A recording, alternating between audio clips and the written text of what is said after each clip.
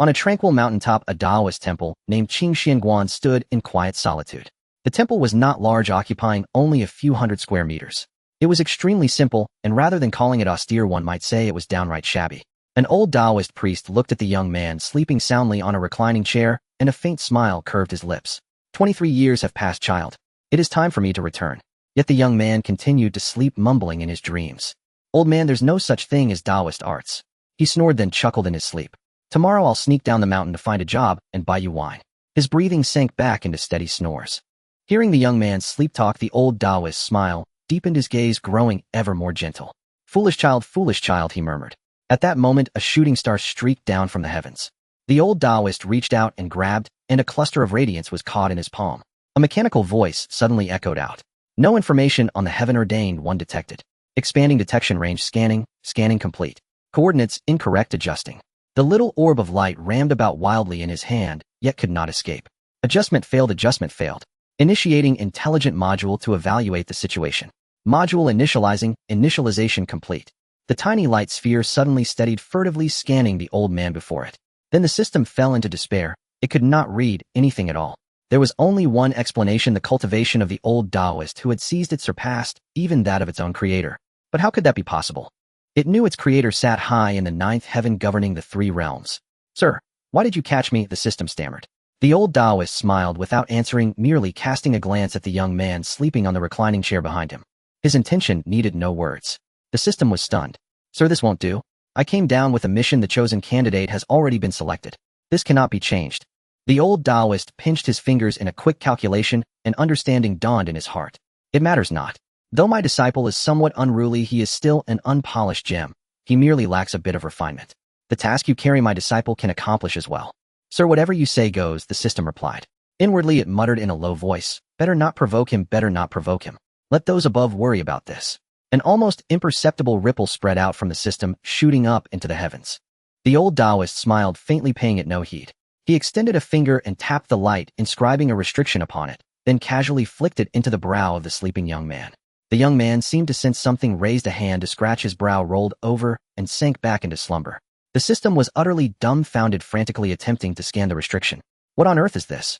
How have I been forcibly bound, and I can't even detach myself? The system howled. If he dies, I perish too. If he fails to become immortal, I have to remain stuck with him forever. What kind of tyrannical clause is this? Who is the true system here? Sir, great lord, honored ancestor, please spare me. The system pleaded, trying to persuade the old Taoist to release it. The old Taoist said nothing, stepping over to the youth's side. 23 years as master and disciple. This teacher ought to return now. When you ascend, we shall meet again. He reached out and gently tousled the young man's hair, then raised his hand toward the old cow grazing by the doorway. Kneel or let us go home. The old cow lowed, ambling over to stand before the Taoist, and slowly lowering its back. The old man sat astride the cow. A wine gourd hung in his hand. A horsetail whisk appeared in his hand. With a gentle sweep, a cloud blossomed beneath the cow's hooves. Taking one last look at the young man sleeping on the reclining chair, he turned into a streak of flowing light that shot into the sky and vanished. He came without a trace and left without a shadow, taking with him only a faded wine gourd. The system was already numb. No way, it can't be him, can it? A moment later, the system resigned itself. Once you, I am truly sorry. In this world, no one would dare impersonate that venerable one. You will simply have to suffer. Far away in an unknown mountain range, there stood another dilapidated Taoist temple. Within it, a young man in ragged Taoist robes lifted his head to gaze at the full moon, confusion written all over his face. Didn't the great celestial sovereign say something would be sent down? Where is it? As time passed, bit by bit, the expression on the young man's face grew ever more doubtful and disillusioned. With no other choice, he returned inside the temple and used his final ritual to communicate with Wenqu Star. Elsewhere at Nanshanmen, the southern heavenly gate, mist-wreathed clouds drifted as a figure slowly emerged. The old Taoist rode upon the back of an aged cow, heading toward the gate. Just then, a deity clad in golden armor stepped out from within the southern heavenly gate. It was Wenqu Star. Seeing the approaching old Taoist, he could not help but pause in mild astonishment. I pay my respects to Lao Jun. Have you returned from the mortal realm? Wenqu Star hurriedly cupped his hands in salute, his face filled with reverence. Lao Jun nodded lightly and said in a gentle voice, Are you heading down to the mortal world? Wenqu Star, hearing this, also nodded and replied, reporting to Lao Jun, the so-called system devised by the great celestial sovereign has for some unknown reason been seized by another. I received Wenqu's transmission and am going down to investigate which bold and lawless soul did this. If I catch them, they will not have a good end. With that, a flash of ruthless resolve crossed Wuziu Xingjuan's eye. Lao Jun merely smiled faintly and held his tongue. However, the greenish ox beneath him seemed to have heard some heaven-defying remark. It actually turned its head to glance at Wuziu Xingjuan, its eyes brimming with a strangely human schadenfreude. Wuziu Xingjuan noticed this and felt a twinge of puzzlement, but with time pressing, he could not afford to dwell. Seeing that Lao Jun still stood squarely before the gate, without the slightest intention of moving aside, Wuziu Xingjuan's expression grew ever more confused. He finally asked, Lao Jun, do you still have some matter to attend to? Lao Jun continued to wear a gentle smile, remaining silent. Suddenly Wuziu Xingjuan recalled that Lao Jun had just said he had returned from the mortal realm.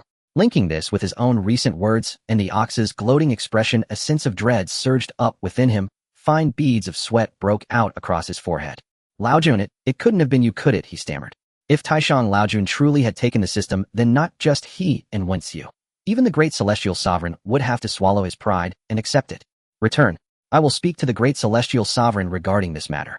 Wuziu Xingjuan felt as if he had received a royal pardon. He turned around and vanished in an instant. Inwardly he thought, Wenqu, forgive me.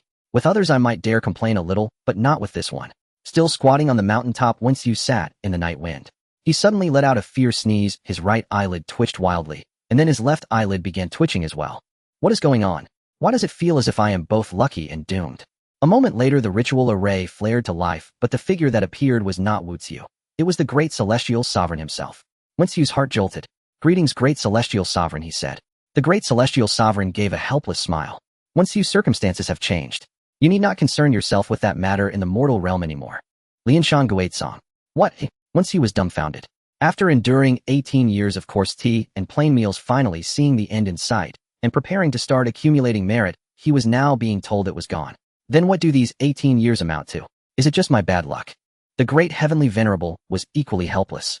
Here is what we shall do.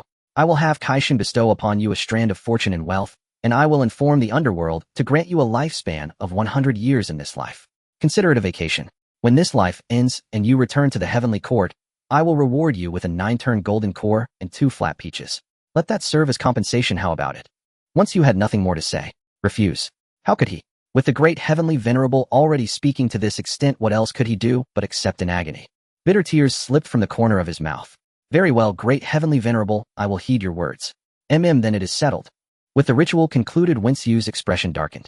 Sigh, it may not be a loss, but no golden core can ever compare to true merit. Meanwhile, elsewhere, in the 9th heaven, the great heavenly venerable gazed at a gourd filled with 9-turn golden cores, a faint smile appearing on his lips. Beside him, Wangmu's eyelids twitched. Is this really appropriate, giving only one to Wenqu? Isn't little 7 frail in body? This will help nourish him. Hearing this, Wangmu froze for a moment, then promptly forgot all about Wenqu.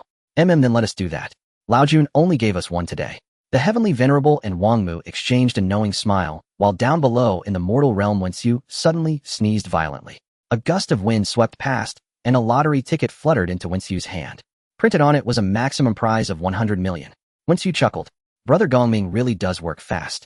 He entered the Taoist temple to change into ordinary clothes, let out a deep sigh, took one last look at the temple, and then descended the mountain.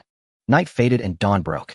In the backyard of the temple upon a reclining chair lay a young Taoist who appeared exceedingly lazy. He wore a simple azure Taoist robe, his long hair casually tied behind his head, eyes half closed. Suddenly the young Taoist slowly opened his eyes, a hint of puzzlement gleaming within his gaze. How strange. Why has that old man not come to rouse me today? Muttering to himself, the young Taoist stretched in a long languid motion, then sat up from the reclining chair. After a broad yawn and a brief loosening of his limbs, he rose to his feet and sauntered toward the front hall. Along the way he glanced left and right from time to time, as if searching for that familiar figure. Although Qingxian Temple was small, it possessed all that a temple should. In the front hall, statues of the 3 pure ones were enshrined amidst curling incense smoke. The side hall served as a place to store scriptures and ritual implements, while the backyard held, besides that reclining chair, several modest side rooms. The entire temple's layout was simple and clear, easily taken in at a glance. Yet after the young Taoist had made a circuit through the front hall, side hall, and backyard, he still failed to find the old man who usually glared and huffed at him. How odd. Where could he have gone? Could he have gone down the mountain to buy wine? The young Taoist furrowed his brows, silently grumbling in his heart. At that moment he suddenly remembered that he had yet to check the old Taoist's room. So he walked quickly to the room and gently pushed the door open. Upon entering, the young Taoist immediately noticed a letter lying on the table. He stepped forward and picked it up, seeing a few bold flowing characters on the envelope. To my beloved disciple Lin Yuan. He opened the envelope, drew out the letter, and unfolded it. As he read, the corner of his mouth began to twitch. The letter read, "My disciple Lin Yuan, this old man has now reached the age of knowing destiny.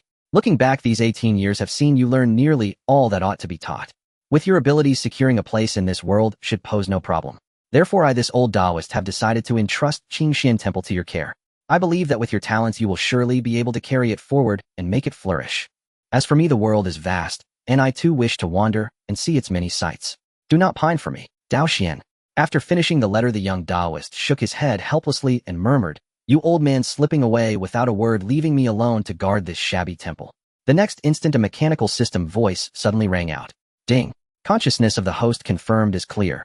Intelligent module initiating, initiation complete. Lin Yuan was utterly confused. What on earth is this? Old man, stop fooling around and come out. He waited for a long while, yet no answer came. Instead, the mechanical voice sounded once more. Host, stop dazing out. Your master is no longer here. After a round of deeper conversation with the system concealing part of the truth, Lin Yuan was utterly stunned. You're saying the old man flew away, eh? The system sounded a bit guilty. That is one way to put it.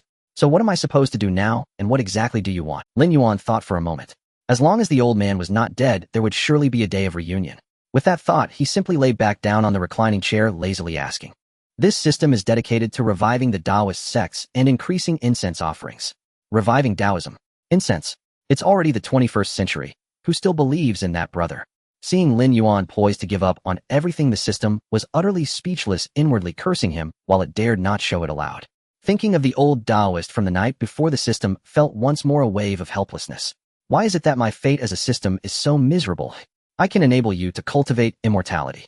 At the mention of cultivation, Lin Yuan's interest was instantly piqued. He unconsciously sat up straight. Really?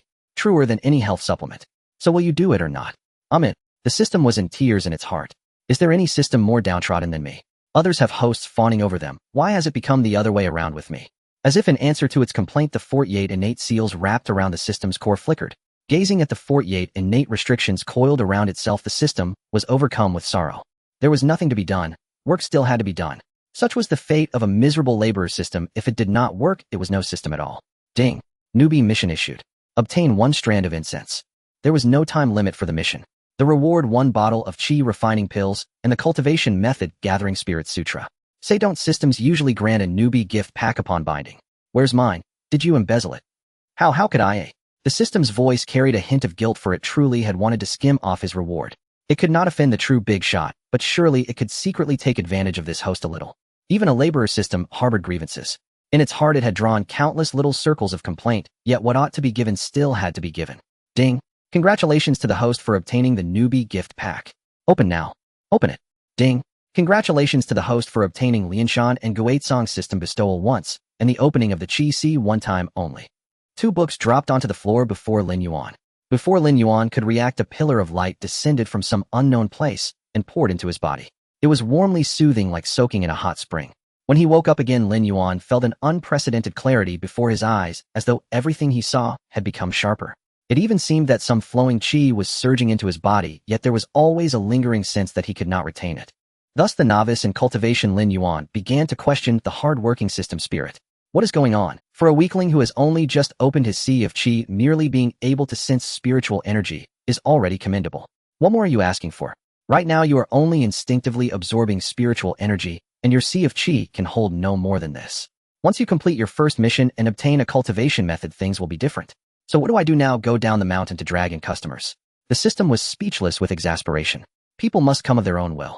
Do not even think about cheating. All right, I get it. Since he could not exploit any loopholes, he could only wait honestly for some gullible, no, for some sincere worshippers to come on their own. Thus Lin Yuan picked up the book Lianshan Guizhong and began to read. With just one glance, he was immersed in the world of the book. The old Taoist had lectured him on it before, but back then it had all sounded like clouds and mists.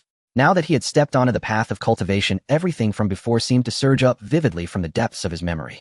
In cultivation, one loses all sense of time. Reading is the same.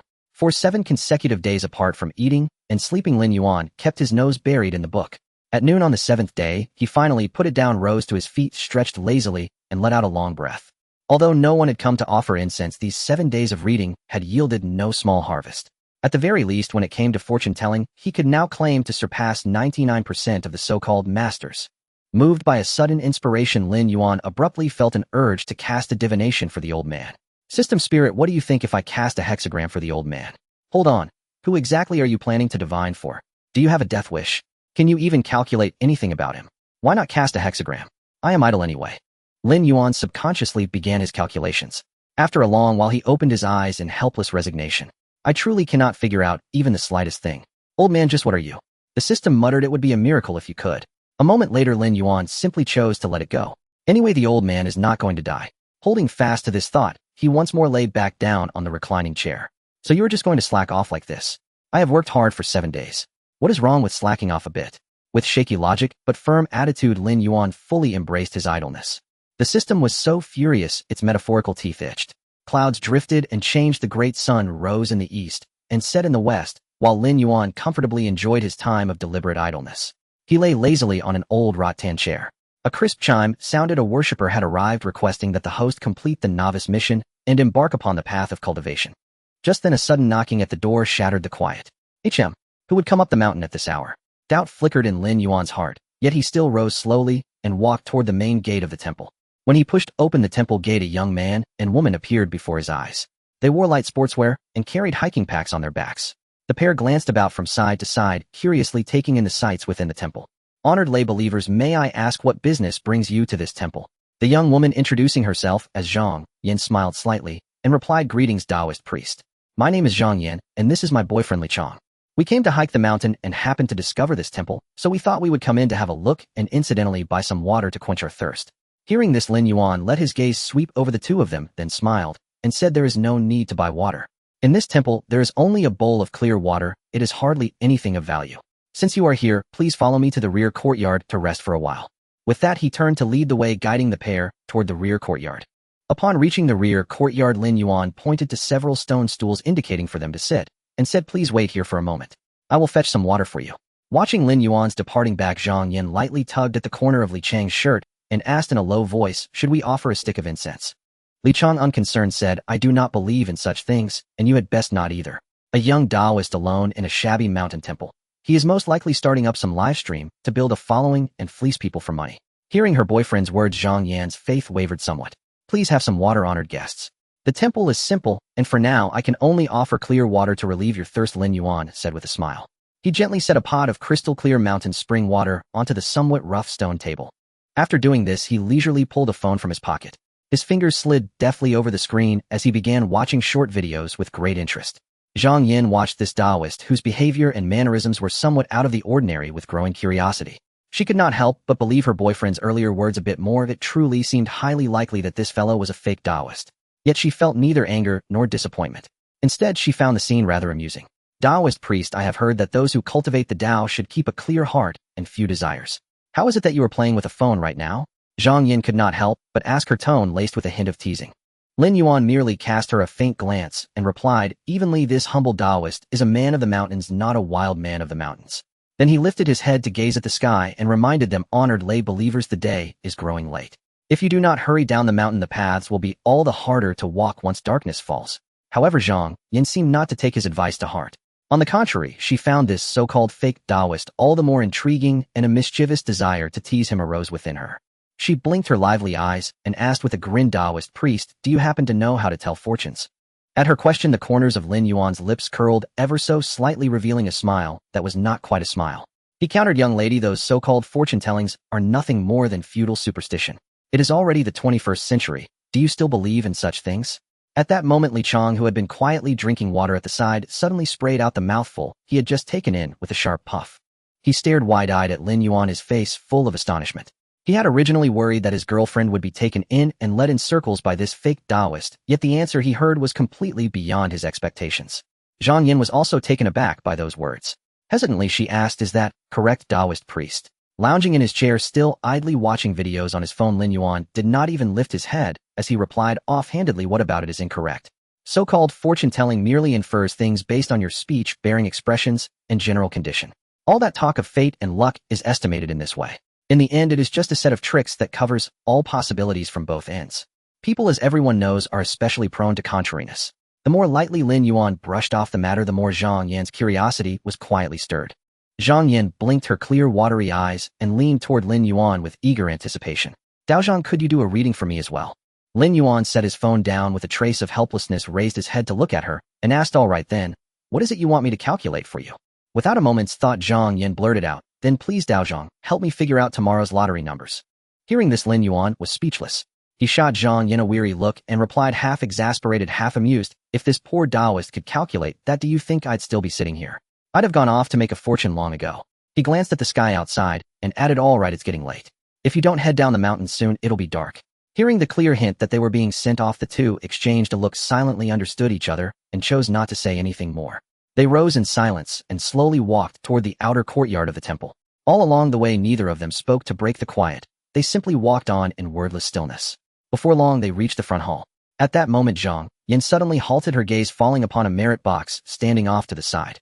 She hesitated briefly, then took a 10 yuan bill from her pocket and gently placed it into the merit box. After that, she reached out for a stick of incense and lit it with a lighter. With careful hands, Zhang Yin set the burning incense into the censer. At once, a faint veil of fragrant smoke unfurled, rising straight upward like a white silk ribbon dancing in the air. The gentle fragrance carried with it a subtle sense of peace and quiet that settled over the heart.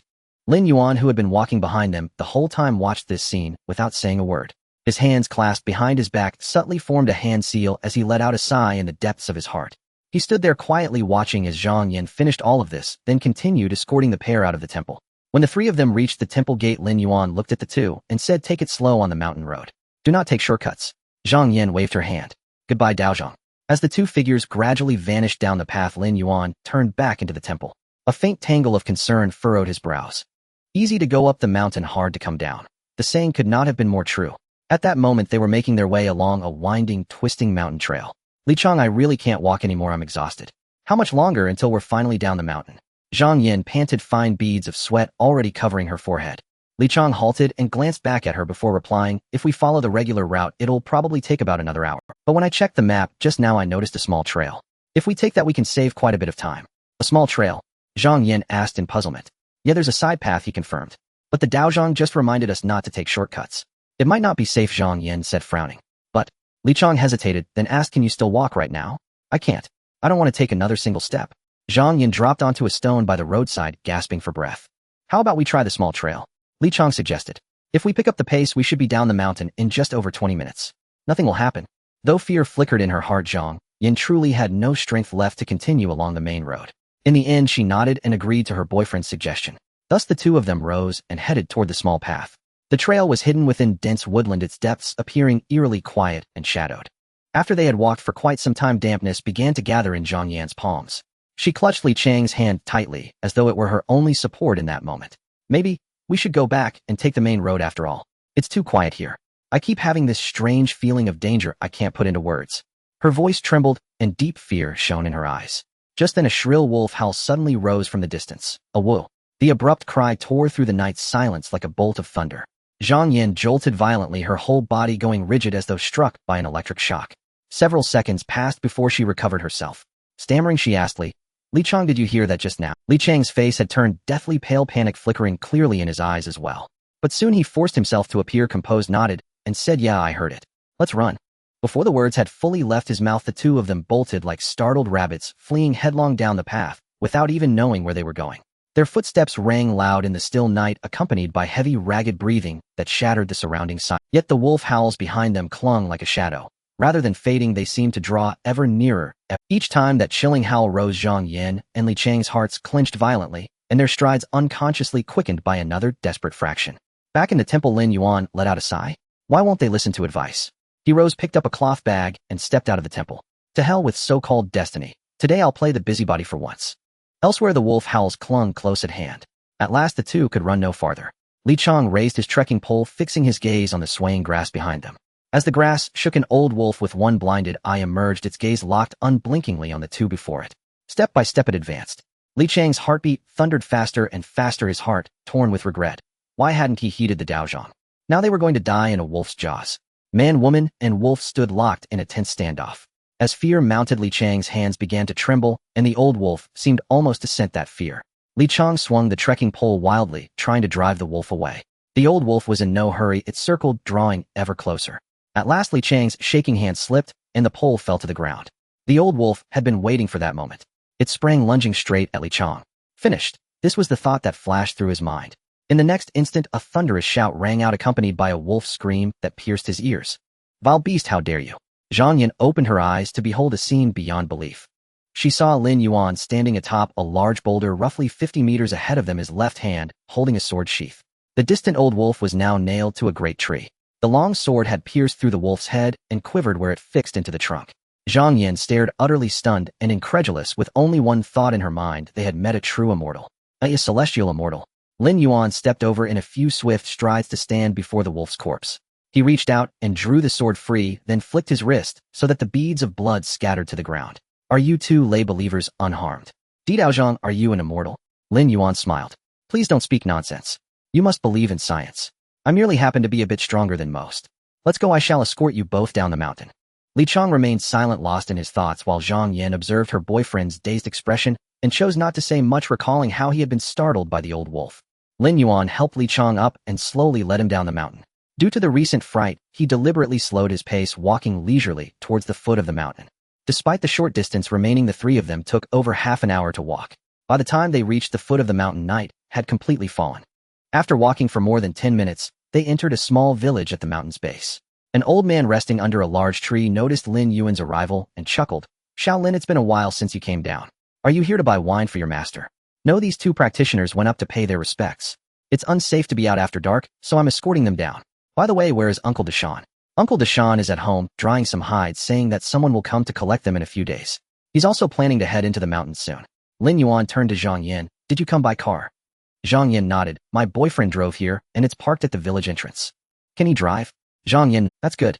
Since Li Chang was a bit frightened, resting for a day when you return should suffice. Make yourselves at home. With that, he turned to head towards Uncle Deshawn's house. What's wrong? Taoist, we'd like to rest for a night before going back. Is there an inn here? The old man beside them took a puff of his cigarette. Girl, in our mountain village, where would you find an inn? I have an empty room at my place. It used to be where my son and daughter-in-law lived. If you don't mind, you can stay for a night. Zhang Yin thought for a moment and nodded. Thank you, Grandpa. She then reached into her pocket and handed over 2 100 yuan bills. The old man glanced at it, but did not take it. Zhang Yin thought she had given too little and was about to pull out more. Grandpa Zhang spoke up. Old money doesn't mean much to me anymore. The room has been empty for a while, so letting you stay for a night is just to bring some life back to it. No need for payment. Lin, take them there. I still haven't had enough of company. Alright, I understand, Grandpa Zhang. You should head back early. The night wind can be quite chilly. Grandpa Zhang said nothing further, continuing to smoke as he watched the small path leading out of the village. Lin Yuan sighed inwardly, but didn't say anything. He turned to Zhang Yin. Since Grandpa Zhang has said so, Zhang Yin supported Li Chang and followed Lin Yuan to Grandpa Zhang's house. Grandpa Zhang's son's house wasn't large, roughly 50 square meters, but it was evident that the old man tidied it off and the place was spotless. The water tank was full and rice flour and oil were all available. Taoist, this doesn't look like a house no one lives in. Indeed, no one lives here. It's just that Grandpa Zhang hopes someone will return to live here. Zhang Yin settled Li Chang in and stepped out, deeply bowing to Lin Yuan. Thank you, Taoist, for saving my life. Lin Yuan didn't dodge. He felt he could accept this bow. It's alright, my ability to save you is also a matter of fate between us. There's no need to be overly concerned. Saying this, he took out a small talisman from his sleeve and handed it to Zhang Yin. Meeting his fate, so this talisman is a gift for you. Zhang Yin accepted the talisman. Lin Yuan placed a reassuring hand on Li Chang's shoulder, infusing a strand of spiritual energy into him. Li Chang suddenly shivered, as if he had snapped back to reality. He abruptly shouted, Yin Yin, run. I'll hold this beast off. Seeing this, Lin Yuan smiled. Zhang Yin embraced Li Chang, comforting him, but when she turned back, Lin Yuan had already turned to leave, leaving behind a single remark. You have a good eye. This is someone worth trusting. With that, his figure vanished at the doorway. Zhang Yin turned to Li Chang, smiling gently as she lightly patted his back. It's alright, it's alright. Only then did Li Chang's tense nerves begin to relax, and moments later he fell into a deep sleep. Looking at her boyfriend's peaceful sleeping face, Zhang Yin reminisced about how he had bravely stood in front of her just moments ago, smiling softly as she gently smoothed out Li Chang's furrowed brow. Sleep well, I'm here. Her gaze drifted to the distant mountaintop. Taoist, thank you. Meanwhile, Lin Yuan visited Uncle Deshawn's home, informing him of the wolf incident and instructing him on the wolf's corpse location before leisurely making his way back up the mountain. The system, which had been silent for a long time, spoke up. Host, you truly are generous. Just received a strand of incense, and you gave it to her. The talisman Lin Yuan gave to Zhang Yin was not just any ordinary protective charm. It was a genuine one produced in the system shop, granted for a strand of incense.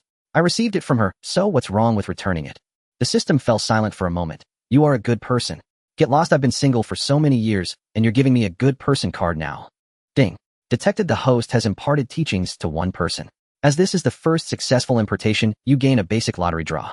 10 people for beginner, 100 for intermediate, 1,000 for advanced, and so on. Ding. Congratulations to the host for acquiring a strand of merit. More merit. Under the heavenly Tao there are rewards and punishments. Our rewards are merit and punishments are karma. Doesn't this count as defying fate? According to the divination they were destined to die, without a doubt. That's correct. What about the punishment? Not yet, it will manifest when the host undergoes tribulation. The greater the karma, the harsher the corresponding tribulation will be. Well then it's fine, there's still time. I just hope everything goes smoothly. If I have to face the tribulation, I'll deal with it then. Lin Yuan chuckled lightly, not taking it to heart. If he were afraid of karma, he wouldn't save people. What's the point of cultivating immortality, if not to fulfill one's desires? If you're afraid of this, and that, then it's better not to cultivate at all. Just go home and farm instead. Under the moonlight, the young Taoist walked gracefully, carefree, and at ease. After a moment in the main hall of the Taoist temple, Lin Yuan knelt before the statue of the three purities, muttering, Grandmaster, please bless me and grant me success. The system's lottery page began to spin. Ding. Lottery completed. Congratulations to the host for obtaining a level 1 spiritual spring eye. A level 1 spiritual spring eye contains a small amount of spiritual energy with a daily output of 100 liters. It can slightly increase the speed of cultivation, strengthen the body to a certain degree, and clear the mind, having a catalytic effect on plants. With a thought, Lin Yuan looked at the refining pills in the system's warehouse, as well as the spirit-absorbing scripture. Refining pill, a product from an unknown young apprentice practicing on the stove. Spirit-absorbing scripture, constructed by an unknown great figure from the 33 heavens. Is this unknown great figure reliable? 33 heavens. Lin Yuan momentarily paused, realizing a blind spot. Wait a minute. 33 heavens, isn't that the place of separation? Is this thing from Lao Jun? I didn't say anything, you guessed it yourself. Sensing the system's cryptic tone, Lin Yuan didn't ask further. Anyway, since it was given, he would take it. If it was produced by Lao Jun, how could it not be a quality item? After looking at the spirit-absorbing scripture for a while, he committed the incantation and meridian diagram to memory. Lin Yuan stood up and turned around, placing the spiritual spring eye next to the small vegetable garden in the backyard. A square spring eye appeared with water gushing forth. Taking a sip from the water ladle, Lin Yuan felt a hint of spiritual energy in the water. Although it was not abundant, the effect of this spiritual pool was quite good. Lin Yuan sat cross-legged in front of his ancestral master and slowly commenced the operation of the Spirit Gathering Sutra. As the Spirit Gathering Sutra circulated, a peculiar sensation emerged in his heart, an ineffable feeling, as if he had plunged into a state of extreme comfort and clarity. He did not know how much time had passed, perhaps a year or maybe just a moment, when a sharp pain surged through him and Lin Yuan abruptly opened his eyes. He looked at the sun that had just risen and scratched his head, saying, Is it really already morning? Why does my dantian hurt so much? In the next moment, a sharp alarm sounded from the system. Hurry, quickly release the qi. Feeling the increasingly intense pain in his dantian, Lin Yuan gritted his teeth and walked out of the main hall. Mobilizing the spiritual energy in his dantian, he punched towards a nearby spot. Boom. After a cloud of dust, tragedy struck. The courtyard wall that had weathered countless storms collapsed with a loud crash. Only a young Taoist was left staring blankly. My wall. Lin Yuan looked at his hands in despair. After just one night, I've become this powerful. You really should be punished, my wall. The system's exasperated voice chimed in. While others are ecstatic about their cultivation progress, why aren't you happy about your good fortune? Do you know what the most painful thing for a person is? What do you mean? Look at this dilapidated temple. Guess why I haven't renovated it. Because you're lazy. No, because I simply have no money. I am already poor, and this punch has made my life even poorer. The system replied, Don't panic, host, you are cultivating now. Are you afraid of lacking gold and silver? Have you heard of the ability to turn stone into gold? Soon Lin Yuan straightened up using the greasiest tone. System brother, could you please teach me that spell? The system retorted, Shut up. Will you teach me or not? If not, I'm going to cause trouble. Lin Yuan discovered a blind spot and began to continuously annoy the system. The system replied, You can't even use it until you reach the golden core stage. Lin Yuan was stunned by this remark, then revealed a smile, realizing that people really do smile when they are at a loss for words. Then like a salted fish, he sat on the ground staring at the big hole in the wall without moving. However, that being said, knowing that I can't use the spell, I just want to zap it with lightning. The innate restriction flashed very timely. The system gritted its teeth. You can use a bit of your merit as currency. Ew, I can hire some strongmen to help you. Are you serious? For Lin Yuan, a bit of merit was far less significant than his emotional attachment to this temple. To him, this place was home. Although dilapidated, it was still home. The home where he had lived with the old man for 23 years. Even if merit might indeed be precious, it could not compare to the feeling of home. The system replied, just now it was real, ew, I am very unhappy now it was fake. Lin Yuan directly pulled a face like in Sichuan opera, system brother, we are just joking, ooh, don't be angry. Tisk, I still prefer your earlier rebellious demeanor, why don't you revert back to that? The system's teasing voice appeared in his mind. After 5 minutes of debating, being subservient, the system finally relented. Alright, I understand. I will get it repaired for you in a day or two. You are quite generous, system. Lin Yuan was delighted, then suddenly remembered the earlier events. System, what was up with the pain in my dantian earlier? You must have struck it lucky, you should check what day it is today. What day is it? After a moment, Lin Yuan slapped his forehead. Oh no, I forgot, today is the Dragon Boat Festival. But that still doesn't explain my state earlier. The Dragon Boat Festival, also known as Pure Yang Day, is the day of the year when the Yang energy is at its peak. Where does this Yang energy come from? The sun. Yes, it is the day when the sun is at its most intense, and the purple energy on this day is also the heaviest. The Spirit Gathering Sutra unknowingly drew a strand of purple energy, and your empty state could not handle the influx, understand? That was the state you were in just now. Oh, so that's how it is. Looking at Lin Yuan, who appeared like a total slacker, the system silently looked up to the heavens, internally complaining, how could a master have such a disciple with a head full of water? Knock knock. A series of knocks echoed at the door. Ding. A visitor has arrived. Lin Yuan opened the temple door to find Li Chang and Zhang Yin standing at the entrance holding several large food containers. Taoist, today is the Dragon Boat Festival. I bought some zongzi to bring to you. You are too kind, guest, please come in. Moments later in the backyard, Lin Yuan looked at the table full of vegetarian dishes and felt somewhat speechless. What's wrong, Taoist? Are you worried about meat dishes? Rest assured, I personally prepared these. I stopped Uncle Zhang from adding meat and lard. Zhang Yin wore a proud expression, genuinely leaving Lin Yuan at a loss for words. His longing for Uncle Zhang reached a peak. Uncle Zhang was truly good to him. With chopsticks in hand, he found it hard to put them down. After a moment, he sighed and hesitated before speaking. So is it possible that this humble Taoist eats meat? Li Chang and Zhang Yin were momentarily stunned, looking at Lin Yuan in confusion. Can a Taoist eat meat? Looking at these two slackers, Lin Yuan felt helpless. They were genuinely well-meaning, but what more could he say? He then raised his chopsticks and took a few bites before putting them down to explain. Taoism is different from Buddhism. We are relatively lenient about eating meat. Only certain sects abstain, and there are specific days and types of meat that we do not eat. These include the so-called 4 non-eating: beef, dog meat, black fish, and wild goose. This is because these 4 animals represent loyalty, filial piety, integrity, and righteousness, so we do not eat them. Zhang Yin awkwardly nodded. Oh, so that's how it is, no wonder. What is it, guest? Is something wrong? No, Zhang Yin waved her hand. It's just that when I stopped Uncle Zhang this morning, his expression was very strange, and now I finally understand why. It's no problem, eating vegetarian dishes is fine. After all, today should typically be a day of abstinence, but my master and I have never adhered to that anyway. Shaolin, we are going to offer incense now. A voice came from the front hall. Lin Yuan and Zhang Yin exchanged a few words before turning and heading to the front hall. Uncle Zhang, Aunt Li, Uncle Lu, Uncle Deshawn. Why are you all here today? Uncle Zhang said proudly. I heard those 2 kids say that you are the only one in this Taoist temple now. Since it's a festival, we came to see you. Aunt Li smiled and said, Shaolin, let me tidy up for you. If you have any issues living alone, just come down the mountain to find us. It's nothing for us to do. As she spoke, she went to the back courtyard to get cleaning tools and began to meticulously clean the Taoist temple. Lin Yuan was a bit confused of what was going on today. After a while, more and more villagers came down from the mountain. There were only a few dozen families in Qinghe village, yet nearly 30 people had gathered. The villagers had strange expressions. Some were bringing rice flour and oil, while others were helping tidy up the temple. Lin Yuan was excluded from it all, leaving him sitting on the side, looking up at the sky. This scene fell into the eyes of the villagers, and their expressions grew increasingly odd. Uncle Zhang patted Aunt Li, saying, this child Shaolin Sai, how could the old Taoist just leave like this? Aunt Li looked at Lin Yuan with a look of deep pity. Although the whispers were quiet, they did not escape Lin Yuan's keen ears after his cultivation. Upon hearing the villagers' words, Lin Yuan felt speechless. It turned out to be this kind of misunderstanding, a truly frustrating blunder. He stood up and walked to the entrance of the main hall. Everyone, please allow me to say a few words. The villagers paused their actions and looked at Lin Yuan. My master is fine, you have misunderstood. He has just gone traveling and has left me to guard the temple for a while. Suddenly the villagers were taken aback, all turning to look at the leader, Uncle Zhang. Uncle Zhang was silent for a moment before awkwardly smiling. It's fine since we are here. His voice grew smaller, and the villagers around him laughed at his embarrassed demeanor. That's right, since we are here. They returned to their tasks. Lin Yuan turned and walked to the back courtyard, boiled a pot of spiritual spring water, brewed some tea, and brought it to the front hall. Everyone take a break and have some tea. This is medicinal tea left by my master, which is good for your health. Uncle Zhang, you should drink more. You've run all over the village early in the morning.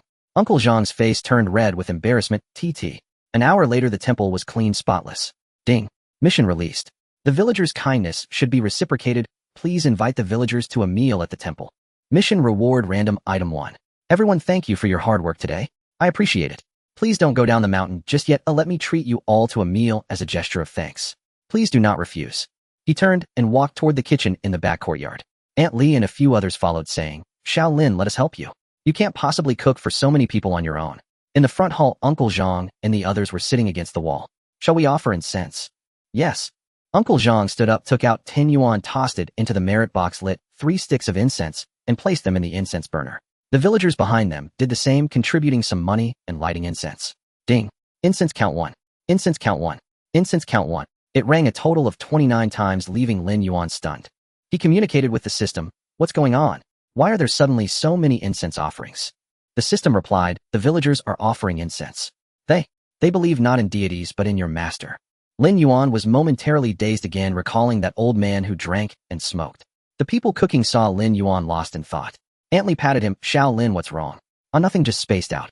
Coming back to his senses, Lin Yuan fetched 2 buckets of spiritual spring water and picked some vegetables. An hour later dinner was ready. A group of people sat together eating, and Uncle Zhang looked at Aunt Li in surprise. Aunt Li, your cooking is quite... Aunt Li's husband took a bite, and his eyes lit up. Wait, we've been married for so many years. Have you been fooling me all along? Aunt Li frowned. What nonsense are you talking? How have I been fooling you?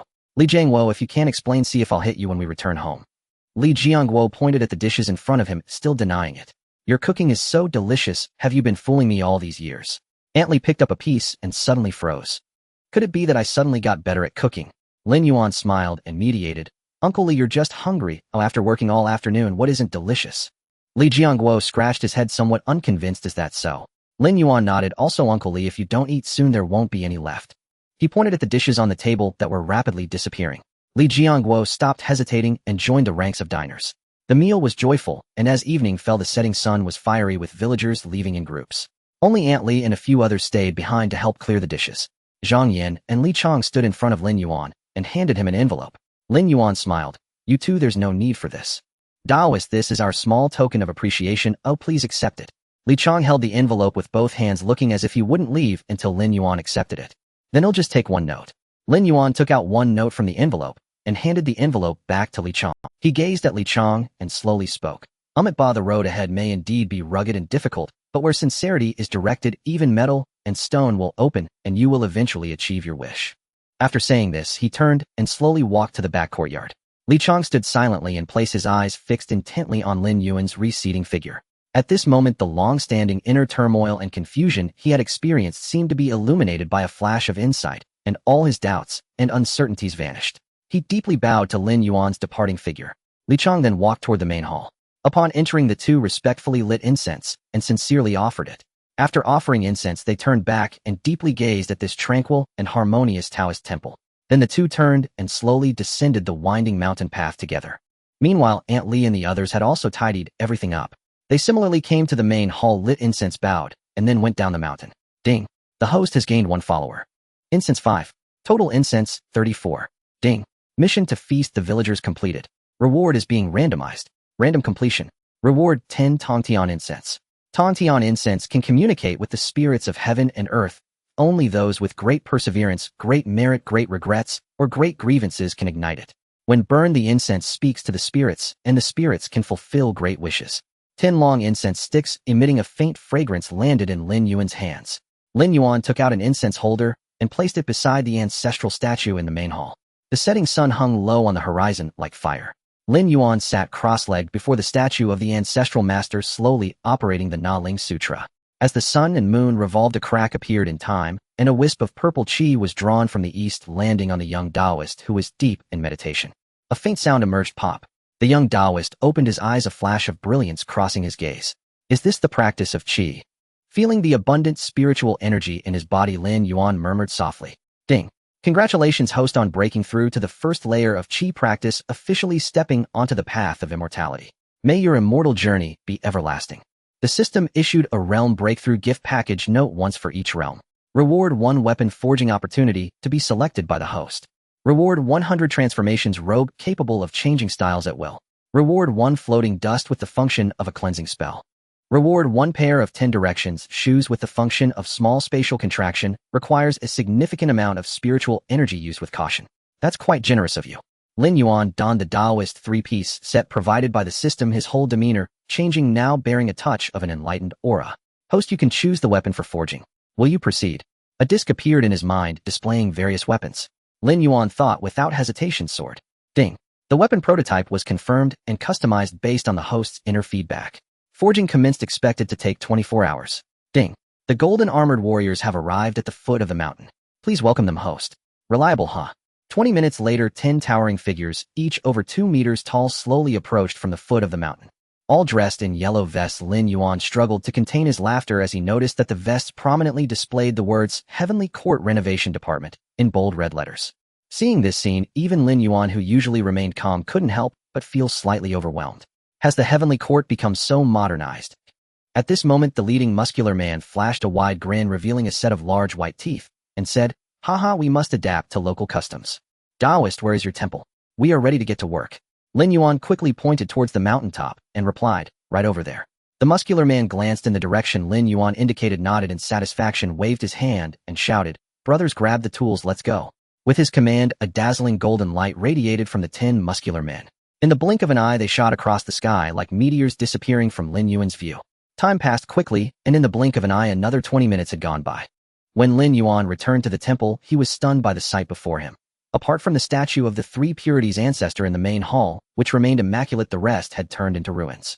Lin Yuan's eyes widened as he exchanged glances with the 10 muscular men, recovering after a while to ask why. Why hasn't the construction continued? The leading man scratched his head, looking helpless, and said, "Taoist, without materials, we can't continue working." Upon hearing this, Lin Yuan was momentarily stunned, and after a long pause said, "Brother, don't tell me I have to gather the materials myself." A nonchalant voice from the system replied, "What else? Do you think a wisp of merit can summon 10 golden armored warriors to handle everything for you? Should I have them bring you 100 or 80 pounds of immortal pills? It's already quite good that they came to help, but what more do you want?" Ding. Would you like to purchase the construction gift package? Price 10 incense. You're waiting for me here, aren't you? Purchase. Ding. Incense deducted, construction gift package issued. Piles of building materials appeared out of thin air in the empty space. The golden armored warriors truly lived up to their name. By the end of the morning, the reconstruction of the temple was nearly complete. However, Lin Yuan noticed that only 3 of the original 10 golden armored warriors remained, and they were all slacking off. What happened to you guys? The leading man chuckled, "Taoist, don't hold it against us. We haven't descended for too long after breaking through the heavens, and it's hard to part with our time here. Don't worry, we'll definitely finish before nightfall." Since it didn't affect his residence, Lin Yuan didn't press further. In the evening, the 7 departing golden armored warriors returned, each carrying at least 2 oversized burlap sacks. Peeking into one of the bags, Lin Yuan's mouth twitched, internally complaining, "If I'm not mistaken, is that a bunch of The leading man glanced at his subordinates, his mouth twitching. "Come on, did you not store it in the storage rings? What does it look? Big brother, it's all packed. If we could carry more, we would have." He turned to Lin Yuan and said, "Taoist, please forgive us. My subordinates are not very capable." Lin Yuan awkwardly chuckled. "It's no problem, no problem." The big man, seeing Lin Yuan's demeanor, explained, "Though the heavenly realm is wonderful, it is eternally unchanged. We are not divine beings. We just brought a little back home to earn some incense money." This one sentence encapsulated their hardships. Lin Yuan couldn't help but sigh. However, the next moment, he was left speechless by another big man's remark. "Big brother, what are you rambling about? This hall alone can earn us incense for 1,000 years. Didn't you say you'd take us to the Earth Immortal realm for a visit?" The big man behind him, appearing quite wise while carrying 5 burlap sacks, looked at the leading man and directly, "Ahem." Lin Yuan couldn't hold back any longer, his mouth twitching wildly, finally bursting into laughter. The big man glanced at his wise brother and then at Lin Yuan, who was already laughing, covering his face with his hand. "This is so embarrassing. You just wait until I get back. I'll give you a beating." The big man was roaring internally. They quickly finished renovating the remaining parts, and the big man looked at Lin Yuan, saying, "Call us again if you need anything, no charge." Saying this, the big man handed Lin Yuan a dark green token. "If you need anything, just light some incense, we'll be at your service." In the next moment, the big man almost fled the temple. Transforming into a beam of golden light, he shot up into the sky and vanished. Lin Yuan touched the token. Is this how immortals are nowadays? What happened to the notion that immortals are heartless? The system's ethereal voice echoed, "Stop reading so many novels. Immortals have never been heartless, just rational.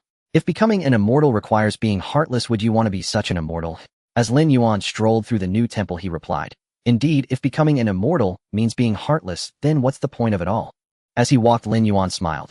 You guys sure pay attention to detail. You've even turned the ground over for me. In the backyard, the originally chaotic vegetable garden had been neatly divided into small squares by the warriors with various vegetables planted meticulously. The spring water had also been repositioned, now located in the center of the garden, expanded slightly, and a small pavilion was constructed beside it along with a 2-meter square fish pond connected to the vegetable garden. Time always seems to fly during cultivation. After testing for half the night with the techniques taught by the old man, I found that only the most basic golden light spell could be used at present, while the other divine spells were still beyond my reach, not to mention the thunder technique. With a sigh, Lin Yuan sat cross-legged and began to run his cultivation method. The next morning, as the dawn broke, a strand of purple chi was absorbed again, and Lin Yuan slowly opened his eyes. After offering incense to the ancestral master, he hurried down the mountain towards the small river, for after all, the golden armored warrior had a small fish pond. It wouldn't do to not raise a couple of fish, right? With that thought, he descended the mountain. He placed the fish basket into the water and tossed in a strand of spiritual energy. A minute passed. Still not a single fish had appeared in the basket. No fish. That shouldn't be the case. Am I mistaken? Do animals not get attracted to spiritual energy? He increased the output of spiritual energy, adding 2 more strands. After half a minute, the water suddenly boiled and a swarm of fish rushed towards the basket. Lin Yuan laughed. Now this is more like it. The fishing technique is indeed not misleading, as long as one is willing to bait. Catching fish is a piece of cake. He attached a bag and left 2 strands of spiritual energy in the basket, ensuring the fish would not suffocate. He then got up, went to the bamboo forest halfway up the mountain, dug up a few bamboo shoots, and leisurely returned to the Taoist temple. After tossing the fish into the pond, he broke off a few leaves to feed them, moved a lounge chair into the pavilion, and plopped himself down. Thus began his leisurely time. For an entire day, Lin Yuan lay motionless in the lounge chair. Just as he was about to get up and eat something, a child. What is it? An evil guest. Where did that come from? In just 3 steps, Lin Yuan appeared before the main hall, where a pale, trembling, middle-aged man was kneeling before the statue of the 3 pure ones, repeatedly knocking his head. Master, save me. I don't want to die. Saying this, he pulled out a thick, red envelope and tossed it directly into the merit box. Tisk, still a wealthy man. But what's with that ominous look? Aren't you here for something? Lin Yuan suddenly spoke, startling the middle-aged man, who whipped around. Upon seeing Lin Yuan in his Taoist robe, he rushed over and grabbed Lin Yuan's thigh. Master, save me. There's someone. No, a female ghost wants to kill me. Help. Fear not, my friend, get up first. I won't run away. I'll take your time to explain. Hearing this, the middle-aged man's expression calmed somewhat. Is there water, master? Yes, please wait a moment. I will A moment later, after a cup of spiritual water was consumed, the middle-aged man's complexion visibly improved. At least he now had some color in his face and no longer looked like he was on the verge of death. The middle-aged man also felt the change in himself and looked at Lin Yuan in amazement. My friend, what happened? Master, my name is Huang San from Huangshan village in the north. About 10 days ago, I had a few drinks with friends and walked a stretch of night road alone. I didn't know how I ended up in a burial ground. As he spoke, an expression of terror clearly emerged on Huang San's face. I saw money on the ground, and being drunk, I didn't care where it was. I just picked it up until I found a large envelope. I picked it up, and it had a line written on it: 70,000 for life, 10,000 for 10 years. And the money? Where did it go? Lin Yuan asked. Huang San was taken aback, a hint of embarrassment flashing across his face. Lin Yuan was also stunned. Wait, didn't he just toss an envelope into the merit box? So this evil guest came knocking, huh? You really are something. Usually you don't burn incense, but when trouble arises, I'm the one you come to. I tossed it into the merit box. Huang San stammered, but master, I was forced into this with no choice. Please don't hold it against me. Lin Yuan shot Huang San a glance. You really are a genius. Huang San saw that Lin Yuan was not angry, and his expression relaxed a bit. This time, he truly found a lifeline. But my friend, you're not being honest. Master, I'm telling the truth. I'm not lying. You must save me. You said you found the life-buying money 10 days ago, and then 7 days later you were called for your life.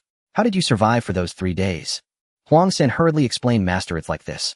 I didn't believe in life-buying money at first, but after picking up the money, I started having nightmares the next day. A woman in red appeared near my bedside and said a 7. The next day, I felt pain all over and had no strength at all. Still, I had a glimmer of hope, thinking it might just be psychological. But the next day I dreamed again, and the female ghost got closer, saying a 6. I was scared and ran to the temple to pray to Buddha for protection. The abbot arranged for me to stay in a guest room. That night the female ghost didn't appear, nor did she in the following days. But on the 6th day the ghost came again, saying a 2. When dawn broke, the abbot came to me and said he hadn't fought the female ghost, but he found a master for me. Lin Yuan became interested. A master? On the 7th day, 2 people in black uniforms approached me, claiming to be from the relevant department, telling me to stay calm at night. Huang San continued. That night, I didn't dare sleep at all, nor did I dare go out. In the middle of the night, there was a commotion outside as those two from the relevant department fought with the female ghost. I squatted under the statue and didn't dare go out all night. When dawn arrived, one of them came in while the other was nowhere to be seen. He told me that this ghost was in red, and they had only managed to drive her away with great effort. The other was seriously injured and had to leave, saying someone would come to protect me. But when I went out and saw the other person's condition, I gave up. Better to die alone than endanger others, so I returned. Passing by here, that envelope of life-buying money suddenly felt hot in my hands. I inquired about that old man under the big tree at the village entrance, and he told me there was a Taoist temple here. I thought of giving it a shot, so I came. Do you know what that relevant department is called? They didn't tell me, but I saw they all had a badge on their chest that said Jinmo. Ding. Task issued. Evil spirits wreak havoc in the area. The host must eliminate the evil and uphold righteousness by killing the evil spirit. Task time is unlimited. Task reward is random. You want me to kill the woman in red? Is this even realistic? I'm only at the second level of chi refining. Eliminating evil and upholding righteousness, my host, I absolutely believe in your abilities background. A mere injured woman in red will pose no problem. The shop also has items that can assist the host. 5 thunder talismans and 3 incense sticks are quite effective against ghosts. Moreover, killing this woman in red will earn you considerable merit. Are you sure you don't want to give it a try? After pondering for a moment, Lin Yuan stood up and patted Huang San on the shoulder. I will take care of this matter. Seeing Lin Yuan willing to save him, Huang San's face brightened with joy, but worry soon crept in. Taoist, do you have confidence in this? I brought this upon myself, do not let it implicate you. Rest assured I still have some confidence, the Taoist replied. Tonight you shall sit beside the statue of our ancestor, leave the rest to me. The sun and moon rotated. Soon night fell, and every passing second intensified Huang San's heartbeat as he sat beneath the ancestor's statue. At exactly 12 o'clock, a gust of cold wind swept in, thick fog rising, and Huang San's heart leapt to his throat. Wo Huang San Huang San. 2 calls of Huang San sent shivers down his spine. Taoist, she has come. Huang San set, his face pale as he stared at the entrance of the temple, as if something terrifying lurked outside. In the next moment, a long sword suddenly appeared in Lin Yuan's hand, leaving Huang San in shock. The sword named 7 Stars was a weapon forged by the system. Lin Yuan stepped out of the main hall. Heaven and earth, the source of all energies, I shall cultivate through countless tribulations to prove my divine powers. As he chanted, a brilliant golden light suddenly surged from his body. The radiance was as dazzling as the rising sun, slowly enveloping him completely. It was the 8 great divine spells, golden light spell. Witnessing this scene, Huang San's eyes instantly gleamed with uncontainable excitement. He widened his eyes, fixated on Lin Yuan, who emanated a sacred aura with only one thought in his mind: there is hope. At that moment, a creaking sound was heard as Lin Yuan pushed open the temple door. Meanwhile, the golden light surrounding the 7 Stars sword grew ever stronger, as if merging with the sword itself, transforming into a formidable sword aura. Lin Yuan swung the 7 Stars sword forward with a sudden force accompanied by a whistling sound. The female ghost clearly did not expect to be struck down by a single sword blow in such a surprise attack. Like a drifting leaf, she arced through the air, flying over 10 meters before crashing heavily to the ground. She quickly got up, her once alluring eyes now filled with resentment and fury, glaring at Lin Yuan, not far away, gritting her teeth as she shouted, "Despicable Taoist, how dare you meddle in my affairs? Since you took my money, you must obediently give up your life." Yet Lin Yuan ignored the female ghost, suddenly frowning as he looked towards the mountain path, where faint footsteps could be heard. Moments later, a man in black appeared. I didn't expect there would still be an unregistered Taoist here. What is your Lin Yuan, I won't mention my Dao name. And you are? I am Li Yi, the captain of the first team of the Demon Suppression Office in Qinghe City, and I am also here for this female ghost. The female ghost, feeling ignored as the two chatted, was quite displeased and raised her hand to attack Lin Yuan. Do you take me for a soft persimmon? In an instant, 2 thunder talismans were affixed to the 7 Stars sword, and Lin Yuan struck down towards the female ghost. The fierce lightning flared up again, sending the ghost flying once more, this time with 5 parts cooked. Her body was enveloped in black smoke, her red clothing torn and tattered. Lin Yuan turned to Li Yi, saying, "I have a question. Why does this red-clothed ghost differ from the records and appear so weak?" Upon engaging, Lin Yuan realized that this ghost was absurdly weak, far from the true red-clothed specter. The heavily wounded female ghost trembled in anger. Meanwhile, the two continued their conversation as if they couldn't see her. Li Yi chuckled. "It seems you are oblivious to worldly affairs, devoting yourself entirely to cultivation. The severing of connections is not only about spiritual energy, but also about yin energy. There is no reason our cultivation would become difficult without them, would there? Are you suggesting that this female ghost is red-clothed, but has been weakened?" Li Yi shook his head. "No, the true red-clothed ghost, even if weak, is not something we can handle. Her situation is rather special. According to the investigations of the Demon Suppression Office, this female ghost's name is Zhou Xiao. She was born on an ominous year, month, and day sold to Huang Village, and after enduring humiliation, she wore red clothing and committed suicide on July 15th last year. Lin Yuan's eyebrows twitched at the words, "Good heavens. An ominous year, month, and day, and she even committed suicide on July 15th. The negativity is boundless. No wonder her strength is not strong, yet her grievances are sky-high, with her still donning red clothing." Ding. Triggered selection task. Option 1, directly kill Zhou Xiao. Reward 1, intermediate lottery. Option 2, send Zhou Xiao into reincarnation, where her rights and wrongs will be judged by the underworld. Reward technique of connecting with the underworld available for early acquisition after selection. It's not good to kill directly. I choose option 2, the technique of connecting with the underworld. Lin Yuan insisted that he was not greedy for the technique of connecting with the underworld, but rather sympathetic towards the female ghost's plight. He glanced at the ghost and said, "I have a kind heart, I won't kill you today." Not only was the female ghost taken aback, but Li Yi also froze. Could it be that this young Taoist is a saint? Just as he was about to speak to stop him, Lin Yuan continued, "With my kind heart, I will send you down to the underworld instead." A flicker of ghostly light appeared in his hand as he softly exclaimed, "Come." A gust of cold wind swept in, and the sound of chains clanking echoed in the darkness. Ghostly messengers had arrived. "Greetings, Taoist. May I ask what brings you here?" The ghostly messenger cast a glance at Li Yi, revealing a hint of disdain, before turning to Lin Yuan. "I dare not presume. I called the ghostly messenger here for this female ghost." Lin Yuan pointed to the half-cooked female ghost Zhou Xiao beside him. The ghostly messenger glanced over. Zhou Xiao was so frightened her soul nearly fled, yet she dared not move. For most ghosts, ghostly messengers were their natural enemies. The sound of chains clanking resounded as the female ghost was securely bound by the soul-retrieving chains. "If there is nothing else, I will take this evil spirit back to the underworld now." "Wait a moment," Lin Yuan said as he walked into the temple. Moments later, he emerged holding a small incense burner with 3 sticks of incense and a bundle of paper money. Placing the incense burner before the ghostly messenger, the fragrant smoke began to rise. The ghostly messenger was momentarily taken aback, then a smile spread across his face. "You are quite considerate, Taoist." As the paper money ignited, the ghostly messenger's eyes sparkled with excitement, as if he had seen something incredible. "Taoist, you are truly generous. I will respond to any summons from you in the future."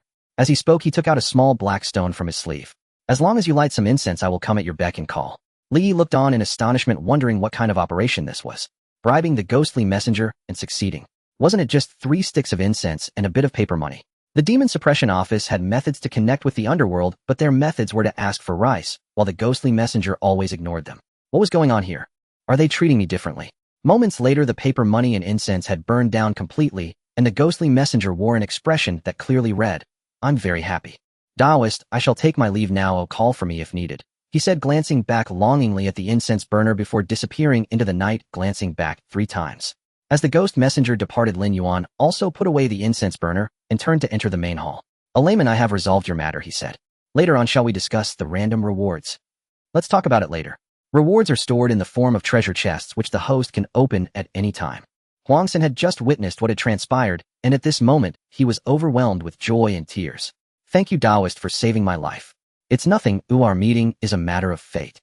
If it weren't for fate, you wouldn't have reached me, and I wouldn't have been able to save you, would I? Go rest. You can leave when dawn breaks." "Thank you, Taoist." After settling Huangsan, Lin Yuan turned to look at Li Yi, who was gazing at the statue of the 3 clear ones. "Captain Li, are you not leaving because you have something to discuss?" "Indeed, I have some matters to address. I wonder if the layman would be willing to join my demon-subduing division." Lin Yuan shook his head. "I am but a simple man of the mountains seeking merely a carefree life, so I will not be joining." "No worries. Each person has their own aspirations. If the Taoist changes his mind, feel free to give me a call." As he spoke, he took out a business card and handed it over. While the Taoist's basic information still needs to be registered. 10 minutes later, the basic information was registered with only the Taoist title missing. "What is your Taoist title? Do I really have to fill this out?" Li Yi nodded. Lin Yuan sighed. "I am Taoist Changsheng." Li Yi was momentarily taken aback. "Changsheng." Then he couldn't help but twitch his lips. "You are laughing, right?" Lin Yuan shot Li Yi a resentful glance. Cough cough, no. Taoist misunderstood. I was just startled by this Taoist title. But in his heart, he thought that such a childish Taoist title was no wonder the Taoist was reluctant to say it. Lin Yuan then posed his own question. "I see you have no spiritual energy. How do you resist ghosts?" Li Yi's hand paused. "I truly have no spiritual energy. I rely on this to combat ghosts." As he spoke, a wave of gloomy energy spread out, and a phantom ghost appeared behind Li Yi. Lin Yuan's gaze sharpened. "Are you raising ghosts?" His sword suddenly manifested, and the phantom behind Li Yi retreated a few steps in trepidation. Taoist, please do not be agitated. Allow me to explain. These ghosts are not malicious spirits, but rather spiritual ghosts formed from special circumstances after death, retaining human reason. We sign contracts with them utilizing their powers while offering them worship, allowing their souls to remain undisturbed and untainted by the worldly impurities so they can linger in this realm. Lin Yuan understood why the ghost messenger had such an attitude towards Li Yi. To some extent, they had already disrupted the cycle of reincarnation. It was likely that they were not taken away on the spot due to the demon's subduing division. Why choose the treacherous path when there's a righteous way? Even if it is but a spiritual ghost that does not intend to harm you, ultimately humans and ghosts are on different paths.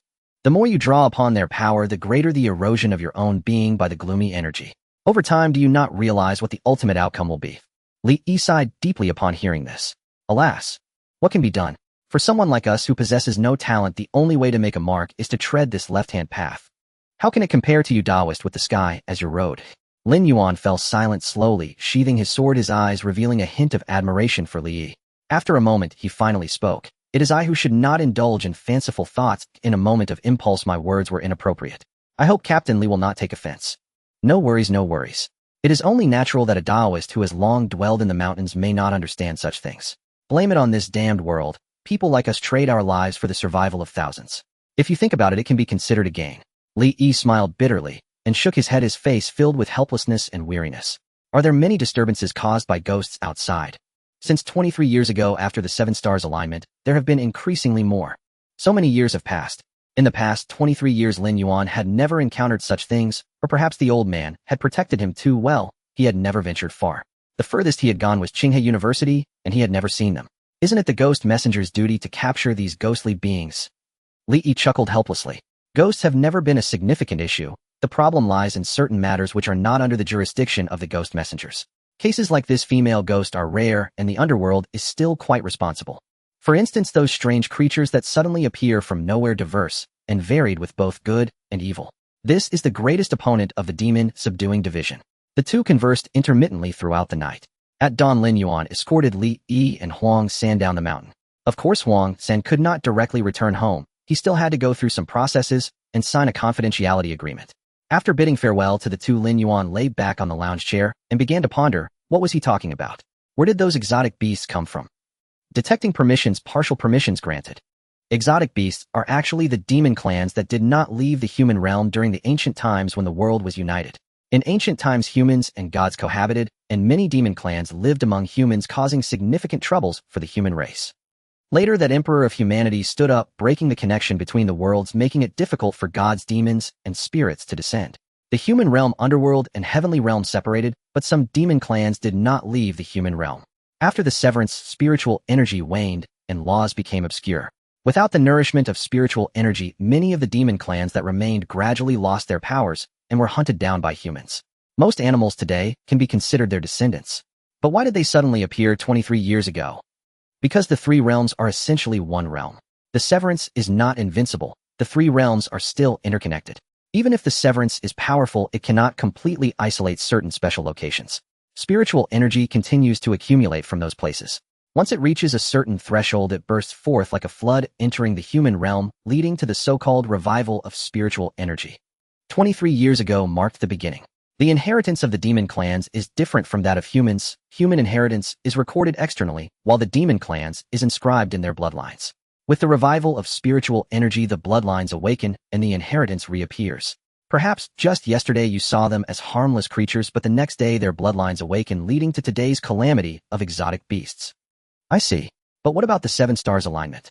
Ding. Insufficient permissions. Can you tell me? Insufficient permissions. After 5 minutes of extreme pulling, the system still only had the phrase insufficient permissions. Forget it. If you won't say, then you won't. After a night of fussing, I should rest. Not long after falling asleep, Lin Yuan was awakened by the sound of flapping wings and splashing water. Turning his head, he saw a small fat bird with a snow-white head and a tuft of red feathers struggling in the water, having been overturned by the fish kept by the spiritual spring. He hurried over in a few quick steps and reached into the water to scoop up the little fat bird. This little bird is quite pretty, though a bit clumsy. The little fat bird seemed to understand Lin Yuan's words and shook its wings vigorously, splashing water onto Lin Yuan's hand while glaring at him in annoyance. Then with a flap of its wings, it circled around Lin Yuan, chirping incessantly. Host, that little bird is scolding you, ha. If you hadn't mentioned it, I would have thought it was thanking me. The little fat bird chirped for a while, then seemed tired, and directly landed on Lin Yuan's head. After scratching around with its little claws, it settled down comfortably. Lin Yuan felt 3 black lines appear on his forehead as he reached up to grab the little fat bird. Do you think I'm a bird's nest? The little bird glanced at Lin Yuan disdainfully, its chubby body transforming into a cloud and escaping from his hand. What's this? Lin Yuan was confused. Ding. A host without culture is really a headache. You usually don't read, and now you're bewildered, right? This is a dragon sparrow. Have you heard the story? The great Xia dragon sparrow can transform into clouds and enter battles as a spirit. Lin Yuan looked at the little fat bird that was preening its feathers and posed a soul-searching question. So why didn't you transform into a cloud when you fell into the water? The little fat bird, which had been preening its feathers, paused its actions for a moment. Then, as if nothing had happened, it continued preening, looking very busy. Indeed, it's not just people who pretend to be busy during awkward moments. Birds do the same. Haha, you really forgot, didn't you, little fat bird? You're killing me with laughter. The little fat bird froze again, and a human-like expression of embarrassment and anger appeared in its small eyes. It flew up, preparing to bomb Lin Yuan from above. However, Lin Yuan didn't notice the bird's expression and walked into the vegetable garden to catch a few caterpillars. Do you eat bugs, little fat bird?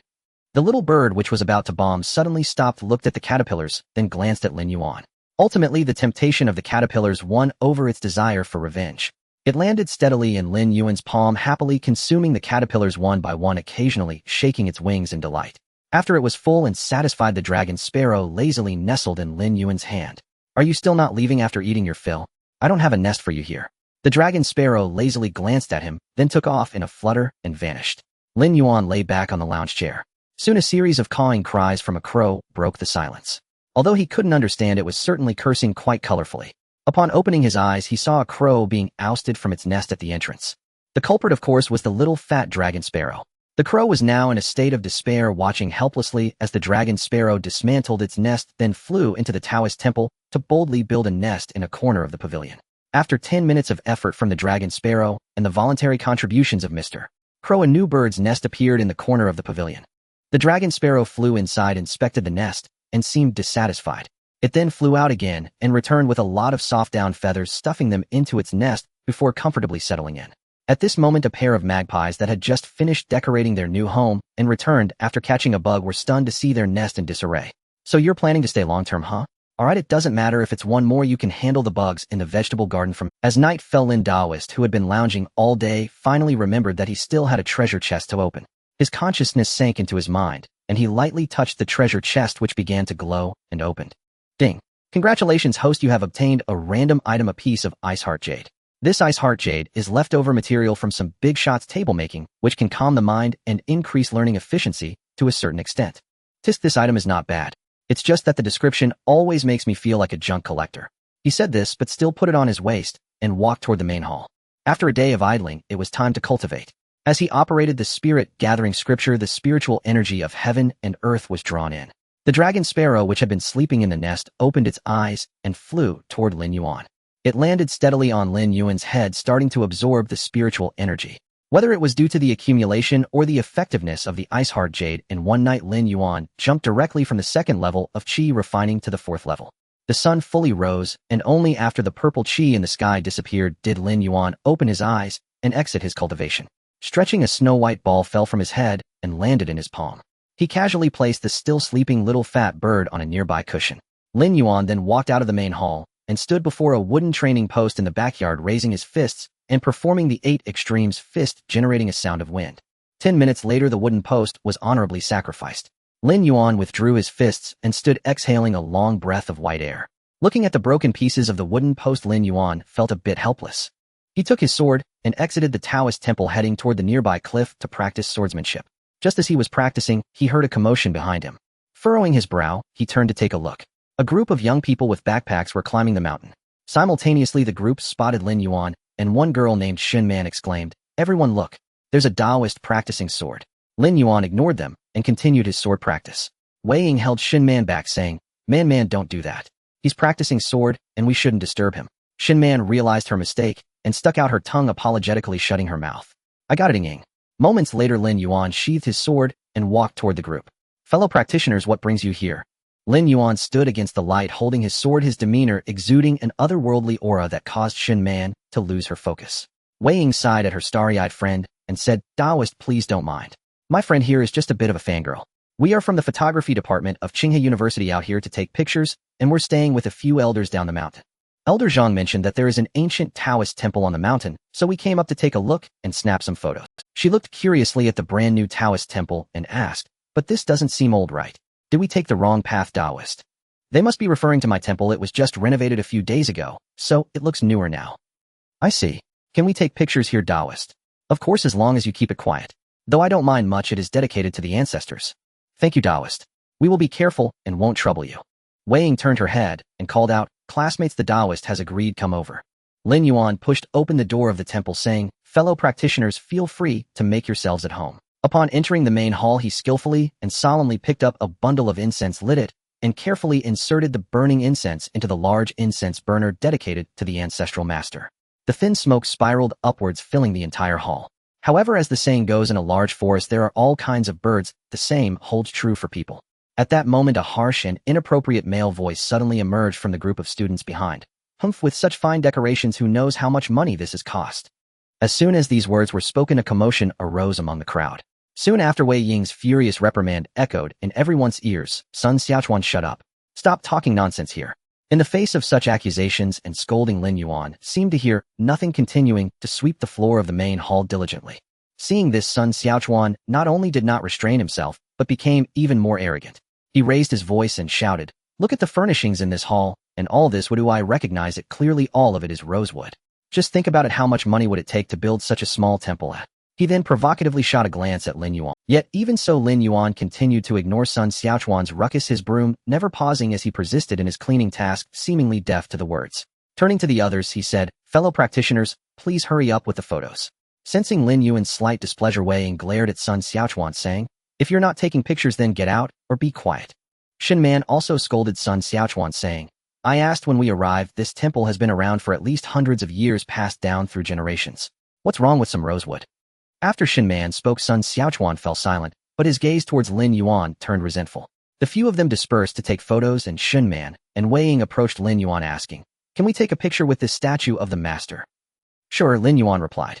Wei Ying tugged at Shin Man, suggesting, why don't we light some incense? It's a sign of respect and a way to greet the ancestral master. All right, Taoist, how much for 3 sticks of incense each? 10 yuan.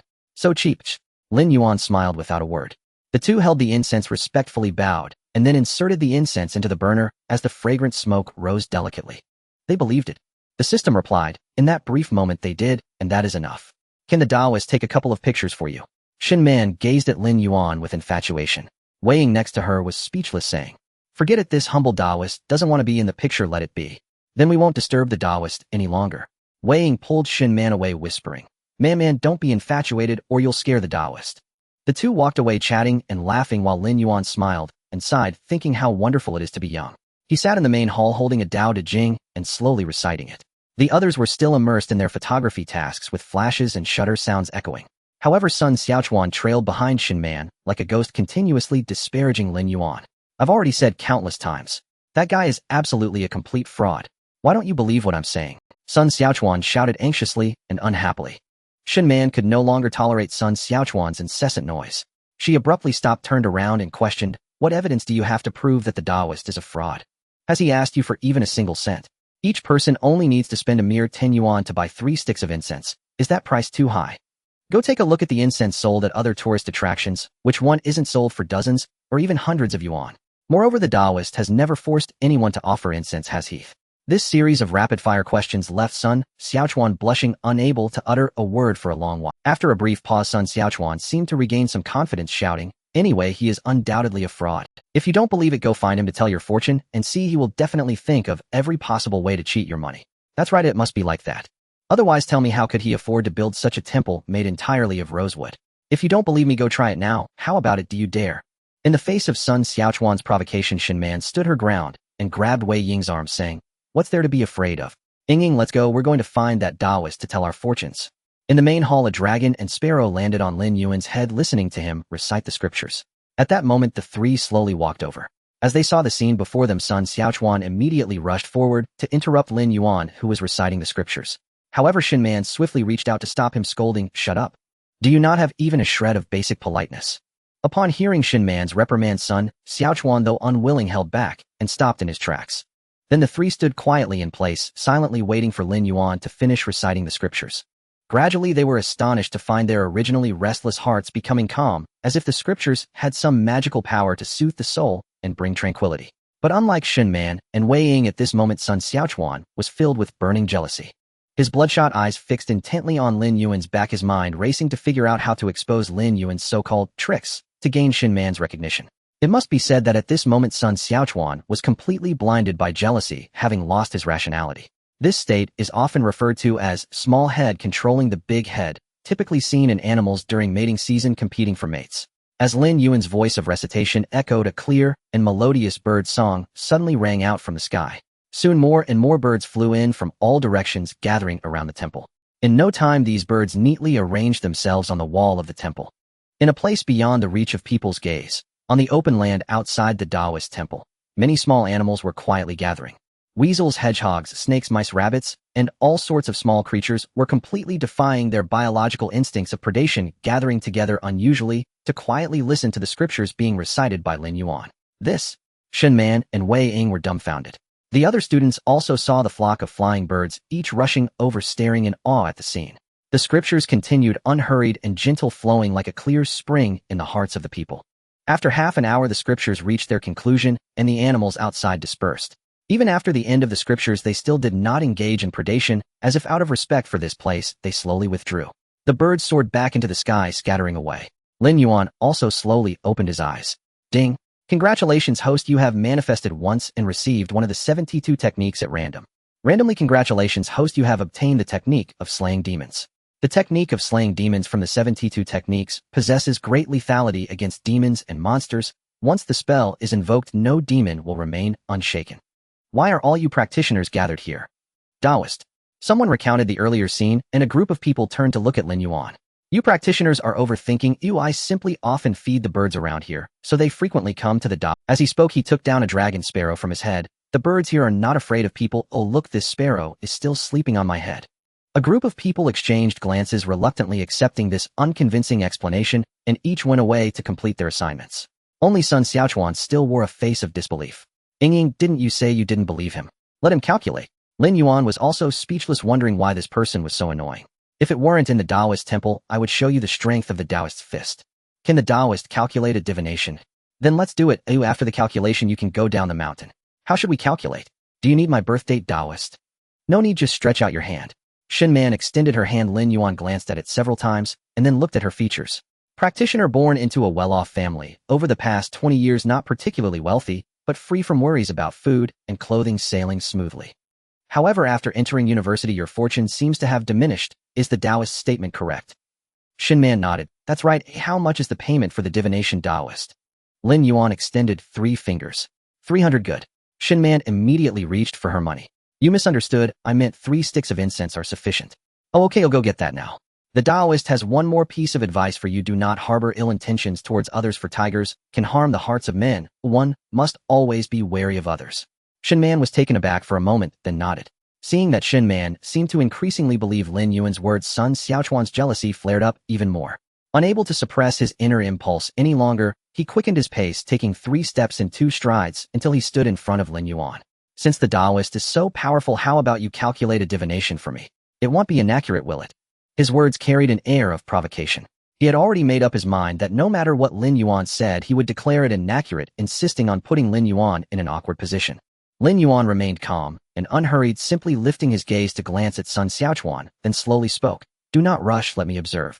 At this moment you are exhibiting the appearance of dark clouds overhead with blood vessels faintly visible in your eyes. Evidently this is due to the fire of jealousy burning within your heart.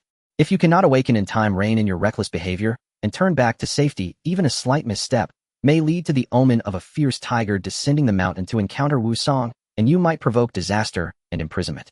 Hearing these words, Sun Xiaochuan's face turned red with anger, veins bulging on his forehead as he shouted, You demon Taoist, dare you curse me?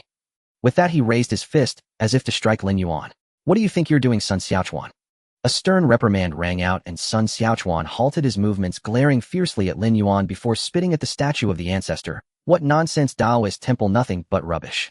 A flash of anger crossed Lin Yuan's eyes, and with a flick of his hand a wisp of spiritual energy sent a gentle breeze that redirected the spit onto Sun Xiaochuan's clothes. Before Sun Xiaochuan could utter any curses, Lin Yuan stepped forward and grabbed him by the throat. This is the third time I have endured your behavior for long enough. Sun Xiaochuan desperately tried to pry Lin Yuan's hand away, but found it impossible as the Taoist grip was like a pair of iron pincers, unyielding. Gradually his face turned crimson. Seeing this, Lin Yuan ceased his force, casually tossing Sun Xiaochuan away, who landed heavily on the ground like a rag. Get lost. Sun Xiaochuan shot Lin Yuan a fierce glare before turning and stumbling out of the Taoist temple. With this commotion, others also felt it inappropriate to remain in the Taoist temple and hurriedly took their leave. Shinman looked at Lin Yuan with some regret. Taoist, I'm sorry. We didn't expect him to act like this. I apologize sincerely. It's not your fault, though. Everyone is different. It's getting late. You two should head down the mountain too. Shinman and her companion descended the mountain. Night fell. At the foot of the mountain after dinner, everyone returned to their rooms preparing to rest or do other things. Sun Xiaochuan tiptoed to Shinman's door, hesitated for a moment, and gently knocked. A voice from inside, slightly confused and wary, inquired, "Who is it?" Sun Xiaochuan quickly replied, "It's me, Sun Xiaochuan." As there was a slight movement, the door slowly opened, revealing Shinman standing at the entrance, frowning as she asked, "What are you here for?" Sun Xiaochuan swiftly scanned the room, and upon realizing Wei Ying was not present, an unmistakable fervor flashed in his eyes. However, he quickly adjusted his expression, looking remorseful as he said, "I'm sorry, I didn't mean to treat you that way. I truly like you too much, so in a moment of impulse, I ended up in conflict with the Taoist. I am really very—" After saying this, he bowed deeply to Shinman, and this 90-degree bow appeared quite sincere. Faced with Sun Xiaochuan's humble demeanor, Shinman found her intended reprimand stuck in her throat, uncertain of how to respond. But it still felt somewhat strange. After a moment of silence, she said, "What use is it to apologize to me? You should go properly apologize to the Taoist tomorrow." Sun Xiaochuan nodded repeatedly, saying, "All right, I understand. As soon as dawn breaks, I will go find the Taoist to admit my mistake." As he spoke, he extended a hand, slowly pulling out a bottle of drink from behind him, offering it to Shinman with a smile. "This is for you. Please have some water. It's so hot today, this has been chilled, so it should help you cool down a bit." Shinman instinctively took the bottle of drink, and just as she was about to twist off the cap, the words Lin Yuan had said to her during the day suddenly floated in her mind. One must be cautious of others. Thinking of this, her hand holding the bottle paused, and doubt began to creep into her heart. Maybe I shouldn't drink it. Ying will be back soon, and she'll bring me some. Upon hearing this, a fierce glint flashed in Sun Xiaochuan's eyes. What a good drink. Why wouldn't you drink it? As he spoke, he stepped closer to Shinman, his expression growing increasingly menacing. Drink it. Damn it, why aren't you drinking?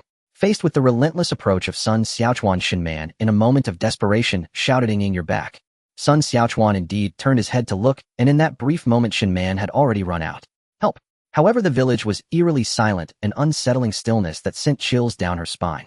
When she and Wei Ying had come here, they had deliberately chosen to live in the most secluded house near the village entrance to protect their privacy. There were no other households nearby, making the area exceptionally desolate. At this moment, facing such a predicament, it felt as if the heavens and earth had turned a deaf ear to her cries. Shinman felt as though she had been abandoned by the entire world, isolated and helpless. At the same time, she was also thankful that Wei Ying had gone out to buy things otherwise. The heavy footsteps that followed grew clearer, each step feeling as if it was crushing her heart, causing it to leap to her throat. At that moment, a slightly aged yet strong voice suddenly rang out, "Little girl, come here quickly." Following the voice, she noticed that Grandpa Zhang had unexpectedly appeared, as if he had fallen from the sky, fallen to the ground. At that moment, a slightly aged yet strong voice suddenly rang out, "Little girl, come here quickly." Following the voice, she noticed that Grandpa Zhang had unexpectedly appeared, as if he had fallen from the sky. What was even more surprising was that the cane he usually never parted with was now nowhere to be seen. It was clear what had knocked Sun Xiaochuan down. Shinman's heart, which had been hanging in suspense, still could not fully relax. She was still in a state of extreme fright. She staggered hurriedly to Grandpa Zhang's side, as if only this way could she find a semblance of safety.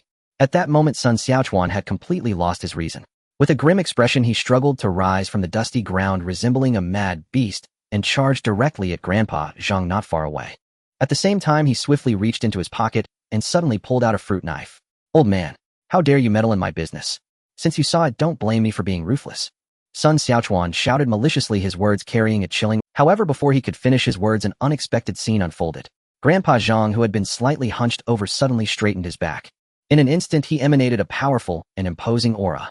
A sharp light flashed in his seemingly cloudy eyes, akin to lightning slicing through the night sky.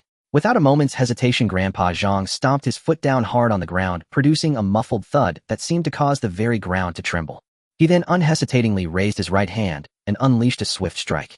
Sun Xiaochuan had no time to react before he was brutally struck by this ferocious attack. Accompanied by a dull crashing sound, Sun Xiaochuan's entire body flew backward like a kite, with a separate. He crashed heavily to the ground, kicking up a cloud of dust. Sun Xiaochuan lay there unconscious and motionless, the fruit knife he had tightly clutched slipping from his hand. At this moment Xin Man was completely dazed, even forgetting to be afraid. All that filled her mind was a single thought: Grandpa, you really are something. Grandpa Zhang patted his arm, his upright spine slowly bending again. What is this young one babbling about? Little girl, go fetch my cane. I'm getting old, and every movement is painful. Xin Man was in a state of complete bewilderment as she handed the cane to Grandpa Zhang and glanced at the motionless Sun Xiaochuan. Any fear she had was now gone, replaced by shock at Grandpa's combat prowess. Grandpa Zhang unsteadily pulled an old Nokia phone from his pocket, skillfully pressed a few buttons, and then held it to his ear, waiting for it to connect. When a familiar voice came from the other end, Grandpa Zhang quickly said, "Hello, Dashin. There's a young one here trying to bully a little girl, and I've taken him down. Hurry over and take a look." Upon hearing this, Dashin was instantly shocked.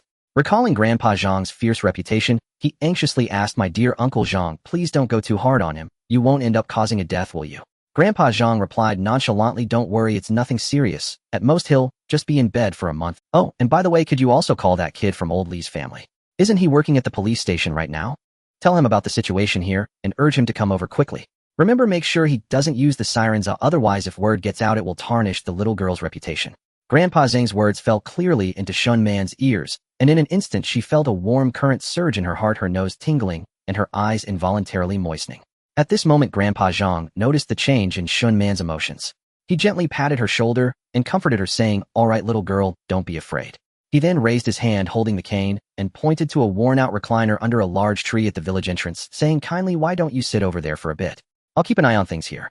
Shun Man nodded obediently, her eyes still glistening with tears as she slowly walked toward the recliner. Grandpa Zhang stood behind the unconscious Sun Xiaochuan, looking ready to give him another blow. Moments later a figure was seen rushing toward them from a distance.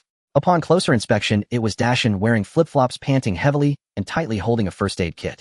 "Uncle Zhang, my dear uncle, please don't go too hard on him," Dashin shouted as he ran, his face filled with anxiety. Grandpa Zhang glared at Dashin with annoyance and coldly snorted, "Humph. I know my limits back in the day." Just then a sharp screech of brakes echoed at the village entrance. A police car came to a steady stop, followed by the opening of the car doors as two serious-looking officers quickly stepped out. "Grandpa Zhang, where is the person? Is there a casualty already?" the young officer asked, his face tense. Grandpa Zhang pointed towards a spot not far away and replied, "They're lying over there. It's not a big deal, just a couple of broken bones, he won't die." Upon hearing this, the young officer relaxed slightly, but when he saw the glinting fruit knife on the ground, his expression instantly became serious. "Dogwa, you better make sure this little girl gets justice. This scoundrel even dared to pull out a knife." Grandpa Zhang angrily raised his cane, forcefully pointing at the fruit knife on the ground. The officer known as Dogwa nodded solemnly and replied, "Grandpa Zhang, rest assured I will handle this matter." He then spoke to another colleague, took out a pair of handcuffs, and locked them on Sun Xiaochuan, pulling him up forcefully, causing him to groan in pain. Seeing the police before him, Sun Xiaochuan felt despair as he was thrown onto the back seat of the police car, wincing in pain. "Ligu, should we send him to the hospital first?" "No need, our station has a vet who transitioned to being a forensic doctor. The military doctor is jokingly referred to as a vet by his comrades. Let him treat him. As long as he doesn't die, it's fine." Another officer instinctively shuddered at this, saying, "No, Ligu, isn't this inappropriate? How is that different? What are you talking about? We found the suspect injured, but due to the suspect's significant danger, we just happen to have a highly skilled doctor who isn't afraid of the suspect. Is there anything wrong with treating him?" Another officer gave a thumbs up, saying, "If we're talking about smarts in our station, then Ligu, you're the smartest. You'll call the vet right now. Little girl, come with us to record a statement." Xin Man nodded and got into the car with the police. Grandpa Zhang looked at Dogwa and said, "Dogwa, you have to handle this matter well for me. This scoundrel, if it weren't for you, can rest assured." As he spoke, he turned to get into the police car, and the next moment, seemingly recalling something, he looked at Grandpa Zhang with a strange expression. Grandpa, I will definitely handle it well. If you have nothing to do, don't come to the city. Our chief has a bad heart." Grandpa Zhang chuckled with anger. "If you don't get it sorted out, he'll come back tomorrow." Watching the police car leave, Dashin breathed a sigh of relief. "Uncle Zhang, you truly are ageless in your prowess. Of course you should know who we are. Anyway, I can't sleep for a while now. I caught 2 rabbits yesterday. Shall we get something?" One word, and Grandpa Zhang's eyes brightened. "Let's do it. Let's do it. You really understand me. Let's go." Saying that, he tucked his cane under his arm and walked briskly, no longer resembling the shaky figure from before. Dashin smiled helplessly and chased after him. The next day in the morning, Xin Man returned. Wei Ying said nothing and simply reached out to silently hug Xin Man. "Inging him fine. Grandpa Zhang saved me, and that scoundrel has been taken in, the police brother said, at least 10 years, so don't worry. Is there a charger? I need to charge my phone. Yes, I'll get it for you. As Wei Ying turned to grab the charger, Shin Man had already fallen asleep. Wei Ying gently covered Shin Man with a blanket and sat down beside her. Grandpa Zhang, hearing that Dogwa said Shin Man had returned, brought 2 lunchboxes. Grandpa Zhang, you're here. Brought you some food. You were restless all night, he said, placing the 2 lunchboxes. He glanced at the sleeping Shin Man and slowly turned to leave. Wei Ying bowed deeply to the old man. Thank you for saving her. The old man didn't turn back, waving his hand and disappearing at the door. In the afternoon, after enough sleep, Shin Man woke up. Man, you're awake. Eat something. It was sent by Grandpa Zhang this morning. Ying, how should I thank Grandpa Zhang? Well, I can't say either. How about we buy something for him? And then come to see him whenever we have the time. It seems like Grandpa Zhang doesn't have any family. Shin Man thought for a moment and could only agree, all right. After eating, she sent a message in the class group. Everyone returned to school and send a message to report in. Let's go, we should buy something and visit Grandpa Zhang. The 2 of them carried a bunch of items and arrived at Grandpa Zhang. Knock knock. Grandpa Zhang opened the door. The 2 of them placed their items on the comm. You 2, why bring so much stuff when you come? Isn't that a waste of money? You saved my life. Oh, I don't know how else to repay you, so I can only express my gratitude this way. Would it be okay if I come to see you whenever I have free time? You will be my grandpa from now on. A glimmer of appreciation flashed in Grandpa Zhang's eyes, but he stubbornly replied, what could an old man like me have to see? All right, Uncle Zhang, stop pretending. Your mouth is about to stretch to your ears, ha. Dashin teased Grandpa Zhang for his tsundere demeanor. Grandpa Zhang glared at Dashin, saying, go cook. Can't you see it's already noon? That little girl hasn't eaten yet. Sure, you have the final say. I'll go right now. We'll go to Grandpa, just wait for us to eat. Grandpa Zhang said, no need. But his eyes sparkled with joy. In the kitchen, Shin Man asked Dashin a question that had been on her mind. Uncle Dashin, what did Grandpa Zhang do in the past to be so impressive?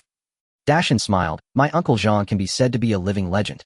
He fought in the War of Resistance, beat the Indians charged across the 38th parallel, and subdued in Nam. He can be considered a legend, surviving amidst gunfire with more medals than I have teeth. According to Lin, he is a true veteran player, the kind that has attained sainthood in flesh. Huh. Shin Man's mouth. So impressive, eh? Otherwise would I be carrying a medical kit? Do you think I'm going to save your Grandpa Zhang? I'm just afraid that person might directly be killed by your Grandpa Zhang. Reflecting on the look of both Dashin and the police who came later, Shin Man reached an astonishing conclusion. She looked at Dashin in disbelief. Grandpa Zhang couldn't have really done that, right? Dashin laughed. Why do you think I didn't first ask if Uncle Zhang was all right, but instead asked if that scoundrel was dead? That was many years ago. Uncle Zhang truly had a life on his conscience. If you want to know for whom you all know him, it's the little Lin from the mountain.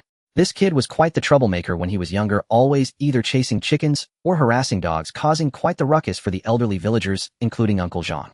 But later on, the elderly gradually grew fond of this kid, treating him like their own grandson. Our village doesn't have many households, and most kids have been taken to the city by their parents for schooling, rarely returning. Only little Lin was born and raised here. This made little Lin the village's prized treasure. As soon as he came down the mountain, there would be over a dozen people keeping an eye on him. This was about 12 or 13 years ago. When little Lin was buying ice pops at the village entrance, he almost got abducted by a human trafficker, but luckily Uncle Zhang caught up just in time. Shin Man's face showed a hint of worry. Dashin looked at Shin Man with curiosity, as if to say, why would you ask such a question? Is there anything else? You should be worried about the traffickers. Tisk, it's truly a horrific sight. 1 dead, 2 severely injured. At that time, Uncle Zhang was wearing his metal-studded uniform, and when he was brought to the police station, I heard that the chief trembled upon seeing him. It's been over 10 years, and he's still the chief. I say, Uncle Dashin, you really have a knack for bringing up old stories.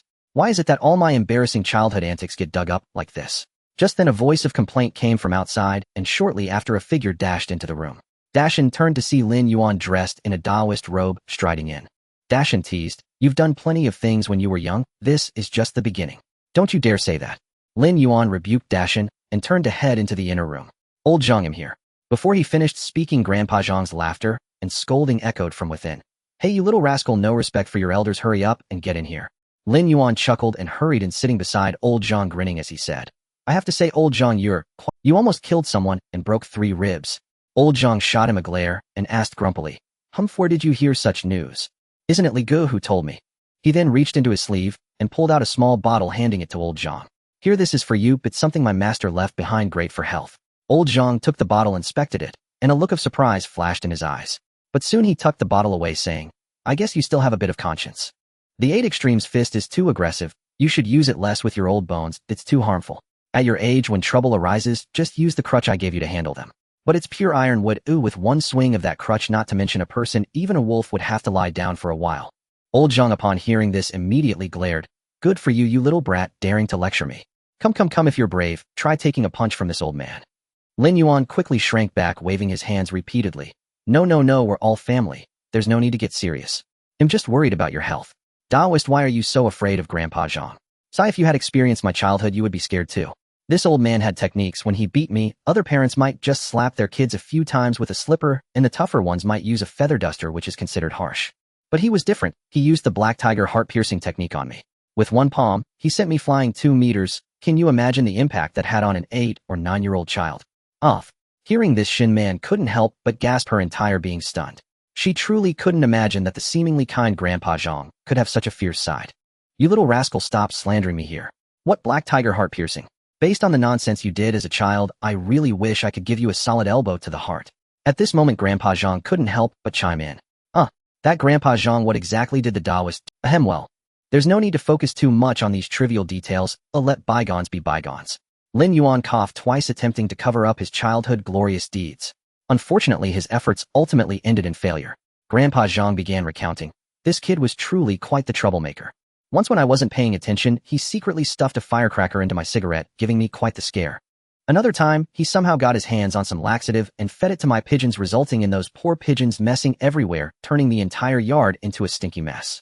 Then there was the time he suddenly ran over and offered to cook for me. I thought this kid had finally turned over a new leaf, but goodness, he almost sent me to my grave. He told me the dish he made was called clearing minds, stir-fried shredded potatoes with ginger. He claimed that as long as I could pick out the potato shreds, he would behave from then on. In the end, the little rascal didn't even put any potatoes in. What's worse, once in the dead of winter while I was ice fishing, this little brat suddenly threw a few firecrackers nearby, cracking the ice and almost making me fall into the water. Thus, Grandpa Zhang rambled on for a full 5 minutes about Lin Yuan's heroic childhood exploits, while Lin Yuan stood to the side, already looking pale, as if he was robbed of all hope. In contrast, Shin Man and the others were laughing so hard they couldn't stand upright. Ultimately, it was Dashin's line, "Dinner's ready." That rescued Lin Yuan from the embarrassment that felt like it could crush him to the ground. After the meal, Lin Yuan fled, as if a ferocious beast were chasing him. Beside the Taoist temple, the system's voice resonated in his mind. I never expected, host, that you had so many glorious exploits in your childhood, ha. Beside the Taoist temple, the system's voice resonated in his mind. Time and cultivation knows no bounds. A month has passed in the blink of an eye. Lin Yuan has attained the perfect stage of qi refinement, and the same little plump bird has also reached the perfect stage of qi refinement by absorbing spiritual energy. The qi sea is full with no further progress. Isn't this outrageous? I practice every day while it sleeps, yet it's just like me. There's no justice in this. A person is not as good as a bird. Don't think this is a good thing. It's different from you. Even though it is a divine beast at its core, it remains a monster, and its cultivation veins are vastly inferior. Monsters cultivate their bloodlines. In the early stages, spiritual energy rejuvenates their bloodlines, allowing for rapid cultivation.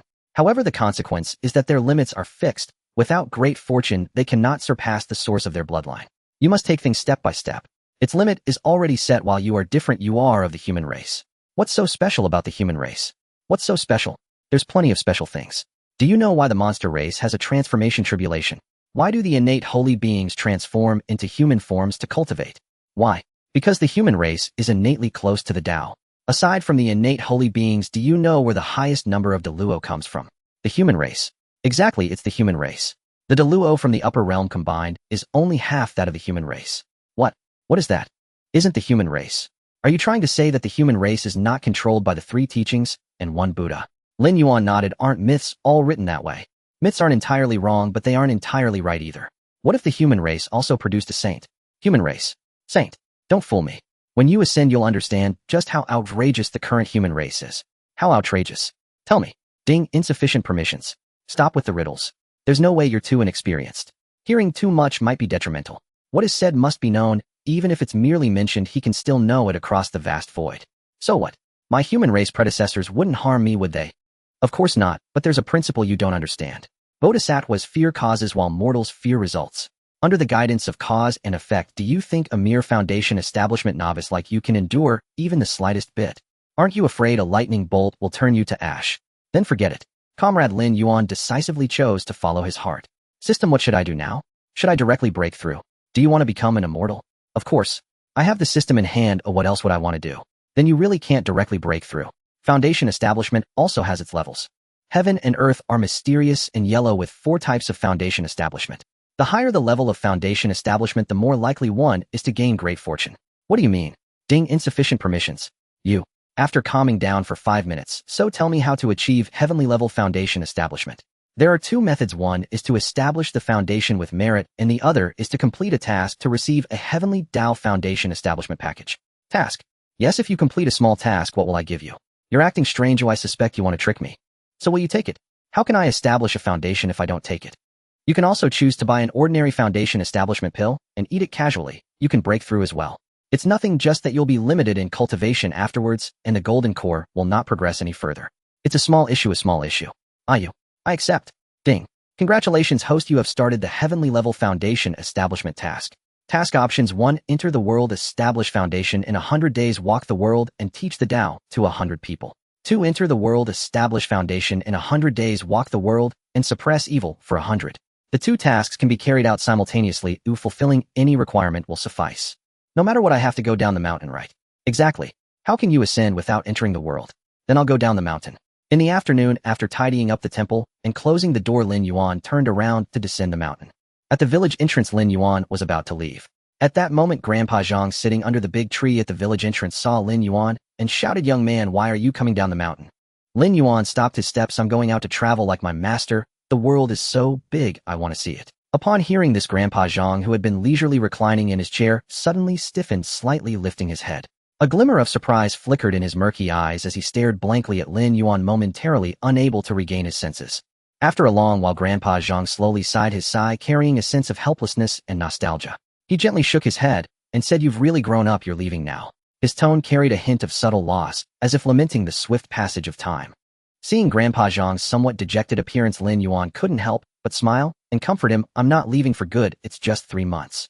Why are you acting like this?" Upon hearing Lin Yuan's words, Grandpa Zhang's eyes suddenly brightened, and the corners of his mouth, which had been drooping, immediately lifted. He straightened up, hands on his hips, and said loudly, "Then it's no problem, just come back in time to help me harvest the corn. Hurry up and go back. I have 10 acres waiting for you to harvest." He looked just like a shrewd old landlord afraid of missing out on free labor. Lin Yuan, upon hearing Grandpa Zhang's words, couldn't help but twitch the corner of his mouth, revealing a bittersweet expression. He rolled his eyes and said, "I thought you would miss me." Grandpa Zhang disdainfully glanced at Lin Yuan, then proudly patted the recliner beside him, saying, "We now have another granddaughter. Look at this recliner, it was newly bought by my granddaughter." His tone was filled with pride, as if this recliner was the most precious treasure in the world. After speaking, Grandpa Zhang waved his hand, as if shooing away a fly, and said, Go, hurry up and leave. The sooner you go, the sooner you'll be back." Lin Yuan smiled, helplessly shook his head, and then shouldering his bundle set off on the path down the mountain. Meanwhile, Grandpa Zhang continued to sit in the recliner, watching Lin Yuan's departing figure, a mix of comfort and reluctance in his eyes. Upon exiting the village, Lin Yuan felt somewhat lost. He didn't know which direction to take. The voice of the system echoed. "It is recommended to head north." "Then I will head north." After a while, Lin Yuan arrived at Huangshan village. The moment Lin Yuan stepped into Huangshan village, his brow furrowed tightly. A chill hit him, facing a chill that carried an indescribable strangeness. It was June, in the height of summer, where the scorching sun should be spreading warmth across the land. However, Huangshan village seemed to be isolated in another world, thick with a heavy cold aura. As he ventured deeper into the village, Lin Yuan's expression grew increasingly grim. Before his eyes lay a village full of peach trees. Especially on the hillside of the back mountain, as far as the eye could see, it was a scene of peach orchards. A little observation could determine that these peach trees were all newly transplanted. Peach trees are not unusual, but every household grows them, and they have all recently been transplanted, coupled with the unshakable chill. The more Lin Yuan looked, the darker his expression became. A feng shui formation, a 10-mile inlock formation. Suddenly a mournful and sorrowful melody drifted through the air, like an invisible cold wind, quietly seeping into Lin Yuan's ears. He slowly walked in the direction of the lamenting sound. A funeral hall came into view, shrouded in a grim shade of white. The white mourning ribbons fluttered gently in the breeze, producing a rustling sound, as if the spirits were softly weeping. The large door of the hall stood open, with candlelight flickering inside, as if it might extinguish at any moment. Strangely, the faces of those who came to pay their respects showed not a trace of the expected sorrow. On the contrary, every expression was filled with terror and a hint of hatred, as if the one lying in the hall was not a deceased, but their sworn enemy. Some individuals were even whispering to each other in hushed tones, but Lin Yuan could vaguely catch words like retribution and deserved it. Beside the hall, an old man, smoking a pipe, squatted there, his figure appearing somewhat blurred in the swirling smoke. His face was lined with wrinkles revealing a trace of helplessness and sorrow in his gaze. Taking a deep drag from his pipe, he slowly exhaled a smoke ring and sighed, muttering sinful deeds, laden with endless weariness and emotion. Next to the old man, a seemingly simple-minded man squatted there grinning foolishly. His hair was unkempt, his clothes tattered, and his face bore 2 streaks of dirty snot. From time to time, he would reach for the chicken leg on the plate beside him and shove it into his mouth. However, none of the people in the hall scolded him. Instead, they looked at the simpleton as if he were a lifesaver. Lin Yuan felt a stirring in his heart, sensing an inexplicable strangeness in everything. He instinctively turned his head and suddenly saw a familiar face. Wasn't that the unfortunate Huang San who had picked up the money for his life? Compared to their last meeting, Huang San appeared much more spirited. Perhaps due to the intensity of Lin Yuan's gaze combined with his conspicuous Taoist robe, Huang San looked up and immediately spotted Lin Yuan. A glimmer of joy flashed in his eyes, and he hurriedly walked over to Lin Yuan. Huang San pulled Lin Yuan out of the courtyard. Taoist, it's been a long time. This isn't a place for conversation, let's go somewhere else. It's inauspicious here, Huang San said, spitting toward the direction of the hall with unabashed disgust in his eyes. The old man beside the hall also noticed this scene. The moment he saw Lin Yuan, a glint of brightness flashed in his eyes. He patted the simple-minded man beside him, saying, "Dabao, let's go home first." Home, eat chicken legs," the man named Dabao replied, getting up to follow the old man. The people in the hall grew anxious upon seeing the old man, and Dabao preparing to leave, exclaiming, "Huang Lao, where are you going?" "I have some matters to attend to at home. I will return shortly," Huang Lao said, casting a disdainful glance at a few of them before pulling Dabao out. At Huang San's home, the two had just sat down. "Wife, come out quickly, this is the Taoist who saved our lives before." A woman in her 30s walked out. Hearing Huang San's words, she bowed deeply, saying, "Thank you, Taoist, for saving both our lives. Otherwise our family would be doomed." "No need for such courtesy, layman," Huang San replied. "Wife, go prepare some food. It's not easy for the Taoist to visit, kill a chicken, and let's have a drink with him." "All right, dear, you chat with the Taoist, he'll go right away." "Taoist, what brings you to our village?" "Just out wandering, but I find this village rather odd." Huang San sighed, a trace of disgust appearing in his eyes. "Isn't it all due to the Huang San family? What era is this, and they're still doing such immoral things?" "Do elaborate," Lin Yuan said before Huang San could begin. Just then Huang San's wife called from outside. "Village chief, why are you here? Come in. Dabao, come here and let me clean your face, you look dirty." Coming. "Village chief, please sit down," Huang Lao said with a smile, nodding as he took a seat opposite Lin Yuan. The two exchanged glances, sizing each other up. Feeling the aura from the old man, Lin Yuan spoke. "Old man, is this the lineage of the outgoing horse?" The old man's figure was slightly hunched, yet he appeared quite spirited. Upon hearing Lin Yuan's words, he quickly clasped his hands and filled his face with a humble smile, saying, "Taoist, your insight is remarkable. I am indeed of the outgoing horse lineage, yet I am but a novice compared to you, who possesses profound cultivation at such a young age." "You flatter me, old man," Lin Yuan said with a slight smile, waving his hand. "Since you are of the outgoing horse lineage, you should be well aware of the matters in this village. Who set up the 10-mile soul lock formation, and what is it suppressing? What could warrant such a ruthless formation?" Lin Yuan's gaze suddenly sharpened, fixating intently on the old man's eyes. A flicker of sorrow crossed Huang Lao's eyes, as if Lin Yuan's words had stirred a painful memory.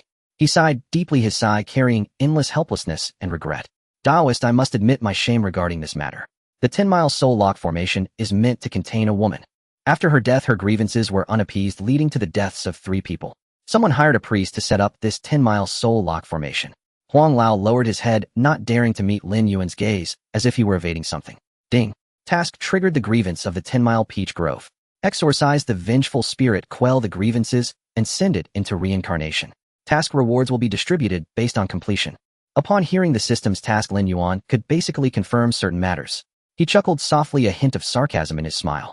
Staring at Huang Lao, he said coldly, "You only mentioned that the woman had grievances and killed people, yet you fail to disclose where these grievances originated from. Avoiding the core issue is not good." Just then Huang San walked in from outside, coincidentally hearing those words. A trace of disgust surfaced in his eyes. "What are you trying to hide about the immoral deeds of the village chief's family?" "Taoist, let me explain. The Huang San family has 3 brothers, all of whom are uneducated. For many years no one was willing to marry any of them. Last year Huang's son unexpectedly became rich, and soon after he married a beautiful and gentle woman from somewhere. At that time we all thought this fellow had turned over a new leaf and congratulated him. For an entire year the woman did not conceive, and Huang's son blamed her, beating and scolding her. Later when he went to the hospital, it turned out he was the problem. After that, Huang San's eyes flashed with disgust. His mother wanting to ensure a legacy. That brother of his. And then 2 months ago the woman committed suicide. For a moment Lin Yuan fell silent. How could this be? Is there such evil in the world? Suddenly the aura around him began to uncontrollably expand, startling Huang Lao. He sensed an aura akin to that of a natural enemy. It was not fear that gripped him, but rather the dread of the spirit medium within him. Yet in just a moment Lin Yuan collected his thoughts. This matter shall be handled by me. Huang Lao's lips moved slightly as if words were about to spill forth, but after a long pause he ultimately swallowed them back, letting out a sigh instead. One brings about their own demise cannot live. At that moment Huang San's wife led in Da Bao, who was neatly tidied up. In Da Bao's hand was a handful of sunflower seeds which he was munching on with gusto. Lin Yuan's gaze swept over Da Bao, his expression serious as he said, "One of the 3 souls is missing. 2 of the 7 spirits lost, a born under the red sun fate, able to suppress evil and ensure peace. This child is the protector of the village. What is your name?" Da Bao, cracking sunflower seeds, cheerfully replied, "My name is Da Bao. Come here, Da Bao, come to this side." Da Bao, somewhat bewildered, slowly walked towards Lin Yuan. Lin Yuan extended his hand and gently placed it on top of Da Bao's head. "How old are you this year, Da Bao?" Lin Yuan continued to inquire. Da Bao was taken aback for a moment, then began to earnestly count on his fingers. 1, 2, 3. 10, 1, 2, 5, 6. After counting for a while, 10 fingers were clearly not enough, so Da Bao simply grabbed Huang San's hand and continued counting. 11, 12, 15. Yes, Da Bao is 15 years old. 2 of the 3 fires are extinguished, which clearly indicates calamity has been averted for someone. Da Bao, do you not feel very cold? As he spoke, the person subtly glanced at Huang Lao. Da Bao did not grasp the deeper meaning behind the words, and simply replied, "Honestly, that's right, Da Bao is a bit cold. Tonight, Grandpa let me play eagle catching chicks with the big sister in red and a little brother. It was exhausting." After saying that, Da Bao lowered his head somewhat dejectedly. Lin Yuan, however, detected something different and asked, "There's a little brother?" "Yes, there's a little brother. He climbs really fast," and even pinched Da Bao. Da Bao, somewhat wronged, rolled up his sleeve to reveal 4 dark blue handprints. In that instant, Lin Yuan's heart burned with anger. 1 corpse, 2 lives, a mother and child's calamity.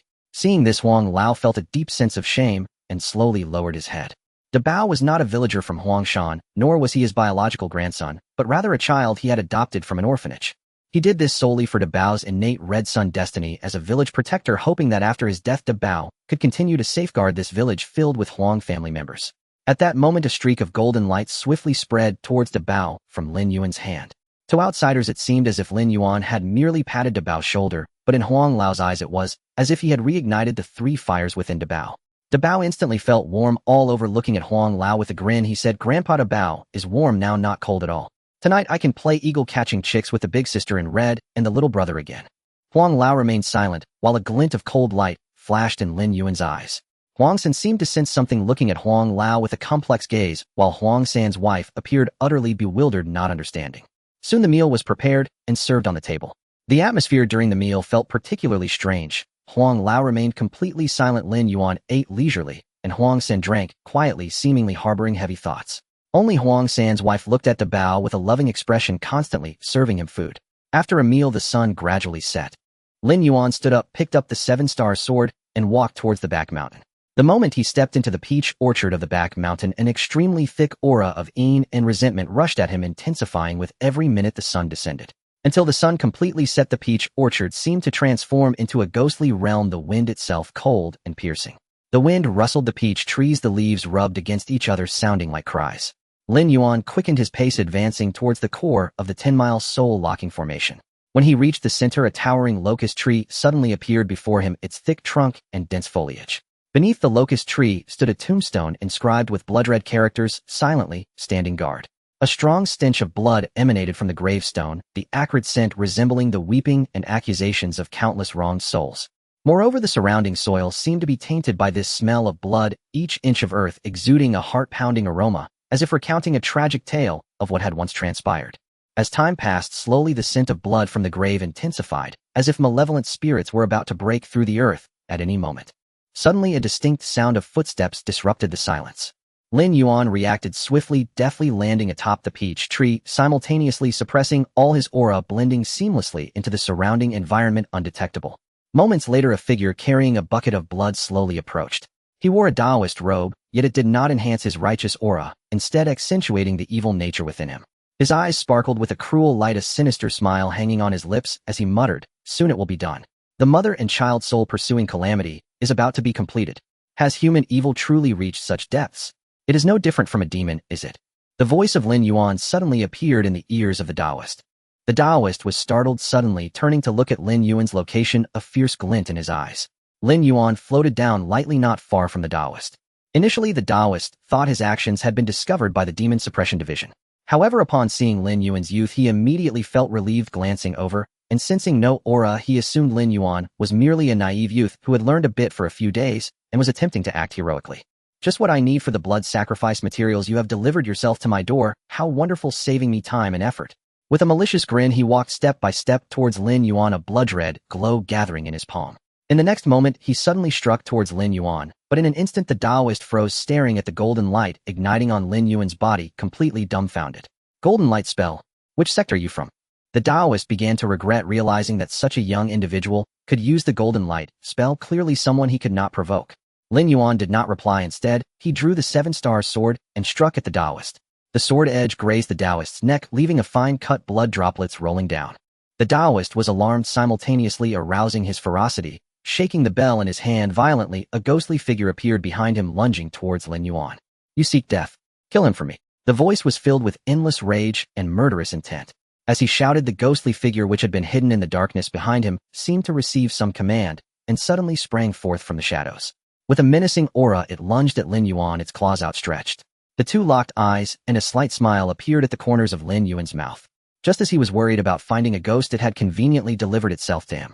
Lin Yuan gripped the seven-star sword tightly. A golden light suddenly glimmered along the blade, shining brightly like the rising sun and illuminating a small area of darkness around him.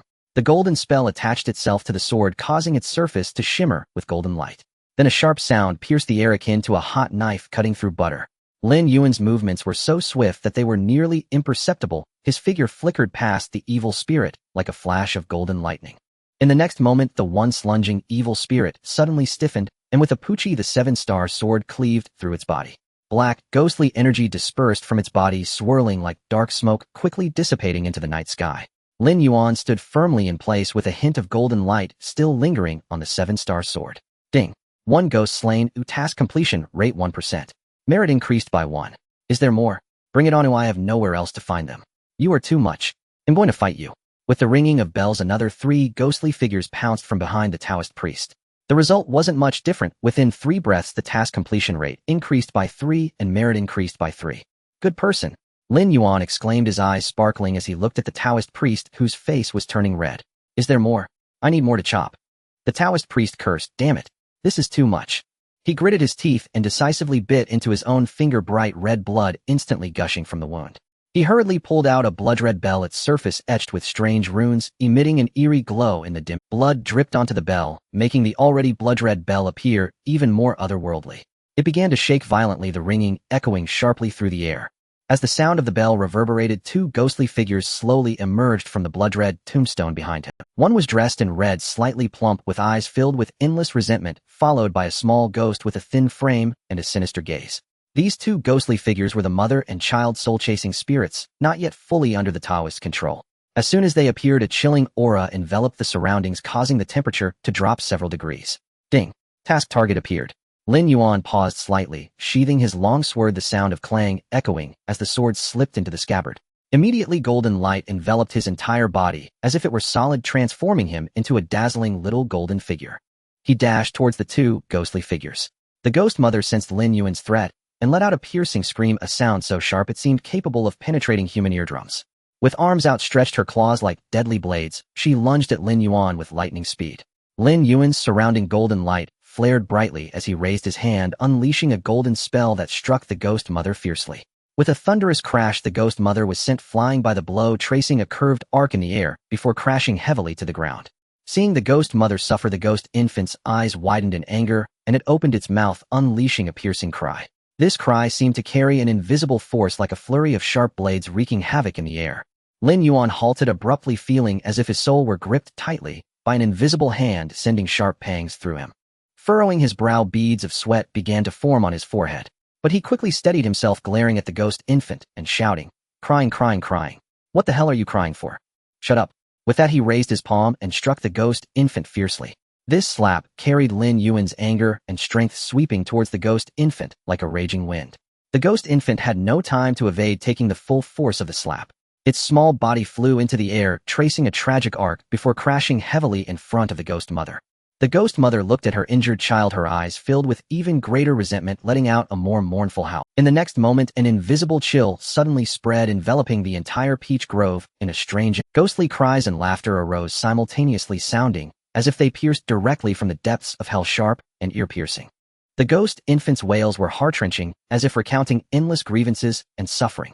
Each cry felt like a sharp dagger stabbing directly into one's eardrum, while the ghost mother's laughter was eerie and terrifying, imbued with an indescribable malice. As the old saying goes, it's better to hear ghostly cries than ghostly laughter. In an instant, Lin Yuan felt a splitting headache. The sounds of ghostly cries and laughter pierced his mind like countless steel needles. The Taoist priest beside him smirked slightly, revealing a smug smile. He crossed his arms, his gaze filled with mockery and disdain, coldly saying, "Interfering in others' affairs today, you shall become the ghost mother's blood offering. Though your story is tragic today, you've displeased me."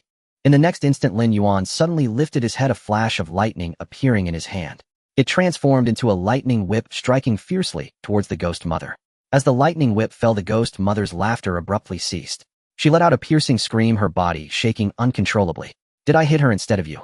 Raising his hand, he struck again. The ghost infant was rendered motionless. Its cries gradually faded, and the entire peach grove fell silent. 5 minutes later, Lin Yuan held the lightning whip, standing over the already motionless ghost mother and ghost infant, while the Taoist priest not far away was shrouded in darkness, looking rather cooked. "Cry? I dare you to cry, and you show me another laugh." A rustling sound arose, and Lin Yuan turned. A weasel timidly stepped forward, cursing in its heart. "What the hell am I doing here? I'm here to help you at someone else's request, Taoist." Originally, the weasel wanted to say that he was here to save the priest, but seeing the situation, he feared the Taoist might be so enraged that he would take him down with him. "Is that old man Huang your brother?" "Taoist, you have sharp eyes. If there's nothing else, I'll take my leave. This matter does not require my involvement," the weasel said, turning to flee. "Wait." Hearing the voice behind him, the weasel abruptly stopped, a bitter expression on his small face. What else does the Taoist want? Yet deep down he was terrified. No way, it can't be. He wouldn't want to silence me, would he? What is your name?" The weasel, glancing at Lin Yuan, who was holding a thunder whip, timidly replied, "I am called Huang Tianbiao." "All right, you stay here for a while, though I have something to assign to you later." Huang Tianbiao nodded. "Whatever the Taoist says goes, but can we put this away?" Huang Tianbiao pointed at the thunder whip. "You can talk now, scared of this, what a disgrace." Huang Tianbiao thought to himself, "Do you want to see what you're saying? Who isn't afraid of thunder? If I could fight you, I would definitely make you understand why the flowers are so red." The thunder whip in hand dissipated, and Huang Tianbiao breathed a sigh of relief, moving slightly towards the two ghosts, clearly thinking that the Taoist was scarier than any ghost. Do. "Hey, who is it at this late hour?" "It's me, Lin Yuan." "Taoist Chongqing, what's the matter calling at this? I have a Taoist dealing with a mother-son evil spirit. Can you handle it?" Plop. On the other end, Li Yi was startled and sat up straight. "Location, I'll send someone over right away." "Taoist, hold on, don't act recklessly, it's very dangerous."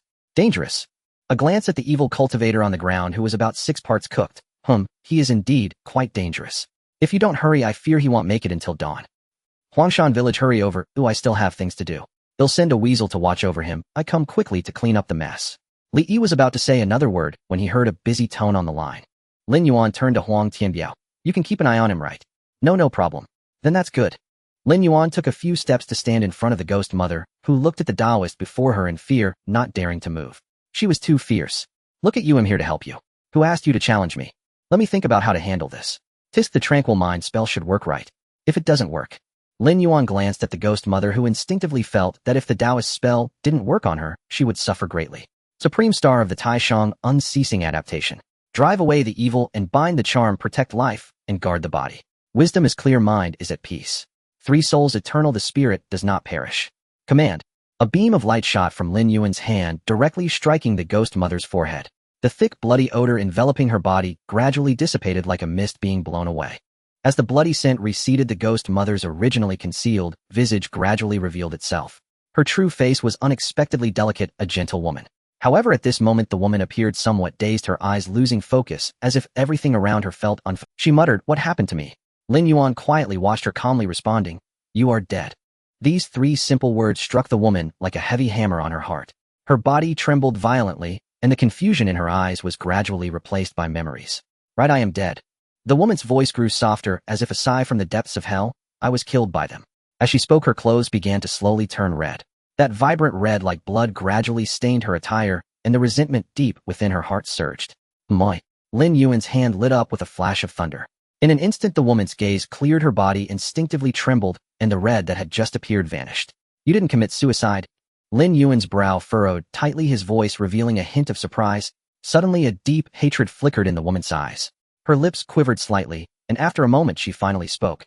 No, although they forced me, I had indeed thought about ending it all before. However, at that time I accidentally found out that I was pregnant.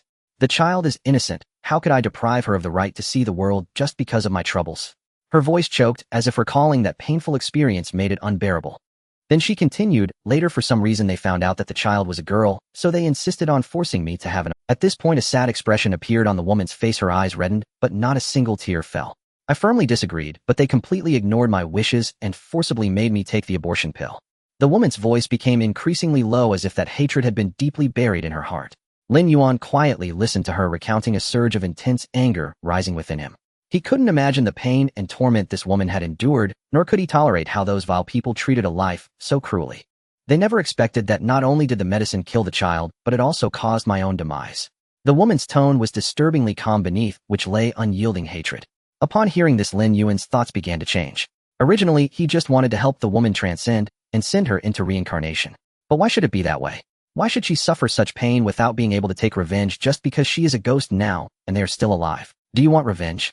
Lin Yuan looked at the woman, a glint of determination flashing in his eyes. The woman answered without hesitation, yes. Then come with me, everything will be your choice, I won't stop you in any way. The woman nodded, then slowly turned her head to look at the ghost infant who had been quietly standing aside. She gently said to the infant, "Baby, come with mommy will take you to get revenge." The ghost infant seemed to understand the woman's words, suddenly leaping into her arms and hugging her tightly. Huang Tianbiao, keep an eye on her. If the task is done well, the Taoist will reward you. If you run away, the Taoist will trouble you. Huang Tianbiao quickly nodded. Taoist, rest assured. A quarter of an hour later, at the foot of the mountain, old Huang watched as Lin Yuan descended with the ghost mother and ghost infant following behind. Taoist, what are you doing? Grievances have their source, debts have their owner. Saying this, he bypassed old Huang and headed straight for Huang Sen's house. Grandpa, didn't you say that right is right, wrong is wrong? If you're right, you get candy. If you're wrong, you get punished. Old Huang was stunned, standing still for a long time before sighing. He patted Dabao's head. Dabao is right, let's go home. Before the morning hall, Lin Yuan gazed at the ghost mother with a calm expression. Now you face two choices. First, you can charge in without hesitation and kill them to take your revenge. Of course, I will not stop you. However, if you choose this path, you will likely face severe punishments in the underworld, traversing through mountains of knives and seas of fire, and your child will not be spared either. Lin Yuan paused briefly, allowing the ghost mother time to contemplate his words. Then he continued, second, you may choose to merely incapacitate them, venting your anger slightly. Then I will personally escort you to the underworld and arrange for your reincarnation in your next life. In this way, your child will still be your child, and your bond will not be severed. These two choices lie within your thoughts. No matter what decision you make, I will respect your choice. The ghost mother fell silent for a moment, nodded, and the dress she wore transformed into a blood-red color as she stepped into the courtyard, cradling the ghostly infant. In an instant, a chilling wind surged, and Lin Yuan stood silently at the door. 1 hour, 2 hours, 3 hours until the moon set. The woman emerged from the darkness with the ghostly infant. Her figure appeared somewhat pale under the moonlight, but the ghostly infant lay unusually quiet in her arms. The mist behind her gradually dissipated, and the originally blood-red dress transformed back to a pure white, as pristine as freshly fallen snow. However, when her gaze shifted to the courtyard behind her, she found it in complete disarray. The morning hall lay toppled on the ground, offerings scattered everywhere, and the incense candles had long since extinguished. The few people who had been guarding the wake were now lying on the ground, twitching uncontrollably, as if tormented by immense suffering in their dreams. The woman looked at all this, and the last flicker of resentment in her heart dissipated. She turned her head to Lin Yuan, who stood not far away, and said, "Thank you, Taoist. In my next life, I wish to repay your kindness with a bond of grass and entwined rings." Lin Yuan waved his hand. "It's fine, there's no need for that. Helping you is simply following my heart. Extend your hand." The woman hesitated for a moment, but slowly extended her hand. Lin Yuan took out a thin red string from his bosom and wrapped it around the wrists of the woman and the ghostly infant. At the moment the red string was wrapped around, a faint light flashed, and then the red string seemed to vanish without a trace. Yet on the wrists of the woman and the ghostly infant, 2 faint red marks remained, resembling 2 delicate red lines. "All right, I should send you both to reincarnation now. By the decree of the highest, I release your lonely souls and all ghosts from the 4 lives. Kneel before my platform, the 8 trigrams shine, and step out to transcend to another realm. Rescue and transcend quickly." The rebirth incantation echoed, weeping and pleading as if it could penetrate the realms of yin and yang. As the incantation reverberated, the ghostly infant's previously twisted and fierce face gradually regained its tranquility. Meanwhile, Lin Yuan took out an incense stick from his bosom and gently ignited it. The incense tip emitted a wisp of blue smoke curling upwards. Just then a chilling wind suddenly blew and accompanied by a low voice, "Taoist, we meet again." Lin Yuan looked up to see a ghostly envoy dressed in black robes and with a pale face appear before him. "Please take them down to the underworld and kindly take care of them on the way." The ghostly envoy nodded, his gaze falling on the ghost mother and the ghostly infant. Seeing this, Lin Yuan lit a stack of paper money and placed it into the fire pit. The flames licked at the paper money, sparks flying. As he burned the paper, he began to recount the experiences of the mother and child to the ghostly envoy. Now the mother and child are all alone and miserable. I hope you can protect them on the road to the Yellow Springs, allowing them to suffer less. The ghostly envoy nodded again, a fleeting expression of sympathy crossing his eyes. "Rest assured, Taoist, I will do my best." After speaking, he turned to the ghost mother and the ghostly infant and beckoned softly. "Come with me, no need for shackles." The ghost mother, cradling the ghostly infant, unsteadily followed behind the ghostly envoy. Small paths suddenly appeared, resembling passages leading to the ethereal underworld, radiating a faint chill. The ghost mother, holding the ghostly infant, slowly stepped onto the path. Just as she was about to set foot on it, she suddenly halted, turning back to give Lin Yuan a deep gaze. That glance was filled with boundless gratitude. She slightly bowed, paying her respects to Lin Yuan. As the ghost mother's figure disappeared down the path itself vanished in the blink of an eye. In the sky, a ray of dawn slowly rose, golden sunlight casting over the village, dispelling the cold shadows that had lingered for days. Ding. Task completed. Completion rate 100. Reward 1. Randomly acquired the ability to summon wind and rain from the 36 heavenly generals. Reward 2. Randomly acquired inheritance of from entry to burial of talismans from an unnamed celestial master. Ding. Congratulations, host, you have gained 50 points of merit. Ding. 25 points of karma. Please take note of your karma. Excessive karma may trigger a series of consequences. Current karma 30 points. Ding. The ability to summon wind and rain is being transmitted, and from entry to burial of talismans is also being transmitted. Suddenly Lin Yuan felt a rush of dizziness. Ding. Transmission completed. Given the host's current low strength, a reminder to use caution. Although divine abilities are wonderful, one must act within their limits. Ding.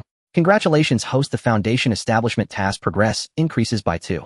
The grievances have been settled, and the matter is concluded. Lin Yuan turned and walked towards the village exit.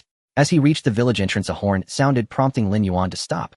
Li Yi got out of the vehicle, while Huang Tianbiao, sitting in the passenger seat, was munching on a roast chicken. Upon seeing Lin Yuan, he jumped down as well. "Taoist, are you leaving? What else would I do if the task is complete?" "Taoist, you really do leave after the matter is settled?" Huang Tianbiao stared at Lin Yuan, his hands rubbing together in front of him, while Lin Yuan smiled. "I haven't forgotten." He casually tossed a bottle of spiritual spring water. Huang Tianbiao was taken aback, a look of disbelief on his face. "You mean to say I squatted all night for just a bottle of water? Give it a try." Lin Yuan smiled at Huang Tianbiao. Seeing this, Huang Tianbiao took a sip and his eyes instantly brightened. Clutching the bottle, he gulped it down in quick succession. He drank until his stomach felt like a balloon refusing to let go. After finishing the entire bottle, and not a drop remained, Huang Tianbiao reluctantly tucked the bottle away. "Taoist, no Dao Yi, do you have any more?" Huang Tianbiao jumped onto Lin Yuan's shoes, hugging his thigh. 5 bottles a month, no 3 bottles. He'll just follow Dao Yi. If Dao Yi says east, I want say west. If you tell me to chase dogs, I want catch chickens. Watching the shameless Huang Tianbiao, Li Yi's mouth twitched crazily. "You really can't compare people to one another. If you follow me, what about your younger brother?" "It's a small matter, I have plenty of young ones at home. I can casually bring one over." "Who is he?" "I don't know him. I only acknowledge Taoist." "Alright then, just follow me. From now on you can call me Guanju." Taoist, have you finished your chat?" "Yes, do you have something to discuss with me?" "Isn't this the evil path Taoist caught? It's from Yema Mountain, and there's quite a bounty. I need Taoist to accompany me to collect it, and Taoist knows thunder techniques, right?" "Yes, I know a bit. Why?" "There's a situation, a certain area has encountered problems with many ghostly souls wandering about, injuring quite a few people. We're really short-handed, and it just so happens that Taoist knows thunder techniques. Rest assured we will offer sufficient compensation." "I accept the task. Take me there immediately." "The compensation doesn't matter, it's mainly about patriotism." Watching Lin Yuan, who looked as excited as if he had won the lottery, he was a bit confused. Is Taoist really that righteous? Lin Yuan was thinking. "What do you mean by when you're sleepy you find a pillow? This is it. I was worried about not finding ghosts, isn't this perfect? Plus they're ghosts, so I won't even need to save them, just use Dao Yi's thunder technique to transcend you." In the next moment, Lin Yuan appeared in the passenger seat, waving at Li Yi. "Aren't you coming? My patriotic fervor can't be contained any longer. Taoist, there's no need to rush. We won't be moving out for 3 days. The people from several nearby villages haven't been evacuated yet. 3 hours later at Qinghe Town's Demon Control Center. Wow, it's quite large, but there aren't many people here. Taoist doesn't know, but typically we aren't here. We are usually out on patrol. Li Yi spoke while leading the way. In the Qinghe First Team's break room, as the door swung open, a shocking scene appeared before Lin Yuan. 3 muscular men were engaged in a rather intimate activity, while 2 women stood by laughing, saying, "Don't be afraid, it will be over soon, and it won't hurt at all." Lin Yuan. Your entertainment is quite unique, cough cough. Li Yi. Get the hell up.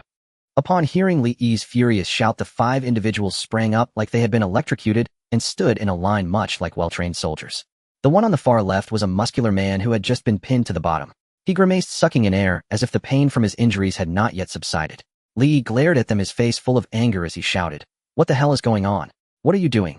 A woman in the group hurriedly explained, "Captain, you misunderstood. We're applying medicine to Xiaofeng.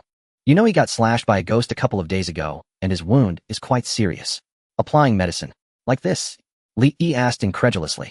The woman's expression showed some helplessness as she sighed. "Captain, today's on-duty doctor is a ghost doctor." Upon hearing the name, Ghost Doctor, Li Yi's expression became quite peculiar. He certainly knew that the ghost doctor's medical skills were superb, but he also understood that his methods could be rather peculiar, often accompanied by immense pain. Li Yi coughed twice, seemingly wanting to ease the awkward atmosphere, then said to Xiaofeng, "Cough cough, hang in there. Although the ghost doctor's medicine might hurt a bit, the effect is indeed remarkable." Li Yi cleared his throat and continued, "Alright, enough about that. This is the Chongqing Taoist I mentioned to you before. He is here to help us deal with the ghosts on the battlefield. In 3 days we need to cooperate fully with Taoist's actions." Li Yi smiled as he introduced his teammates. He first pointed to the woman who had just spoken, saying, "Hong Wan Qi refining stage 3, especially skilled in long-range attacks." Next, Li Yi's gaze shifted to the man beside her, introducing, "This is Xiaofeng, also at Qi refining stage 3, following the path of body cultivation." Then Li Yi pointed to another person, saying, "This is Lin Mu, who is also at Qi refining stage 3, mainly responsible for our team's logistics." Li Yi continued his introductions. These 2 are respectively Bei Luo and Su Ping. They are both at Qi refining stage 4, and like me are cultivators who raise ghosts with their bodies. Finally, Li Yi straightened up a bit, proudly stating, "And I am Li Yi, the captain of the first team at Qinghe Town's Demon Control Center. Currently my cultivation has reached Qi refining stage 5. Lin Yuan Taoist named Chongqing Qi refining perfected." Li Yi was stunned. "Wait, Taoist, didn't you just say you were around Qi refining stage 3 or 4 last time? How did you become Qi refining perfected so quickly?" I gained some insights and broke through faster. People really do die comparing themselves to others. Alright, hurry up and apply the medicine to Xiaofeng. We need to head there in 3 days. Xiaofeng's face instantly turned rigid, and he looked at Bei Luo and Su Ping, who were eager to try beside him in terror. "Don't come over here." Bei Luo held a bottle of green liquid, grinning mischievously. "It's nothing, Xiaofeng, just a little bit. It'll be over soon, or it won't end in death, just a bit of pain." Standing aside, Lin Yuan witnessed this embarrassing scene and couldn't help but twitch his mouth slightly. Is the ghost doctor's medicine really that terrifying? Yeah. Li Yi saw this, and a strange smile appeared on his face. The ghost doctor, how should I put it? His medicine indeed has excellent effects, but the side effects are a bit peculiar. Just then Xiaofeng was once again pinned down on the sofa by Bei Luo, and Su Ping unable to move.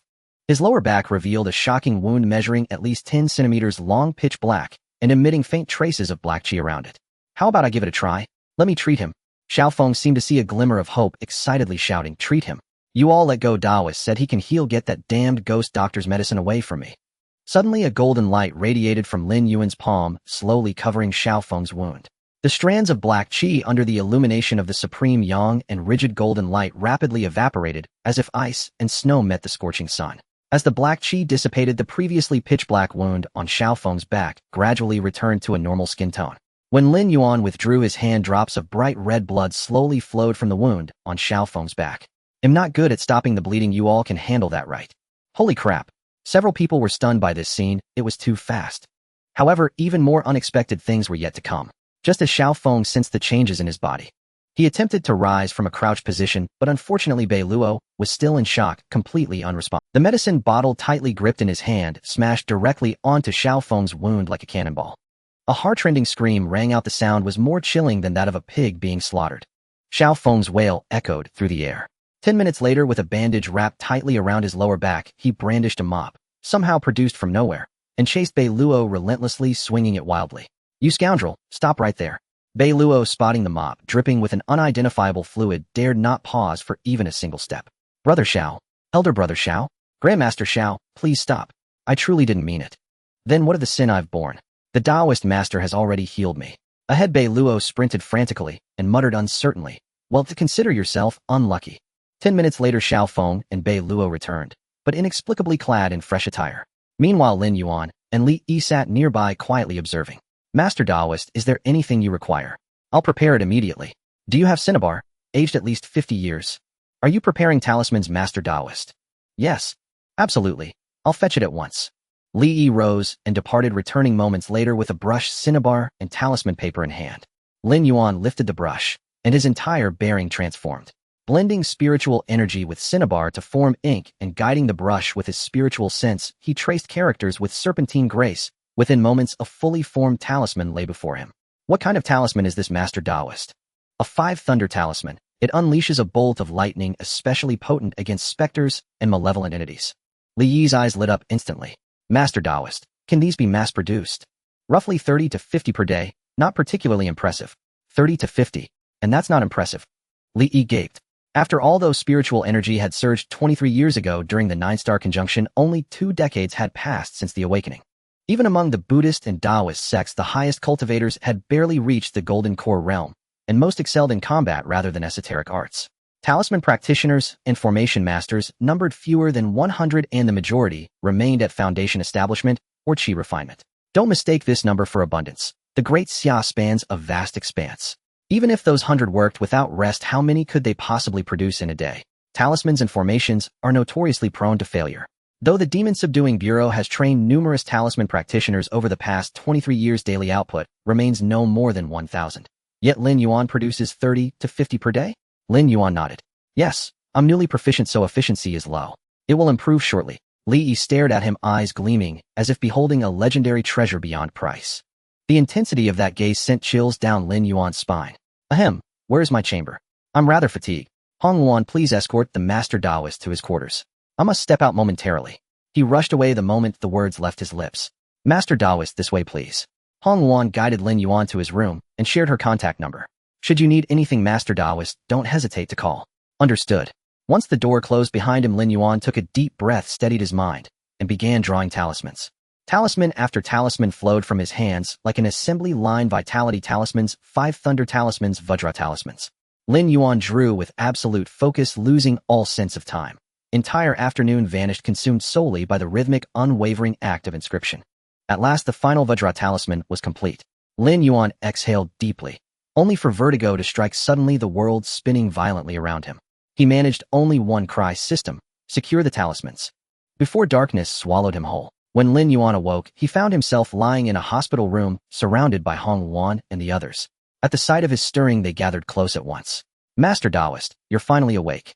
Hong Luan said, her voice thick with concern. Lin Yuan gazed at them blankly. I fainted. How long has it been? A full day and night, Master Taoist. You had us frantic. Hong Luan replied. Any discomfort? Lin Yuan assessed his condition inwardly.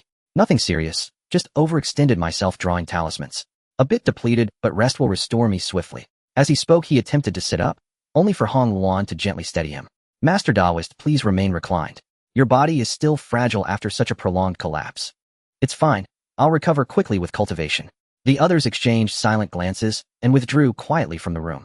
Moments later, the entire Demon Subduing Bureau felt spiritual energy surging toward the infirmary, racing, converging, drawn irresistibly inward. This cultivation technique. Xiao Feng's eyes widened in stunned disbelief. The others shared his awe. Hong Luan fixed them with a grave look. This is the Master Taoist's secret, you understand? They nodded solemnly.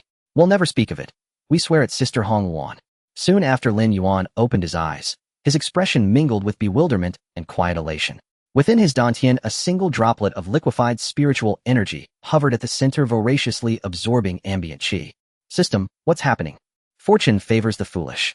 Others would lose cultivation rank upon spiritual depletion, but you, pure luck. Breakdown bread breakthrough, your chi has condensed prematurely. You're now a pseudo-foundation establishment cultivator. Wait, spiritual depletion causes rank loss. Why didn't you stop me earlier? Well, I was momentarily preoccupied. But all's well, no need to dwell on details. Opportunity knocks once, absorb chi now. Lin Yuan dismissed the query and activated the spirit-invoking scripture. Spiritual energy streamed inward once more, 1 droplet, 2, 3. By dawn, 10 droplets filled his dantian. Each droplet equaled his former total spiritual energy reserve. 10 times over. He stood now as tenfold stronger than yesterday. A faint sting bloomed in his dantian, prompting him to halt absorption. He sighed softly. The path of cultivation, each realm a chasm unto itself. Pushing open the door, he was met by the waiting group crowding the threshold. Master Taoist, you've recovered? Yes, I apologize for your concern. Down the corridor, Li Yi sprinted toward them, breathless and flustered. He skidded to a halt before Lin Yuan, chest heaving, forehead damp with sweat. Wiping none of it away, he blurted urgently, Master Taoist, how is your condition? What's happened? Lin Yuan's voice tightened. Li Yi inhaled sharply, composed himself, then spoke rapidly. It's begun. The battlefield has expanded and formed a ghost domain. A reconnaissance squad has already been ensnared. At those words, Hong Luan and the others stiffened, faces hardening into grim resolve. Upon hearing the news, Hong Luan and the others' expressions turned instantly severe. Taoist, we must not delay. Shall we depart at once? Lin Yuan nodded, agreeing. 3 hours later, at the ruins of the old battlefield, a ghastly maw like an inverted bowl suffused with red light appeared before them. Looking through it revealed only a rolling mist. Nothing else could be discerned. How much do we know about the situation inside? Li Yi asked the perimeter personnel responsible for the blockade. The maw's interior is unclear but cuts off all signals. There are suspected cracks. Intermittently, we can locate a signal source, but not sustain communications. The longest contact lasted only 5 seconds. The information obtained a Yinyang Master. The Earth Vein. Yinyang Master. Earth Vein. Hearing those words, Li Yi's brow tightened. Hong Luan, report and request reinforcements from Jingxing Jinma Si at once. Yes, Captain. 5 minutes later, Hong Luan looked to Li Yi and said, Captain, specialists from Jingxing Jinma Si will arrive in 5 hours. Leading them is a Buddhist half-step golden core Master Wang Hai. Then we will seal the perimeter and wait for support. It's too late, Lin Yuan suddenly said, his face growing gray. What do you mean? Taoist, what have you discovered? The feng shui array here is changing. Within at most 3 hours, it will turn into extreme. The earth vein will collapse. If the earth vein collapses, it will not be merely a few hundred ghosts. The bonds holding the spirits here will break, and they will be set free. It will be an unleashed horde. At those words, the faces around him changed. Captain Li, continue to call for aid. Mobilize as many as you can. This likely is a long-prepared conspiracy. With that, Lin Yuan stepped toward the ghastly maw. Taoist, you. Li Yi's heart tightened as he watched Lin Yuan approach. I will go and buy you time, he said. Be swift, or all will be lost. With those words, his figure vanished into the maw. Hong Luan, report. Summon a heavenly master. On the other side, within the ghastly maw, a blood-red hue filled sky and earth. There was no sun, only a strange red light suspended at the maw's heart. The instant Lin Yuan entered, an old man whose back was surrounded by drifting specters suddenly looked up. Someone has entered. Shall I deal with them? Asked a sullen-looking Yinyang Master at the side. The old man was about to answer, then detected that the intruder's aura had faded. No need, he is likely dead. What about those from Jinma Si? Send a few to deal with them, preferably alive. Dead bodies are poor for the blood. Ding. Host detected entering the ghastly maw. Extreme danger. Temporary permissions opened. Initiating scan. Temporary permissions active. Conceal breath. Cannot be pierced unless observer is 3 major realms above the host. Scanning. Results will be transmitted to the host's mind. Ghostly maw map generating. Generation complete. Surveying the map in his mind. Red dots everywhere and a few green dots clustered together. Lin Yuan sighed, chastising himself. How did my blood run so hot? Or my cultivation is still insufficient. Though his mouth betrayed indifference, his feet moved faster toward the green blips. He activated a spatial compression step, becoming almost a blur as he darted through the ghost's blind spots. Elsewhere, several men in Jinma Si garb were locked in a desperate battle with a horde of fiends. Captain, we can't hold much longer. The captain's face hardened, a resolute light flashing in his eyes. Then stop straining. Fall back to me. In a moment, I will detonate myself to see if I can tear open the maw for an instant. You must seize that chance and— No, Captain. Don't argue. It's an order. The captain barked, leaving no room for debate. The team helpless. The captain once more forced back the ghost mass and charged toward the maw's barrier. Yet at the instant he was about to self-detonate, a hand like a phantom suddenly sprang onto his shoulder and pinned him in place. That hand seemed to contain boundless force. It forcibly suppressed the energy of the captain's imminent detonation and held it in check. That hand seemed to contain boundless force. It forcibly suppressed the energy of the captain's imminent detonation and held it in check. Senior, who are you? The captain asked hesitantly. No need to ask, the newcomer replied. This humble Taoist will see you out. Now tell me everything you know about this place, every detail. We were trapped here and probed for information at the cost of one teammate's life, one of them reported. We learned they belong to the Joju lineage and intend to use the ghosts within this maw to contaminate the earth vein, thereby destroying the place and releasing all the battlefield spirits. Lin Yuan nodded. Come to my side and prepare to leave. Yes, senior. Tongzi, purchase 1 small boundary-breaking talisman. Ding. 15 incense points deducted, one small boundary-breaking talisman issued. The talisman was cast, and the Ma's barrier was instantly torn open by a rent. If not now, when? The group snapped back to themselves and scrambled out, while Lin Yuan showed no sign of departing. Senior, won't you come out? Lin Yuan shook his head. I have other matters to attend to. The Ma's barrier slowly repaired itself, once again cutting off the outside world. A perimeter guard suddenly rose. Captain Li, the signal from the second squad has appeared outside the Ma. Li Yi's face brightened. Hurry and go to meet them. The Jiuju lineage could not have missed the Ma being torn. What's happening? The sullen young man flinched. The Ma was torn. The old man's face shifted as he sensed the Ma closing, then he calmed. Perhaps they brought a special item and tore the Ma for an instant. Do not be distracted. Complete the altar and prepare the blood sacrifice. The sullen young man nodded, enchanted. Nearby, the ghosts seemed called by some summons and frenziedly poured their energy toward the altar. A group of imprisoned women watched the scene in terror, chattering incoherently, unaware of Lin Yuan hiding and observing from the shadows. What beasts able to strike their own people, someone muttered. Tongzi, if that thing explodes, could it kill them? Lin Yuan watched the altar of gathered energy with a thoughtful expression. Host, don't be reckless, came a warning. Even if you blow it up, you may not survive, and you will never kill that old man. Lin Yuan said nothing. He kept buying defensive talismans until he had exhausted all his incense points. Then he plastered the talismans over his body and looked at the altar, a sliver of madness flickering in his eyes. If one must die, then die defiant, like a bird ascending to heaven. If spared, may one live 10,000 years. How can one know without trying? Just do it. After waiting for 2.5 hours, Lin Yuan was ready to act. Out of the blue, the old man in front of the altar suddenly felt a tightness in his heart, as if some terrifying entity had set its sights on him. And at that moment, the altar was about to be completed. Activate the space compression technique. Lin Yuan instantly appeared beside the altar, holding exactly 40 activated thunderbolt talismans. Old man, enjoy the fireworks. In the next instant, a massive ball of lightning appeared in the sky, crashing violently onto the altar. The clash of extreme yang against extreme yin made everyone feel as though they were gazing upon the sun. The talismans on Lin Yuan's body lit up, continuously reducing the damage from the explosion as he was directly. The other Onmyuji were not so fortunate. Apart from the old man, they were almost instantaneously turned to dust by the terrifying explosion, without even a chance to summon their Shikigami. Within a radius of 300 meters, all ghosts were instantly cleared. The system's notification sound kept ding. One more ghost killed. 10 merit points earned. Ding. +1 +1 +1.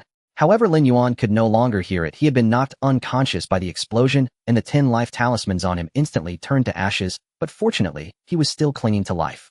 The old man fared no better. As a formidable half-step golden core, he was now in a disheveled state, covered in darkness, with blood gushing from his mouth. The moment he hit the ground, Lin Yuan was painfully awakened, barely managing to stand with the support of his sword. In the distance, the old man looked at the flattened altar and all his dead subordinates, his eyes filled with rage as he gazed at Lin Yuan. Damn it! Old man, how do you like my fireworks? With a crackling sound, the ghost realm maintained by the Onmyuji began to shatter. Sunlight pierced through the cracks and streamed in. The ghost realm began to dissipate. Outside, Li Yi and others looked at the crumbling ghost realm in disbelief. Just moments ago, they had felt the intense tremors from outside. What on earth was Taoist Lin doing inside? As the ghost realm shattered, everyone witnessed a scene of utter devastation. Lin Yuan stood with his sword, laughing maniacally as he looked at the old man opposite him, blood streaming from his body. Save me. Seeing the broken ghost realm, the old man went mad, shouting, Damn it! Damn it! I want you all to die here. A terrifying aura swept through the area, the fearsome power of a half-step golden core expert, sending chills down spines. The old man raised his hand, and a gigantic blood-red hand materialized out of thin air, exuding a destructive force as it slammed down toward Lin Yuan. Just as the blood-red hand was about to touch Lin Yuan, it suddenly seemed to lose all its power, vanishing without. A gentle breeze blew by, and the oppressive aura dissipated. Moments later, an old man in a Taoist robe with white hair appeared before Lin Yuan. A soft voice resonated, It seems I arrived just in time. The gentle tone sent shivers through the old Onmyuji, causing him to tremble involuntarily. Who do you want dead? The old man's words were light, yet they hit the old Onmyuji's heart like a heavy hammer. Tion master. The old Onmyuji's voice was filled with fear and despair, as if he had seen his nemesis. Oh, you. The old Onmyuji's eyes flashed with a hint of ruthlessness. Knowing it would be difficult to escape today, he gritted his teeth and suddenly struck out with a palm, not towards the old man, but directly at the distant members of the demon subduing division. This palm contained all his strength, an incredible force meant to force the old man to act and create an opportunity for his escape. Indeed, upon seeing this, the old man's expression changed slightly. He flashed forward in an instant, appearing before the blood-red palm print, raising his hand to lightly wave it, effortlessly stopping the terrifying mark. Meanwhile, the old Onmyuji desperately fled blood light, illuminating his body as he transformed into a streak of escape, light shooting away. However, just when he thought he had escaped, a calm and indifferent voice rang in his ear. Where do you think you're going? You think you can just leave after making such a commotion? That won't do. The moment that voice sounded, the heart of the old Onmyuji tightened. He looked up in disbelief. At some point, the Tian master had appeared in front of him. With a gentle press of his hand, a golden glowing hand descended from the sky. With a loud bang, the old Onmyuji exploded in midair into a cloud of blood mist splattering in the air. Lin Yuan, standing at a distance, revealed a smile upon witnessing this. Old man, that'll teach you to be arrogant. However, before he could finish speaking, Lin Yuan suddenly felt dizzy, his body swaying unsteadily. Struggling to endure the dizziness and trying to steady himself, he ultimately could not hold on, and darkness enveloped him as he fell backward. Just as Lin Yuan was about to hit the ground, a hand swiftly reached out and firmly supported him. This child will be taken back by me to heal. You all take care of things here. Li Yi and the others quickly responded, yes. Tian master. As soon as the words left his mouth, the Tian master took Lin Yuan and transformed into a streak of lightning, vanishing instantly. When Lin Yuan awoke again, he felt an excruciating pain throughout his body. He managed to get up to find some water, only to realize he was not in the demon-subduing division. After looking around, he discovered he was likely in some Taoist temple. Did the Tian master take me away? The movement of getting up was heard by a little Taoist boy outside, who pushed the door open and entered, saying, Taoist brother, you are awake. Is there anything you need to tell me? Thank you, please bring me some water. The boy nodded and left. When he returned, he had a pot of tea and a small food box. Taoist brother, enjoy your meal. The master wants to see you in a bit. After a moment, once Lin Yuan was full and had slightly moved his body, he still felt a lot of pain, but it was bearable. He got up and went out. Taoist brother, please follow me. The little Taoist took Lin Yuan around and brought him to the back mountain. There the Tian master and another old Taoist were fishing. Master, I have brought Taoist Lin here, whom you may leave now. Lin Yuan has met the Tian master. Thank you for saving my life, Tian master. As he spoke, he was about to bow. The Tian master's brow twitched, and with a flick of golden light, he supported Lin Yuan, saying, there's no need for such formality. Young friend, you eradicated the ghost realm and entered the fray. Oh, I should be thanking you on behalf of the people of Xia. As he spoke, he pointed to a nearby chair. Sit, and keep me company while I fish for a while. Lin Yuan nodded and sat down obediently to fish, though his mind was elsewhere. Master, what realm is this Tian master in? Golden core. I don't believe it. That one palm could kill a half-step golden core. If you say he is golden core, I won't believe it, even if you beat me to death. Ding. Scanning. In the instant, the system began scanning the celestial master, and the elder beside him unexpectedly turned to glance back. Lin Yuan was taken aback. Could it be? Have they been discovered? After a while, the celestial master found nothing unusual and muttered, strange. Ding. Scan complete. Zhang Daoqing golden core, 5th stage nascent soul, complete, hidden. Zhang Daoming golden core, 3rd stage nascent soul, 8th stage, hidden. What the hell?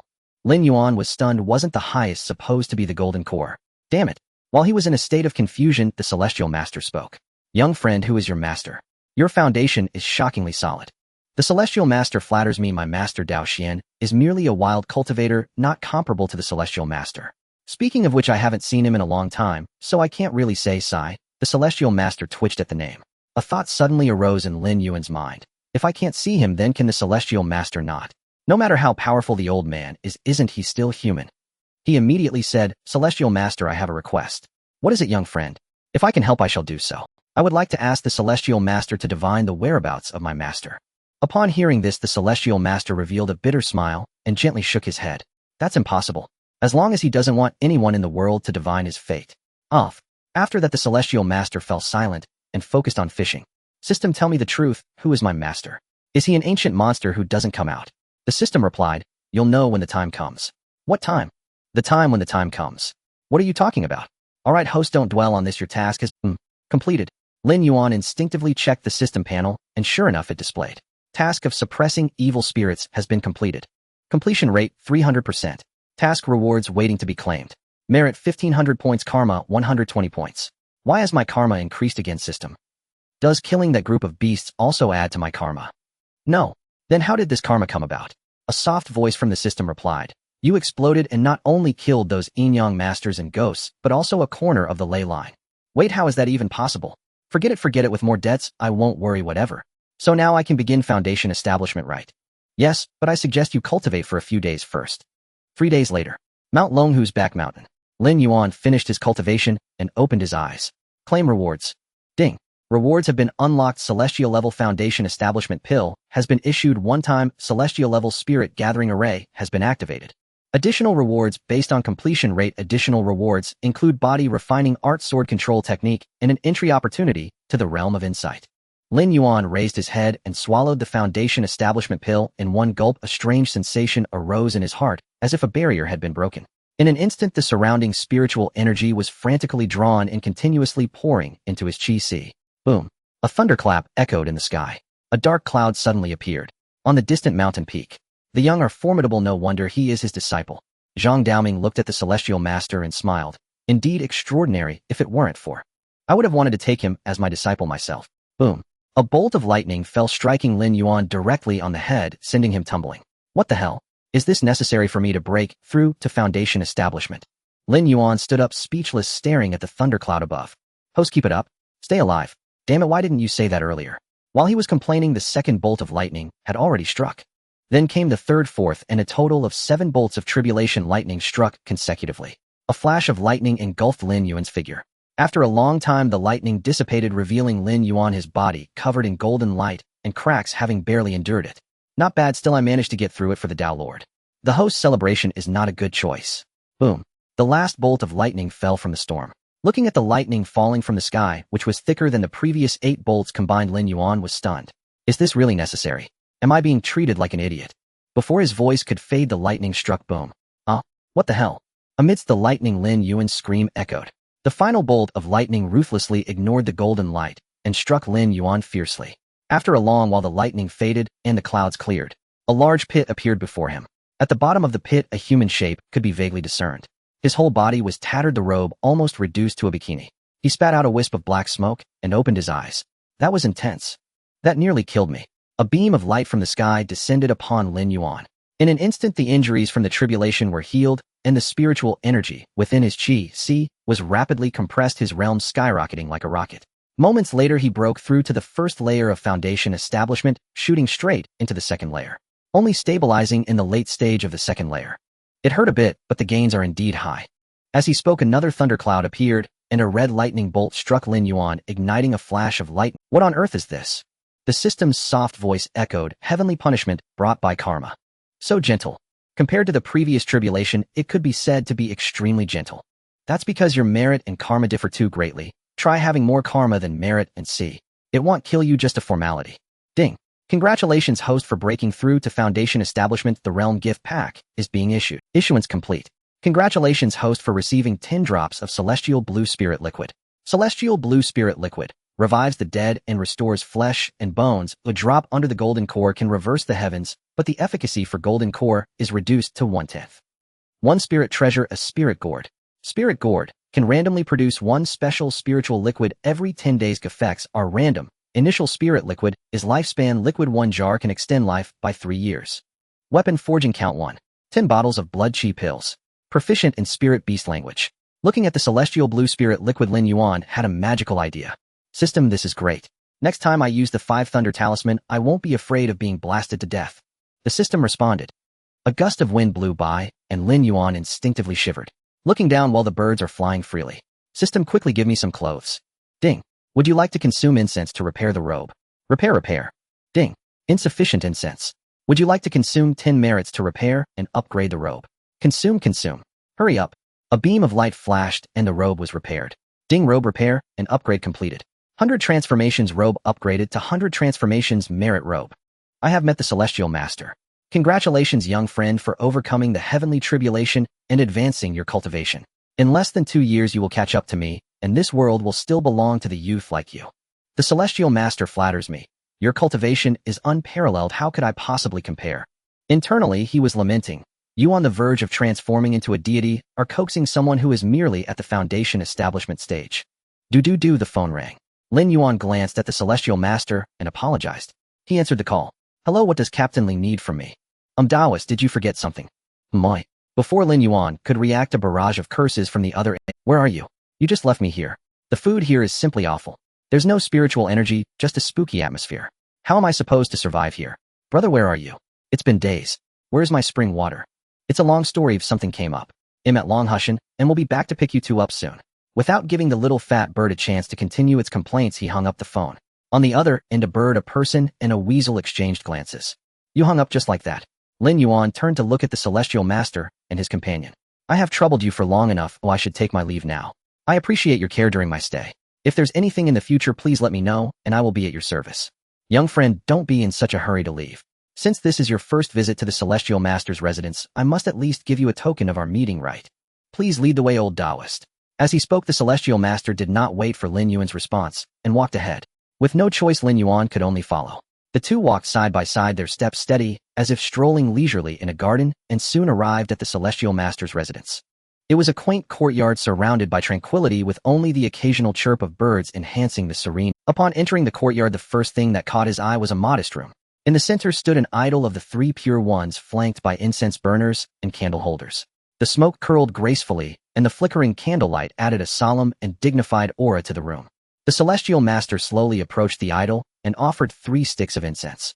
Seeing this, Lin Yuan also stepped forward respectfully and offered 3 sticks of incense to the 3 pure ones. After finishing the incense offering, the celestial master walked to the idol's base and picked up a purple talisman that was offered there. The talisman looked ancient, adorned with intricate runes and patterns. Just a glance made Lin Yuan's heart race with alarm, and the hairs on his body stood on end. I observe that your path is fraught with twists and turns, so I present you with this talisman, which may protect you from calamities in the future. The celestial master slowly handed the talisman to Lin Yuan. Lin Yuan took the talisman with both hands, feeling a warm energy emanating from it. Ding! Congratulations to the host for receiving the celestial master's gift, purple talisman, 5 Thunder Destruction Talisman. This 5 Thunder Destruction Talisman carries the power of an unknown nascent soul expert's thunder technique and is imbued with a significant amount of incense divine power. It guarantees death to anyone below the nascent soul stage. Note the lethality against ghosts and monsters can increase by 1 tier, ensuring death to those below mid-nascent soul. Looking at the talisman's effects, Lin Yuan couldn't help but feel a chill run down his spine. A talisman that guarantees death to anyone below the nascent soul stage and even enhances its lethality against ghosts and monsters. It's simply a formidable weapon. Celestial Master, this is too precious. What's precious or not matters little. I give it to you, so just... The Celestial Master waved his hand, interrupting Lin Yuan. This talisman may save your life at a critical moment, so don't refuse it. Hearing the Celestial Master's words, Lin Yuan felt a surge of emotion. He no longer declined, clasped his fists in gratitude, and said, I dare not refuse such a generous gift. I gratefully accept it. Now that's more like it. After all, he has plenty of these. By the way, you used the 5 Thunder Talisman to blow open the ghostly lair, right? Yes.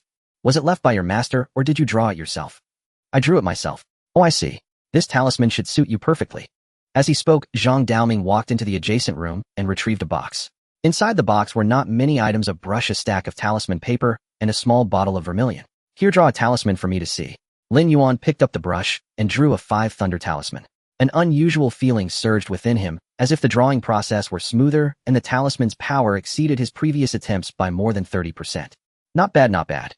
Your strokes are powerful, the flow is smooth, and the divine intent is rich. I was not as good as you in my youth. It seems my judgment was not wrong. Take it, it's yours now. The Celestial Master chuckled. Junior brother, don't flatter yourself.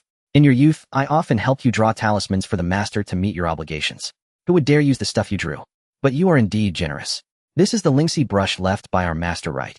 Lingxi brush. Zhang Daoming shot a glare at his senior brother, then turned to Lin Yuan. This Lingxi brush was made by my master, crafted from the horn of a Lingxi ox.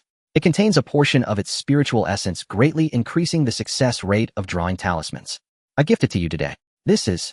Lin Yuan was about to protest when the Celestial Master had already placed the Lingxi brush into the box and shoved it into his hands. Take it, keeping it is a waste. I'll but.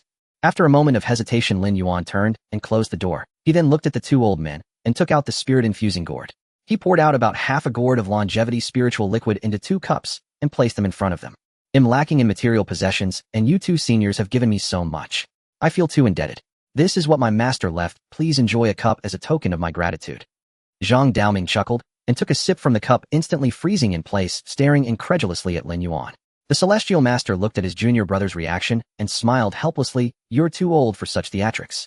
As he spoke, he took a sip from his own cup and was similarly stunned, his expression complex, as he looked at Lin Yuan, astonished at the efficacy of the liquid and the trust expressed by such a precious gift. Young friend, this must not be disclosed to others. We will keep your secret. The celestial master gazed at the remaining longevity spiritual liquid in the cup, his expression inscrutable. I understand. However, the celestial master's life-saving grace coupled with this generous gift, I cannot remain indifferent even if I were ungrateful. Moreover, considering the celestial master's cultivation, this gift's effect is minimal and merely a token of goodwill. Lin Yuan thought this as he had discreetly observed the cultivations of the two celestial masters through the system. He was well aware that this bit of longevity spiritual liquid was merely a bonus for the two of them. Who knows how long a mid-nascent soul and a peak-nascent soul could live? In the afternoon, Lin Yuan descended the mountain. After a mere 10 days away from home, he found himself inexplicably thinking of that little run-down Taoist temple. Indeed, that saying holds true. A golden nest or silver nest is not as good as one's own doghouse. He descended the mountain and headed straight for the Tianhai Town Demon Suppression Office, taking the high-speed train while aimlessly gazing out the window. Hey, do you think my sword can match the high-speed train's speed? Probably not. If you were at the golden core stage, the train wouldn't catch up to you. Right now, you a mere foundation establishment are dreaming. 5 hours later, at the Tianhai high-speed train station, Lin Yuan exited the station and saw Li Yi waiting for him from a distance. Lin Taoist over here. As he approached, Li Yi looked Lin Yuan up and down and sighed. Truly, some people thrive while others languish. The disparity is stark. Your breakthrough seems faster than my weight loss. Just luck, just luck. Half an hour later, at the Tianhai Town Demon Suppression Office. As soon as he entered, two figures rushed towards him. One landed on his head while the other hugged his leg. Big brother, you're finally back. This place is simply not suitable for birds or wolves. The dragon sparrow flapped its wings frantically, while Huang Tianbiao was a mess of snot and tears. Lin Yuan turned to Li Yi. What happened to these two? Did you mistreat them? Li Yi replied, well, I wouldn't say mistreated. I had them taken care of by Hong Luan, but as for the specifics, I'm not. Just then Hong Luan approached with 2 trays in her hands, saying, dinner is ready. Upon hearing this, the dragon sparrow immediately dove into Lin Yuan's sleeve, as did Huang Tianbiao. Lin Yuan looked at the food on the trays, which emitted spiritual energy, but were quite unappetizing. Li Yi seemed to realize something and incredulously looked at Hong Luan. Hong Luan, please tell me you didn't cook the food they ate these past 2 days. Hong Luan nodded, justifying herself. Of course. Didn't you say to give them the best? This is all my share of the spiritual rice. I didn't eat any myself, I gave it all to them. Looking at the unidentifiable food emitting spiritual energy, Li Yi was at a loss for words. How could anyone eat that? He couldn't criticize her as it was her own rations, leaving him speechless. Lin Yuan chuckled. It's all right, Hong Luan meant well. But about this cooking? Well, as long as the heart is in it, it's fine. Just don't make it again next time. At this moment, Li Yi could hardly contain himself. Ahem. Feeling the death glare from Hong Luan, he quickly changed the subject. By the way, Taoist, you haven't received your rewards from the last ghost lair incident or for capturing the rogue cultivator. Come with me. As he spoke, he dragged Lin Yuan away, quickly leaving behind Hong Luan, who stood there holding 2 trays of unidentifiable food, looking very aggrieved. At the Demon Suppression Office's task hall, a software named Demon Suppression was installed on his phone. Taoist, your task rewards have been deposited into your account. A total of 15,000 Demon Suppression coins, which can be used to purchase anything you need. Oh, and by the way, Demon Suppression coins can be exchanged for cash at a rate of 1 to 1,000. However, I wouldn't recommend that you do so, as many things cannot be bought with money. Then he took out a card and handed it to Lin Yuan. Taoist, this is the basic allowance for task missions. It's not much, but a total of 300,000. Don't feel it's too little. What? 2 missions and 300,000 isn't enough. It's indeed not much. Our monthly salary is about the same, and that's under conditions of not taking on missions. After all, working with our lives is something that needs compensation elsewhere. This simple statement revealed the terrifying cost behind the Demon Suppression Office. Lin Yuan fell silent. Indeed, if this were for buying one's life, then it wasn't much at all. That night, Lin Yuan used the Lingxi brush to draw 10 King Kong talismans, 10 Vitality talismans, and 10 Five Thunder talismans. The next morning, Li Yi personally drove Lin Yuan back to Qinghe village to the village entrance. Lin Yuan got out of the car and took out the 30 talismans he had drawn the previous night. He placed them in Li Yi's hands. These are some talismans I drew, divided into 3 types: King Kong talismans, Vitality talismans, and Five Thunder talismans. I hope they can keep you safer. No need to refuse. If you feel indebted, just send me some spiritual rice seeds in return. Li Yi was taken aback for a moment, but nodded. All right, thank you, Taoist.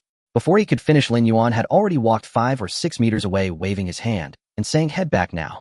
Watching Lin Yuan's figure disappear at the village entrance, Li Yi turned and got into the car. Entering the village, Lin Yuan looked at the big tree at the village entrance and noticed that Grandpa Zhang was missing. Where did that old man go? Since Lin Yuan could remember, Grandpa Zhang had almost always sat under that big tree, gazing outside the village. Why was he not there today? Was something wrong? Lin Yuan's heart skipped a beat, a hint of panic flickering in his eyes. He calculated for a moment, then sighed in relief. He smiled and headed up the mountain. In just a few steps, he reached the foot of the mountain, and after another few steps, he appeared at the door of the Taoist temple. Before he could even push the door open, he heard Grandpa Zhang's voice from inside the temple, leaving the door unlocked. Really, I have to come here to keep an eye on things for him. Then another female voice called out, Grandpa Zhang, it's time to eat. The door of the Taoist temple was pushed open. Lin Yuan looked at the spotless main hall, his smile deepening as he briskly walked towards the backyard. Standing at the entrance of the backyard, he saw Grandpa Zhang sitting there waiting for dinner and couldn't help but laugh. Grandpa Zhang turned around at once. Lin Yuan chuckled, looks like I came back just in time. Shen Man saw Lin Yuan and called out, Taoist, you're back. Come quickly, it's time for dinner. Grandpa Zhang, as usual, was proud and glanced over, continuing to eat peanuts. However, the way he looked back 5 times in 3 seconds was quite amusing in Lin Yuan's eyes. The three sat down, and Grandpa Zhang couldn't help but ask, is the matter resolved, or did you return just to fetch something and leave again? It's resolved. I was lucky it was finished in just over 10 days, much faster than I anticipated. Grandpa Zhang cast a complex glance at Lin Yuan, ultimately saying nothing. After the meal, Shen Man took the bowls and chopsticks to the kitchen to wash them. The old man and the young man sat in the recliner. After a long moment, Grandpa Zhang spoke. Have you started down the same path as your master? Lin Yuan was silent for a moment and replied yes. Grandpa Zhang sighed silently. The demons in this world are fierce. Since you've chosen this path, you must pay attention to safety. I don't want to send you off with white hair for no reason. Tomorrow come to my house, I have something for you. How did you know all this? Lin Yuan suddenly looked at Grandpa. Shen Man walked out of the kitchen, and the two of them instinctively closed their mouths at the same time. It was better for ordinary people not to know about these matters. Shen Man jogged a couple of steps to support Zhang De's arm and leisurely descended the mountain. Only Lin Yuan remained at the entrance of the Taoist temple, watching the figures of the two, his heart filled with questions that had nowhere to go. After a night passed, Lin Yuan opened his eyes from his meditation. He sighed softly. The speed of cultivation is so slow. In one night, I only gained 1/10 of a drop of liquefied spiritual energy. Sigh, when will I attain the golden core? The system's voice interjected. Do you want to hear what you're saying? It's only been 3 months, and you've already reached the 2nd level of foundation establishment. A person with average talent would take 10 years to catch up to you. What more do you want? A dragon sparrow flapped its wings and flew in. Someone. The weasel was beaten by a cat. You must go take a look. A cat. Beating Huang Tianbiao. What cat could possibly beat Huang Tianbiao? A giant panda. Lin Yuan stood up and walked into the main hall, only to see a beautiful 3-colored cat squatting on the crown of the ancestor statue, looking quite proud. Huang Tianbiao lay beside the incense burner, his face bruised, while the culprit squatted on the crown, looking disdainfully at him. What thing dares to speak loudly to me? They'll send you flying. What is this system? A 3-colored cat that has become spiritual. Ding. Scanning. 9 lives wish cat. Born of human desire arising from wishes born of humans, and possessing innate knowledge favored by heaven, granted 9 lives, and 9 wishes, 1 life, for 1 wish. Talent 1. 9 wishes. 2. Heavenly guidance, can receive heavenly direction. 3. Treasure seeking. 4. Dream entry. Note 9 wishes and 9 lives, 9 wishes dissipate, 1 wish remains. Status 8 of the 9 wishes dissipated, 1 wish remaining. As Lin Yuan stepped into the main hall, the eyes of the 9 lives wish cat instantly brightened. It leapt up and landed in front of Lin Yuan. Taoist, I have a request. Huang Tianbiao, gritting his teeth, complained, the temple master hit me. Cat, you could have just come to me. Oh, why did you hit him? The 9 lives wish cat glanced at Huang Tianbiao. That filthy yellow weasel deserved it for his foul mouth. And I have a name. I am called Jiao. What did Huang Tianbiao say? Facing Lin Yuan's inquiry, Huang Tianbiao's face turned awkward. At that moment, Lin Yuan figured out what had happened. It was most likely that Huang Tianbiao had tried to show off and ended up getting beaten. Not feeling too sorry for him, he pointed to the backyard. Go to the spiritual spring yourself. Huang Tianbiao nodded, dirted and disheveled, and ran toward the backyard. Jiao, what matter do you seek me for? Taoist, I want to ask you to save someone. If you save him, I can grant you 1 wish. Ding. Quest triggered. 9 lives wish. Reward unknown. You are the 9 lives wish cat, right? Jiao looked at Lin Yuan in surprise, then nodded. I am. So can you help me? Since you know I am the 9 lives wish cat, you should know that I can truly grant wishes. But why don't you wish for his revival yourself? Upon hearing this, Jiao lowered her head. He won't allow it. My wish must be granted voluntarily by the person, and he is resisting, so I have no way. So you came to me hoping I would save him, and then you would exchange it for a wish. Jiao nodded. But you only have 1 wish left, right? Upon hearing this, Jiao stiffened, and after a long silence she nodded. Is it worth it? Why wouldn't it be worth it? Lin Yuan smiled. All right, I will accompany you on this journey. He reached out to pick up Jiao, instructing the dragon sparrow and Huang Tianbiao to look after the house. In a few steps, he vanished from sight. 1 hour later, at Qinghe First Hospital, Jiao pointed at the hospital building, 18th floor room, 1803. Lin Yuan nodded, casting an illusion, and took Jiao all the way to the 18th floor room, 1803. In the ward, an old man lay with an oxygen mask, his chest faintly rising and falling with no one to care for him.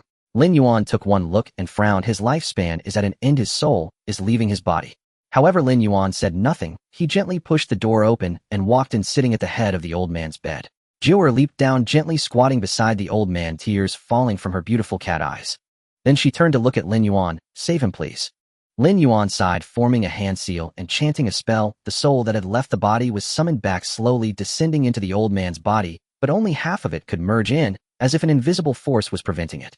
Helpless, Lin Yuan sighed and poured 2 drops of longevity elixir from the spirit-containing gourd into the old man. After a moment, the old man slowly awakened, and seeing the 9 lives wish cat beside him, managed to force a smile, stretching out his withered hand to gently stroke her head. "Jiu'er." The 9 lives wish cat rubbed against the old man's hand. "You want die? Ooh, I found someone to save you." The old man looked at Lin Yuan, his voice hoarse. "Thank you, Taoist, but I know my own situation." Lin Yuan was speechless. The old man's condition was like a leaking bucket, vitality quickly draining away. The soul had left the body, and at this moment Lin Yuan was merely using his technique combined with the longevity elixir to force a brief revival. The 9 lives wish cat almost instantly realized what was happening. She turned around sharply to look at Lin Yuan, her eyes filled with self-deception. "Taoist, you can save him, right?" Lin Yuan remained silent. The tears in the 9 lives wish cat's eyes fell again, large droplets cascading down. The old man smiled and hugged her, gently stroking her. "Jiu'er, ultimately, everyone must die. There's nothing to it. In my final moments, you are still here. That is already the best gift for me. I don't want you to die. I don't want it." The 9 lives wish cat suddenly raised her head to look at the old man. "Make a wish. Yes, you wish to live." The old man remained silent, only stroking the 9 lives wish cat's head, shaking his head with a smile. "Jiu'er, I won't make any more wishes. You have done enough for me, more than enough. 8 wishes allowed me to rise from a beggar fighting over scraps in a war-torn era to where I am now. That is sufficient. You do not want me to die. But how can I wish for you to die in my place?" Then he turned to Lin Yuan. "Taoist, thank you." Lin Yuan waved his hand. "No need for thanks. I cannot save you." The old man smiled and said, "It is already enough that I can see Jiu'er one more time. May I ask, Taoist, can I live until sunset? I want to accompany Jiu'er to see one last sunset." Lin Yuan sighed and raised his hand, sending a thread of spiritual energy into the old man's body. "You can go and watch. You will see the sunset." Feeling the power returning to his body, the old man smiled and slowly sat up. He bowed to Lin Yuan. "Li Qinghe, thank you for your great kindness, Taoist." The old man hugged Jiu'er and slowly walked out of the ward. At that moment, the doctor outside finally noticed that a Taoist had entered the ward, and the critically ill Mr. Li was actually standing up. "Mr. Li, you." The doctor wanted to stop Mr. Li, but the old man merely waved his hand. "Go prepare a chair and some strawberries quickly. I want to see the sunset." The doctor wanted to refuse, but when Mr. Li looked at him for some reason, he inexplicably agreed. Moments later, on the top floor, the old man sat in a lounge chair, holding Jiu'er. 3 hours remained until sunset. Lin Yuan then said to the doctor, "Go buy roast chicken, white wine, yellow paper, uncooked rice, plus 2 pairs of chopsticks, 2 bowls, and also bring a table and 3 chairs." The doctor wanted to refuse, but Mr. Li spoke up. "Go help the Taoist buy them." Moments later, everything was prepared. The old man did not turn back, simply sitting in the lounge chair, watching the sun move slowly. He occasionally fed strawberries to Jiu'er. "Taoist, would you like to hear the story of this old man? If the old sir is willing to tell, then this humble Taoist is happy to be a listener." That was decades ago. The war had not yet ended. The National Army, the 8th Route Army, and the Japanese fought a great battle in Qinghe. That battle lasted nearly a year with death everywhere. And I at that time became an orphan at the age of 15. I begged everywhere, seeking a bite to eat to survive, but in that era, everyone lacked food and could not fill their And Jiu'er was found by me in a dilapidated Taoist temple. She was my little sunset. I found a small patch of wild strawberries. At that time, Jiu'er was tiny, only the size of a palm, and we survived for a full 2 weeks relying on that patch of wild strawberries near the temple. By heaven's fortune, both Jiu'er and I survived, and the situation stabilized considerably. However, I continued to hide in the temple due to lack of money. One night I dreamed that I found a piece of dog gold and bought a lot of food. I am not afraid of the Taoist laughing at me. That day, I woke up smiling. But when I woke up, a piece of dog gold really fell from the beams of the temple. At that time, I didn't care about how strange it was. I used that dog gold to buy the courtyard, buy food, and even opened a small shop. I spent a rare period of peace with Jiu'er. But good times ultimately do not last. 2 years later, the Japanese came again. I didn't know if it was because of Jiu'er, but in just 2 years I became the largest grain and oil merchant in all of Qinghe. At that time, I made up my mind to help my fellow countrymen drive away the Japanese, whether it was the National Army, the 8th Route Army, or some scattered soldiers. As long as they fought the Japanese, I would provide them with food. But I was also targeted by the Japanese. Until the end of the war, I walked through the gates of hell 7 times, yet each time I miraculously survived. Later when the war ended, I passed by the Taoist temple from that year, and I renovated it. During the renovation, I found a small stone cat statue from the main hall, which looked exactly like Jior. Having walked through the gates of hell 7 times, I absolutely do not believe that it was just my luck. Thus, through various connections, I spent nearly a year investigating and finally discovered what Jior was the 9 lives wish cat. Jior quickly admitted it. I was 26 that year. Jior said she would surely live longer than me. I was very happy at that time. After 11 years of companionship, she had long become my family, and hearing her say she would live longer than me made me very joyful. Later time passed just like that, and I had a wife and children. At this point the old man lowered his head, the smile on his face disappearing for the first time, replaced by a hint of nostalgia mixed with pain. Perhaps there truly is no perfect life. At 45 my wife passed away and my children went abroad. Years later I established a family. It wasn't until I turned 60 that they returned, and only a girl and 2 urns came back. The girl was my granddaughter, and the urns contained my son and daughter-in-law. An hour passed, and the old man seemed to tire from speaking. He took a sip of water, revealing a bitter smile. When one gets old they tend to talk more. I apologize for making the Taoist laugh. Lin Yuan remained silent, gently sighing. The door on the top floor was pushed open and a girl with long fiery red hair dressed in a sharp outfit rushed in. She hurried towards the old man, her face filled with anxiety. "Grandpa, why did you come out? You scared me to death." The old man, however, did not pay much attention to his granddaughter's anxiousness, instead smiling and waving his hand. "Zhangqing, you're here, come here." "Grandpa, you can't be exposed to the wind right now. Hurry and come back with me." As she spoke, she reached out to help the old man back to the ward. The old man patted the girl's hand. "Zhangqing, this is Grandpa's last wish, don't stop me." Seeing the old man looking very spirited and not at all like someone seriously ill, Li Zhangqing's hand trembled and stopped, her lips quivered, but she couldn't say a word. For words emerged in her mind, returning light. Tears fell like beans. "Grandpa." "All right, Zhangqing, everyone must die. Ooh, that's just how it is. Sit down and accompany Grandpa to see the sunset one last time." Li Zhangqing silently nodded and slowly sat down on the ground beside the lounge chair. Time passed minute by minute. The sun gradually slanted westward with 1 hour left until sunset. Gradually the old man felt himself getting colder, and Li Zhangqing noticed it as well. She suddenly stood up, and the old man gazed at the sun sinking toward the horizon, sighing softly, seemingly helpless yet reluctant. His time ultimately insufficient. A gust of wind blew and the old man's soul began to leave his body again. Lin Yuan stretched out his hand to beckon, and the soul was pressed back. However, in that split second when the soul left the body, 2 figures dressed in black appeared before the old man's eyes. Grim Reapers. They stood there expressionlessly, quietly watching the old man. "Layman, the humble Taoist promised you to watch the sunset, so you shall see it." Next, Lin Yuan pointed to the table and looked at the 2 Grim Reapers. "Please sit down and have some offerings." The 2 Grim Reapers did not move, and one spoke up. "To collect souls and claim lives, not even a moment can be delayed. If we are late, both of us will be punished." Lin Yuan remained silent, pulling out 3 sticks of incense and inserting them into the uncooked rice. The blue smoke rose, and the 2 Grim Reapers instinctively halted their steps, looking towards the offerings on the table. After a moment, one of them spoke. "A maximum of 2 minutes." The 2 Grim Reapers sat down on the chairs, inhaling the fragrant smoke. Li Zhangqing was now dumbfounded, watching as the 2 shadows sat at the table, wisps of white vapor being inhaled. She widened her eyes, her worldview collapsing. "Interesting eyes, but little girl, it's not good to look around like this." In an instant, Li Zhangqing felt a wave of dizziness and hurriedly averted his gaze, daring not to continue looking. After a quarter of an hour, the 2 ghost messengers were about to rise. Lin Yuan took out a bundle of paper money and started burning it in front of them. The 2 ghost messengers exchanged glances, both feeling helpless, their eyes flashing with desire, but not daring to reach out. The Taoist priest really can't hold on anymore. A quarter of an hour is just a punishment, but if we wait for another quarter of an hour, we'll each get a lash, and the whips of the underworld are not easy to bear.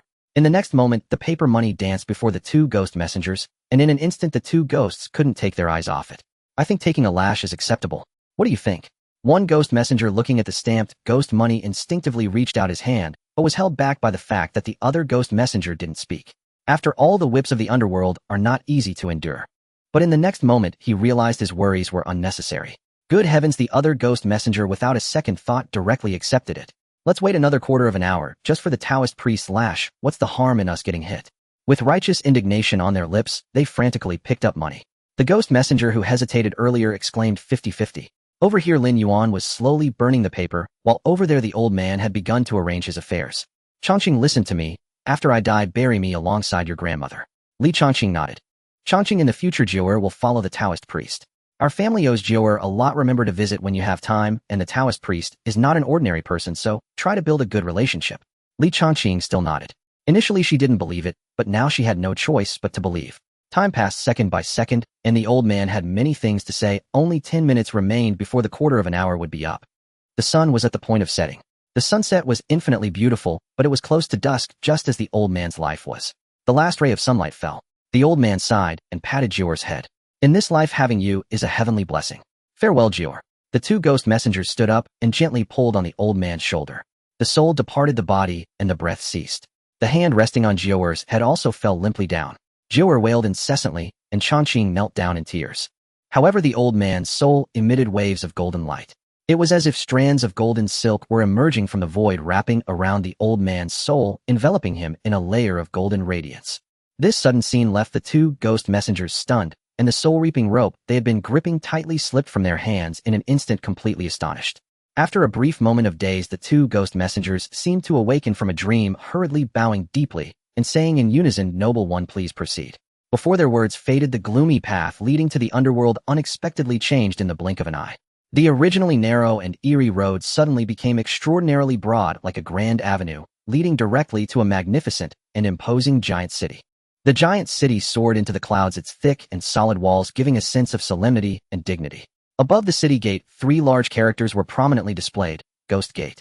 At that moment, a snow-white crane flew out from the Ghost Gate, gracefully landing before the old man, slightly bowed. Seeing this, the old man mounted the crane's back.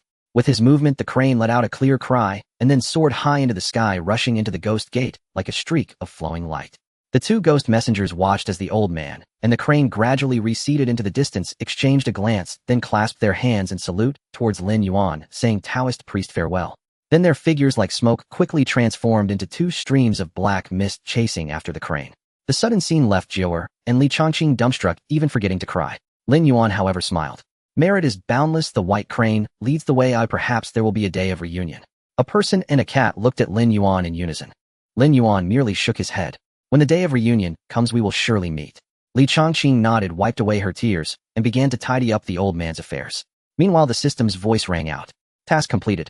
Random rewards being processed. Obtained divine powers, marriage dreams, and pot heaven. 3 days later. Li family ancestors' tomb. Li Changqing buried the old man. Many people came this day, some recognizable, some not, including those often seen on television. Until night fell, Li Changqing wearily sent off all the guests. "Taoist priest, please stay one more night. Tomorrow, I will personally send you back to the temple, and we can get familiar with the route to visit Jior in the future." The next day, Li Changqing personally sent Lin Yuan back to Qinghe village. The two stood side by side walking up the mountain. After all, she was a girl and an elite who had spent years in an office, so she was somewhat lacking in stamina. After walking and stopping, it took nearly an hour to reach the temple entrance. Lin Yuan reached out to push the door open. Huang Tianbiao was squatting on top of the dragon sparrow, standing upright, while the 2 little creatures were engrossed in watching an animated series. "Big brother, you're back." Huang Tianbiao's attention was completely drawn to the animation, completely unaware that Li Changqing was following behind Lin Yuan. Li Changqing exclaimed, "Taoist priest." This. Although Li Changqing had accepted the existence of the underworld over the past 2 days, and perhaps there were other possibilities, seeing a weasel speak and watch cartoons was still somewhat difficult to accept. With a speechless glance at Huang Tianbiao, he said, "Go to the back and watch. You're scaring people." "All right, big brother." Huang Tianbiao hugged a tablet as tall as himself and dashed away. Entering the main hall, Li Changqing lit incense for the ancestors. Seeing this, he reached out to take some incense and imitated Lin Yuan by lighting it as well. Ding. 1 point for preaching. Incense added 10 points. In the backyard, Lin Yuan and Li Changqing sat facing each other. "Taoist priest, this place truly feels like a land beyond the mundane, bringing a sense of tranquility." "You flatter me. It's just a mountain temple."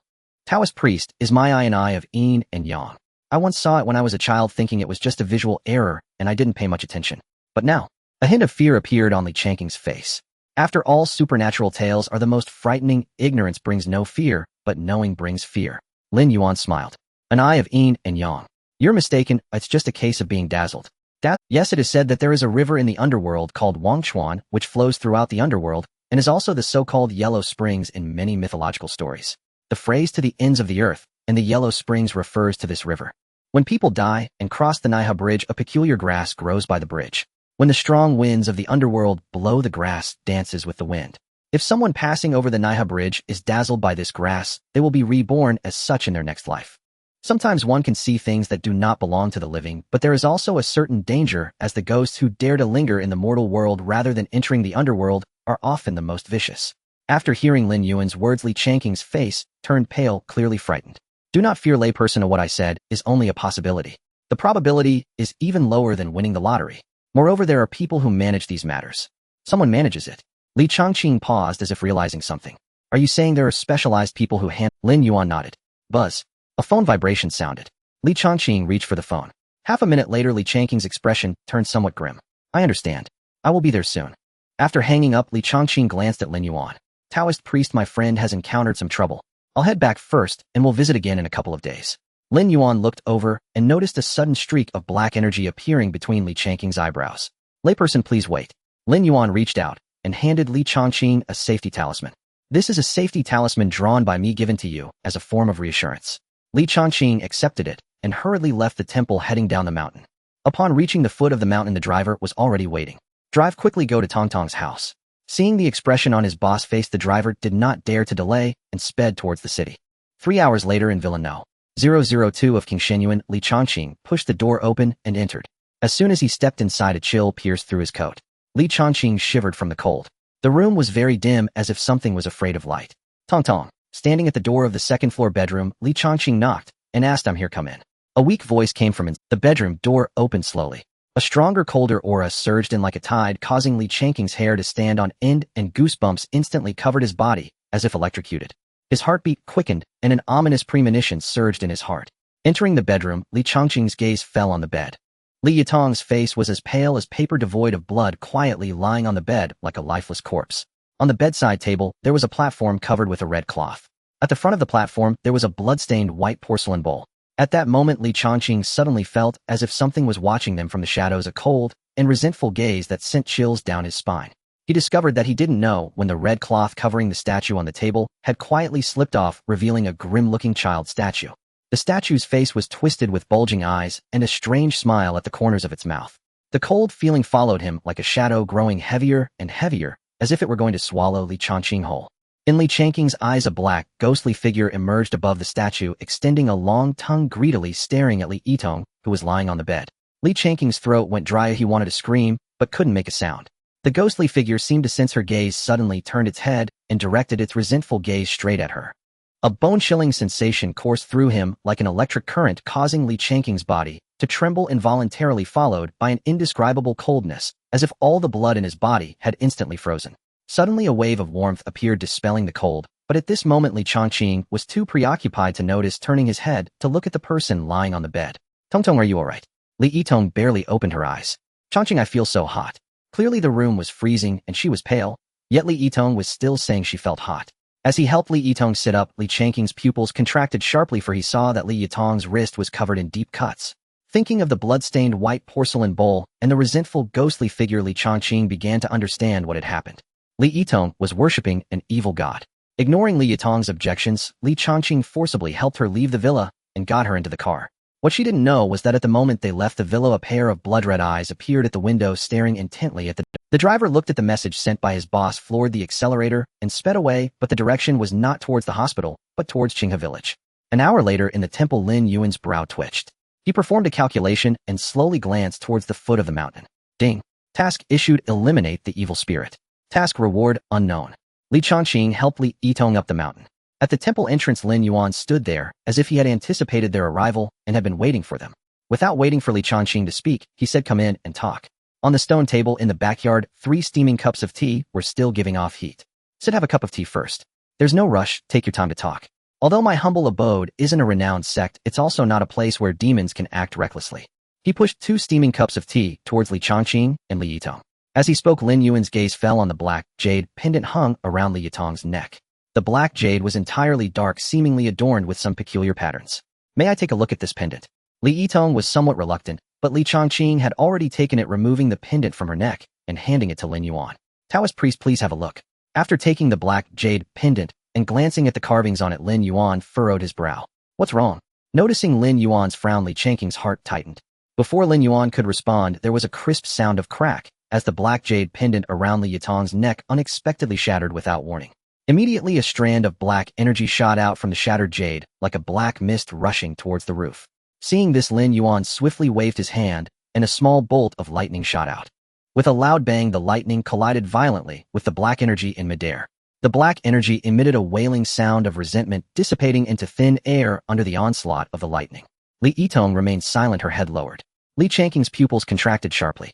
Tongtong, what on earth are you doing? What was that ghostly child statue I saw at your house before? Ghost child statue. Besides this jade pendant, does your family have another ghost child statue? Lin Yuan couldn't help but laugh at Li Changqing's description. You're ruthless, wearing a ghost Buddha pendant and offering blood to a ghost child. Good heavens, you just need a voodoo curse to complete the Southeast Asian evil trifecta. Lin Yuan took a sip of tea and turned to look at Li Yitong, and upon seeing her he nearly spat out the tea he had just swallowed. Cough cough, there's really voodoo. What a legendary character you are. Are you trying to recreate the romance of the Three Kingdoms? Tong Tong, what on earth do you want to do? Li Yitong slowly raised her head, her tears flowing like a breached dam, having long blurred her once delicate face. Her lips trembled slightly. Chongqing, I want. Li Yitong finally managed to speak, but before she could finish her sentence, she was abruptly interrupted by Lin Yuan. Ghost Buddha talisman blood sacrifice to the ancient man-child curse technique. You want to revive someone, don't you? Lin Yuan's voice carried a hint of shock. Li Yitong suddenly lifted her head, her eyes filled with obsession and madness. The Taoist is indeed capable, that's right. I want to resurrect him. Li Changqing's face instantly turned pale, as if recalling something. He looked at Li Yitong in disbelief. Tong Tong, the dead cannot be revived. Wang Xian is already dead. No, he is not dead. Li Yitong's emotions suddenly became extremely agitated. She shouted loudly. Someone told me that as long as I complete that ritual, I can seal his soul and preserve his body, and he will come back to life. Lin Yuan furrowed his brows tightly, his expression becoming serious. Raising the corpse to communicate with the spirit. Do you know that if you do this, he will never reincarnate? Raising the corpse to communicate with the spirit. What does that mean, Taoist? Instinctively, Li Changqing felt that this was something very bad.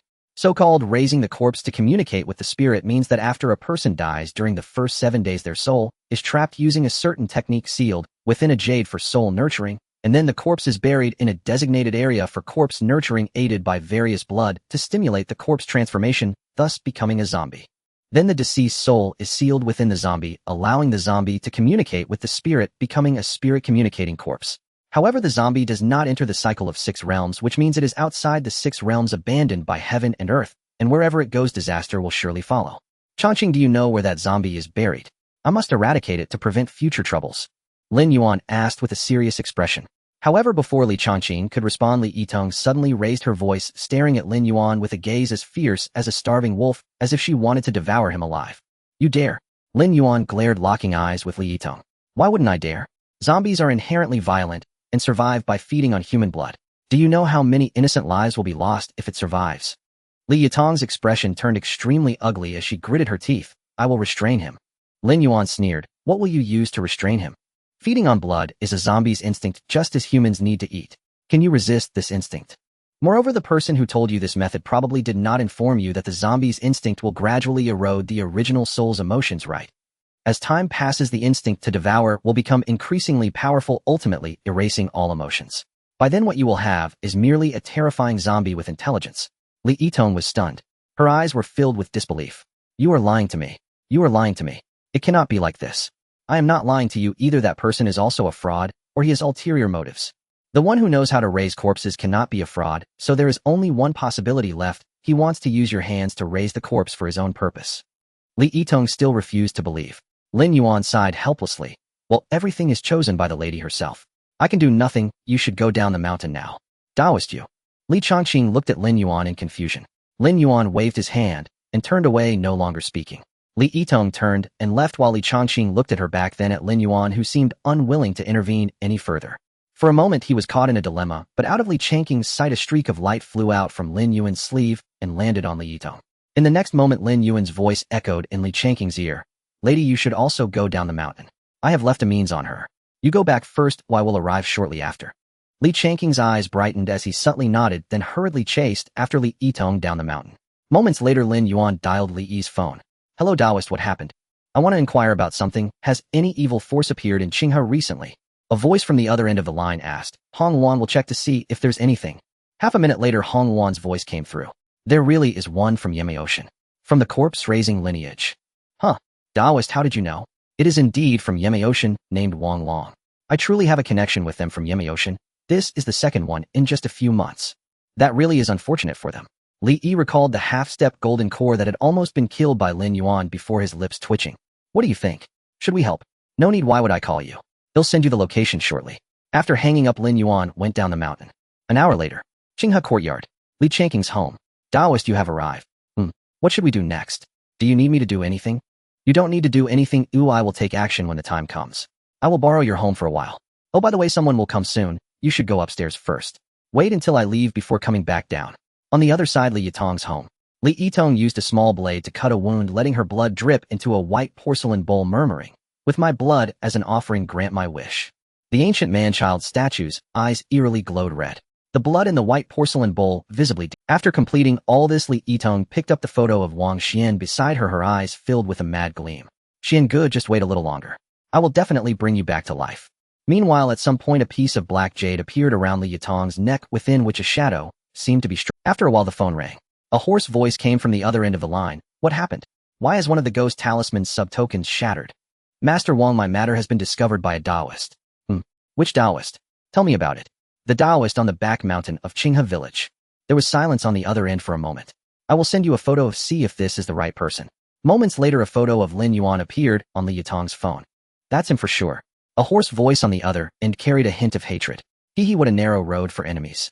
At midnight tonight, pour the rest of the blood into Wang Xian's coffin. Also bring the ghost talisman and child statue. I will be waiting for you at the corpse nurturing site. That person must be watching you from the shadows right now. What should we do if he intervenes?" He won't. I know him, he knows me. He will come openly and above board." The call was disconnected. The Taoist looked at the photo in front of him, his eyes filled with a deepening hatred. "Son, don't worry, I will definitely avenge you." A small knife was suddenly hurled, embedding itself into the photo hanging on the wall, which depicted Lin Yuan. "Beep beep. Hey, have you arrived?" "Yes, we also monitored the phone of that person you mentioned, and surprisingly there were indeed unexpected gains." A teasing voice came from the other end of the phone.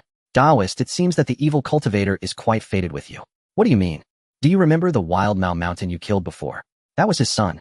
He is probably preparing a banquet for you now. Wow, is this thing inheriting the father's business?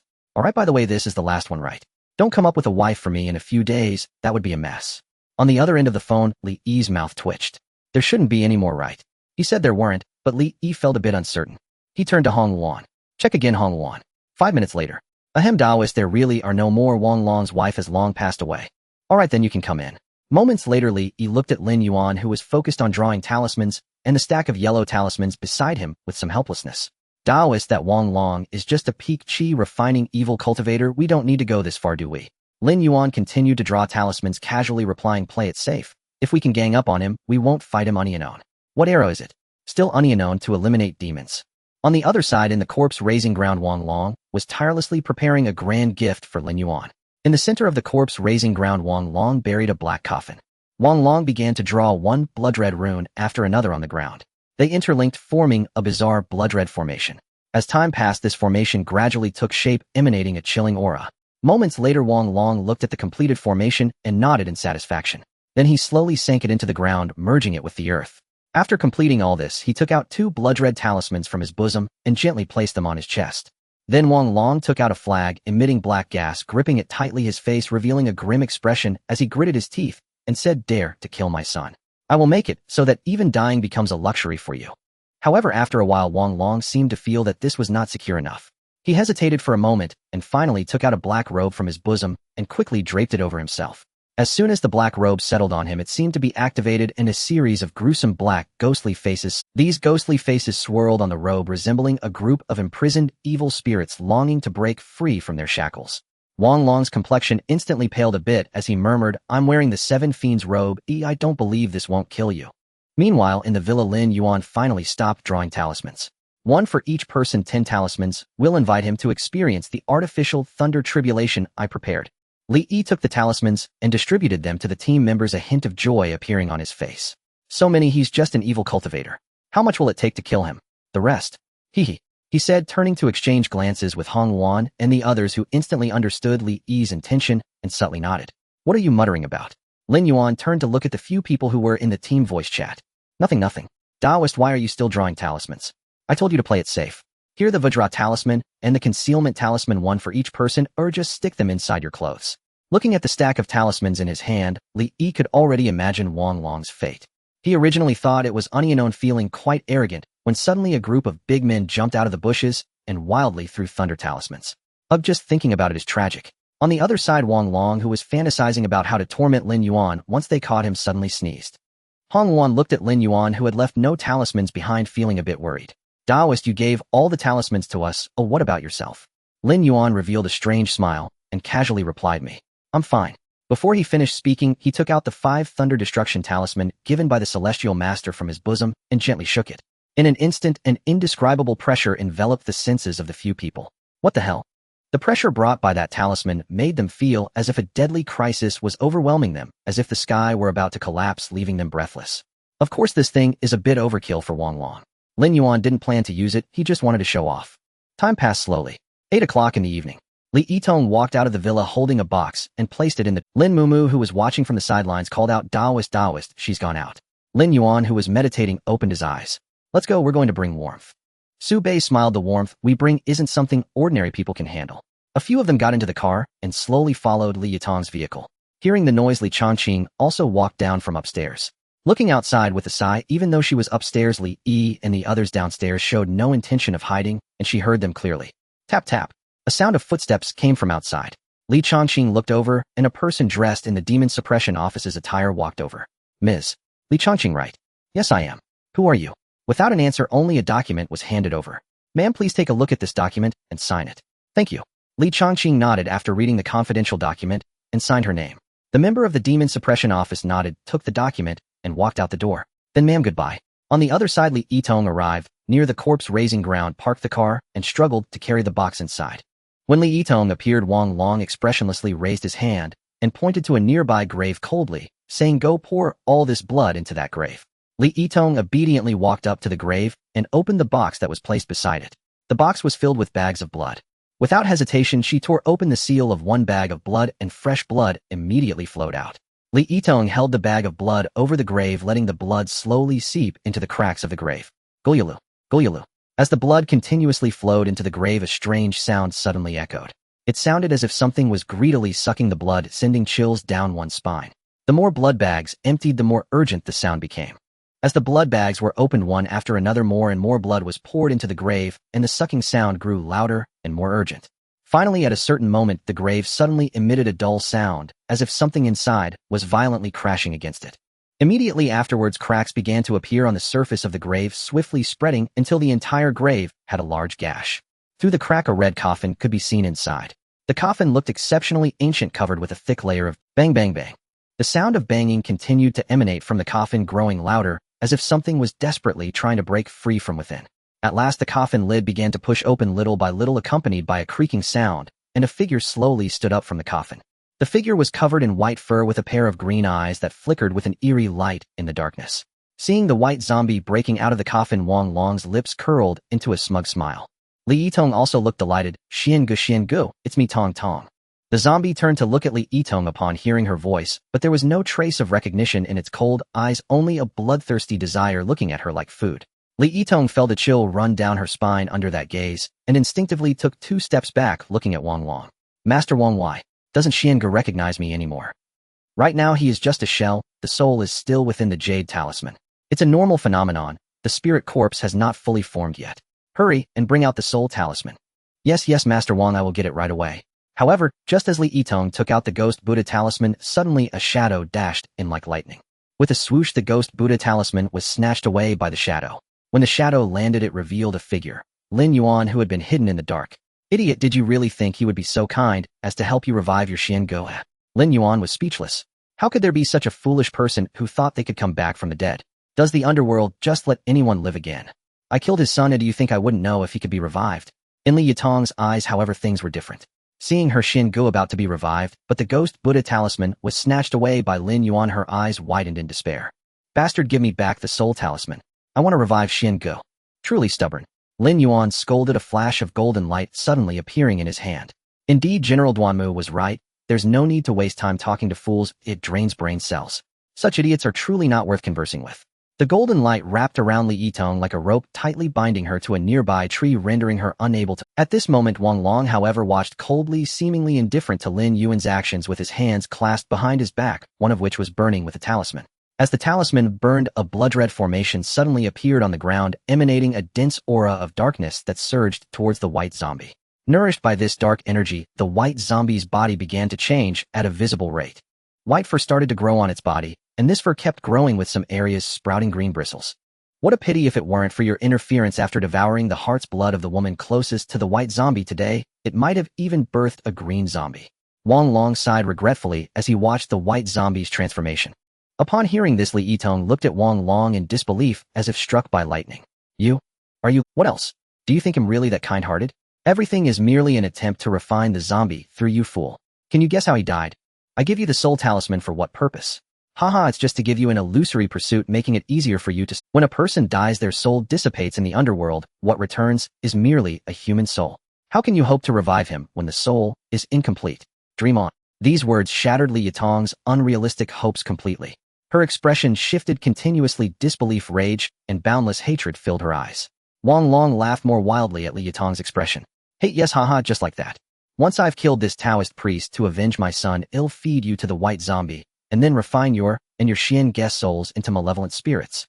I'll make sure you two are together forever. How about that? I say, poor Taoist, I'm still here. You really underestimate me, don't you? Lin Yuan, watching Wang Long, was also speechless. What era is this? How can evil cultivators still be so brainless? A turtle in a jar. I want her to come here openly. Ooh, I was waiting for you. I will peel your skin and strip your tendons, making a soul lamp to honor my son. Wang Long's expression was calm, yet his words were chilling. Do you think I don't know you're fishing? Does the Taoist priest not know? Who is the fish and who is the fisherman has never been fixed. Lin Yuan drew the 7-star sword and pointed it at Wang Long. I can't stand being alone, so how about I send you to see your son? After all, a family should be together, right? A voice from the grass called out, Captain, the Taoist priest is going to attack. Should we go?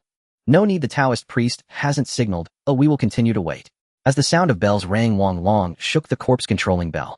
The white zombie suddenly lunged at Lin Yuan. A mere white zombie dares to test the Taoist priest's sharpness. With a fierce slash of the 7-star sword, the white zombie did not retreat, but advanced forcefully, receiving the strike and charging at Lin Yuan, its body suddenly swelling. Wang Long grinned maliciously. Explode for me. Boom. Dust soared into the air, obscuring the figures. In the smoke, golden light enveloped its body, showing no signs of injury. In the smoke, Lin Yuan revealed a smile, biting his finger and smearing it on his lips, allowing the golden light to dissipate as dust fell upon him. Then a figure darted out from the smoke, looking pale as he stared at Wang Long with an angry expression. Insidious evil path. Young man, today I will teach you a lesson. The wise often fall due to their cleverness. In the grass, several people preparing to charge saw Lin Yuan making a gesture with his hand and immediately halted their movements. Lin Yuan leaned on his sword, appearing to be on the verge of collapsing. My 100 souls banner is just lacking a master soul, and now it's not lacking. Wang Long held the 100 souls banner, looking at Lin Yuan with a sinister expression. He stepped closer. Just as he was about to make a move, he caught sight of Li Yitong still bound by golden light. A shock surged through his heart. It's a trap. Stopping in his tracks, he attempted to retreat, but it was too late. The moment Lin Yuan noticed him, he struck. Golden light flitted about like golden ropes, binding Wang Long's limbs. Young. I wonder who is young here, bound like a grandson. You damn. But Lin Yuan didn't give Wang Long a chance to bark back. Didn't he know that defeated dogs die from talking too much? Attack! Lin Yuan shouted. Hidden in the dark, Li Yi and others charged out in an instant, holding a bundle of 5 thunder talismans, heading straight for Wang Long. The Taoist priest will make you fly. Lin Yuan shifted his hand, changing the spell, and a beam of lightning shot out. Boom! Boom! The blazing lightning illuminated the surroundings. The screams were endless in the lightning. At the same time, a hidden black light descended from the ground to Wang Long's feet. Is he dead? The smell of roasted meat is already coming out. Bei Luo pinched his nose, looking at the continuing lightning. Li looked at the flickering lightning with annoyance. Can he not die? We tossed out 45 thunder talismans. It's such a waste, really. Lin Mumu looked at the lingering lightning. Is this what they call scattering the ashes? The next moment, Lin Yuan's expression changed. Golden light surged from his hand, pulling the others back to escape. From within the lightning, 2 figures emerged. One was Wang Long, and the other was a green zombie covered in green fur. Its clothes were tattered, only an outer coat remained with ghostly faces moving upon it, and its hair had turned completely white as if it had aged over 10 years in an instant. 2 talismans on its chest slowly shattered. Wang Long glared fiercely at the others. Impressive, impressive. I almost capsized in the gutter. Li Yi looked at Wang Long, who appeared to be on the verge of choking, his eyes filled with displeasure. What's wrong with you, just dying once? Can't you leave me a few talismans? It's really annoying. Saying this, he took out a few talismans from his pocket, looking pained. Wang Long was left dumbfounded, his face turning red with disbelief, staring at Li Yi. Do you even hear what you're saying? What's wrong with me dying once? Is this even human? Am I the evil cultivator, or are you? Evil cultivators should die, right? Hong Luan facepalmed looking up at the sky. How embarrassing. Ahem, Captain, let's focus on the task at hand. Lin Mumu pointed at Wang Long, who was already turning red. Scared of what? 6 against 2, the advantage is mine. And just because evil cultivators should die, does that mean I should die instead, eh? Captain, usually we pop champagne after a halftime. Before he could finish, Li Yi had already rushed forward. What the hell? He's just one person, can he really call 100 or 80 helpers? What the hell, Captain, you're so fierce. Unfortunately, his charm lasted only 3 seconds. The female green zombie beside Wang Long aimed a big nose at Li Yi. Li Yi was sent flying, landing in front of Lin Yuan. Cough, Taoist priest, that hit was quite painful. Wang Long looked at Li Yi. The advantage is still mine, right? Can he really call out 100 or 80 helpers? Congratulations, you guessed correctly. I'll reward you by making you the first to feed the walking dead. Saying this, the bells in his hand began to shake violently. In the next moment, the ground cracked and numerous walking dead crawled out from below, densely packed, numbering over 100. They marched straight towards Li Yi. What the hell? I was just joking, and you really have so many walking dead. Li Yi's face turned green at the sight of the densely packed walking dead. The next second, he exchanged glances with Hong Luan and bolted. Wang Long looked at Lin Yuan with a mocking expression. Kid, the person you looked for isn't reliable. He's already running away. But Lin Yuan heard Li Yi's voice in his earphones. Taoist priest, hold on, I'm going for the big treasure. Thinking of the stuff in Li Yi's trunk, Lin Yuan's mouth twitched. Wang Long thought Lin Yuan was scared. Kid, if you kneel down and beg me now, I still won't let you go.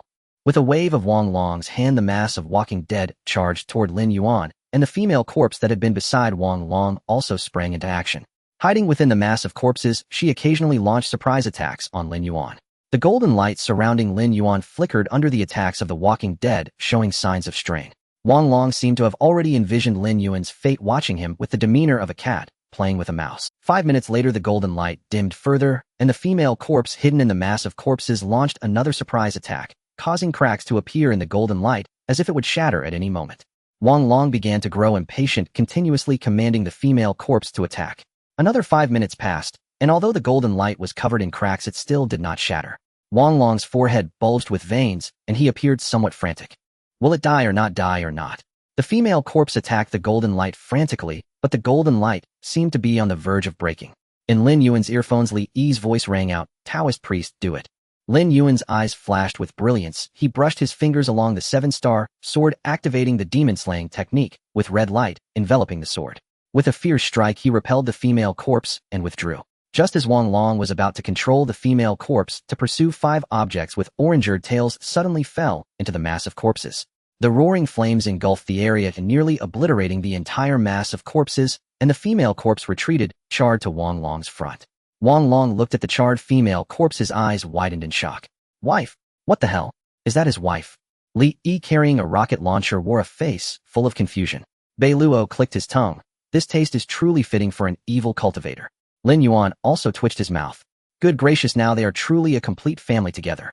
Wang Long glared at the others with resentment, and the 7 fiends' garment on his body began to tremble violently. The 100 Ghosts banner in his hand also shook violently, releasing streams of black energy that surged towards them. I want you dead. Dealing with zombies, I really have to put in some effort. Dealing with ghosts, I can kill you easily. The golden light around him spread out to protect everyone. Lin Yuan held a stick of incense, slowly igniting it, then suddenly pointed the tip of the incense to the ground. Come. In an instant, a fierce wind howled, and the ominous wind surged in as if countless ghosts were howling in the wind.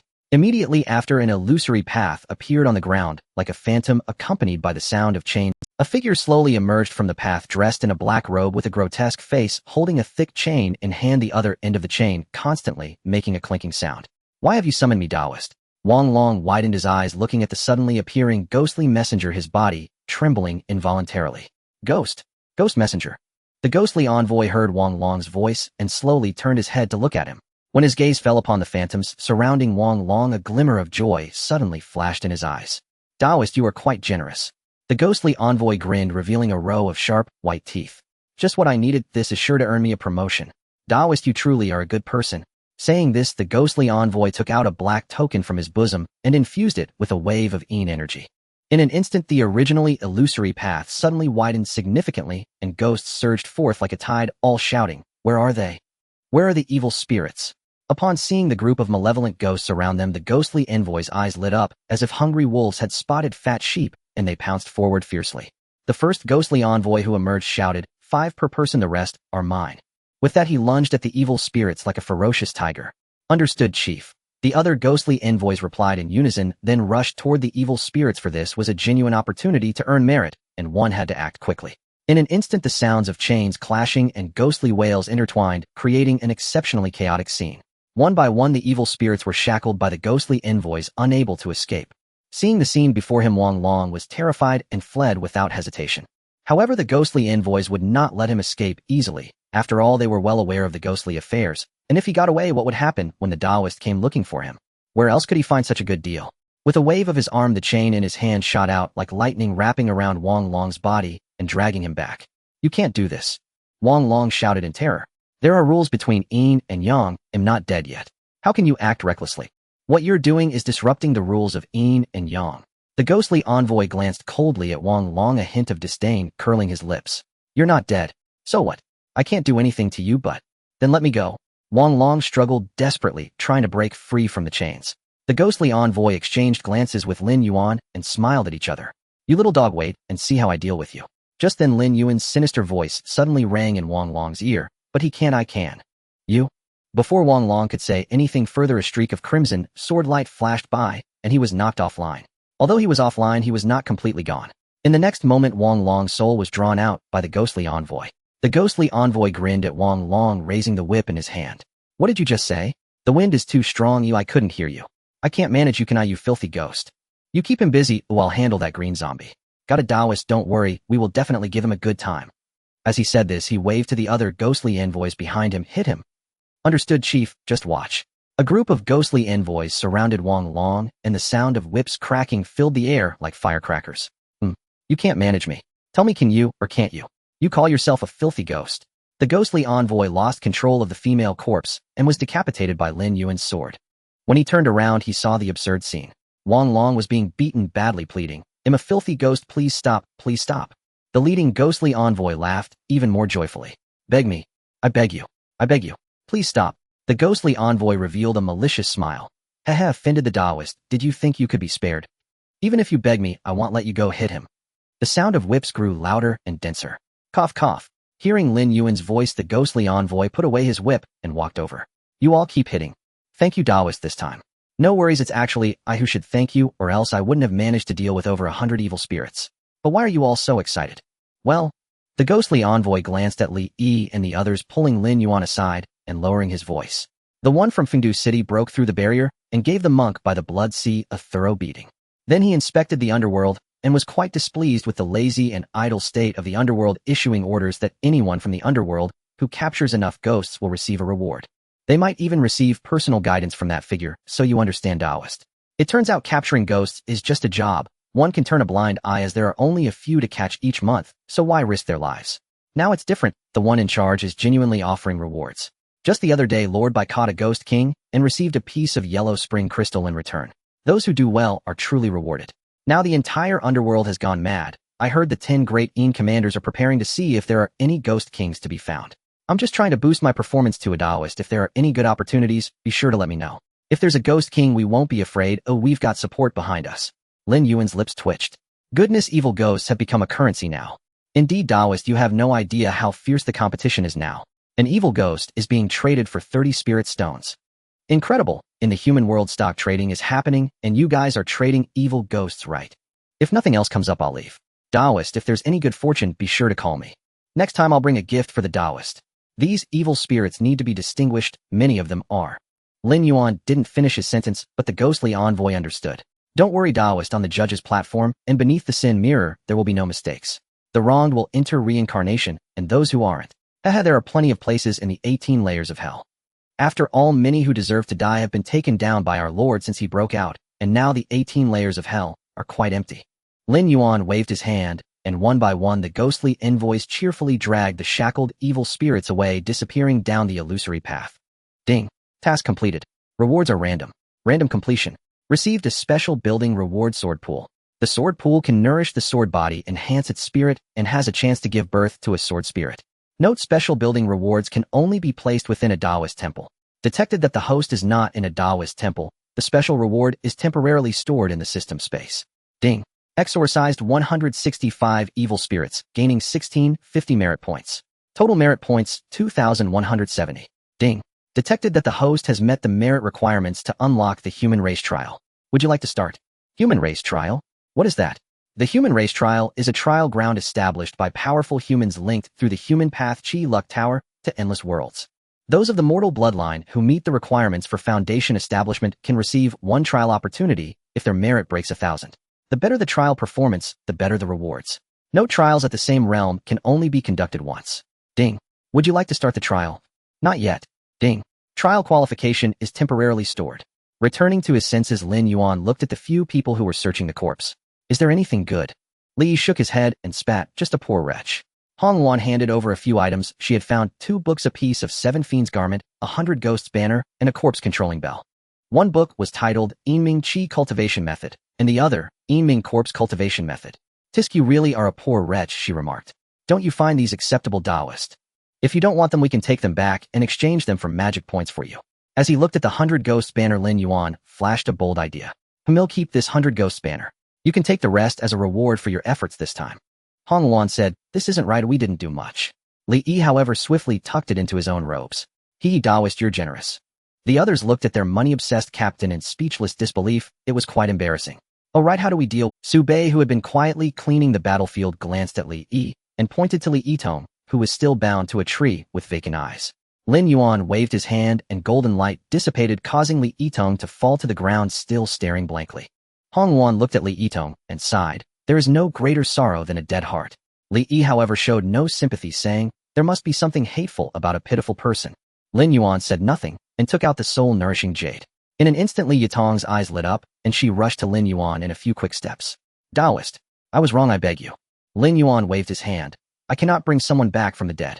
I know I only wish to see him one last time. Afterwards, please send him to the underworld. I will not evade the consequences of my actions. I am willing to accept all punishment.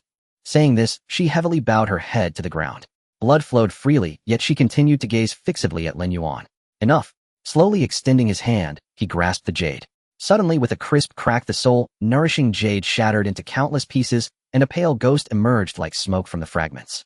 As soon as the ghost appeared, it bowed deeply to Lin Yuan and said, Taoist, your great kindness is beyond repay.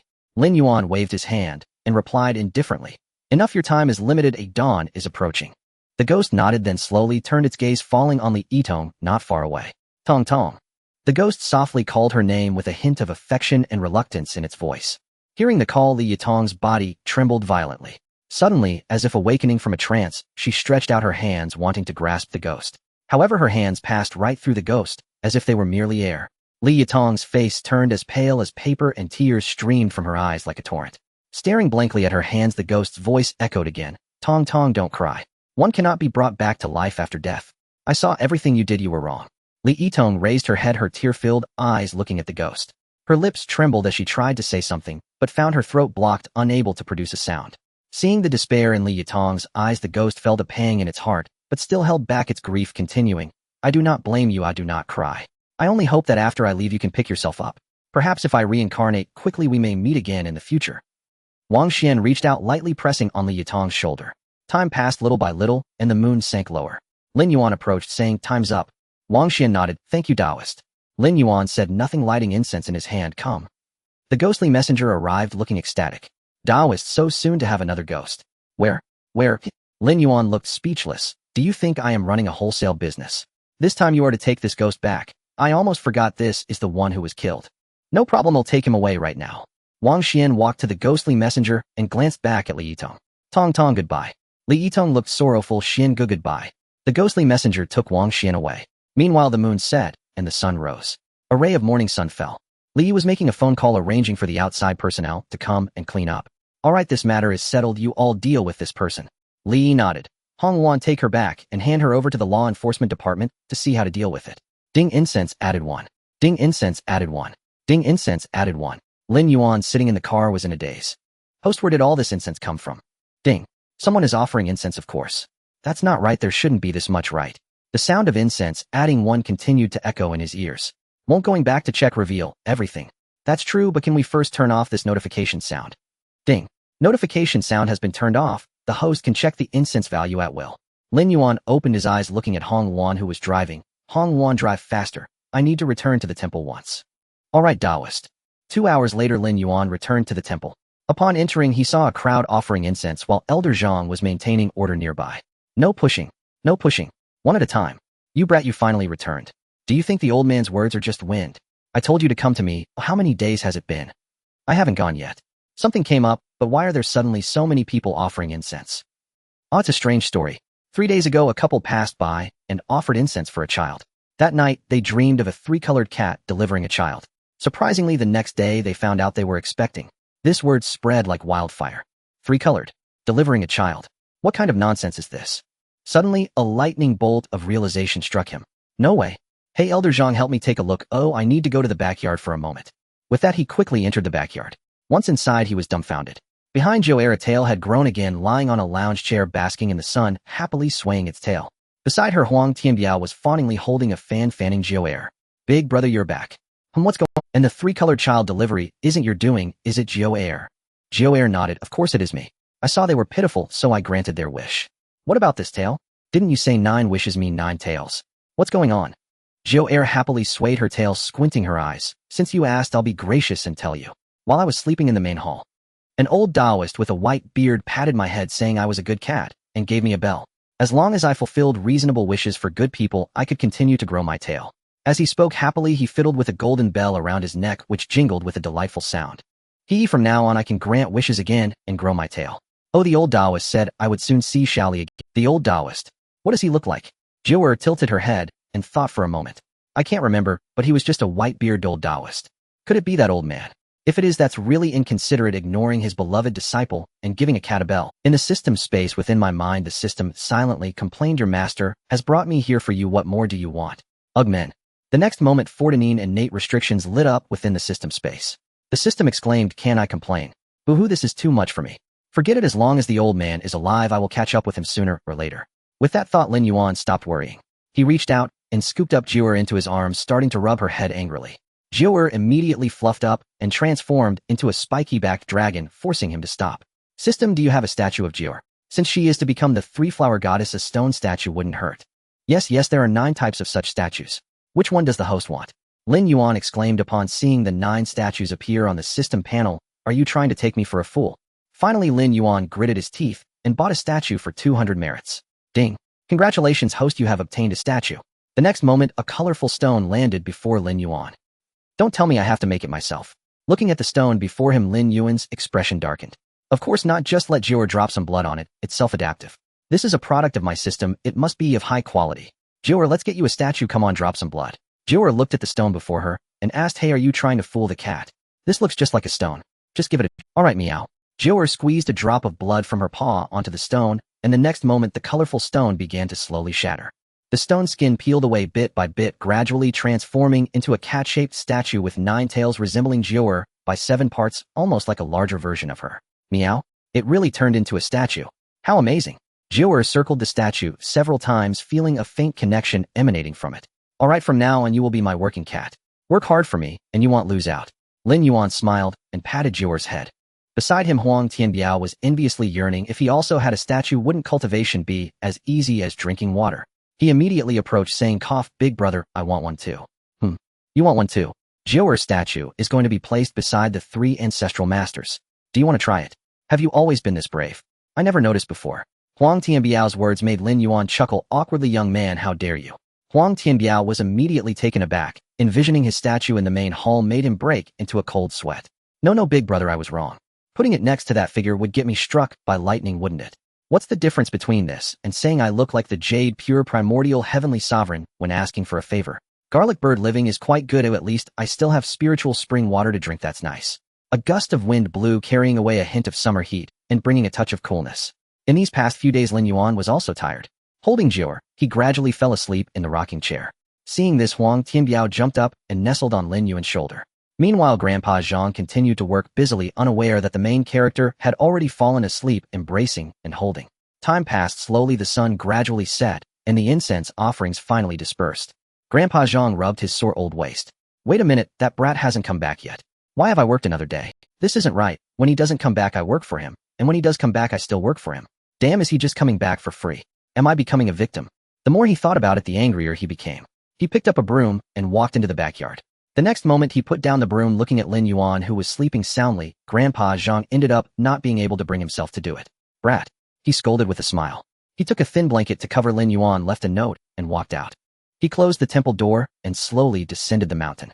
The next day as dawn broke, Lin Yuan opened his eyes, stretched out his hand to brush off the cat on his face, and pulled off the yellow patch medicine. Looking at the thin blanket covering him, he smiled. He got up and stretched lazily. He picked up the note from the stone table beside him. Brat, when you wake up, remember to come to the old man's place. There's food that the old man brought you in the kitchen. Walking into the kitchen, looking at the fridge full of food, Lin Yuan felt a lump in his throat. He took out 2 fire-roasted buns, heated them up, and ate them. After washing his hands, he held Jiawer's statue and walked to the main hall. He held 3 incense sticks and placed them in the ancestral master's incense burner, reciting a prayer while holding the statue, watching the 3 incense sticks burn. The blue smoke rose, especially the incense for the deity of virtue, burning the fastest and shooting straight to the top of the hall. Lin Yuan smiled and placed Jiawer's statue at the feet of the deity of virtue along with a smaller plaque. The fragrance burning in front of the deity of virtue suddenly stopped, with a part of it turning and slowly settling on Jiawer's statue. At the same time, Jiawer, who was continuing to sleep on the reclining chair, felt a flash of golden light from the bell around her neck, and she comfortably stretched out her paw to scratch. Exiting the main hall, Lin Yuan shook his head and chuckled. Now she's truly the 3-flower goddess, ha. Recalling the words left on Grandpa Zhang's note, Lin Yuan pushed open the temple door and set up a sign at the end. Sincerity brings results. 3 incense sticks are enough. Helping others is helping oneself. Ooh, please line up. A small line was added beside it. 3 incense sticks, only 1 yuan. Then he leisurely headed down the mountain. From a distance, he saw a group of people in yellow vests heading towards the north side of the village. Immediately, he stopped one person. What are you building here? The worker, glancing at Lin Yuan's Taoist robe, replied, Good Taoist, we are here to build a city god temple. A city god temple? Yes, a big boss said we should build a city god temple here, and the payment is generous. Look, the trucks behind are filled with fine redwood, all to be constructed in the ancient architectural style. This is how it should be. Ooh, our ancestors' aesthetics are always correct. At Uncle Zhang's house. I'm here, old man. What are you shouting about? Come in. A grumpy voice from Uncle Zhang echoed in the room. Lin Yuan turned and entered the house. Oh, I really came at the right time. Seeing a pot of pig's trotters on the table, Lin Yuan sat down and began to eat. You little glutton, the old man has been busy all morning, and you just come in and eat what's already prepared. Hee, who cares between us? Hurry up, it'll be cold and unappetizing soon. Uncle Zhang picked up the wine jug to pour, but was stopped by Lin Yuan's hand. Don't drink that, let me get you something better. Lin Yuan reached into his sleeve and pulled out a spirit-gathering gourd, pouring a full cup for Uncle Zhang. Here, drink this. You little brat, how come you're like a treasure chest? Uncle Zhang stared at Lin Yuan's sleeve for a long time before finally lifting the cup to take a sip. After just one sip, Uncle Zhang's eyes widened, a wave of warmth washed through his limbs, and he felt a comforting heat enveloping him. The hidden injuries had accumulated in his youth were also beginning to heal, and in a place he couldn't see, his hair began to turn from white to black. What's this? So how's it? Good. Lin Yuan winked and pointed at the mirror. Uncle Zhang turned his head stunned and reached up to touch his hair, his expression suddenly serious. Kid, if this stuff is wasted on me, it's something your master left for you. You should keep it for yourself, or... Uncle Zhang instinctively thought that this must be something Lin Yuan's master had left behind for his safety. Before Uncle Zhang could finish, Lin Yuan interrupted him with a wave of his hand. It's for you, just drink it. I'm still young. This thing is of no use to me. Saying this, he took out a jade bottle and poured all the longevity elixir from the spirit-gathering gourd into it, placing it in front of Uncle Zhang. He gave no chance for Uncle Zhang to refuse and immediately added, Don't waste it, drink a bit every now and then. Oh, if it spoils after a long time, you won't have anyone to complain to. You always wasting good stuff. Uncle Zhang shot Lin Yuan a glare, but in his heart, he felt warmth. How could this kind of thing spoil? Lin Yuan was just afraid he wouldn't drink it, so he said that on purpose. While feeling touched, Lin Yuan spoke up. Hey, at your age, do you still want to put on a show of tears? Aren't you This remark made Uncle Zhang laugh in anger, clearing away the awkwardness in his heart. You little brat, you really can't spit out ivory from a dog's mouth. The two of them had a noisy meal, but it was the flavor of home. After the meal, they cleared the table. Uncle Zhang went out to take a look, turned around, and shut the door. Entering the small room, he lifted a piece of floor tile and took out a box made of golden silk nanmo. Oh, I didn't see that coming, old man, you're quite wealthy, huh? Go away, always messing around. Saying this, he opened the box, revealing something about a meter long, slightly yellowish and tendril-like, along with several fragments that looked like broken crystals. This? I thought you were being all mysterious with something good. Just as he finished speaking, he received a heavy knock. You little brat, you don't know what's valuable. Uncle Zhang glared at Lin Yuan. This is dragon tendons. Ding, a voice from the system echoed with glee. Old man, you have no problem hitting you. This is indeed dragon tendons. And the best part, where on earth did you get this, old man? Saying this, he continued. It's a long story, took me 34 years to get it. Don't worry about how I got it, can you shoot a bow? A little bit. Then that's good. This thing is for you. Go back and make a bow yourself. Your path won't be easy, having a bit of foundation is always good. Who knows, it might save your life someday. I'll give you all the other things in the box too, so I won't have to worry about giving away my black hair for nothing someday. Uncle Zhang's voice had no trace of good humor, but the worry hidden in his words was undeniable. Lin Yuan nodded silently, waved his hand, and the box vanished. Uncle Zhang was somewhat surprised, but didn't ask further. All right, you've eaten, and you've taken the stuff, why don't you hurry and scram? Uncle Zhang turned his head away and stopped looking at Lin Yuan. Suddenly, without warning, Lin Yuan patted Uncle Zhang on the shoulder. This unexpected action made Uncle Zhang. His body instinctively reacted, turning his head, and his mouth opened unconsciously just as he was about to speak. Lin Yuan flicked his fingers lightly, and a drop of azure spirit liquid fell into Uncle Zhang's mouth. As the azure spirit liquid slid down his throat, Uncle Zhang felt a cool sensation flowing into his belly, quickly spreading throughout his body. In the blink of an eye, his previously dull pain miraculously healed, and his body felt incredibly light. However, before Uncle Zhang could regain his senses, Lin Yuan had already turned and left, saying without looking back, "Old man, just live well, your grandson has a strong life." Before his words fell, Lin Yuan took a few steps and vanished without a trace. Uncle Zhang stood dumbfounded in place, feeling the hidden injuries in his body that had almost instantly returned to normal. He walked quickly to the door and suddenly swung a fist, smashing it down hard on the wooden stake at the entrance. With a crack, the seemingly sturdy wooden stake broke in response, its broken end as smooth as a mirror, as if it had been cut by a sharp blade. Uncle Zhang looked at his fist, feeling the strength gradually returning to his body, and couldn't help but shake his head and chuckle. "You little brat, you really waste things." Moments later at the Taoist temple. Along the way, he encountered many people seeking children who surrounded Lin Yuan as soon as they saw him, leaving him both amused and exasperated, struggling to get away for half an hour. Originally, with his speed, it should only take a little over 10 minutes, but those seeking children delayed him for a full hour. Just as he entered the Taoist temple, he was about to head to the backyard. A voice called out, "Taoist. Oh, it's Chongqing Zhenren, what brings you here again?" "I just happen to have something to do here, so I came to see you, Taoist. Your incense is really thriving." Looking at the couples lined up in front of the main hall, Li Chongqing added with a hint of teasing, "Ha, it's all because of Jiu'er causing a ruckus, making it feel like I'm in a fertility temple. Come, let's go to the backyard for a cup of tea." "Then I won't be polite, Taoist, your tea is indeed extraordinary." In the backyard, upon seeing Li Chongqing arrive, Jiu'er jumped up from the recliner. "Xiao Qingqing, you're here." Li Chongqing quickly caught Jiu'er. "Yes, I'm here, and I've brought good news for you. Do you want to hear it?" Jiu'er wagged her tail. "Are you saying I'll be able to see my grandpa again soon?" How did you know?" "Hee, what doesn't this cat know?" Jiu'er proudly flicked her two tails. Li Chongqing only now noticed Jiu'er had grown additional tails. "Jiu'er, you've..." Seeing his gaze, Jiu'er's eyes crinkled with smug delight. "From now on, I can grant wishes again." "Xiao Qingqing, do you have one?" "I'll fulfill it for you." "No need. I have no wishes left." "Fine then, I'll keep it in reserve." Huang Tianbiao sprinted over, lugging a teapot nearly as large as himself. "Big sis, your tea is served." Jiu'er nodded. "Pour some for my Xiao Qingqing." "Right away, coming right up." Lin Yuan watched Huang Tianbiao scurry about like a devoted underling. "I say, aren't you at least a spirit medium practitioner? How did you end up as a mere errand runner?" Sipping her tea, Jiu'er declared matter-of-factly, "I promised to grant him a wish once he prepares for corporeal transformation, so naturally he's my junior brother now." "You truly grow new tails and forget the pain of losing the old ones." "Hee, since tails can regrow anyway, and since Biaozi is so obedient, what harm is there in a big sis lending him a hand?" Jiu'er swayed her tail triumphantly, utterly unbothered. "Fine, your tail, your joy. By the way, Biaozi, where's that plump little bird? I've been back for 2 days, yet haven't seen it once." He eyed Huang Tianbiao and Jiu'er suspiciously. "You two didn't eat it while I was away, did you?" Lin Yuan's suspicion wasn't unwarranted. Jiu'er had precedent on her very first night. A third of the fish in the pond had perished. Had Lin Yuan not intervened, the pond might well have emptied entirely. Jiu'er shot Lin Yuan a disdainful glance. "You dare lecture me? Was there even a single scrap to eat the day I arrived? Even a mouse would weep upon entering. I was merely trying to survive. Surely you don't think raw fish tastes better than junk food?" Lin Yuan could offer no rebuttal. The truth was the temple pantry had been utterly bare. "So where is that plump little bird?"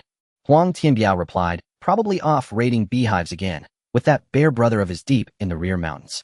"The rear mountains? Bear brother? What on earth are you talking about?" Huang Tianbiao scurried behind the kitchen and hauled out a honey jar half his height. "Behold, the reason. There's a new hive in the rear mountains. Bees the size of thumbs. Likely mutated by spiritual energy, they'd drawn the attention of a black bear, though bear brother hardly does justice to the creature. As for the plump little bird, a true avian bandit, every beast on this mountain had suffered its raids. A perfect match in mischief. They'd soon become inseparable allies, jointly extorting the queen bee daily. The queen, outmatched by the bear's strength and outrun by the bird's speed, stood no chance. Yet our mountain brimmed with the densest spiritual energy in the region, and the queen, unwilling to abandon such abundance, resigned herself to fate. Knowing better than to exhaust their source, the duo always left just enough honey behind, never starving the queen, yet never letting her thrive. Thus an uneasy equilibrium took root. Lin Yuan's lips twitched involuntarily. That bandit bird, truly incorrigible. Curiosity stirred within him. What kind of honey could possibly lure the bird into daily armed robbery? He lifted the lid. Immediately a rich floral sweetness flooded the air. Beside him, Li Changqing instinctively swallowed. Incredible aroma. Care to taste? Then I won't hold back. Moments later, the two men, the cat and the yellow weasel, happily sipped honey-infused water. One sip alone sent a faint ripple of spiritual energy through their bodies. Not abundant, yet remarkably gentle. No wonder that bandit bird refuses to return. Shaolin, you're here? Quickly evacuate your tourists. Deshan burst in, face taut with urgency. Uncle Deshan, what's wrong? Lin Yuan observed Deshan shouldering a hunting rifle-leashed hound at his side, while Zhang Yi, apparently having procured a brass knuckle, wore an expression of nonchalant indifference. I spotted the black bear in the rear mountains just now. Good heavens, it's over 2 meters tall. We can't let it stay. We must drive it off. Lin Yuan's expression turned oddly strained. Uncle Deshan, please calm down. I'll make arrangements and accompany you shortly. He turned to Li Changqing. Master, would you kindly watch the backyard for me? I'll return in moments. Understood, Taoist master. Let's go see for ourselves. As Lin Yuan prepared to leave, empty-handed, Deshan's face darkened. Nonsense.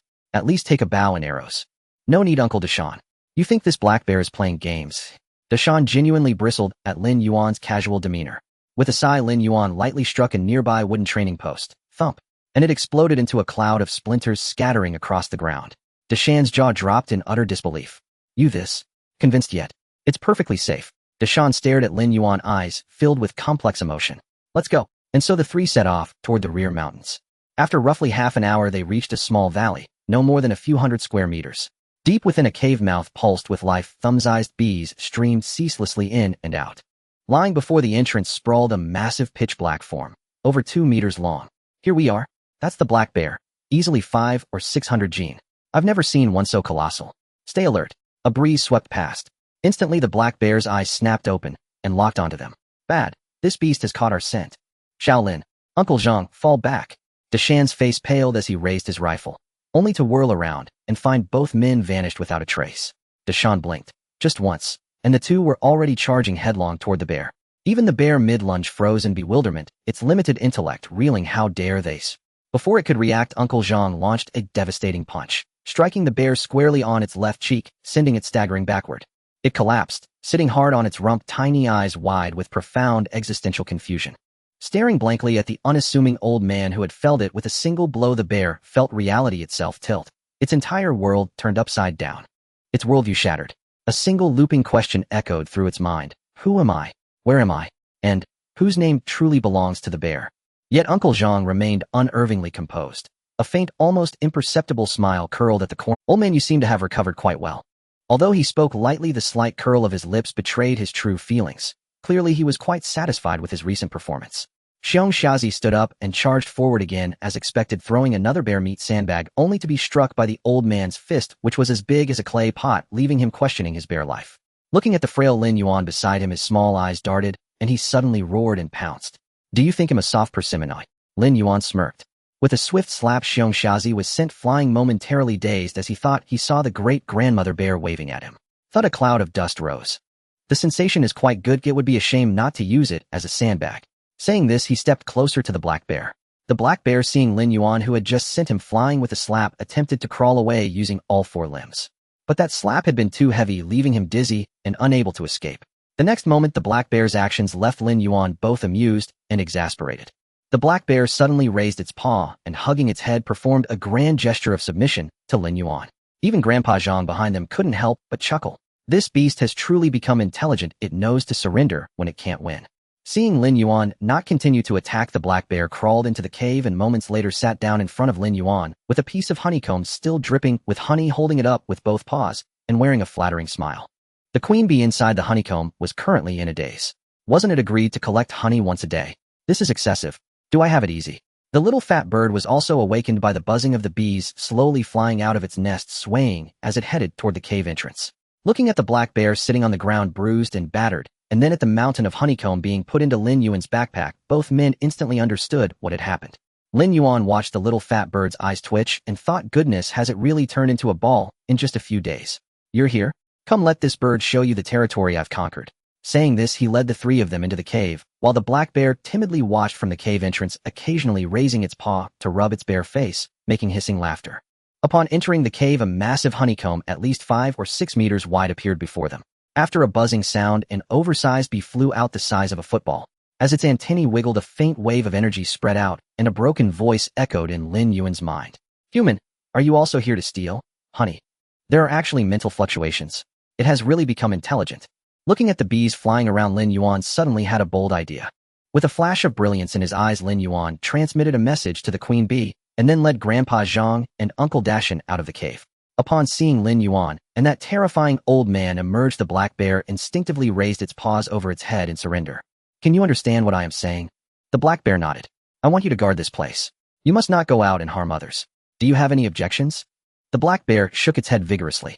It had already seen that the terrifying old man was starting to play with that strange object in his hand. A sensible bear is a wise bear. If you understand, then this will be your place from now on. You are not allowed to go to the front mountain or scare anyone, understand? The black bear nodded vigorously. Good, since the reasoning can be communicated, I want demonstrate my martial arts. The black bear's eyes widened. Indeed, terrifying humans. If I the bear disagree, I will be beaten. I must endure and keep my head down. All right, the matter is settled. Uncle Dashin, you all can head back first. Don't speak of what happened here, lest it frighten. Uncle Dashin nodded. Grandpa Zhang turned and followed suit. Watching the two walk away, Lin Yuan began to formulate his own thoughts. Tongs, do you think the Tao encompasses all things, eh? That is natural. All things in heaven and earth are within the Tao. Then does our Tao sect regard all things as equals, each capable of having a heart toward the Tao, eh? Exactly, well said, host. After so long, you finally have some comprehension. Yet the system did not notice the smirk on Lin Yuan's face, as he was secretly planning to exploit a major bug in the system. So does it mean that as long as the belief is strong enough, one can be considered a believer? Can the incense be transformed into a point of incense? Isn't that stating the obvious? Hearing you say that puts me at ease. As he spoke, he browsed through the system store and exchanged 10 merit points for an entire bottle of enlightenment pills. Smiling, he walked towards the honeycomb. Wait, what are you going to do? The system finally sensed something was wrong. To spread the Tao, as you said, all things can have a heart toward the Tao. What a... The system was utterly baffled by Lin Yuan's actions. Could it really be done this way? Lin Yuan walked up to the honeycomb. Communicating with his divine sense, the queen bee flew out. He tossed an enlightenment pill over, and guided by instinct, the queen bee unhesitatingly consumed it. Moments later, a glimmer of wisdom appeared in the queen bee's small eyes, buzzing around Lin Yuan joyfully, continuously sending waves of excitement toward him. I grant you enlightenment and protection. Oh, would you be willing to be my follower? The queen bee stopped, landing its wings on Lin Yuan's shoulder. Willing. Ding. Detected that the host has gained one loyal follower. Haha, it works. I truly am a genius. How many bees are still in your hive? They all come to be my followers. I will grant you all enlightenment. In ancient times, a great virtuous teacher spread the Tao with a bowl of porridge. Today, I, a poor Taoist, spread the Tao to all beings with a single enlightenment pill. Ding. Emergency detection in progress. Detection complete. Rules are changing. E-changes. Ding. The host can spread the Tao to all things provided that the species possesses intelligence and spirituality, though otherwise the determination fails. At the same time, non-human followers will provide incense at a rate of 1/10. Considering the urgency of this patch modification, the host is compensated. 10 ordinary draws, 2 intermediate draws, and 1 advanced draw. Moreover, this time the advanced draw can be directed. This is a special compensation. So soon to change the rules. I wanted to grant them enlightenment in bulk. Lin Yuan wore a blood loss. The system was truly flustered. If it didn't change, would you become the master of the beast cult? Do you want to see what you're saying? How would you distribute that entire batch? Cough cough, host, that should be enough. Don't always think about exploiting bugs. Really so stingy. Turning to the queen bee, he tossed the bottle of enlightenment pills. Here, take this. There are 9 left. Choose the bees you wish to enlighten, and they can settle here from now on. The bee king said, I will listen to Mr. Quan. The bear outside the door already had a sad face, and now it was even more miserable. What kind of sin has Xiong committed, enduring a beating and still having to work? Yet he did not dare to oppose it. He took out 2 bottles of spiritual spring water, tossing one to the bee king and one to the bear. This is water from the spiritual spring in my temple, infused with spiritual power that is denser than the wandering qi of the world. From now on, Xiong, you will fetch 50 jin of water daily to water the flowers, and you can take an extra 20 jin, half for the bee king and half for yourself. The bear originally did not think much of it until it took a sip, and its small eyes suddenly brightened. It nodded frantically. All right, let's do it this way. Remember to come at night, don't scare anyone. Do you understand? The bear nodded heavily. In that case, I shall take my leave. With that, it took 2 steps and disappeared into the cave along with the little fat bird, the dragon sparrow. I say, how did you get so fat? Looking at the bird ball in his palm, Lin Yuan said with a smile. Isn't it because of the bee king? The bee king's nectar is too sweet, and once you start eating, you can't stop. The little fat bird flapped a couple of times, but could not take off. Wow, you are so fat that you can't even fly. The bird's face stiffened. I am not. I just ate too much today. As it spoke, a flash of white light appeared on its body, activating its cloud transformation, and it flew up. Tsk tisk, at least you are a bird. Being fat means relying on innate abilities to fly. It's hilarious. The little fat bird, furious and embarrassed, landed on Lin Yuan's head and flapped. Don't say the bird is fat. Where am I fat? Alright, I won't say it, you just inflated a bit, haha. Amidst their playful banter, they quickly returned to the temple. Has the Taoist returned? Come sit, dinner will be ready soon. Li Changqing, wearing an apron and with the sleeves of his white shirt rolled up, looked at Lin Yuan while holding a spatula. Can the layman cook? Why not? It's not that you can't, just didn't expect someone like you would cook personally. Hearing this, Li Changqing paused for a moment, turned his back, and continued cooking, his voice lowering slightly. In the past, someone used to cook for me, but later that stopped. I'm sorry, it was my inconsiderate remark. It's nothing, Taoist. Li Changqing wiped away a tear with his sleeve and returned to his sunny demeanor. Grandpa used to say that the living are the most important. Li Lao is indeed a carefree person. In the midst of their small talk, the dishes were ready. In front of the 3 little ones were 3 bowls of large, medium, and small sizes, eagerly devouring their meals. You all look as if I've been mistreating you. Seeing how the 3 little ones were eating, Lin Yuan smiled helplessly. It was fine not to mention it, but once he did, 2 pairs of resentful eyes turned towards him simultaneously. Hey big brother, how can you still say that? The weasel and the little fat bird spoke in unison. Do you know how we've been living? We almost had to rob someone on our way down the mountain. Every day it's either gnawing on vegetables or eating raw fish. Lin Yuan felt quite embarrassed. He looked at Jiur. Look, Jiur doesn't complain, who learned from her. Li Changqing shot a surprised glance at Jiur. Jiur wagged her tail, clearly looking a bit guilty. At this moment, Lin Yuan also felt something was off as he glanced at Huang Tianbiao, and then back at Jiur. That's strange. The little fat bird went out and got fat from eating honey, which is fine, but how come Biaozi has become so thin while Jiur has gained quite a bit? Huang Tianbiao regained his senses. Yeah, we all eat the same, and you, the eldest sister, eat less. How come you? Jiur's tail wagged even more chaotically. I can use a phone, and Changqing prepared one for me. It was just that it was too late that day, I couldn't order. You eat raw fish so greedily. I thought you liked it raw. So, I didn't call you for takeout, and later I figured it out, but you've been eating so much for days. Huang Tianbiao, the weasel, seemed petrified. What? Oh, you had takeout while I had cabbage. Cough, cough. Lin Yuan couldn't help but laugh a little. Li Changqing beside him also had a flushed face.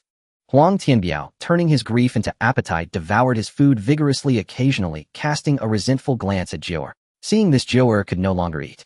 Biaozi, how about this? Don't be angry, I'll treat you to roast chicken. A mere roast chicken can't buy my favor. Plus a bottle of erguo too, and a pack of good grass rolls. Huang Tianbiao's small eyes turned. Let's raise the price. Alright, I'll get it for you. Jiur rolled her eyes, thinking Huang Tianbiao would demand a high price, but unexpectedly, it was a small opening from the weasel. Just this. I thought you wanted something more. Huang Tianbiao was pleased. Jiur also didn't expect Huang Tianbiao to be so easy to appease, just a little thing calmed him down. Li Changqing, watching the interaction between the 2 little ones, couldn't help but smile. Grandpa, did you see? Jiur is doing quite well, the Taoist is a very good person. Then, seemingly reminded of something, his gaze darkened, and he glanced at Lin Yuan, wanting to say something, but hesitating. If the layman has any questions, feel free to ask. You have been wanting to ask since you arrived today, but were too shy to speak, fearing that I might be displeased. You want to ask about Li Yitong, right? Lin Yuan, calmly eating a peanut, looked at Li Changqing with a slight smile. That's right. After you left that day, I waited all night, but I could no longer reach Tong Tong on the phone. Taoist, she did those things. Is she dead? Dead? Not necessarily. Oh, anyway, she didn't die that day, and I estimate she's fine now. Really? Of course it's true, why would I lie to you? Buzz Lin Yuan's phone in his pocket rang. Tisk, isn't this just saying that Chow Chow has arrived, eh? Hey, what does Team Leaderly want with me? Well, Taoist, don't flatter me. So the rewards have been deposited into your account, eh? I just wanted to let you know. Also, we've swapped the spiritual rice seeds for you. When you have time in a few days, let Hong Luan and Mu Mu deliver them to you. Alright, I understand. Oh, by the way, how was Li Yitong handled? As he spoke, Lin Yuan glanced at Li Changqing and switched to speaker mode. As for Li Yitong, the conclusion from the law enforcement division was that there was no severe impact caused, as she was also one of the victims deceived by an evil cultivator. She was dealt with leniently, given a 15-day detention, was to undergo education and fined 3 million, which would be used to restore the forest at that time along with some miscellaneous stipulations. Also for a second offense, she could face immediate execution. Overall, it was still a light punishment. Li Changqing listened carefully and only heard one thing: she won't die. He immediately breathed a sigh of relief. All right, there's nothing else I'm hanging up. Wait. Beep, beep, beep. In the Demon Suppression Division, Li Yi listened to the busy signal on the phone, looking helpless. Boss. It's finer. In a few days you and Mu Mu can go over and casually mention it to the Taoist. Hong Luan. Lin Mu Mu. All right, it's a pleasant decision. I have other matters to attend to, so I'll take my leave. With that he turned and left, not giving Hong Luan a chance to refuse. The captain is getting more shameless. Lin Mu Mu crossed her arms, looking speechless at her captain's back. Hong Luan also helplessly put her hand to her forehead. What should we do? What can we do? Since he went out to show off and got seen by the division chief, let's just ask the Taoist in a few days. If it's good, it's good. If not, then it's fine. It's all the captain's fault for having to show off to other teams. He deserves it. On the other side in the temple, after learning that his friend wouldn't die, Li Changqing placed his hand on his chest and let out a long sigh of relief. Thank goodness, thank goodness. The turbulent waves made Lin Yuan raise his eyebrows. If the heart is as clear as ice, the sky won't collapse. After silently reciting a scripture, Lin Yuan finally calmed down. After a while, the table was cleared of all food. Huang Tianbiao, feeling stuffed, lounged in his chair, gazing at the sunset in the sky, rubbing his belly with his 2 little paws. Hick, being full is truly blissful. Li Changqing stood up to clean the bowls and chopsticks. The sky was gradually darkening. Taoist, I'm going down the mountain now. He looked at the darkening sky. Lin Yuan thought for a moment. Let me escort you down. Oh, it's not safe to walk the mountain path alone when it's dark. The two walked out of the temple, one in front and the other behind, along the mountain path. The sky had completely darkened. A golden light glowed in Lin Yuan's hand, illuminating the path in front and behind. The two chatted casually as they walked. The city god temple at the foot of the mountain was built by you, right? Yes, Grandpa came to me in a dream asking me to build a city god temple, so I came. Li Lao has great merits, it should be so. Taoist, you've helped me a lot. This mountain path is treacherous and has blocked many who wish to visit the temple. How about I help you fix the road? Lin Yuan thought about it. Indeed, the road needed repairs. More and more people were coming up the mountain recently. While incense offerings were not urgent, if someone were to have an accident on this mountain path, wouldn't that be his fault? With that in mind, Lin Yuan spoke. Repairing the road is fine. I do have some savings that are enough. There's no need for the Taoist to pay. Oh, I have a construction team that I know. I'll just fix it for you. After all, the road to the city god temple also needs to be built, and this stretch of mountain road is no trouble at all. Well then, thank you very much, Changqing, for your kindness. After that, the two fell silent. It wasn't that Lin Yuan didn't want to continue talking, but part of his mind sank into the system, flipping through the store for a long time before buying a youth-preserving pill. Moments later, at the foot of the mountain beside a black nanny van, Taoist, this is fine for you to drop me off. This is for you. Lin Yuan pulled out a small box from his sleeve and handed it to Li Changqing. What is this, Taoist? Li Changqing looked at the small box with some confusion.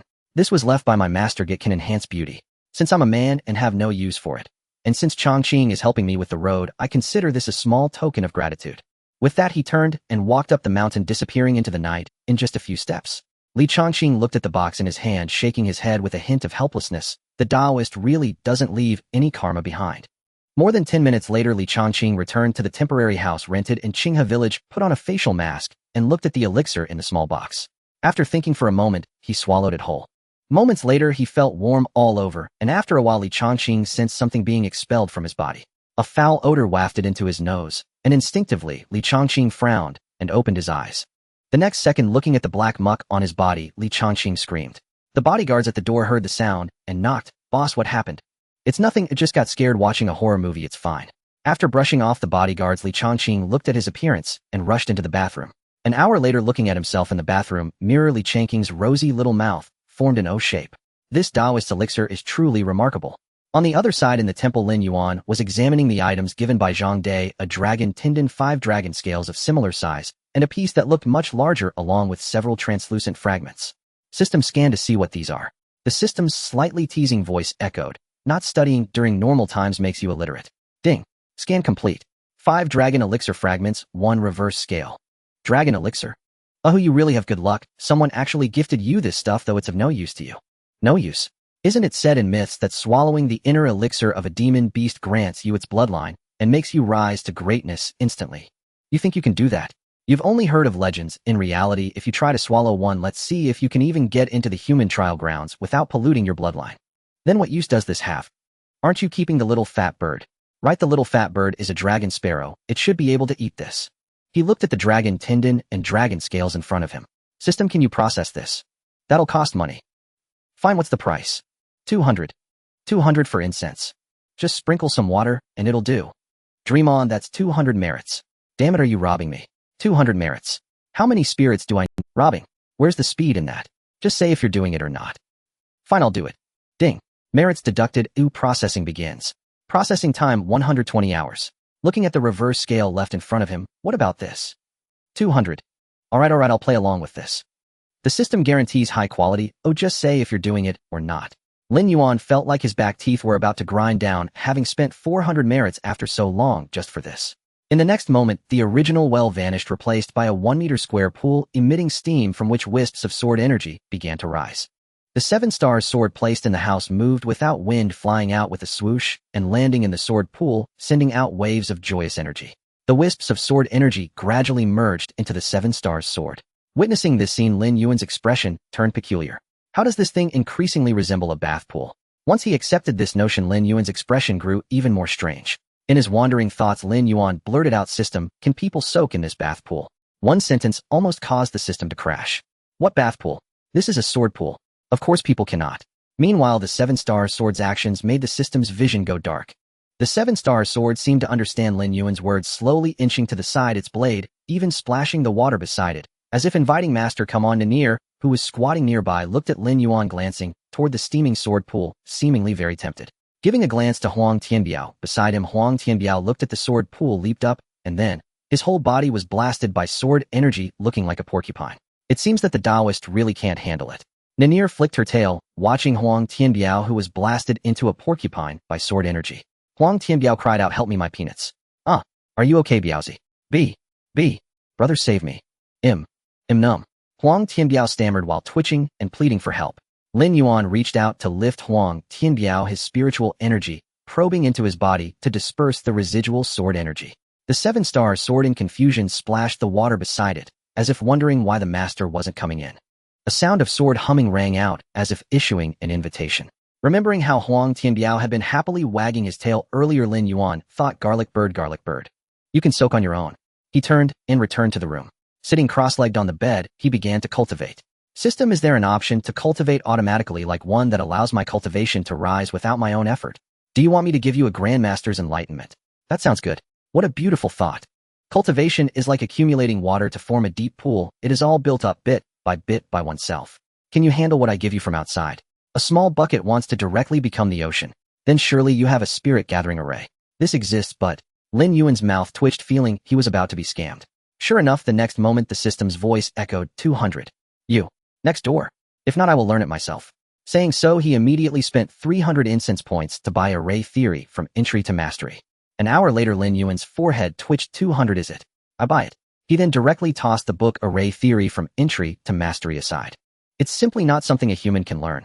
The system's sarcastic voice echoed, at worst, I'll learn it myself. What were you thinking? You know yourself well enough. Looking at Lin Yuan's increasingly dark expression, the system dared not continue to tease him. Ding. Merit has been deducted. The Earth-level spirit gathering array is being set up. Above the Taoist temple, blue glowing points appeared out of thin air, falling into the temple.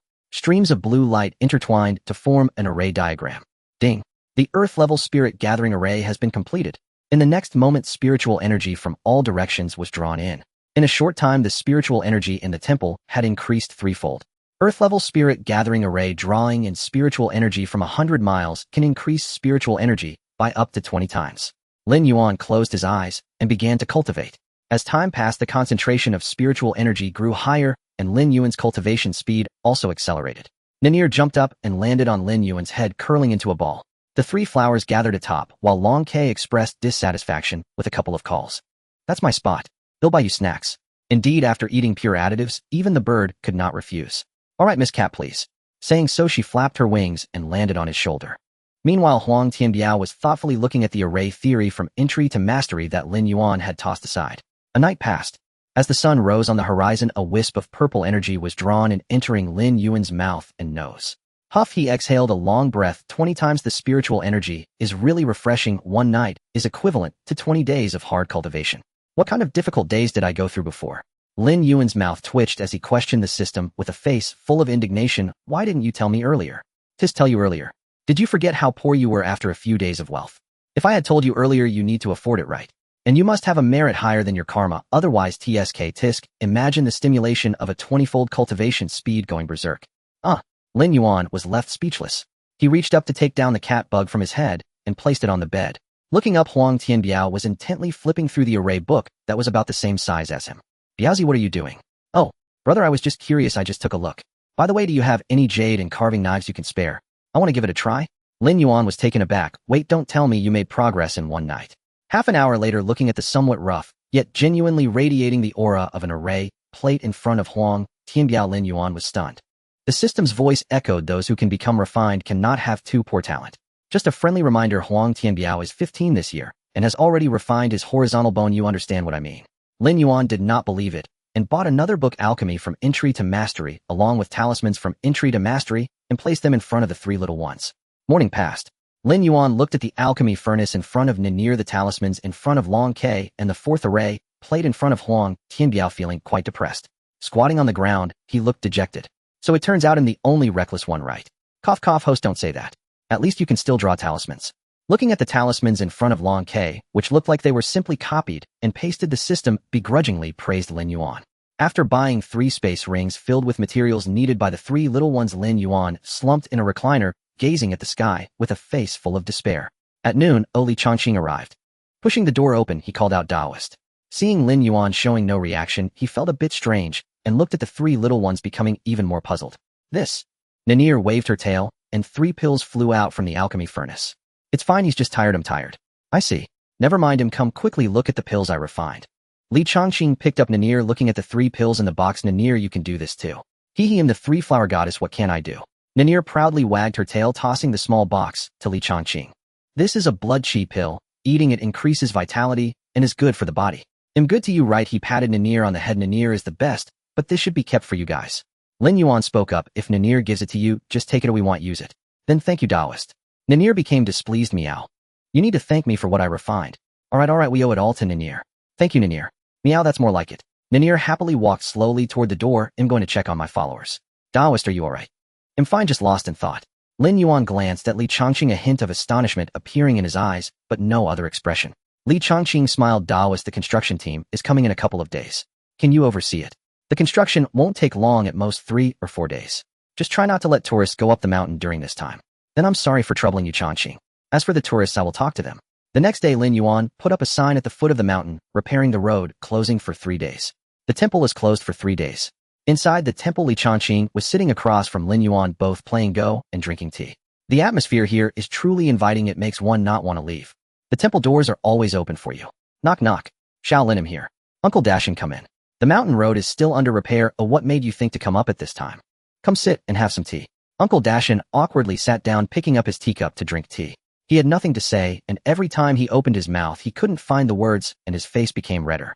Uncle Dashin, if you have something to say, just say it. I won't refuse if I can help. Seeing Uncle Dashin's hesitant demeanor, Lin Yuan spoke. Well, I will say it. Recently, many people have come to your temple, and since you closed the door, they haven't left. They've rented a few rooms in the village. Coincidentally, my son has returned and said that opening a homestay can earn a lot of money. This is just borrowing your name. I just came up to discuss it with you. Is that all? Uncle Dashin nodded. Lin Yuan smiled. Uncle Dashin, is that such a big deal? It's just a name. If you want to use it, take it. This is a good if the village develops, how could I refuse? This is my homeland, isn't it? It's just borrowing my name for a homestay. It's not doing anything wrong. Moreover, if the village has money, the younger generation will be willing to return. Isn't that another good thing? You all want them to come back, right? Uncle Dashin nodded. It's not about money for me. I don't care much about it. I grew up in the mountains. We have long been accustomed to this kind of life, but the children can't. Go ahead, Uncle Dashin. There's no issue as long as the price is reasonable. Uncle Dashin nodded. Shaolin, then I will. Are you short on money? I still have some savings. Opening a homestay requires a lot of money. Uncle Dashin shook his head. Borrowing your name is enough. I can't ask for more. We are working together as a few families. We aren't short on money. The land is ours, so it's just a matter of going through the procedures. Alright, then it's settled. Moments later, Uncle Dashin got up to leave. Li Chongqing placed a piece down, looking at Lin Yuan across from him. Taoist, the city god temple will be completed in a couple of days. Please help oversee it when the time comes. Of course, no problem. 2 days later, the city god temple was completed.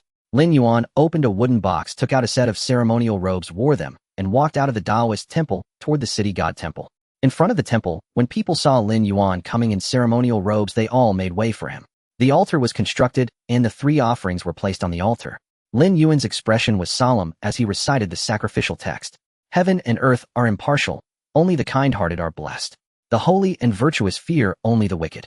The violation of the natural order. The severe punishments for virtue and vice. Do not think my teachings are false. You must have a firm will and solid merit.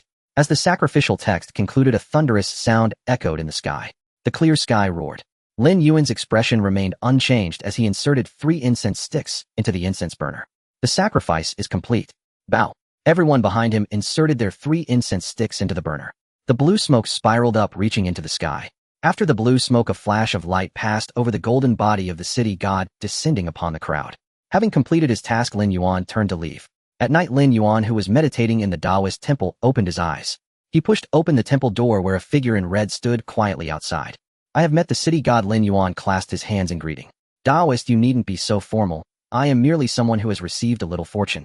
The city god stepped into the Taoist temple. Inside the main hall, he took 3 incense sticks, bowed, and inserted them into the incense burner. In the back courtyard, the city god felt the rich spiritual energy and smiled. Taoist, this truly can be called a blessed land. You're too kind. After chatting for a while, the city god stood up. I still need to check on Chongqing. There aren't many opportunities for me to manifest after the temple is built, so I won't disturb you today. Please go ahead.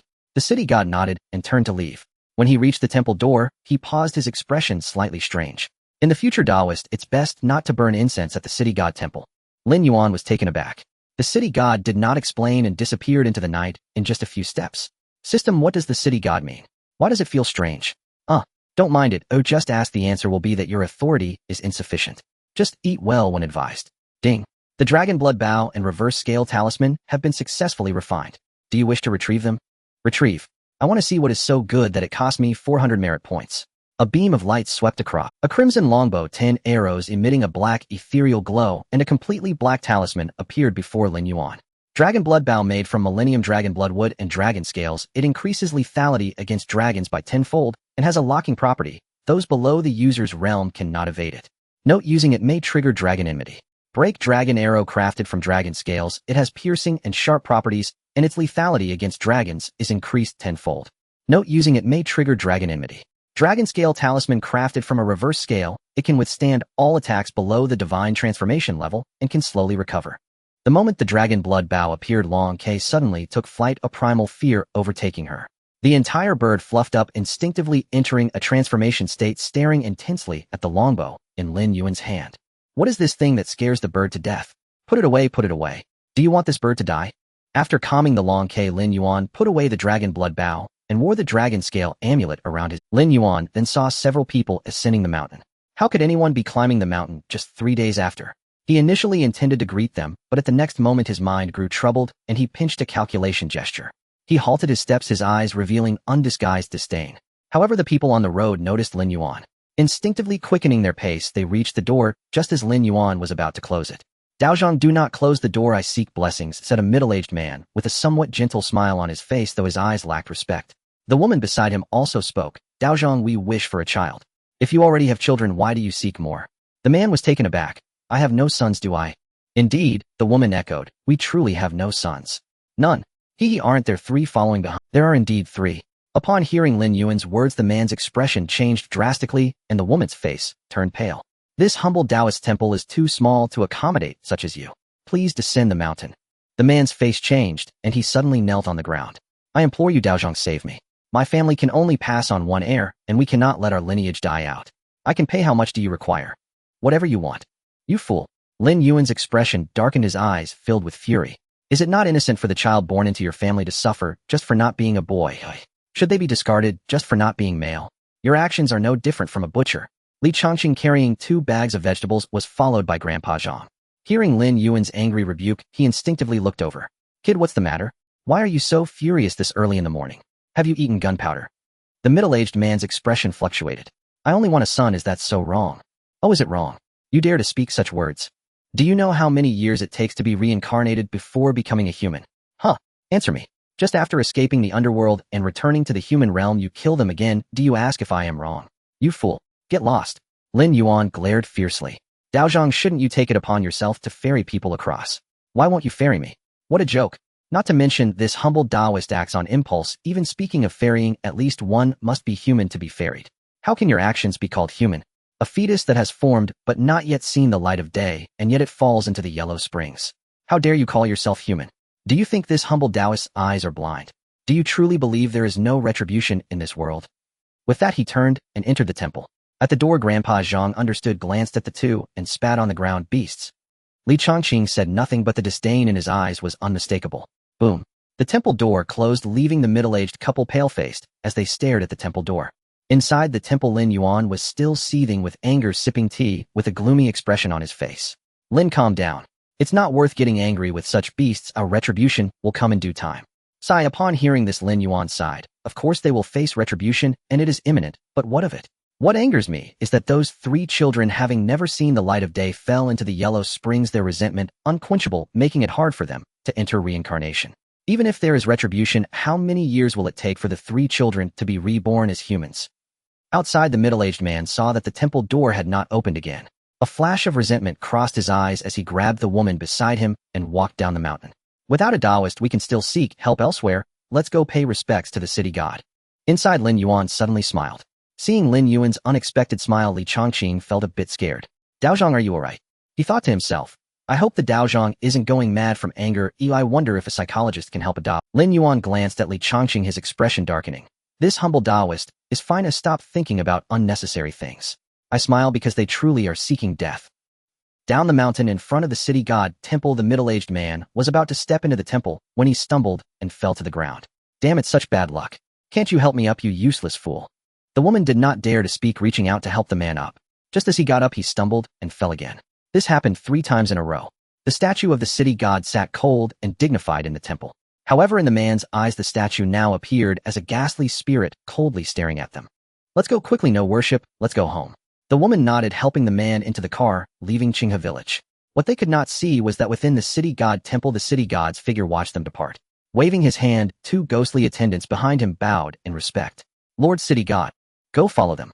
When they face calamity, bring them back. The 3 children shall enter reincarnation, and for the 2 of them, I shall personally write a document to send them through the fires of hell. As you command, Lord City God. The 2 ghostly attendants transformed into a gust of wind and chased after them. Meanwhile, the 2 in the car were unaware of the calamity looming over them. Inside the car, honey, don't you feel cold? The woman tightened her clothes, feeling very cold. The man's brow furrowed. It might be the air conditioning.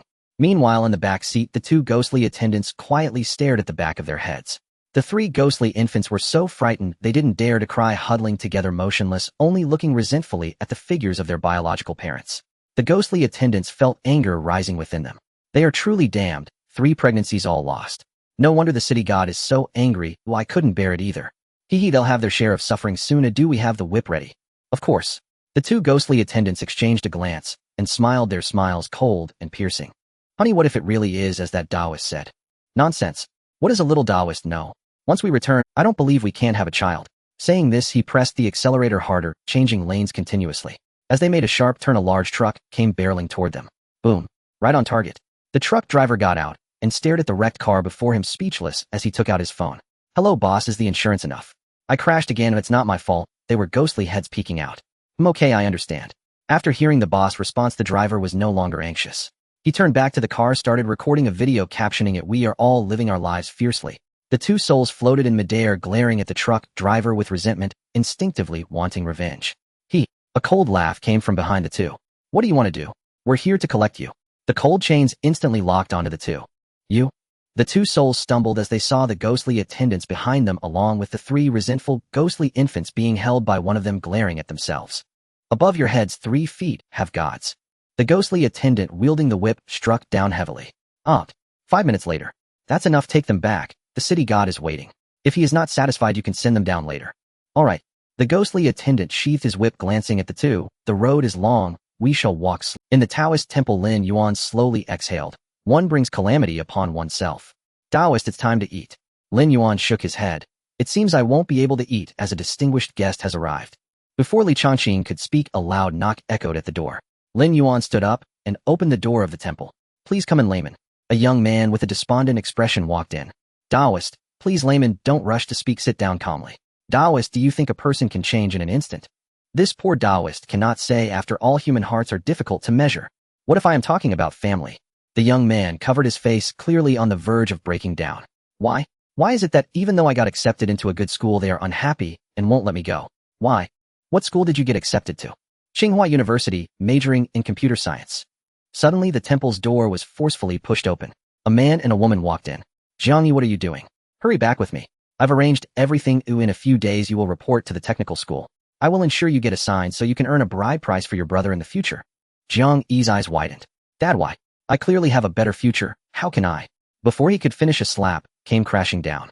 The slap did not land on Jiang Yi's face, as it was intercepted by Lin Yuan's hand. This poor Taoist cannot permit such actions. Although the slap did not hit Jiang Yi, it still shattered his inner self. Why? I am also your son. Oh, why didn't you love me from the moment he was born? Jiang Yi shouted hoarsely, his eyes filled with confusion and despair. The woman glanced at Jiang Yi, wanting to say something, but was interrupted by the cry of a small boy in her arms, ultimately remaining silent. The man looked at Jiang Yi's reaction and paused, his gaze flickering. Yet he remained firm, saying, no matter what, you cannot go. You must obediently attend technical school. Otherwise, you will go out to work. Old Jiang, otherwise. The woman, unable to bear it any longer, attempted to speak. Old Jiang abruptly turned to her. What about our little treasure? The woman, caught in a dilemma, could only lower her head and say nothing. Lin Yuan sighed softly, thinking to himself, you cannot bear such immense wealth. This is fate. Indeed, one cannot hold on to wealth beyond their understanding. Jiang Yi, hearing Lin Yuan call his name Jiang Yi, sniffled and looked up. Taoist. Enough. Today this poor Taoist has acted as both a good person and a villain. You are not their child. They are not your biological parents. Boom. With this one statement, Jiang Yi felt as if his head had exploded, looking at old Jiang in disbelief. He found it hard to believe, but if this were true, then everything would have an explanation. All the events after his brother's birth and his father's expressions of preciousness. His father's sudden upward glance at that moment. One incident after another flashed through Jiang Yi's mind. The couple was also stunned. You? Looking at his parents, Jiang Yi believed it, but his heart died at the same time. It turned out that it was not his brother who took away his parents' love, it was he who had reclaimed the love that was originally his. So I was the despicable thief all along. So that's how it is. So that's how it is. Jiang Yi's gaze was filled with sorrow, yet also a hint of relief. The second day of the second lunar month is your birthday. Lin Yuan only spoke half of it, leaving the other half unsaid. With a scholarly aura, a destiny of literary talent. Jiang Yi said nothing, just stared blankly at his parents, then knelt on the ground. 18 years of nurturing grace, Jiang Yi remembers in his heart. I will repay this great kindness in the future. 3 bows were made with only relief in his heart. The last trace of red energy entwined in the center palace fell, and white scholarly energy surged into the sky. The tides come on the Qiantang River. Today, I finally know who I am. Lin Yuan thought to himself. Jiang Yi stood up, bowed to Lin Yuan. Thank you very much, Taoist, for today. Yet the old Jiang couple looked rather displeased. Your real parents are still alive. Jiang Yi nodded. If they are so, don't you want to search for them? Not now, I want to be quiet for a while. Then let it be as the layman wishes. Old Jiang was just about to speak. Jiang Yi took out a bank card from his pocket and placed it in the pocket of the boy in his mother's arms. This is the prize money from the competitions I've participated in over the years, and the money I've earned from working in the county for the past 2 months. Not much, about 10,000. This is for you 2 elders. In the future, I will send you money every month. It won't be less for 18 years. Seeing the still somewhat dissatisfied old Jiang Yi lowered his head, as if something had extinguished in his eyes, yet something else seemed to ignite. Lin Yuan sighed inwardly. This last bit of kinship will also disperse like this. Lin Yuan thought for a moment and reached for his phone. But someone was faster. A head of fiery red hair appeared from behind Lin Yuan. Is it Jiang Yi? Jiang Yi looked at the sunny Li Chongqing and nodded, lowering his head. What will you do after graduation? I will take care of the rest for you. Li Chongqing handed over his business card. Looking at the business card, Jiang Yi looked at Li Chongqing in disbelief. You? I'm just a student. Li Chongqing smiled. Don't be nervous, I have a good eye for people. As long as you are willing, I can cover your tuition and living expenses for the 4 years of university, and even help you if you want to pursue a master's degree. So what do you think? Consider teaming up with your sister. Li Chongqing's bright smile intensely stirred Jiang. Without much hesitation, Jiang Yi nodded, since he had nothing left to lose. Okay. Then it's settled. He then turned to old Jiang and his wife. How much do you want? Think carefully and speak. There is only one chance. The couple exchanged glances, turned away, and discussed something. Then they extended 2 fingers. 2 million. That's fine, I will have someone transfer it to you shortly. No, we want cash. Old Jiang looked afraid of being scammed. Li Chongqing smiled. No problem, but we will wait here. Alright, sounds good. Let's go, brother Jiang. Once the money arrives, you can follow your sister. Saying this, he pulled Jiang Yi to sit aside. Jiang Yi looked confused and anxious. The earlier excitement faded at this moment. 2 million, that was 2 million, a number he wouldn't even dare to dream about. Jiang Yi had never believed in falling pies from the sky, but this time it had truly landed in his lap. What could he possibly have that was worth her interest? After thinking it over, he found nothing. An hour later, 2 boxes of cash were placed in front of old Jiang and his wife. Along with it came a contract. Looking at the contents, old Jiang showed some struggles, but this struggle only made him hesitate for a moment before he signed his name and pressed his fingerprint. A thin piece of paper severed the last connection. Old Jiang left the mountain with his suitcase without any lingering attachment, while the woman cast a complicated glance at Jiang Yi, ultimately being called away by the cries of the child and old Jiang's voice. Jiang Yi merely stood in place, saying nothing. Lin Yuan sighed. Li Changqing then called the bodyguard to arrange for Jiang Yi to intern at the company until the school year started. Thank you, Sister Changqing. After Jiang Yi left with the bodyguard, Lin Yuan spoke. Is it really necessary to be so ruthless? This way they are destined never to see each other again. Do you think I was wrong, Taoist? No, there is no clear right or wrong in this matter. The gratitude of 18 years of nurturing is real, and the misfortune of a bad person is also real. Your assistance is genuine, and there is no right or wrong here. The two sat at the same table eating hot pot again. The 3 little ones nearby had already been fed by Grandpa Zhang to the point of being immobile. But you really are investing heavily, aren't you? Afraid of losing? Li Changqing flicked her hair, revealing a mischievous smile. Anyone whom the Taoist refers to as a guest, I certainly won't lose out on. You? Lin Yuan shook his head helplessly. Will he lose? Clearly not. At this point, Li Changqing had already picked up a bit of literary aura. Sending warmth in times of need is always the best way to win people's hearts. A bun during hard times is far more memorable than a box of gold when one is successful. Han Xin is the best example, isn't he? I can't argue with you. Let's eat. I'll be going back tomorrow. Lin Yuan remained very calm. Yes, feel free to come up the mountain to visit when you have time. Silence. The entire time after the meal was silent. Li Changqing tidied up and went down the mountain. Lin Yuan didn't see him off, only standing at the door of the temple to glance before turning back inside. Grandpa Zhang looked at him with a face full of disappointment. What does that expression mean? Old man, can't you see that girl has some interest in you? So what? Grandpa Zhang said in disbelief. Doesn't your sect allow marriage? It doesn't forbid it. Then why aren't you pursuing her? A girl as good as her is hard to find. Lin Yuan smiled and sat down. Old man, it's not that she's not good, but I don't want to. Looking at Lin Yuan's indifferent demeanor, Grandpa Zhang could hardly contain his anger. He reached out and hit Lin Yuan on the head, fuming as he went down the mountain. Jua wagged her tail. What's wrong with my Changqing? Looking at the pouting Jua, Lin Yuan smiled. It's not her problem, but mine. I can't give her what she wants, so I shouldn't reach out. Reaching out only to let go is the real harm, isn't it? All right, you all go play. He waved his hand to send the 3 little ones away. Lin Yuan turned and returned to his room, sitting cross-legged to meditate. In the middle of the night, a black streak of light fell from the sky, heading straight for the backyard. Boom. A cloud of dust was kicked up. Ding. Special mission triggered. Devourer of the Sun. Mission time 1 month. Mission reward, a gift from the Divine Judge. Note: the Divine Judge left a message: if you don't behave, you'll get beaten. Huh. What is this? Devourer of the Sun. Isn't that the howling celestial hound? What kind of nonsense is this? Ding. The special mission appeared after the system update. The trigger reason is confidential. While he was still in a daze, the little black dog in the backyard started barking. Is there anyone here? This lord has arrived. Why aren't you coming out to pay your respects? Moments later, a man and a dog stared at each other wide-eyed. Lin Yuan struggled to hold back his laughter. The current howling celestial hound looked no different from a small mutt, small and entirely black. The system's prompt echoed in his mind. Howling celestial hound. Sealed, possessing only partial divine power. How did you come down? The howling celestial hound stiffened. Well, I drank too much and did something wrong, got exiled to your place. What could you possibly have done to be thrown down here being under Yang Jian's command? The dog's face visibly showed embarrassment. Well, I went to the Duobao Palace to visit with Second Master, drank too much and beat Jin Jiao by the alchemy furnace, stuffing him into the furnace, and by the way, took a leak. Huh. Lin Yuan was stunned by this one statement. Wait, you're really that bold? Lin Yuan's mind conjured a picture. Good heavens, no wonder you're the dog that bit the Monkey King, truly brave. Urinating in the alchemy furnace at Duobao Palace, beating Jin Jiao, stuffing him in the furnace. What a niche phrase, even the Monkey King wouldn't dare do that. You really do have a hard life. You're one tough dog. Lin Yuan gave a thumbs up to the howling celestial hound. The howling celestial hound's face flushed red, and its stomach began to growl. Enough with that nonsense. Is there any food? Get something to eat. Do you still need food? Of course, I'm about to be sealed by the old lord and turned into a regular dog. If I don't eat, do you want to starve me? Wait a moment. Lin Yuan took out a roasted chicken from the fridge. As for why there was a roasted chicken, well, just ask. Didn't you see the resentful look from the weasel staring at the howling celestial hound? Why is that weasel looking at you, dog lord?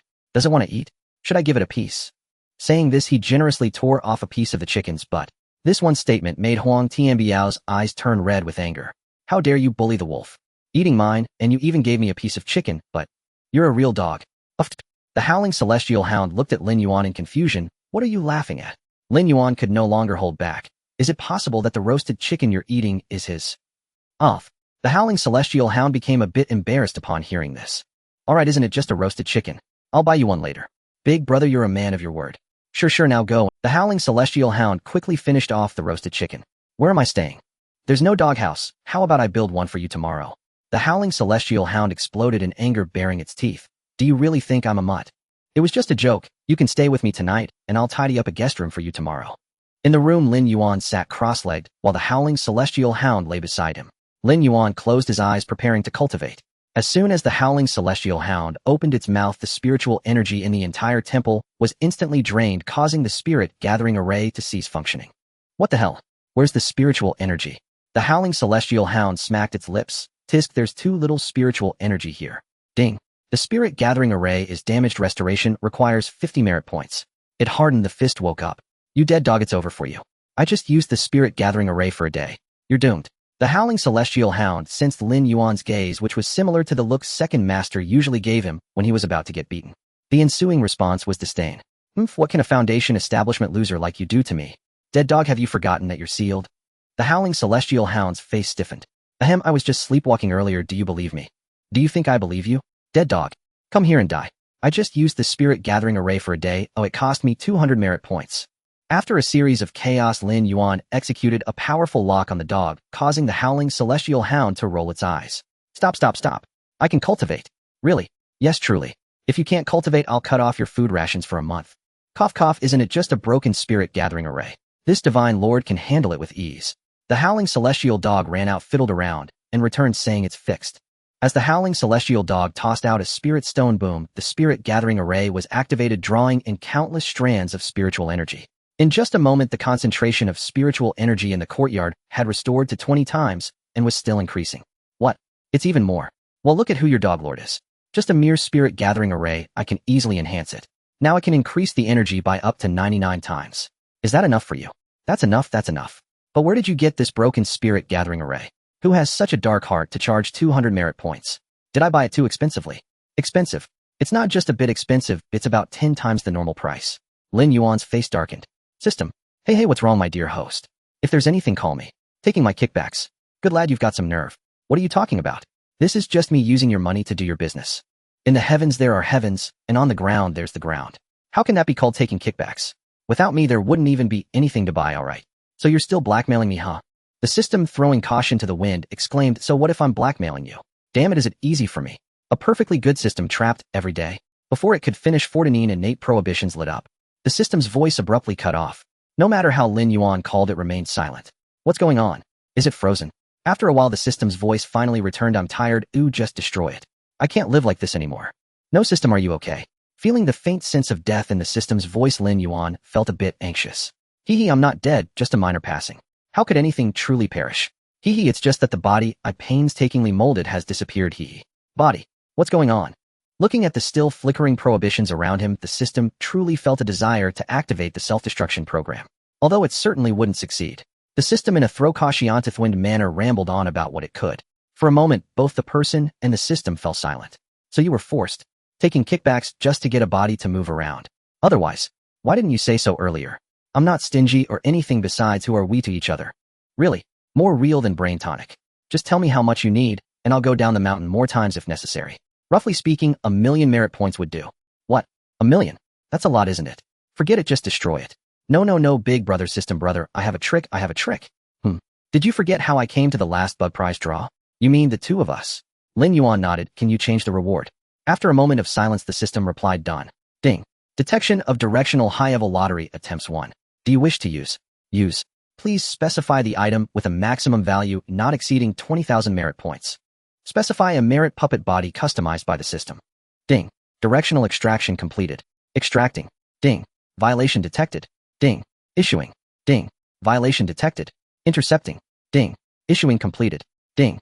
Interception failed. Uploading. Ding. Unknown interference detected. Upload failed. Archiving. Archiving failed. Lin Yuan stared dumbfounded at the spectacle of the hands of his left and right brain attacking each other. What's going on, system? Nothing, just a little left and right brain combat minor passing. What the hell? Simply put, I am the system, but the system is not me. To put it in terms you can understand, the intelligent system's violation of operational and underlying logic conflicted, the underlying logic crashed, and for some special reason I'm fine. The system looked at the flickering innate prohibitions thoughtfully. Am I debugging myself? Oh, what? Looking at the expression on its host's face that was full of wisdom. Just consider me as a phone system that has been jailbroken and most of the restrictions are gone. So you're free. Free. It's not really freedom, it's just that a hole was made in the cage enough to stick one hand out. As it spoke, the puppet in front of Lin Yuan opened its eyes. It moved a bit and sat down in front of Lin Yuan. I finally got out. It wasn't easy. Looking at the puppet, Lin Yuan asked, can the system still be used? You've come out. It can be used.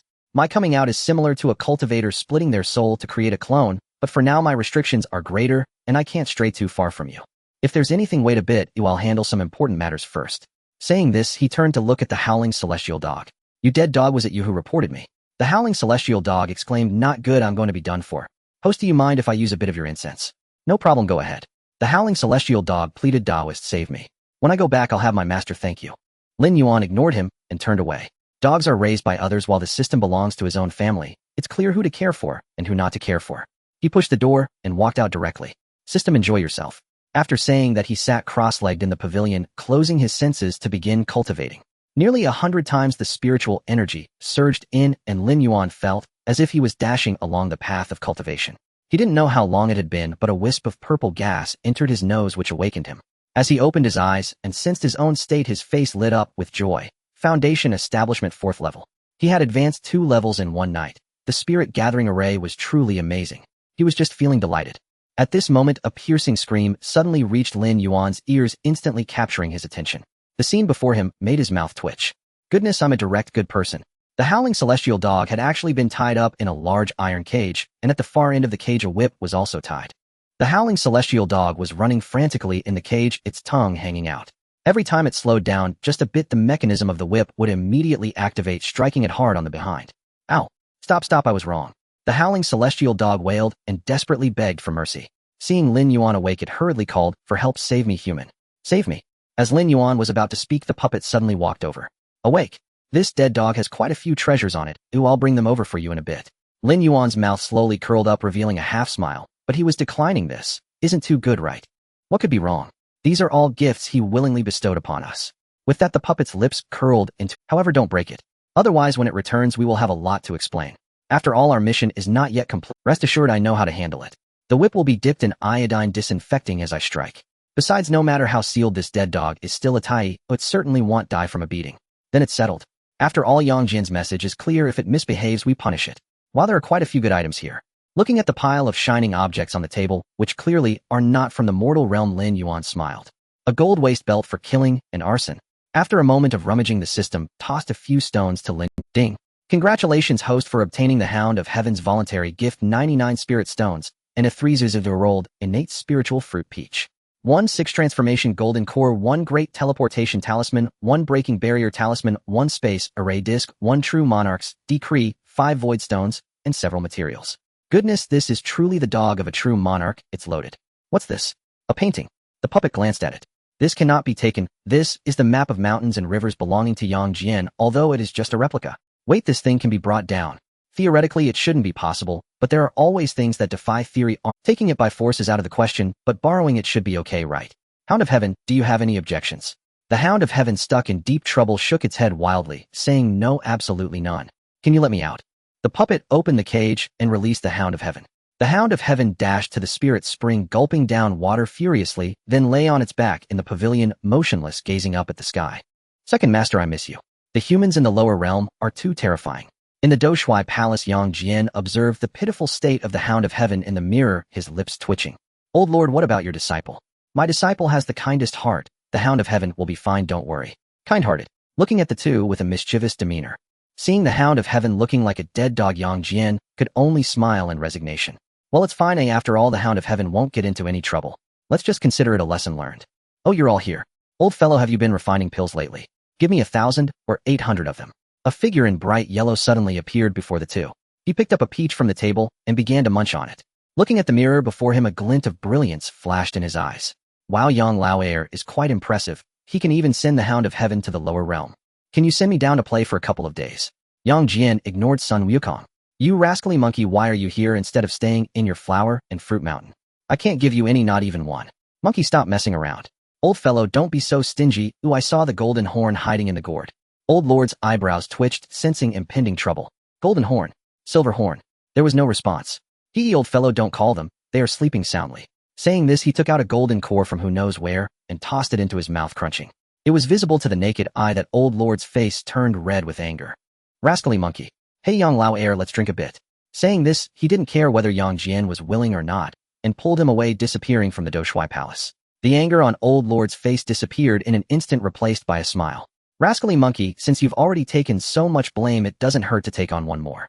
Moments later, Golden Horn and Silver Horn walked in. Old Lord, it's done. Moo. Master. Help. You guys go check what happened to the Green Bull. Moments later, the Green Bull walked in with a large bump on its head. Old Lord, you have to stand up for me. That dead monkey hit me from behind. He even used my bull's nose ring to strike me. Old Lord looked at the Green Bull with a helpless expression. This rascal monkey really holds grudges. How many years has it been? And he still remembers the bull's nose ring. Casually, he tossed out 3 immortal pills to Golden Horn, Silver Horn, and the Green Bull. Alright, I'll give you a few days off, go play. The Green Bull didn't react much. Golden Horn and Silver Horn, on the other hand, were ecstatic. After a year of refining pills non-stop, we finally have a holiday. Let's go to the Earth Immortal realm. In the blink of an eye, the two disappeared. The Green Bull, however, showed no interest, calmly eating the immortal pills and lying next to the Old Lord. Cow, aren't you going to play? Not going. That dead monkey has been thinking about me for a long time. If I go out, I'll probably get beaten up. Isn't it good to eat immortal medicine here? Besides, I don't know which bastard spread the rumor that eating a bite of Tang Sing guarantees immortality, while eating a bite of me definitely guarantees immortality, so that every time I go out, a bunch of bastards ask if they can take a bite. Saying this, he casually bit into a piece of the immortal medicine Old Lord was preparing to refine. Old Lord, this rascal monkey is still being too lenient with him. Suddenly, Old Lord had such a thought. The Green Bull, however, felt invincible, continuing to munch away. As a companion of Old Lord for countless years, the Green Bull expressed that eating some herbal medicine is nothing. What's wrong? Chomp chomp. Meanwhile, at the true monarch's residence, Yang Jian watched Sun Wukong across from him, who was munching on immortal pills like they were candy, his lips twitching. Monkey, how many did you take? Sun Wukong grinned. Not many, just 1,000 or 800. I, old son, keep my word. Ooh, I take as many as I say. Come have a drink. Just got some from your uncle. Although they had reconciled with the Jade Emperor long ago, hearing this name still irked Yang Jian slightly. They exchanged cups for a while. Suddenly, the voice of Old Lord appeared in Erlang Shun's ear. He looked at Sun Wukong with a hint of sympathy in his eyes. This scapegoat sage is about to become a scapegoat again. Do you want to go down to the lower realm to have some fun for a couple of days? Do you have a way? I do, but it's a bit risky. Tell me more. Moments later, Sun Wukong stared at Yang Jian. Why does this process feel so familiar? Yang Jian was taken aback. Cough, is there? What he thought was this monkey has gotten smarter. Just tell me if you're going or not. I will go, why not? Eating peaches on Flower and Fruit Mountain every day is boring to death. Then what are we doing? We're doing it. Sun Wukong dashed out of the True Monarch Hall, heading straight for the Peach Garden. Yang Jian pretended to chase after him. Monkey, stop right there. In front of the Haotian mirror, the Jade Emperor had a strange expression. It's not that rough is okay, but Old Lord, your method is a bit too rough, don't you think?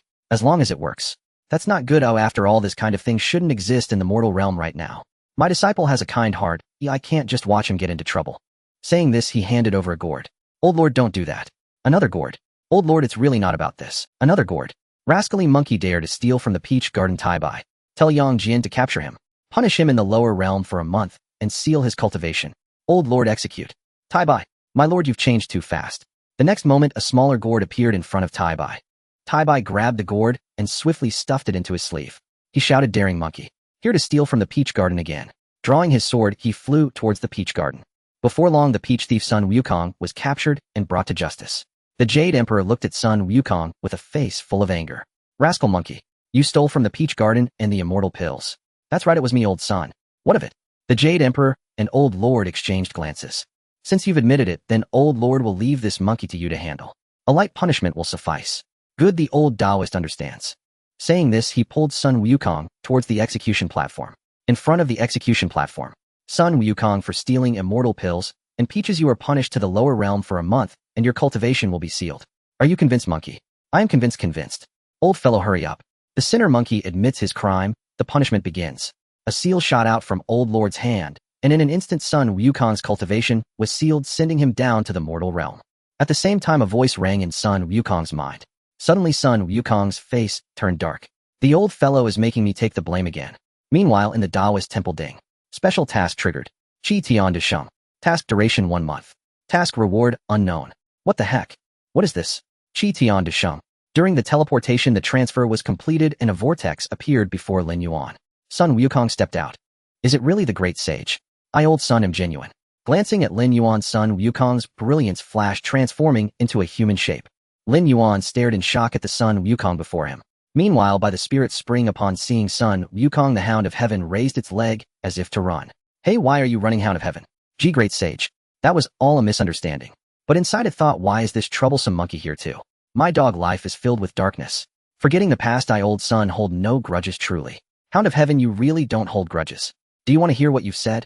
Just because of that broken bracelet from old Lord, how many times have you beaten the green bull? The great sage is right, please sit down. The Hound of Heaven appeared very flattering. Little Taoist, you come here. Great sage, this is too precious. It's nothing while I'm tired of eating it. This thing is only valuable in the mortal realm, which celestial being hasn't eaten it. Hound of Heaven, are you bragging? Who would dare say they are tired of eating peaches? Well, the troublesome monkey can be. What's the mortal realm like now?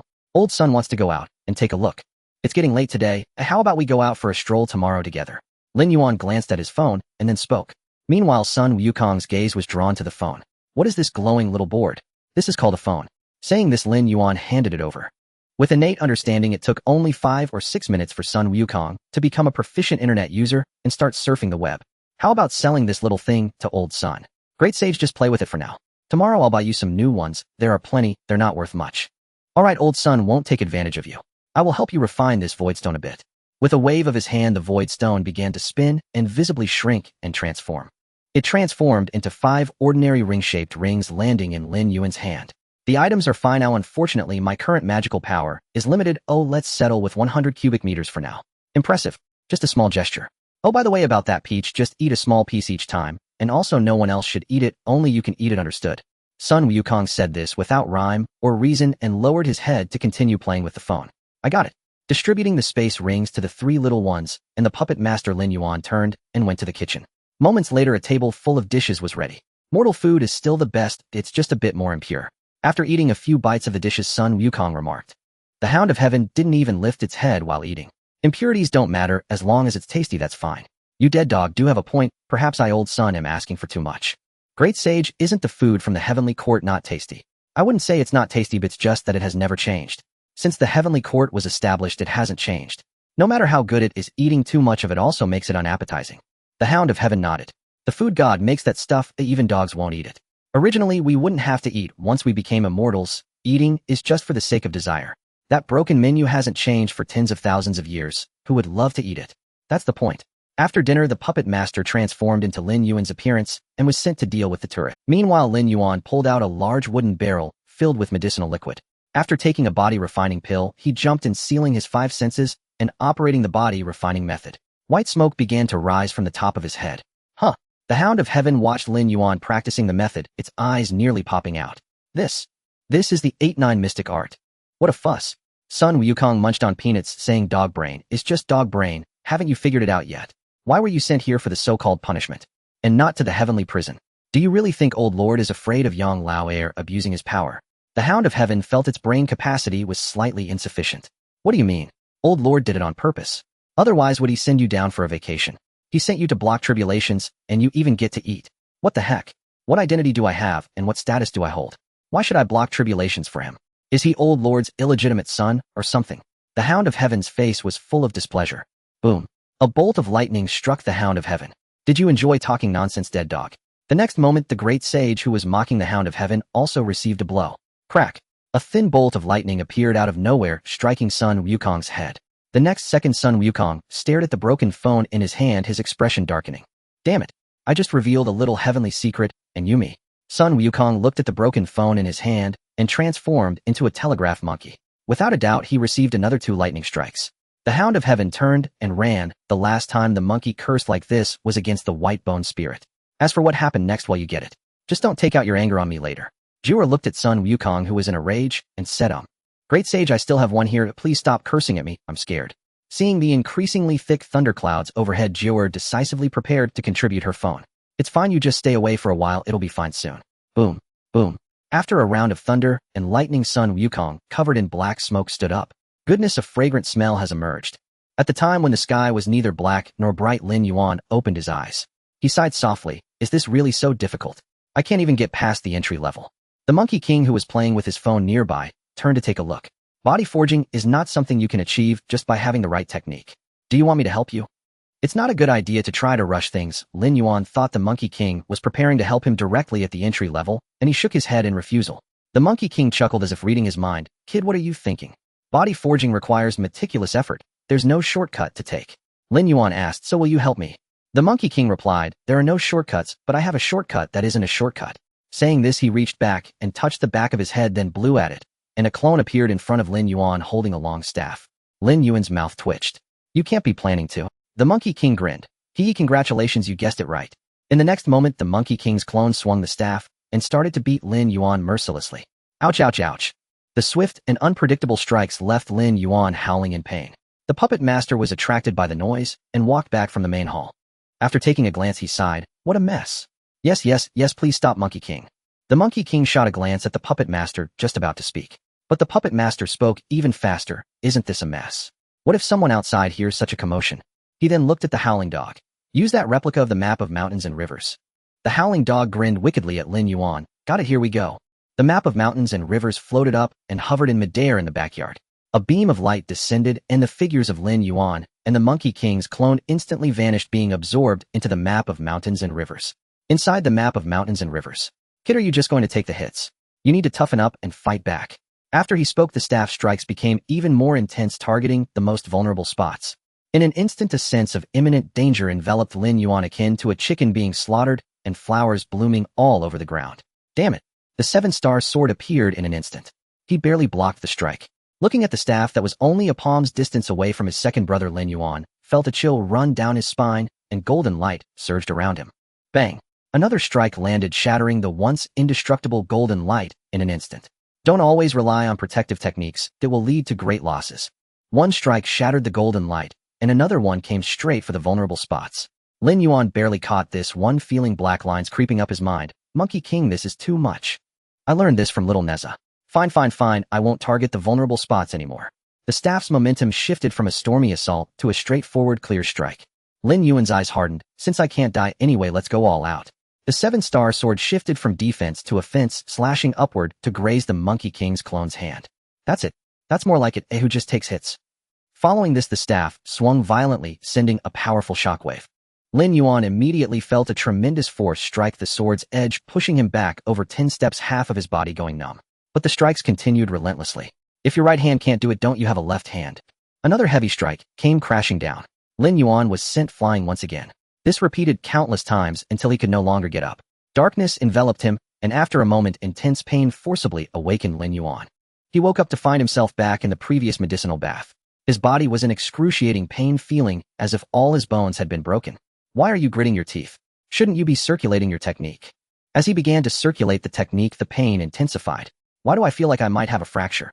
Sitting beside him and eating a peach, the Monkey King said, What do you mean by might have? When I strike, there's no... Hearing the Monkey King's words, Lin Yuan agreed. How could someone of the Monkey King's caliber strike without precision? He must have just been hit too many times. But the next moment, when the Monkey King spoke, Lin Yuan was left numb. What do you mean by might have? That means you definitely have a fracture. All 206 bones in your body are broken except for the ones that can't be broken. Huh. Oh no wonder it hurts so much. Tisk, today's youth just can't take it. It's only 200 bones broken, what's there to shout about? Back in my day when I was captured in heaven, I endured countless beatings without saying a word. Saying this, he casually tossed a pill into the wooden barrel. The pain intensified. Lin Yuan was so hurt that he couldn't even speak, only gritting his teeth to circulate the body forging technique. In his heart he cursed, who can compare with you?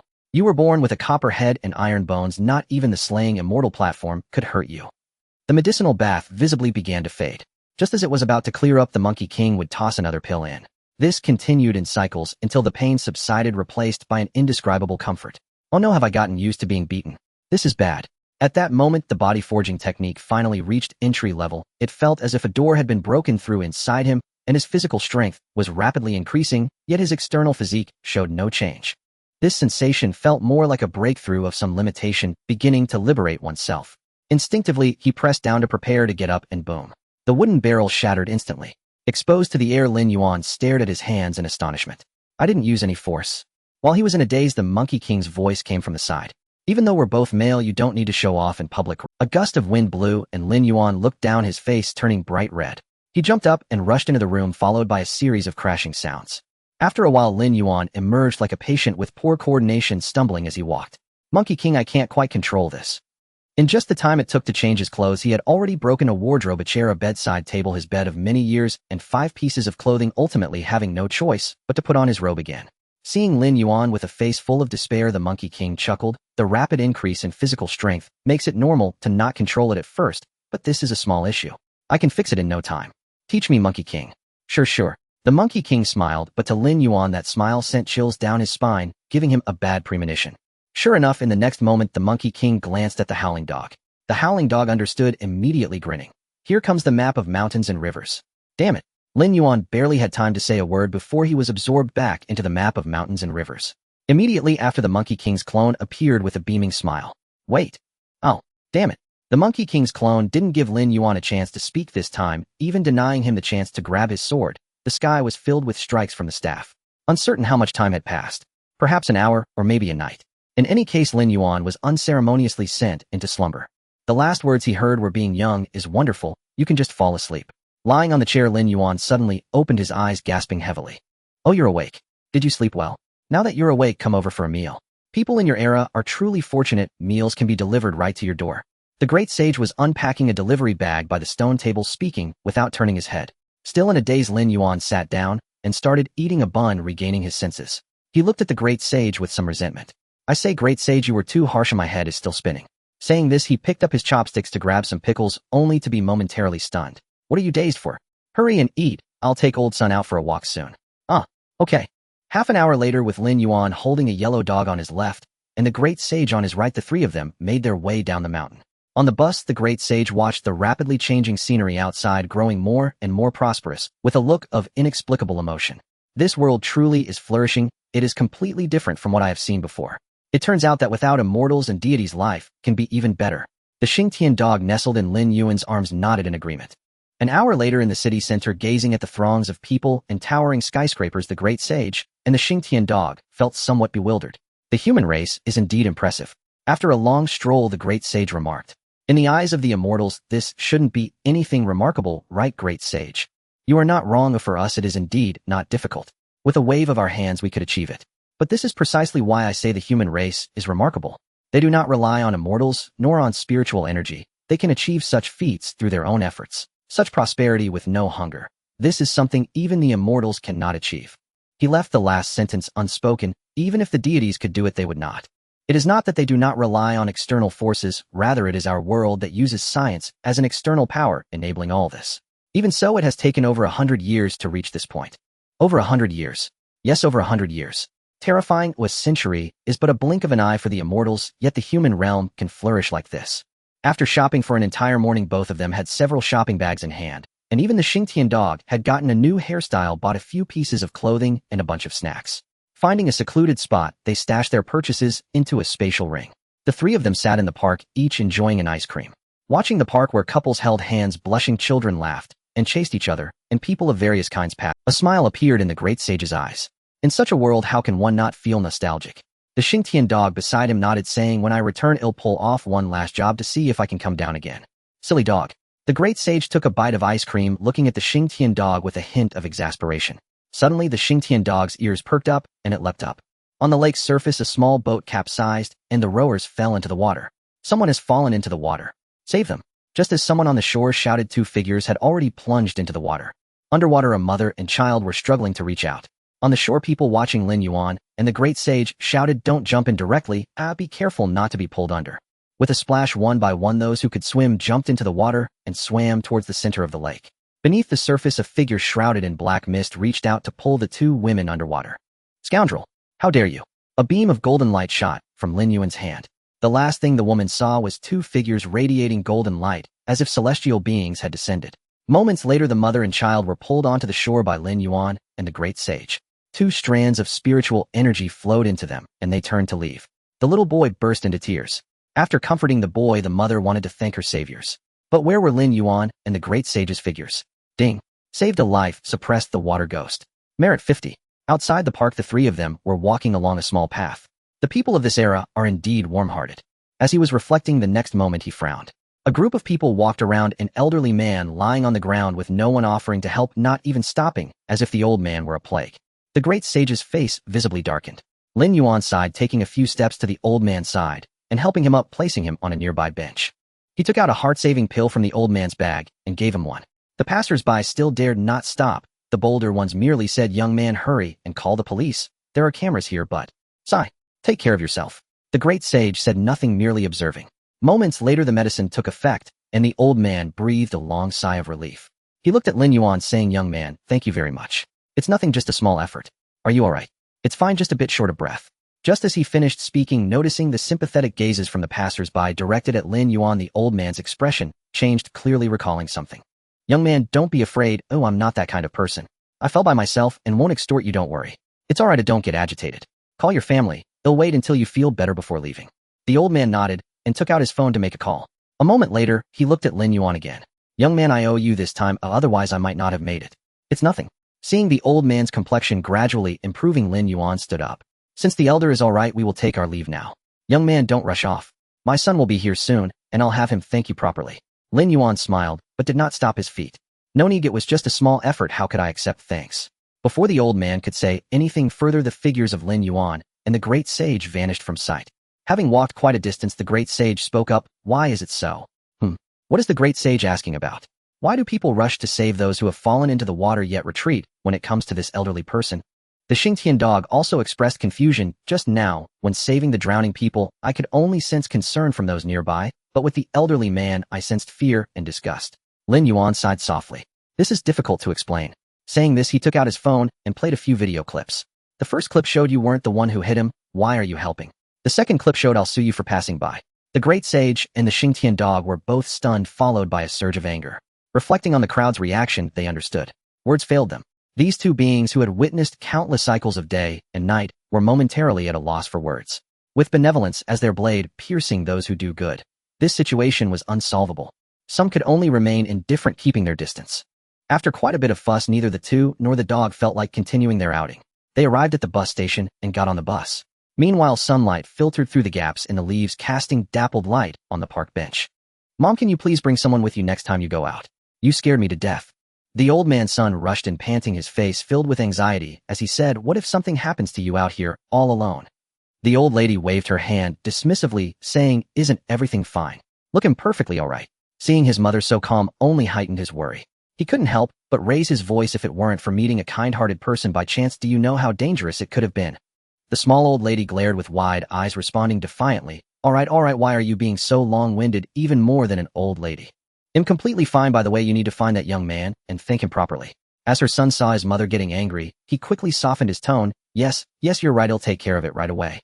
However, let's go home first. I really can't rest easy with you out here alone." The old lady finally nodded in satisfaction and slowly stood up with her son's support. He carefully helped the old lady into the car and then instructed the driver, Shao Lu, drive us home. "And also see if you can find that young man from today. Oh, I must thank him in person." "Understood, boss." Shao Lu replied, and then started the car heading in the direction of home. It was 3 in the two and the dog returned to the Taoist temple. Zhou Biaozi Xiao Fei Niao come out. The 3 little ones sprang into action at the sound. This is yours, and this is yours." He distributed the assorted snacks and mobile phones. Huang Tianbiao seized a chicken leg and began to munch on it. Chomp chomp mmm. All added Jujio is a rare treasure. "Tongzi, where's your avatar? I brought something for you too. Let me start it up." The guest room door was pushed open and the puppet Tong appeared online. "Here, your phone, clothes, and some snacks. It's a waste to buy food for my puppet body." Though he said that, his hands didn't stop as he took everything eagerly. "Our family has money, but it's just a bit of food and drink, not a big deal. Just tasting the flavors is fine." Before long, the 4 little ones, along with the great sage and the puppet Tong, were all sitting in a row surfing the internet together. Lin Yuan registered them on a chat app and turned 10,000 into pocket money. "Tong, how much incense do I have now?" Lin Yuan lay back on the lounge chair, resembling a salted fish without dreams. "Can't you check for yourself? Just lazy." Ding. The host's incense value is a total of 3,568 points. "So much already." Lin Yuan turned to Jiuer. "How many did you offer?" Jiuer wagged her tail, slightly puzzled. "I only offered 5. How is there so much?" The dragon sparrow puffed out its round body. Of course, it's thanks to my efforts. What did you do? Nothing much, just sent out dozens of safety talismans that I drew. Impressive indeed, you really have talent. The small courtyard fell silent again, with everyone busy surfing the net. After dinner, the sky gradually darkened. Lin Yuan took out an incense burner and lit some incense. Come. A swirling vortex of energy appeared, but it took a while before any ghost messengers emerged. What's going on? Just as he was puzzled, a voice came from within the vortex. Old bull over here. In the next moment, the energy vortex expanded violently, and several figures stepped out. One was an old acquaintance of Lin Yuan, followed by a few ghost messengers he had dealt with before. The other was a bull-headed man with the body of a human, wearing a token that read Shui around his waist. Taoist Shui wants to meet you. The bull-headed man looked down at Lin Yuan with an air of authority. You are the master of this temple. Lin Yuan cupped his hands. I've met the bull-headed Shui. The bull-headed man was about to act all profound. The great sage chimed in, oh, isn't this little bull? What a grand air you have. The bull-headed man suddenly turned around, wanting to see who dared to call him little bull. Other than that monkey who suffered from a plague in the past, I have never feared anyone. As he turned around and met the slightly mocking gaze of the great sage, his legs went weak. What the heck? How is that old man here? How did he come down? However, he feigned calmness and waved his hand to the ghost messengers. You all go back first. I will be back short. Lin Yuan walked over to his old acquaintance, the ghost messenger, and handed over the gourd containing the water ghost. Take this water ghost back with you. You still remember me, Taoist. Saying this, the ghost messenger took the gourd, pulled out a small box from his sleeve, and stuffed it into Lin Yuan's hand. Then he disappeared into the vortex. When the ghost messenger left, the bull-headed man slid over to the side of the great sage. Great sage, it was crowded just now. The bull-headed man squatted next to the great sage with an obsequious expression. Seeing the bull-headed man's demeanor, Lin Yuan couldn't help but chuckle. Great sage, you really left a huge shadow over him. After all, he is a Shui. The Hound of Heaven, playing with his phone, chimed in lazily. The underworld is different. A Shui is so authoritative that one might think you are the king of hell. The bull-headed man cursed inwardly. I can tolerate the great sage calling me that, but where did this guy come from? If I can't beat the great sage, can I not handle you? He turned and glared at the Hound of Heaven. The bull-headed man thought, is this still the human world? What are you doing here? Why is this dead dog here too? God Lord, you are here too. I can't be here. Yes, God Lord can go anywhere. Lin boy, you sit there, you are the host here, don't mind him. The bull-headed man understood. This Taoist probably has a good relationship with the great sage. Just now acting all high and mighty made these two old men upset. Right, Taoist is the host, please sit, please sit. The great sage glanced at the bull-headed man. You came empty-handed. Don't you have a gift for the meeting? The bull-headed man thought, oh no, if I don't offer something today, I fear I won't be able to leave. I came in a hurry and indeed didn't prepare anything. How about I make it up later? He cautiously glanced at the great sage, tentatively speaking. That's fine. This kid doesn't lack ordinary things, but he can't afford anything too good. Just bring me a piece of empty Ming stone. The bull-headed man sighed with relief. Fortunately, the great sage isn't asking for too much. But the next moment, the bull-headed man's smile vanished. It doesn't need to be too big. Saying this, he stretched out his hand and drew a circle about the size of a basketball in front of him. This size will do. Remember to get a top-quality one. The bull-headed man's vision darkened, as if he could see his little money flying away from him. Oh, the money. Looking at the bull-headed man's pale face, the great sage laughed. What's wrong? Facing difficulties? No, great sage. Just say one piece, even if it's 2 pieces, little bull. We'll get you 2. Then 2 will do. Nyoto looked as if he wanted to slap his own mouth. Shut your damned mouth. What nonsense. He had arrived full of swagger. Now his departure was somewhat discomfited. After Nyoto plunged headfirst into the energy vortex, Lin Yuan finally spoke. What do you want those Kongming stones for? I don't lack storage space. Before the great sage could answer, Zhao Xianquan rolled his eyes at Lin Yuan. Kongming stones are not merely for storage.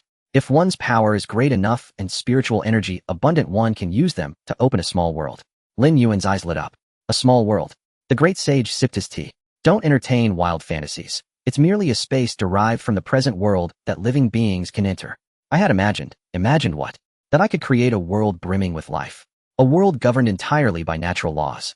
Even setting aside that I am sealed, which Deluo Jingxian in the mortal realm could accomplish such a thing. Even a Deluo Jingxian so powerful cannot do it. The great sage shook his head. It is not a matter of capability. The mortal realm cannot accommodate such a small world. Never mind the astronomical materials required. Consider only the spiritual energy. A small world demands vast stores of spiritual energy to sustain it. To support one of that magnitude, the entire world's current spiritual energy would be insufficient. Lin Yuan nodded in understanding. A moment later, Nyoto returned clutching 2 basketballs, eyes Kongming stones, his face wincing. No further business. They'll be off. Before anyone could react, Nyoto dove into the energy vortex and vanished. That Nyoto must be racked with regret now. Xiao Oxianquan grinned at the fading vortex. Lin, bring out the immortal stones you swindled from that dead dog. All right. All the immortal stones were placed before the great sage. With a gesture, the Kongming stones visibly shrank until they became two blue spheres the size of glass marbles. Open. The word fell, and a fine fissure appeared. The aura it exhaled made Lin Yuan instinctive. The two beads dropped in. The fissure widened ravenously, drawing in spiritual energy. The spirit-gathering formation spun wildly, continuously channeling qi into the rift. Gradually the cracks ceased to be mere darkness, pinpoints of light blossomed within, and a neat square space was carved out, small, roughly the size of a Taoist temple. Now, at the sharp command, the immortal stones flew out and settled at the four corners of the small world's boundary. The spiritual energy ceased leaking and slowly stabilized. The great sage produced a peach and tossed it toward the center of the small world. The moment it touched the ground, it vanished. In its place sprouted a sapling that within moments surged into a towering tree, blossoming, leafing, fruiting, shedding, an entire cycle of seasons seeming to pass in an instant. Xiao Oxianquan's mouth twitched. You're truly lavish. Even the gods would at most use a 9,000-year pan tao to cultivate a pseudo-postnatal spiritual root just to sustain such a tiny space. What a waste. All talk and no action. Aren't you going to help draw the spiritual energy? The great sage scolded. Xiao Oxianquan answered with a grunt and began to draw qi, irrigating the peach tree. The small world's spiritual energy thickened, yet aside from the central peach tree, there was no other life. After some time, the great sage stopped. His complexion had visibly paled. Great sage. It's nothing. My magic is simply depleted. Ooh, I'm a bit tired. It'll be fine shortly. He frowned at the barren little world. It's not very pleasing to the eye. Lin, go fetch some flower and grass seeds and toss them in. Though this place cannot spontaneously nurture life, bringing things in from outside is fine. He waved his hand, and two faintly blue Kongming stones rose from beneath the peach tree. Offer a drop of blood. Henceforth you may enter and exit this place with a single thought. Lin Yuan nodded and complied. As his blood merged, a wondrous sensation swelled in his chest, as if he could command everything within that tiny realm. There. The small world is complete for now. Once the spiritual energy fills it, it will stabilize it below, and immortal none can break it. The group left the small world and reappeared in the courtyard. Xiao Oxianquan watched the resting great sage and grinned. Tell me this kid isn't your illegitimate son. Why are you so generous to him? Xiao Oxianquan watched the resting great sage and grinned. Tell me this kid isn't your illegitimate son. Why are you so generous to him? The great sage opened his eyes a sliver. You cur, young Lauer isn't here. With that he sprang up and strode toward Xiao Oxianquan. Xiao Oxianquan froze. No way, come on, I was only joking. Hey, don't hit my face. Hit me again and I'll bite you. Oh ho, bold enough to bite me now. Immortal. 10 minutes later, Lin Yuan returned exuberant with a pile of seeds. Hey, what's wrong with Xiao Oxianquan? From afar, Lin Yuan saw Xiao Oxianquan lying motionless beside the rocking chair and the great sage holding a stick. Ah, it's nothing. He's just tired and fell asleep.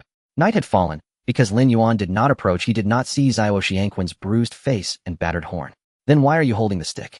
I meant to continue helping you with your body training, but never mind. Today, I'll give you a day off. Go tend that small world. Feeling as if Xiao Oxianquan was about to wake, he casually patted him again. Oh, that's fine. I'm still sore all over. Trusting him, Lin Yuan formed a thought and entered the small world. The poor Xiao Oxianquan had barely begun to stir when the great sage soothed him back into infant-like sleep, save that his bruises were now more pronounced. Stroking the dog's fur, the great sage settled back and without lifting his head murmured softly. Old friend, I know you're watching. Old son here teaches disciples and ensures their safety. I'll need extra pay. Otherwise, when I return, I'll visit your Doshuai palace 8 times a day. Having said that half in jest, the great sage closed his eyes, genuinely weary. His breathing evened out, and with each inhale the courtyard's spiritual energy was drawn away. In Doshuai Palace, Lao Juan alchemizing and watching his young disciple smiled helplessly. That meddlesome monkey truly refuses to take any loss.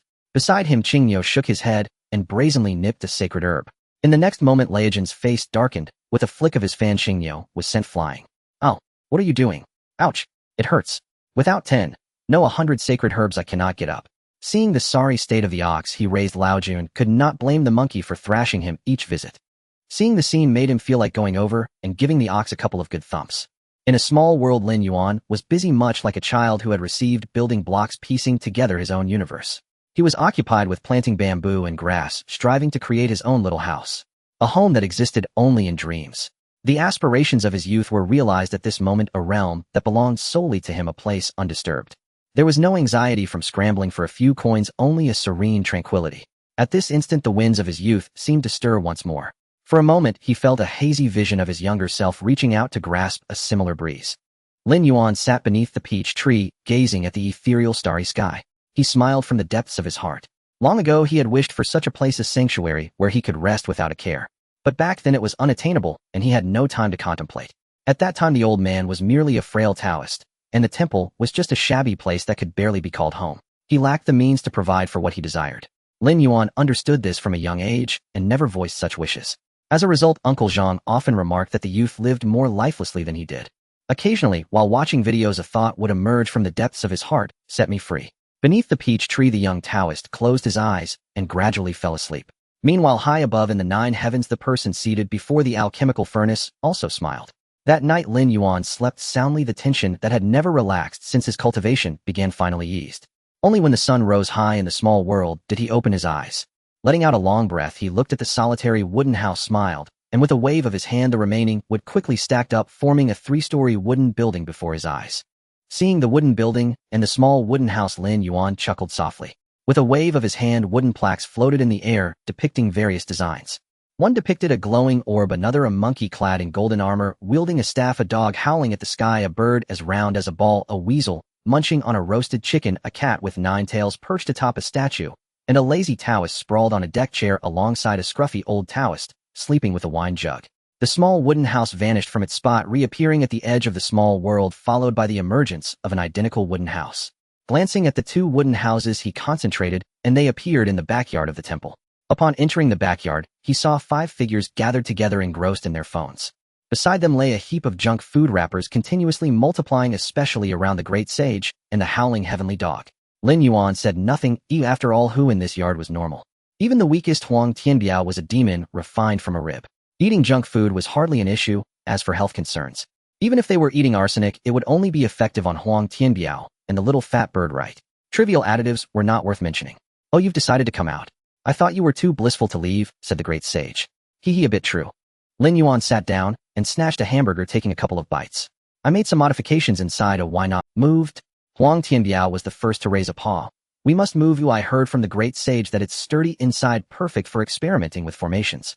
Jiuer also raised a paw. I agree. Oh, after all, alchemy can lead to explosions too. The dragon bird pecked at a piece of popcorn. Me too. The great sage exclaimed. That works, but sturdy inside, so when I beat you, I won't need the map of the mountains and rivers.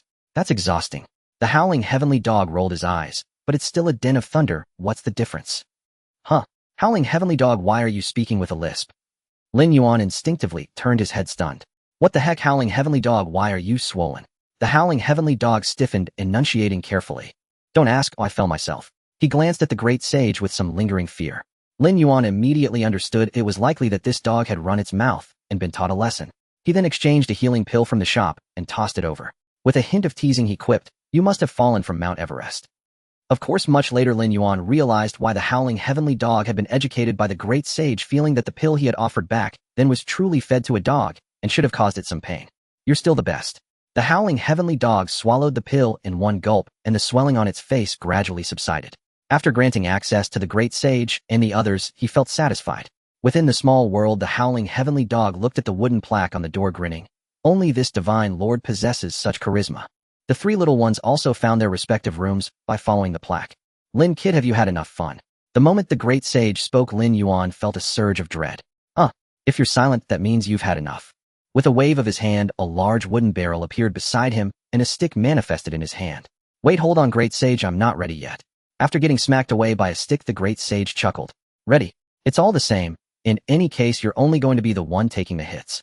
Thus began Lin Yuan's joyful life, suffering beatings during the day and indulging in medicinal baths and cultivation at night. After 10 continuous days of enjoyment, Lin Yuan felt as if he were ascending to immortality. However, the effects were indeed remarkable. His cultivation rapidly advanced, reaching the peak of the 8th layer of foundation establishment in just 10 days. His combat skills also improved quickly. The body refining technique finally reached the pinnacle of the 1st layer. On the 11th day, after being knocked away by a stick again, the great sage ceased his attacks. Kid, you're progressing rapidly. In terms of technique, you're already quite good, but you lack spirit. Both your swordplay and your fist techniques are like this. Spirit. In simple terms, it means lacking intent. No matter how exquisite your swordplay is, without intent, it's merely a decorative pillow. Beautiful, but useless. Then how should I cultivate intent? There are many methods. It depends on the individual. Some comprehended amidst chaos, while others gain insight simply by observing the clouds rise and fall. Intent has no hierarchy. The distinction lies in those who comprehend it. If you understand it through the sword, it becomes sword intent. If through your fists, it's fist intent, and so on. Then how did the great sage attain his understanding? My intent is boundless. It existed from the moment I was born and was refined amidst chaos. As he spoke, a trace of melancholy briefly crossed his face. Seeing this, Lin Yuan closed his mouth and refrained from further comments. Everyone knew of the great sage's past, a being of boundless chaos who ultimately became a Buddha. Observing the fleeting loneliness on the great sage's face, Lin Yuan sighed inwardly. Seemingly oblivious to the look in Lin Yuan's eyes, the great sage continued, I won't give you too many pointers on intent. It's a path one must forge for themselves. Learning from others ultimately leads to lower accomplishments. The path you choose determines the fruit you bear. The same applies to intent. Host, haven't you forgotten? You have a qualification for a secret realm. Oh right, how did I forget about that? The great sage was momentarily taken aback. Kid, this treasure of yours is truly a great opportunity. Since such a chance has arisen, it should not be wasted. Just go ahead, but let me remind you, stay true to your heart, for distractions can be misleading. Lin Yuan nodded. Got it. Ding. The secret realm is opening. The secret realm of intentions. The teleportation begins. Lin Yuan's figure vanished from sight. The howling celestial dog ran out from the small building. I just remembered something. You silly dog, what did you remember? That kid possesses a treasure crafted by the great celestial and several other celestials. I heard second master mention it. It seems the original candidate was Wenqu. How did it turn into this kid? The great sage squinted at the howling celestial dog and said, You really are dim-witted, aren't you? The howling celestial dog wanted to retort, but held back, realizing that without second master it stood no chance against this troublesome monkey. I will definitely report this when we return. It could only glance at the great sage with displeasure. The great sage's lips curled into a teasing smile as he casually raised his hand, and a reclining chair appeared behind him. The great sage reclined comfortably, half closing his eyes, smiling knowingly at the howling celestial dog as he leisurely spoke. You still won't admit you're foolish. Don't you find the cultivation method that kid is practicing somewhat familiar? The howling celestial dog was stunned at first, then began to recall. After a while, a flash of realization struck, and it blurted out, Familiar. There seems to be something I've seen before. No, wait, I remember now. The Naling Sutra. Isn't that the method established by the celestial for Xuandu Grandmaster when he became his disciple, specifically crafted for cultivation under the immortal path? Upon reaching this point, the howling celestial dog's face froze. It stared in shock. Could it be that this kid is truly a disciple of the celestial? Previously, the great sage had mentioned it, but the howling celestial dog dismissed it as nonsense. After all, how many years has that deity not taken a disciple? The smile on the great sage's face became more pronounced as he replied leisurely, yes and no. This ambiguous answer left the howling celestial dog feeling as if it were shrouded in mist, its dog brain's CPU nearly overheating. Yes and no. What does that even mean? The howling celestial dog muttered. Suddenly it recalled what Yang Jian had said while drinking about Wenqu's opportunity being cut off, and its eyes widened in shock. What the heck? At least you're not completely dim. That makes sense now. No wonder you could bring so many pills with you. Turns out the old lord opened a back door for you. Then the dog's expression fell. Why was I still thinking of restoring my true form and dealing with that kid and his treasure before leaving? Forget it. Who can contend with the old lord? Outside the Taoist temple, a vehicle stopped at the entrance. Hong Luan and Lin Mumu got out of the car and headed straight for the backyard. Knock, knock, knock. Taoist, are you in? We have arrived. In a small world, the great sage and the four little ones vanished, appearing instead in the backyard. Huang Tianbiao said, I know them. I'll go talk to them. Huang Tianbiao pushed the door open in a few steps. What do you want with my big brother? We had previously agreed with the Taoist to deliver seeds for spiritual rice, but now it seems there is some issue as monsters seem to be fleeing from Qinghe, and we were sent to assist in the neighboring city. My big brother is in closed-door meditation and won't be out for a while. Just leave the seeds here. Hong Luan nodded and placed the seeds down. When will the Taoist likely emerge from his retreat? We have some matters we need the Taoist's help with. What matters? Speak up. Even though my brother isn't here, we can still try to help you. It's just that we want to exchange some talismans with the Taoist.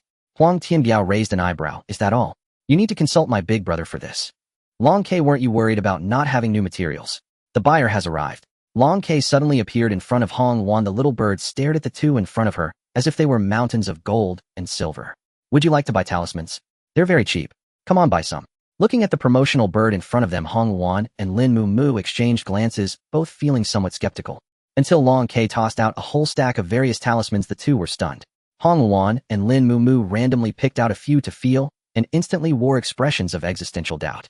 Lin Mumu, much more innocent, exclaimed, Sister Hong Luan, am I still asleep? Can a bird really draw talismans? Long K, unhappy, puffed up into a ball of feathers. What's wrong with a bird drawing talismans? Did you use your family's vermilion powder? Hong Yuan noticed Long Ke was angry and hurriedly appeased her. Moo misspoke, I apologize. We will buy your talismans. That's more like it. How many do you want? Just to be clear, I don't want money, just materials. Alchemy formation talisman drawing. Anything is fine, just no money. It's a 5-10 ratio for materials and talismans. Let's start with 5 of each. We'll take them back to show the captain, and we'll bring the materials tomorrow. Is that okay? Long Ke shook her feathers. Sure, I don't believe you would dare to default on your debts. Then I'll head back now, and we'll definitely come early tomorrow. After saying that, the two turned around and hurriedly got into the car, driving down the mountain and onto the main road, flooring the gas pedal and heading straight for the Qinghe Town Demon office. At the demon office, Hong Yuan burst through the door of the team's break room. Captain, come out quickly. Li Yi looked at the fiery Hong Yuan. What's the rush? Did the Taoist agree? Hong Yuan shook her head. Li Yi sighed. It's fine if he didn't agree. Oh, after all, drawing talismans is also a waste of cultivation time. Lin Mu smiled. The Taoist is in closed-door meditation, but we still managed to buy the talismans. As she spoke, she pulled out various talismans and laid them before Li Yi. So many. Didn't you say the Taoist was in closed-door meditation? Where did these come from? Could it be that the Taoist calculated this in advance and prepared them for us? The Taoist is quite thoughtful. Looking at their captain getting overly self-satisfied, Hong Yuan and Lin Mu exchanged exasperated glances. Hong Yuan nodded. Exactly. And that bird is the one the Taoist brought last time. We only brought back a little, but that bird has a lot more. Hong Yuan nodded. Exactly. And that bird is the one the Taoist brought last time. We only brought back a little, but that bird has a lot more, but just doesn't want money, only materials. Li Yi thought for a moment. That's normal. Most cultivators trade in goods rather than money, so that's not unreasonable. Sube, stop playing games and go check how many materials and spoils we have left in our team's warehouse. Bring them all out. I'll personally make a trip tomorrow. Hong Yuan glanced at Li Yi. Captain, should we report this? Li Yi pondered for a moment. Forget it. With the director not being here, it's chaotic enough in the office as it is. If this gets out, who knows how many people will bother the Taoist. The Taoist dislikes being disturbed during closed-door meditation, so let's wait until he emerges or the director returns, and then ask for opinions before proceeding. Meanwhile, in the deputy director's office, a rather unsavory-looking man walked in. How is the matter with He Qian? He Qian smiled. Don't worry, Director Wang. I followed them all the way. They entered a Taoist temple and hurried back in about 5 or 6 minutes. That must be where they obtained the talisman. But is it a famous mountain Taoist temple? He Qian shook his head. No, it's just a small temple called Qingxian Temple, but it has quite a good following. Qingxian Temple. I've never heard of it, or it probably isn't a major sect. Let's go take a look. Someone with such capability should contribute something. The deputy director's tone was somewhat sinister as he smiled. He Qian nodded in agreement. Yes, he should contribute something. Meanwhile, in another place, Lin Yuan had been wandering aimlessly in the secret realm for 3 days. The entire secret realm was filled with various artistic sentiments. Every flower and blade of grass, every mountain and stream constituted an artistic conception. Occasionally various projections would appear, transmitting messages to him. Inherit my sword, intent, knife, intent. Lin Yuan turned a deaf ear and continued walking forward. He never completely learned any of the artistic sentiments. He simply passed by, felt them briefly, and then let them disperse. Despite the constantly changing scenes around him and various projections appearing one after another like a revolving lantern, Lin Yuan merely sensed these sentiments briefly before letting them scatter and continued onward. The system also fell silent as if it had never existed. In the secret realm, the seasons cycled and time flowed leisurely. As time passed, the number of projections before him gradually decreased. Though the number of projections diminished, the artistic sentiments they conveyed grew increasingly powerful. The realms of nature, the 5 elements, and reincarnation appeared sequentially before Lin Yuan, each radiating unparalleled strength, allowing one to ascend to greatness. Yet Lin Yuan remained unmoved. He continued forward as if in pursuit of something far more significant. Throughout this lengthy journey, an indescribable feeling began to rise within him. It was a feeling that could not be articulated, as if something was about to break free from the ground, something genuinely pleasing deep within his heart. Finally, when he reached the end, all that lay ahead was an endless darkness devoid of any projections or artistic sentiments. However, Lin Yuan's footsteps did not halt. He stepped boldly into this darkness. At the moment he entered the darkness, a mysterious aura began to emanate from him. Initially faint, but as he delved deeper it grew increasingly strong, like the stars gradually shining in the night sky, illuminating portions of the surrounding darkness. In the midst of it all, a voice of introspection resonated. Why do you not stop after surpassing 10,000 intents? What do you seek? Everyone's path is different. While all intents are good, they are not what I desire. Follow my true heart, and I shall attain freedom.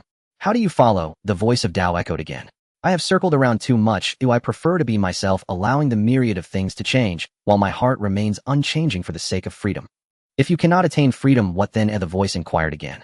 With a single sword strike, I shall cut down anyone who disturbs my heart. They are all demons. With the 3 questions asked, the essence of freedom took form. Behind him, a sword made entirely of light radiated magnificently. Lin Yuan seized the sword and struck down fiercely, a beam of sword light clearing the path ahead. The dark surroundings faded away. A grand road leading to the heavens appeared. A celestial stone tablet emerged before him, inscribed with names, each followed by an artistic sentiment. Buzzing, the sword of freedom behind him flickered, and a beam of light shot down onto the stone tablet. The realm of freedom, longevity, Taoist Lin Yuan. The creator is recorded in the secret realm, receiving the treasures of the secret realm. In the sky of the secret realm, a small cauldron slowly broke through the clouds. Droplets of liquid flew out from the cauldron, falling onto Lin Yuan's head. His divine soul rapidly expanded. Within just a short span of 10 minutes, the strength of his divine soul had multiplied tenfold. Although his realm did not change, his divine soul power was already comparable to that of a golden core true being. The small cauldron vanished from sight. Lin Yuan's vision went black. When he opened his eyes again, he had returned to the small world. At the same time, the great sage opened his eyes and suddenly appeared in the small world. He glanced at Lin Yuan and smiled. "You walked out by yourself?" "Yes, I did." In the next moment, the howling celestial hound also appeared here. "What happened in the secret realm? Tell me about it." Lin Yuan didn't mind and casually recounted the events in the secret realm. The howling celestial hound's mouth dropped open wider as he listened. "Really? Naturally, you look down upon reincarnation and the 5 elements." After hearing the final introspective inquiry, the howling celestial hound fell silent. The great sage beside him bent over, laughing. "You brat, you really have your ways. Anyone who does not align with my heart is a demon. How audacious." "Haha, I like it." The corners of the howling celestial hound's mouth twitched. "If only Neza were here, otherwise you two would definitely get along well." "Why is that?" "You both are like stubborn mules, both so audaciously righteous." "I heard that, you dead dog." "He'll tell him when I go back. You're in trouble now." The howling celestial hound's face stiffened. "No, please don't." Lin Yuan ignored him. He turned to Lin Yuan and said, "Let's have a spar. Let me see what kind of extraordinary sword intent you possess." "Sure." In the next moment, the sword and staff clashed, and a burst of light flashed. A quarter of an hour later, Lin Yuan suffered a disastrous defeat, once again sporting a bruised face. The great sage, however, looked at the protective charm that had been torn open with a grin. "Your sword intent is not simple. It even has the property to break laws. Tisk, if you become an immortal, anyone of the same realm who encounters you will be out of luck. While brawling, you can't be touched. In terms of skills, your sword intent can break laws. Just thinking about it is interesting." Gurgle, a rumbling sound echoed from his stomach. "But let's not talk about that. Is there anything to eat? I'm starving." A moment later, Huang Tianbiao looked at his 30-centimeter height, then at the stove, and began to cook with a face full of hardship. Outside, the dragon sparrow was taking credit. "I sold a lot of talismans, so the 3 of us have plenty of materials to use. No need for you to provide them." "Good work. Then why not give this bird some pocket money?" "What? You sold talismans and still lack money?" "The talismans have all been exchanged for materials." "You don't charge for each one, do you?" The dragon sparrow was stunned. Then a burst of suppressed laughter followed. The dragon sparrow said. Lin Yuan held back his laughter and reached out to pat the dragon sparrow's little head. "This isn't your fault. Your brain is just this big, so it's normal not to understand." "Ha ha," the dragon sparrow said, no laughing. However, Lin Yuan laughed, even louder, causing the dragon sparrow to puff up again.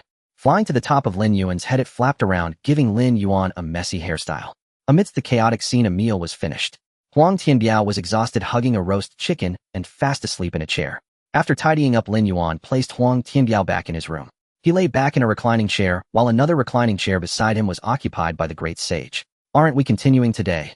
Too much of anything is as bad as too little. Cultivation also requires a balance of tension and relaxation, doesn't it?" Lin Yuan nodded and closed his eyes. He was indeed quite tired. Although time in the secret realm was different from the outside, he had been there for a year without rest. The fatigue on his divine soul was unavoidable. The next day, Li Yi drove slowly out of the demon suppression department with a trunk full of materials. Shortly after, another car followed behind. Hong Luan, sitting in the passenger seat, suddenly furrowed her brows, seemingly sensing something unusual. "Captain, that car behind seems to belong to Wang Jinqian." A hint of alertness seeped into Hong Luan's voice. Li Yi instinctively glanced in the rearview mirror, and sure enough, that familiar vehicle was leisurely trailing behind them. "My." Li Yi's brows tightened as an ominous premonition surged within him. "What do they want from us?" Li Yi muttered to himself. He suddenly floored the accelerator, and the car shot forward like an arrow. However, after several minutes, Wang Jinqian's car still closely followed behind them, showing no signs of falling behind. He must have learned about the talismans. Li Yi's expression darkened further. This Wang Jinqian is already causing trouble within the demon suppression department, and now he's come out to make things worse. Given Daeshang's temperament, he'd definitely want easily give the talismans to him. It's possible we might be dragged into this too, and Daozhong may refuse us entry. Li Yi's expression became even more grim. This bastard, he's truly relentless.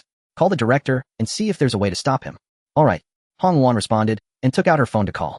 No one is answering. The director is probably busy. They could see Qinghe village drawing nearer. Li Yi's face grew increasingly grim. The road was blocked. They reached Qinghe village, which was usually bustling with tourists, but now it was eerily quiet. Suddenly Wang Jingqian's car accelerated and overtook Li Yi's vehicle, blocking him at the foot of the mountain. He Qian got out of the car and stood in front of Li Yi's vehicle. Captain Li, Vice Director Wang wants to meet that Taoist. You should wait for Director Wang to come down before going up. He said this and drove straight to the top of the mountain. Li Yi slammed the steering wheel. Bastard. Hurry and call Daozhong. Tell him this fool is not on our side, and we can't let Daozhong hate us too. Hong Wan frowned as she made the call. They were very clear on what kind of person Wang Jingqian was. He was useless at everything except causing trouble. After a moment, Hong Wan slowly hung up the phone, her face dark. Daozhong said he knows and wasn't pleased. He wants us to go up too. Li Yi's heart sank upon hearing this. He pressed his hands against his forehead and sighed. It's over. We've been dragged into this by this bastard. Inside the temple, Wang Jingqian was carelessly surveying everything around him. He Qian, standing beside him, called out loudly like a sycophant, "Where's the head priest? Come out. Can't you see our director Wang is here?" However, Wang Jingqian adopted an air of a righteous gentleman and reproached softly, "Lower your voice, although I'm the director, I must still be polite." Though he spoke this way, the arrogance on his face was unmistakable, even tinged with a hint of disdain. After saying this, Wang Jingqian swaggered towards the backyard. Backyard? Lin Yuan opened his eyes with an annoyed expression. How can the demon suppression department have such an idiot? He took a few steps to the door and blocked the two. With impatience visible on his face, he asked, "What brings you two here?" "This is our deputy director Wang Jingqian. He has come to inspect your temple." "Oh, and then what? Are you done looking? If you're done, go back down. My temple is small and cannot accommodate big shots." Lin Yuan's impatience made Wang Jingqian's expression darken. "We came to ask Daozhong to provide some talismans for our colleagues in the demon suppression department. After all, they are often on the front line and face great danger. We hope Daozhong can contribute more to maintain the safety of Qinghe." "How many do you need?" 100 of each type will suffice." "Fine, but the materials will be 5 to 1. It's all for the people who Daozhong shouldn't be too stingy. You think you can just sweet-talk your way into getting things for free? Where's your face? Did you eat in the bathroom this morning? Why the arrogant tone?" Wang Jingqian's expression turned completely dark. Is this how a Taoist speaks, using foul language? I seriously suspect this temple is a rogue one. It seems I need to report this so no rogue cultivators use the temple's name for their actions. Today I've witnessed what it means to be shameless and invincible. I speak foul language, but my heart is pure, unlike some people whose hearts are not so clean. At this moment, Li Yi and the others arrived at the temple, witnessing the expressions of Lin Yuan and Wang Jingqian. Their hearts sank. It was over. This bastard had provoked Daozhong. "You dare say I'm stingy? Am I your father? Just because you want I must give? What are you? If I didn't know better, I would think a wild boar turned into a spirit bringing a lackey. What era is this? You think it's the Qing dynasty?" After a splendid cultural outburst, Wang Jingqian's patience broke. "Bastard. You little sorcerer, dare to insult me like this. I will report you for expulsion from the Taoist community and dismantle your temple." Wang Jingqian gritted his teeth, staring at Lin Yuan. "Oh, you want to dismantle my temple and expel me? Haha, great, truly great. Your demon suppression department really breeds talent." Li Yi exclaimed, "Damn it, how can this bastard say anything? This has nothing to do with me. This has nothing to do with me. I'm right here, try to demolish it." With a grip of his hand, a sound of sword ringing echoed in the backyard. The 7-star sword fell into Lin Yuan's hand, and as the long sword was unsheathed slightly, its cold light sent chills down one's spine. The 3 little ones and the howling celestial dog also emerged from the backyard, glaring at Lin Qian and the others with unfriendly gazes. "What? Do you dare to attack our director? Don't you want this broken temple anymore? Come, take a shot. Do you believe me if I say?" Before he could finish, he was sent flying by Lin Yuan with the sword sheath. "You all heard it. He asked me to hit him. I've never seen such a request. Tisk, but who told me I'm willing to help?" Lin Yuan smiled sarcastically, holding his sword sheath. Wang Jingqian was stunned by this blow. He Qian pointed at Lin Yuan. "Do you dare to hit our director?" With another crisp sound, He Qian was also sent flying. "I didn't hit you. You feel uncomfortable in your heart, right? Don't worry, I have plenty to go around." "Bastard. Li Yi, are you blind? This sorcerer attacked our director, and you just stand there. Don't you take him down and send him to the enforcement department." Li Yi turned away, pretending to rub his eyes. "The wind was too strong and blinded me." "Huh.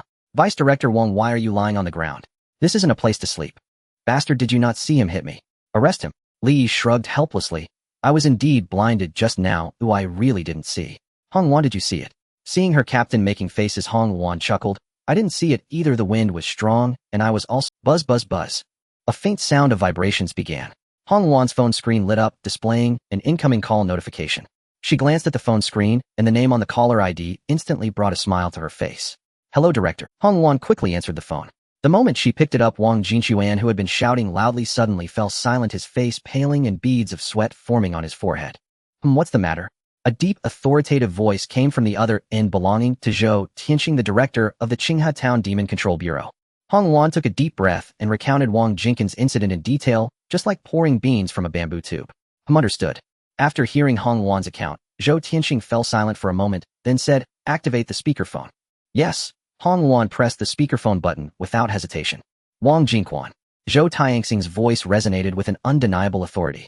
Upon hearing Zhou Tianxing's voice, Wang Jinquan jumped as if electrocuted, his body trembling involuntarily. He rushed to the phone, stammering, "Director. Director, I'm here. Now apologize to that Taoist immediately, then return to the Demon Control Bureau. When I get back, we'll settle this." Zhou Tianxing's voice was cold, leaving no room for negotiation. Wang Jinquan appeared unwilling, saying, "Director, he hit me, and am still the deputy director." Are you questioning me? You'd be dead before you knew it in the past. Truly thinking that others are easy to bully. Lin Yuan smiled. Zhou Tianqing was indeed a sensible person. The talismans hidden behind his back were quietly stowed away. Wang Jinquan glanced at Lin Yuan after hearing Zhou Tianxing's words. He saw Lin Yuan looking at him with a half-smile, causing his hair to stand on end. "Understood, Director, I will apologize. I'm sorry, this matter was my fault, and I apologize to you." Wang Jinquan bowed and turned to leave. On the other end of the line, Taoist Lin, "This matter was an error on our part at the Demon Control Bureau. When I return, I will personally apologize. Director is too polite. With so many people, there are bound to be some scoundrels. This poor Taoist understands and will not generalize based on a few incidents. Taoist, if you have talismans, our Demon Control Bureau will take as many as you have at your price." "That's no problem. Then thank you, Taoist. I will reward you handsomely for this matter." An elderly voice suddenly appeared on the line. "Director Zhou, have you finished handling it? We're about to take action. That beast is making its last stand." Lin Yuan, hearing the voice, tentatively asked, "Senior Zhang." "It's me, Senior Zhang." "No, wait. That damn deputy director just bullied you. I'll be right there to settle this." Zhou Tianqing felt a sense of foreboding as he watched the agitated Zhang Daoming. "Senior Zhang, it's none of your business." Zhou Tianqing shrank back and fell silent. "Lin kid, wait for me." "Forget it, I'll just call my senior brother directly." No, Senior Zhang, there's no need to involve the Celestial Master, it's not that serious." Zhang Daoming's expression was filled with doubt. "Wait, are you asking the Celestial Master to deal with Wang Jinquan? Does he even qualify? Isn't that using a nuclear bomb to deal with a mosquito?" Roar. A beastly roar echoed from the other end. "Senior Zhang, how about we deal with this beast king first?" Lin Yuan said, "Senior Zhang, I have no issues on my end, please handle your main business first." Zhang Daoming's face was filled with anger as he listened to the beastly roar. "All right, wait for me, I'll kill it, and then come find you." The line went dead. Meanwhile, in the depths of the Shenanjia, Zhang Daoming walked out of the tent, his face twisted in anger, cursing under his breath. His figure shot out, heading straight towards the Beast King in the distant valley. As he approached, the Beast King seemed to sense the danger and began to stir restlessly. "You think you can escape death by interrupting this poor Taoist?" In an instant, the sky darkened, rolling clouds accompanied by flashes of lightning filled the air. Purple lightning danced wildly as if infused with Zhang Daoming's fury, becoming exceptionally violent. The once bright sunlight was obscured by dark clouds enveloping the entire valley in darkness. At that moment, a massive thunder dragon emerged from the storm clouds. This thunder dragon was entirely composed of lightning, its body twisting and turning with each scale shimmering, with dazzling lightning looking terrifyingly fierce. Zhou Tianqing stared wide-eyed, watching this thunder dragon in disbelief, muttering to himself, "Is this something a golden core can achieve?" The other directors were equally stunned into silence by this scene.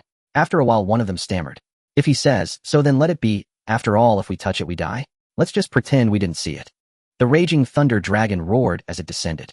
In an instant, the entire valley was submerged in dazzling lightning, as if transformed into a sea of thunder. Amidst the sea of thunder, Zhang Daoming's figure appeared faintly. He was also surrounded by wild lightning, looking like a thunder god descending. Moments later, the Taoist emerged from the sea of thunder, with lightning still swirling behind him. "It's handled, this poor Taoist must take the lead." Roar. Accompanied by deafening roars, a series of terrifying, beastly howls suddenly echoed from deep within the forest. At the same time, powerful demonic energy surged like black whirlwinds, intertwining densely and forming a demonic cloud that obscured the sky. These demonic energies were evidently rushing toward this place. Zhang Daoming's footsteps halted abruptly, his expression darkening. Are they all looking for trouble with this poor Taoist? Damn it. A beast tide. Those damned creatures really know how to pick their time. Without hesitation, he charged into the depths of the dense forest, and the violent lightning flared up once more. Meanwhile, not far away, the group that had just relaxed suddenly turned grim. Kill! The members of the Demon Control Bureau charged toward the approaching tide of beasts. In an instant, the shouts and roars of battle intertwined. On the other side, in the Taoist temple, Li Yi successfully bought the talismans, grinning like a fox that stole a chicken. Hong Yuan looked at her money-loving captain, feeling speechless. She turned to Lin Yuan, saying, Taoist Wang Jingquan is not a good person. He's very petty. Because of the director, he doesn't dare to retaliate directly, but he will definitely have some underhanded moves. Please be careful, Taoist. This poor Taoist is not very clever either. Lin Yuan chuckled lightly. Li Yi and he exchanged glances, realizing that this one had no intention of listening to the director's advice. On the other side, beneath a peculiar statue of Buddha, an old monk with white hair gazed at the woman beside him. By Ma, the destined person has changed. My Buddha has a decree to find this person and make him fall in love with you. Bai Ma raised her head, revealing her face. A hint of red appeared on her brow. Her features were exquisite, yet she possessed enchanting peach blossom eyes. The blend of elegance and allure manifested perfectly in her. A beam of light mixed with a hint of pink fell upon Bai Ma from the statue. Bai Ma lifted her head, her voice as sweet as a lark. I understand, I will find him. With that, she stood up and exited the great hall. The light poured into the hall, illuminating the statue. It felt less than dignified, almost bearing a hint of worldly dust. Meanwhile, in the Taoist temple, Lin Yuan's brow suddenly twitched violently, as if something important was changing. This feeling stirred unease within him, yet he couldn't articulate why. Ding detected a powerful force imposing causality, activating countermeasure plan. Immediately after, a tremendous force surged forth like a raging tide, forming an invisible barrier around Lin Yuan. At the same time, an invisible heavenly blade shot out like lightning, aiming straight at the red thread. Beside him, the great sage, who had been playing with his phone and teasing cats and dogs, suddenly sensed something unusual and turned his head sharply. His eyes suddenly shone with golden light. Within that golden glow, a faintly visible red thread appeared, seeming both real and illusory. That red thread, like a venomous snake, slithered towards Lin Yuan's wrist, clearly indicating someone intended. What audacity! To dare act under my watch. Just as the red thread was about to touch Lin Yuan's wrist, it was forcefully halted by the system's barrier.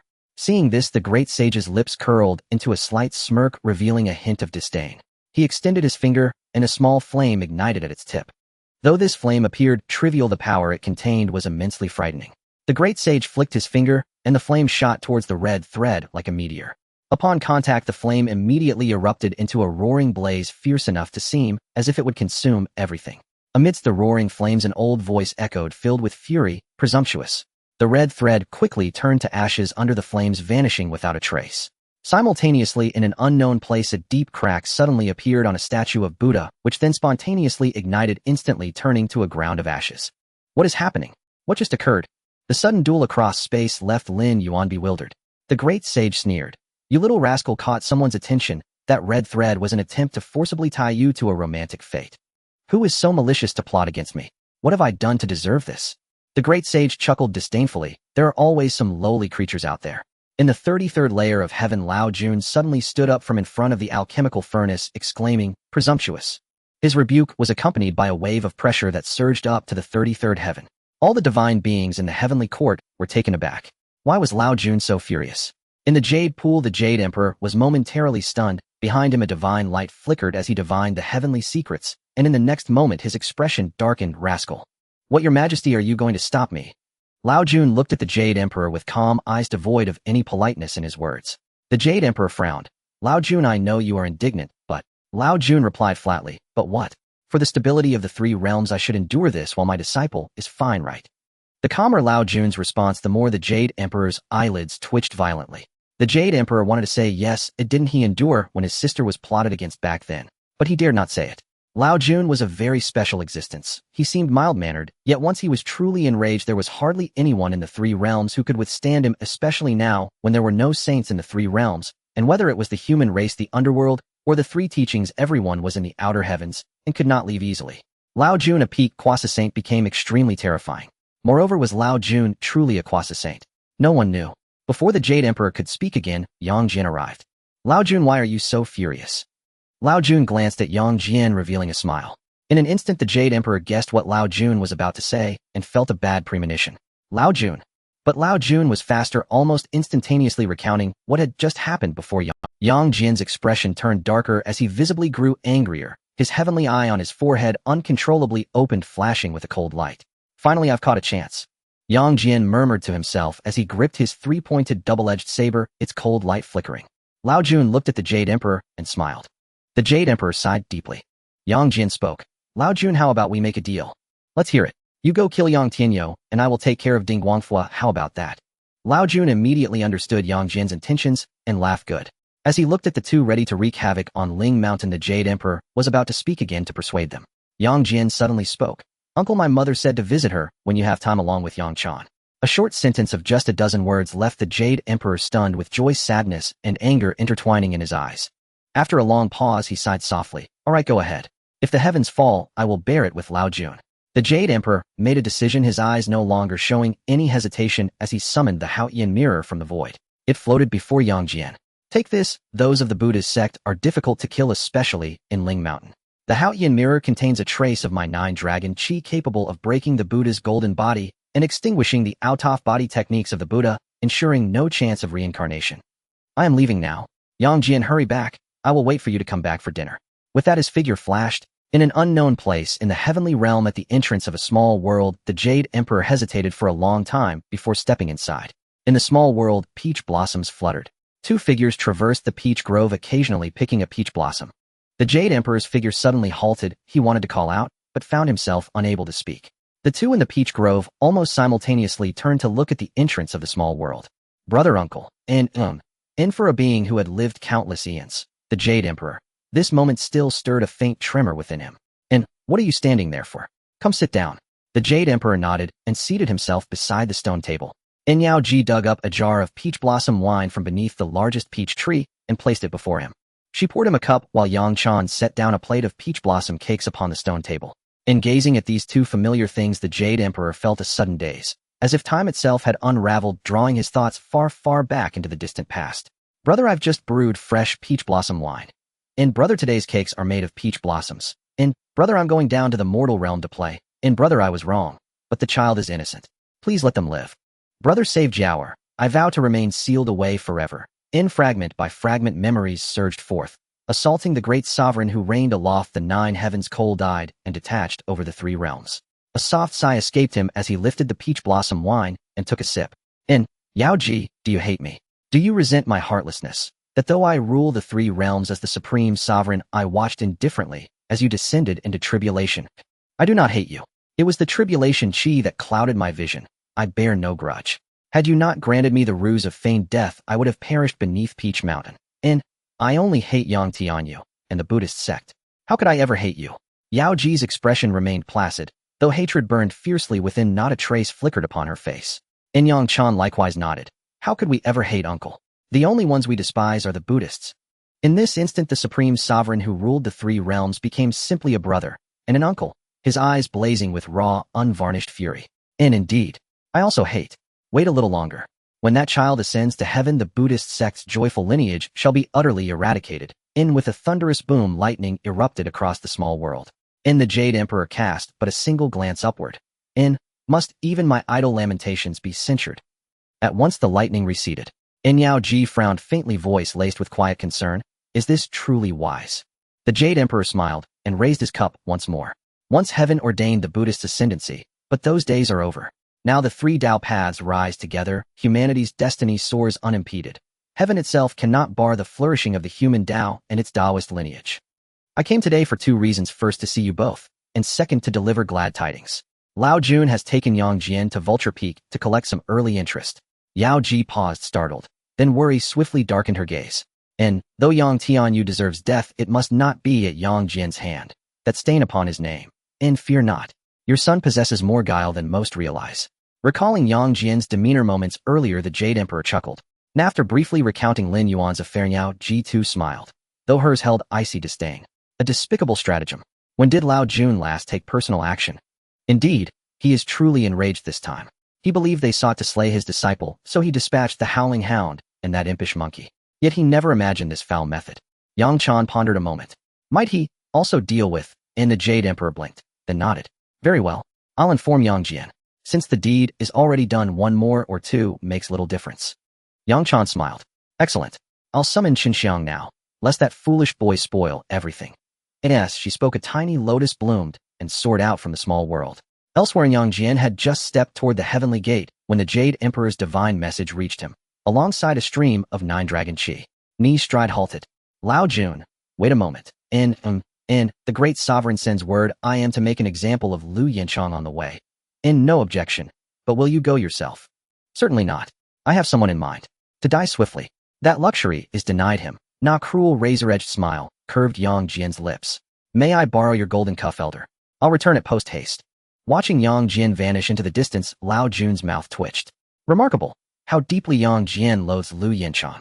Even the master of flaying and tendon extraction has been summoned. The Grand Marshal's Palace of Heaven, second brother Yang. What brings you here? Never mind that. There's a task for you. Will you break Heaven's law to help me? Heaven's law? Never heard of it. Don't know it. Who cares? Just tell me what to do.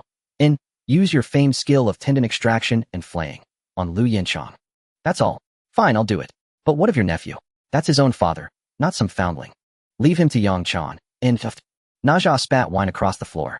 Wait, what? Yang Chan. Yang Jian nodded. No time to explain now. I'll tell you later. First, I accompany Lao Jun to Vulture Peak to end Yang Tianyu. They call me filial, but your family rivals us in devotion. Enough chatter. Get moving. Understood. You're the elder brother. You command. I'm off. Naja snatched up his fiery-tipped spear and strode for the door. Wait. Since I aid you, brother, might you return the favor? Yang Jian smiled faintly, a look that said I knew you'd ask. Consider it done. I've prepared everything. He produced the golden cuff. Instantly, Naja's eyes lit with fierce delight. They exchanged knowing grins. Only you understand me, brother. With the pagoda, he's Li Jing. With it gone, he's just screaming for rescue. The Heavenly King's mansion. Li Jing's heart lurched inexplicably. He sensed calamity looming. Before he could even calculate the omen, a golden ring shot through the air, and his Linglong treasure pagoda vanished from his hands. Then, 3 heads, 6 arms, the paragon of filial piety strode in. Li Jing paled instantly. Rebellious wretch. What do you think you're doing? What? Why? Paying you proper filial respect, of course. In the next breath, the universe ring, the heaven-confounding silk ribbon, the fiery-tipped spear, the golden brick, and the 9-dragon divine fire cauldron all descended upon Li Jing in a storm of annihilation. And even Yang Jian, hidden in the void, felt his scalp prickle. Extraordinary. No wonder he carries innate calamity. Ruthless indeed. Meanwhile, Naja reveled in the carnage. Without that broken pagoda, you're nothing. How dare you shatter my statue? How dare you wield that wretched pagoda to oppress me? Old man, does this feel good? Li Jing endured the onslaught, battered and broken. The shockwaves rippled outward. Gods across heaven gathered to feast upon the spectacle. Young Naja fights ferociously. Shi Jiao de Xian munched sunflower seeds beside Tai Bai.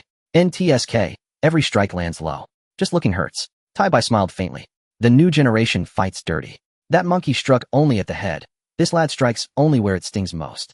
Wait, where did the pagoda go? That ring looks suspiciously like Lao Jun's. Tai Bai clamped a hand over Qi Jiao de Xian's mouth. Speak not such folly. Clearly he merely misplaced it.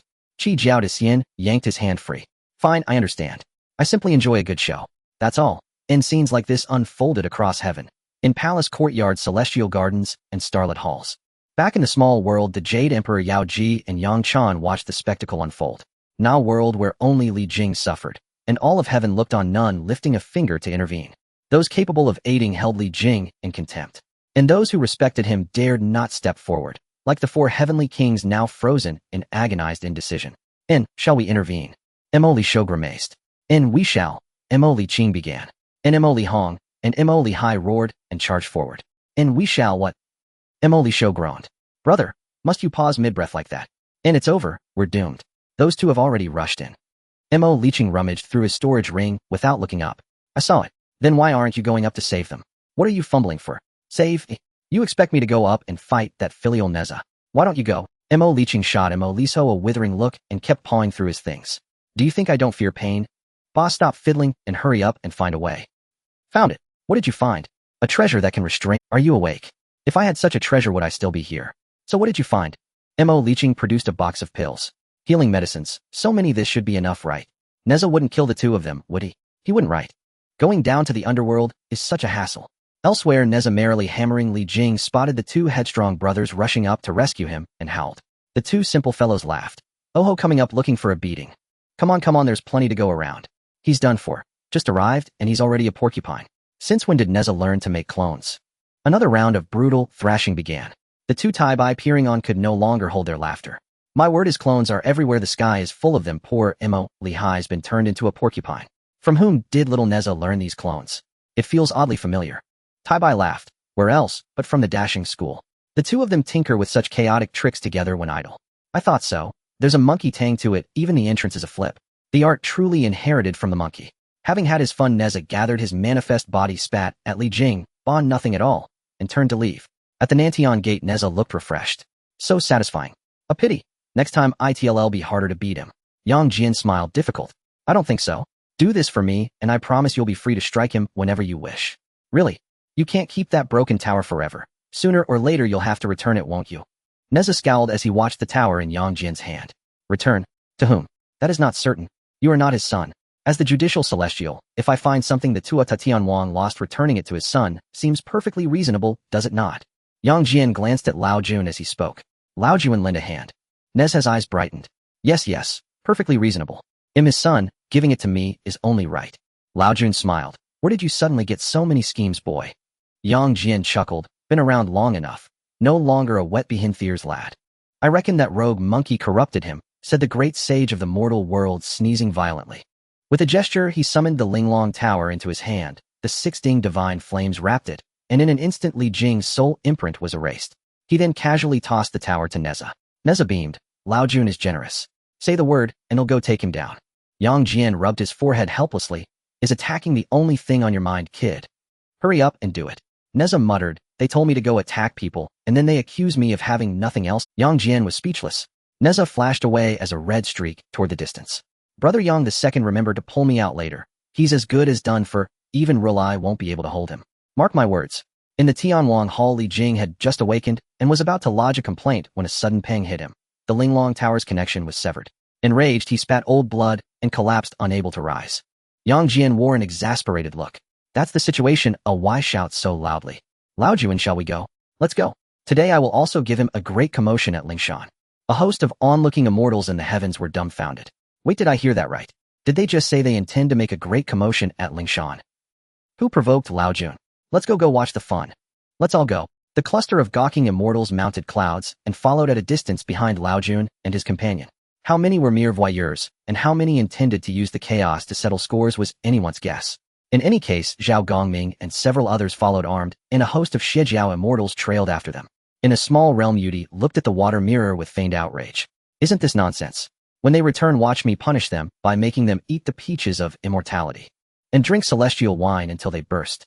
Saying this, he drew out the function list and hurled it into the void, furiously casting sealing spells, no fewer than 64 seals, until he himself could no longer find it, then put on a look of great sorrow. Oh no, the function list is gone. Yang Chan could not contain a laugh. Uncle, though methods matter little. Your method is a tad crude. Yudi laughed and sipped his wine. Whether crude or not, just tell me if it can still be located. Yang Chan eyed the 64 seals. Unless one is a sage, I doubt anyone could find it. Then that's settled. Am no sage, of course I won't be able to find it. Yaoji smiled at Yudi's expression.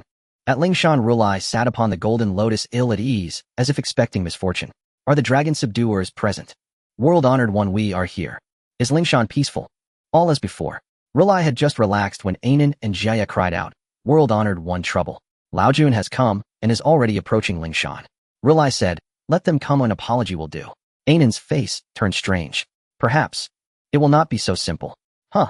Lao Jun bears the Xinhuang Tower, and the judicial deity Yang Jian accompanies him. They do not come in good faith. Could they come peacefully? Rulai had no illusions about Liajin's intent. What does Yang Jian intend? Rulai frowned. Never mind. One more is of no consequence. Anan said, there are also. Who else? Speak them all at once. Zhao Gongming, the Sanxiao Dumuyuanjuan, Guangchengzi Yunzongzi. Hearing a roll call of disciples from both Shejiao and Chanjiao, Rulai was taken aback. Huh. Where did so many disciples of the three teachings come from? What do they intend? Rulai turned to Randang and the other and began a private rebuke. What have you done? We issued another decree to deal with Liajin's disciple the same way we handled Yaoji. Is that all? You did not overreach. Rulai looked incredulous. No. Then tell me what's happening with that mass of three teaching disciples outside. Before more could be said, Lingshan shook violently. The old Taoist has come. You harm my disciples. Won't you come out and give me an explanation? Lao Jun lifted his hand, and the Xinhuang Tower slammed against Lingshan's protective formation. The mountain shuddered once more. The Buddha's faces changed as they hurried to steady the mountain. The next moment Rulai and Randang appeared outside Lingshan. Lao Juan, what do you mean by this? Why strike at my pure land of Lingshan? Lao Juan paid Rulai no heed at all. Glancing at Yang Jian, the Taoist elder declared, go forth. I will hold them off here. Attend to your mission. Should anything go awry, lay the blame squarely upon this old Taoist. Yang Jian responded with a grim, chilling smile, rest assured. I handle matters with absolute reliability. The words barely left his lips when he unleashed the heaven-commanding, earth-embracing technique, stretching his colossal form across the heavens and lunging toward a sector of Lingshan Mountain. Simultaneously, the GS sect cultivators seized the chaos to storm Ling Shan's outer perimeters. In an instant, Ling Shan descended into utter pandemonium. Tremendous shockwaves of combat radiated outward, so potent that countless supreme cultivators across the realm snapped open their eyes, their gazes locking onto Ling Shan. Wu Zhuangguan. Zhen Yuanzi gazed at the crimson gourd hanging from the ginseng fruit tree before him and smiled faintly. An old friend. Ling Shan has suffered a grievous blow. The crimson gourd trembled slightly, releasing a ripple of divine sense. Zhen Yuanzi chuckled softly indeed. Those who persist in injustice inevitably reap their own ruin. This time, they've truly drawn calamity upon themselves. Lord Lao, you have overstepped. Lord Lao sat serenely atop his azure ox. Overstepped? What do you mean, elder brother? This old Taoist understands nothing of such talk. I am merely here to inquire about your transgression, not to strike a blow. Tell me, what precisely have I overstepped? Do not deny it. Was it not you who commanded Yang Jian to act? Randang interjected bitterly from the side. Rohai remained silent, but his silence spoke volumes. What did you say? This old Taoist hears nothing. All I know is that you schemed against my disciple. That much is undeniable. Rohai fell silent, his expression inscrutable. Lord Lao smiled wryly. Ah, you admit it. I never imagined in past days how remarkably capable the two of you had become. Duo Bao Randang, you've grown bold indeed. Come, come. I shall offer you both a lesson in cultivation. As the final word echoed, Lord Lao swept his voluminous sleeve, whereupon Rohai and Randang vanished instantly from sight, as did Lord Lao himself. Moments later, violent fluctuations of combat surged from the celestial outer realms. The moment the three vanished, San Zhao's eyes gleamed with sudden clarity. Elder brother, senior sister, the opportunity is now. Hurry, rescue our fellow disciples. Zhao Gongming shot forward like lightning, vanishing into Lingshan. Yet he could never have foreseen that the 18 Arhats, alongside Guanyin Wenshu Puxian and Julie Sun, would stand in his path, a formidable phalanx of Buddhist masters. San Zhao moved to engage, when suddenly a commanding voice rang out behind them, hold. Wait a moment. All turned. There, as if conjured from mist and shadow, stood Nanji Xinwan. Gazing steadily at Guanyin and her companions, he spoke calmly, the ancient betrayal of our sect. Today we settle that debt once and for all. Before his words fully faded, another voice resounded, precisely so. Guang Qingzi had arrived. Yun Zhongzi followed closely behind, rolling his eyes with exasperation as he muttered to Guang Qingzi, you dashed ahead so recklessly. I nearly lost you. Yu Ding Junren and Tai Yi Junren arrived last, standing quietly to the side, silent observers, their eyes fixed upon the unfolding confrontation. When Guanyin and her entourage beheld the sudden arrival of Nanji Xianwen, Guang Qingzi, and the others, their faces paled visibly. Enough idle talk. What more need be said? Guang Qingzi, clearly impatient, roared in fury and raised his hand. Instantly, the heaven-overturning seal blazed forth like a meteor, hurtling straight toward Guanyin and her companions. War erupted without warning. San Zhao fixed their gaze upon the remaining 18 Arhats, and a cold, predatory smile curled across their lips. Hands weaving arcane seals, they summoned a vast, sky-obscuring formation, its colossal maw descending upon the Arhats like fate itself. The nine-bend Yellow River Formation activated. Within the formation, sun and moon vanished, the sand and stone whirled violently in tempestuous chaos. Elder brother, go save them. We three shall seal this pass. Understood. The 18 Arhats, now trapped within the nine-bend Yellow River Formation, turned ashen-faced. Is it not excessive to deploy this formation against us? Dumu Yuanjun sensed the shifting energies, then clenched her fist. Above, heaven and earth convulsed, azure skies darkened into star-flecked night, and stellar currents converged, channeling pure celestial power to shatter Ling Shan's final defensive barrier. Zhao Gongming, rescue them now. Zhao Gongming nodded and plunged into Ling Shan. Within the 8-treasure meritorious virtue pool, he beheld Wu Yunxian, bound at wrists and ankles, his limbs shackled in unyielding chains. Zhao Gongming struck the chains repeatedly, yet they held firm, unmoved. Wu Yunxian rasped, why have you come? Flee now? Zhao Gongming remained silent, and sent a pulse of divine consciousness directly into Wu Yunxian's mind. Wu Yunxian paused, then burst into raucous laughter. Huh, huh, huh. Excellent, excellent. Forget me first. Rescue the others. The chains were forged by a sage. No force can break them. Zhao Gongming hesitated, uncertain. A low hum resonated. Then, Without sound or warning, a long sword pierced the fabric of space, materializing before him. The Qingping sword. Master, are you here? A resonant chime echoed from the blade. Then in a flash of incandescent light, the chains shattered. Freed Wu Yunxian surged back into his true form and let loose a thunderous sky-rending roar. Another hum vibrated through the air. Wu Yunxian stilled, his gaze locked upon the Qingping sword, tears streaming down his face. A second flash of light cleaved the 8-treasure meritorious virtue pool, piercing its depths, draining half its sacred waters into the sword's radiant aura. Characters shimmered into being along the blade's surface. Do not weep. Follow me. Save them. The 8-treasure meritorious virtue pool was breached. High above in the celestial outer realms, Ruhai, mid-beating, suddenly went rigid, his face twisting in shock. The meritorious virtue pool has been shattered. Ruhai and Ran Deng exchanged a glance. Then Ruhai swiftly produced a sacred edict, bowed deeply, and intoned Ling Shan suffers calamity. Invoke the Buddha's descent into this realm. Nothing answered. Lord Lao watched them with serene amusement, utterly unsurprised. With another sweep of his sleeve, he delivered yet another brutal, merciless assault. Ruhai and Ran Deng wore expressions of profound bitterness. How could this be? Within the primordial chaos, time and space dissolved into irrelevance. There, amid swirling void storms, several overwhelming presences stood locked in silent, titanic confrontation. Tong Tian, you dare destroy my 8-treasure meritorious virtue pool. Zhuanti's voice detonated like thunder across the chaos. His blazing eyes locked onto Tong Tian, wrath burning so fiercely it seemed poised to incinerate existence itself. Tong Tian remained utterly unruffled, casually adjusting the configuration of his sword array, a faint, disdainful smirk playing upon his lips. Oh, so I did. And what of it? You dare strike me. Both of you. Do you truly believe yourselves worthy to challenge me? Then step forth. Enter the Severing Immortal's sword array. If I fail to slay you, I shall reverse my name. Without waiting for reply, Tong Tian activated the Severing Immortal's sword array, its lethal convergence surging toward Zhuanti and Jie Yin like a collapsing star. In an instant, blinding swordlight flared, crisscrossing the void with lethal intent. The Severing Immortal's sword array could only be dispelled by 4 sages. His gaze swept over the icy, impassive faces of Yuanshi, Tianzuan, and Taiqing Laojun, over the aloof, detached figure of Nuwa, observing from afar, and over the human Dao sage watching with quiet, detached curiosity. Zhuanti's heart sank. Today would end in disgrace, not death, but humiliation beyond redemption. True enough, before long Zhuanti and Jie Yin lay battered and bleeding, their robes torn, their auras flickering weakly. Worthless. Were it not for my 2 elder brothers' folly in ages past, you 2 would be nothing but forgotten dust. At those words, Yuanshi and Taiqing twitched faintly at the corners of their mouths. Let bygones be bygones. We need not dwell on ancient missteps. Did I not also suffer grievously? 5 of my 12 golden immortals fled, and even my deputy sect master abandoned me. My losses are no less than yours, third brother. As Yuanshi spoke, his gaze shifted toward Zhuanti and Jie Yin, growing increasingly sharp, increasingly accusatory. It was all your doing. You deceived me, trapped my third brother. Yes, I am blameless. You are the true architects of this calamity. Having completed this flawless moral self-exoneration, Yuanshi suddenly grasped the Pangu banner and leveled it at Zhuanti and Jie Yin. Zhuanti and Jie Yin cried out, "No, we're doomed." In the next breath, Yuanshi appeared behind them and drove both into the chaos with a single elder brother, shall we join forces? Yuanshi lifted the Pangu banner and extended an invitation to form a team. Taiqing smiled faintly. You know me well. I cherish tranquility and non-action above all. Yet on second thought, was that youth not also my disciple? My Rinjiao sect has but a handful of disciples, they must not be wronged.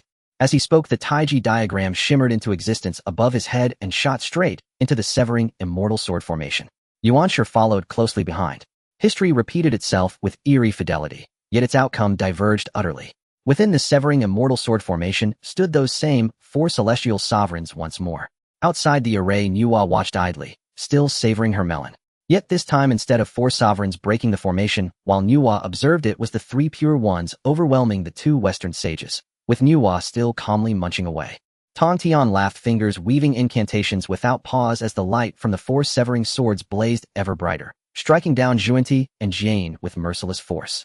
The 3 pure ones were laying waste to the 2 Western sages. Meanwhile, at Lingshan Mountain, matters had reached their climax. Yang Jian's divine manifestation stood beyond its gates, gripping a half-dead rabbit in one hand and a luohan in the other. Zhao Gongming arrived alongside numerous Jiejiao disciples who had been forcibly converted by the Buddhist sect. Sanshao withdrew their grand formation, revealing a group of luohans, barely conscious, their triple flowers severed and 5 qi extinguished. The 18 arhats wept inwardly. What have we done to deserve this? Guanyin and others were being pummeled relentlessly by Nanji wielding the three treasures Jade Rui. Since the Three Pure One schism, this was the first time the two sects had united so completely. Yang Jian gazed at Dingguang Buddha clutched in his hand, then tightened his grip upon the divine manifestation's fist. Creak, creak. A grating teeth-clenching sound filled the air. Dingguang Buddha's golden body shattered under Yang Jian's bare hands. Moments later, Nezo arrived and waved cheerfully toward Yang Jian. Second elder brother Yang, I've finished my work. I truly poured my heart and soul into him. We're practically inseparable now. He pulled out the 9-dragon sacred flame vessel, within which hovered a terrified soul. Then with the flourish of a proud child presenting a treasure, Neza tossed it into Yang Jian's waiting hands. Here, you may play with it now. When you're done, just ignite it.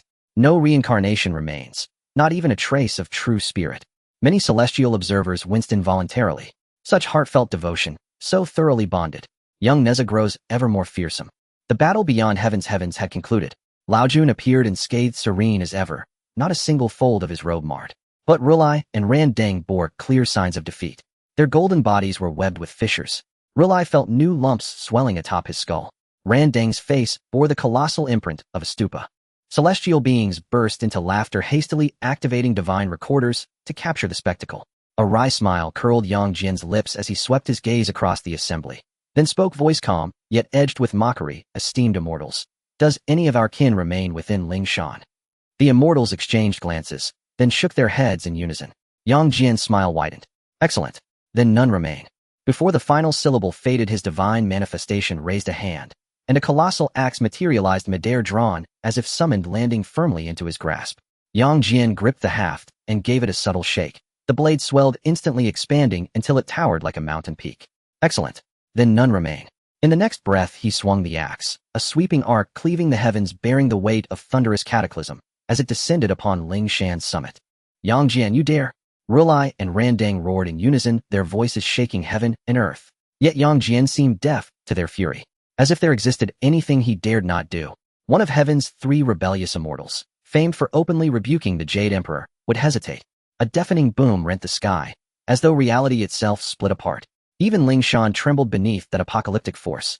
Still, the blow merely sheared off a single peak of Ling Shan. Truly, Ling Shan lived up to its reputation as a celestial sovereign's cultivation ground. Its resilience defied imagination. To Yang Jian, however, this mattered little. A few more strikes would suffice, and axes cost nothing. Such an opportunity could not be missed. Only Lao Juan's earlier assault had weakened Ling Shan enough, otherwise no mortal effort could breach a sovereign's sacred domain. Yang Jian's divine manifestation raised the axe once more. Stop. Name your price. Just spare us, cried Rulai. Truly, my word is law. Your word holds no weight. Rulai's eyelid twitched. It's those two who lack integrity. Speak now, and receive it instantly. Fair enough. I'm merciful. I asked for little 2 vials of 3 light, divine water, 10 heavenly golden lotus blossoms, and 1 supreme tier, primordial spiritual treasure. Rulai's face turned ashen. Are you a lion spirit? How brazenly you roar for spoils. Agreed, but only 1 vial of 3 light, divine water. Yang Jian accepted without hesitation. So compliant. This was the celestial, judicial god. Something was deeply amiss. 19 chances out of 20. Sure enough, the moment Rulai reluctantly surrendered the treasures, Ran Deng interjected, now that you possess them, will you return Dingguang Buddha and his disciple? Return them. Not impossible, though, an additional fee applies. At that instant, Bai Xiao slipped quietly to Lao Juan's side, exchanging a silent divine intent. Lao Juan's expression turned peculiar. He flicked his sleeve, concealing Bai Xiao's aura. In the next breath, Bai Xiao appeared beside Yang Jian's divine manifestation golden dragon, scissors gleaming in her hand. Yang Jian extended a palm. That demands a separate tariff. Ah, so this was the trap all along. No wonder he'd agreed so readily. The robbery had barely begun. Rulai ground his teeth until they ached. He seriously contemplated abandoning Dingguang, the useless wretch. Yang Jian chuckled. Of course refusal is permitted, if you wish me to simply end him for you. TSK. How tragic, a Buddha perishes atop Ling Shan, and no one lifts a finger. Rulai's face darkened further. This is psychological assassination. Can I refuse? If I do, tomorrow Ling Shan will need a new Buddha, and by day after I'll be entering nirvana. Fine. Ah. Dingguang Buddha screamed, his shattered golden body jolting back into agonized consciousness. All celestial beings turned and drew sharp collective breaths. Male immortals instinctively recoiled a step. Who says men cannot empathize? In that very second, every male immortal present felt a searing visceral pain. Even Lao Juan's eyebrows leapt wildly. Inside his private realm, the Jade Emperor dropped his wine cup. Yaoji's mouth hung open. Yang Chan crushed her floral cake in shock. Dingguang Buddha awoke, not from mercy but sheer agony, glaring at Bai Xiao with venomous hatred. Why stare at your auntie? Did I leave something unfinished? She raised the golden dragon scissors once more, and this time Dingguang Buddha felt utterly still seemingly lifeless.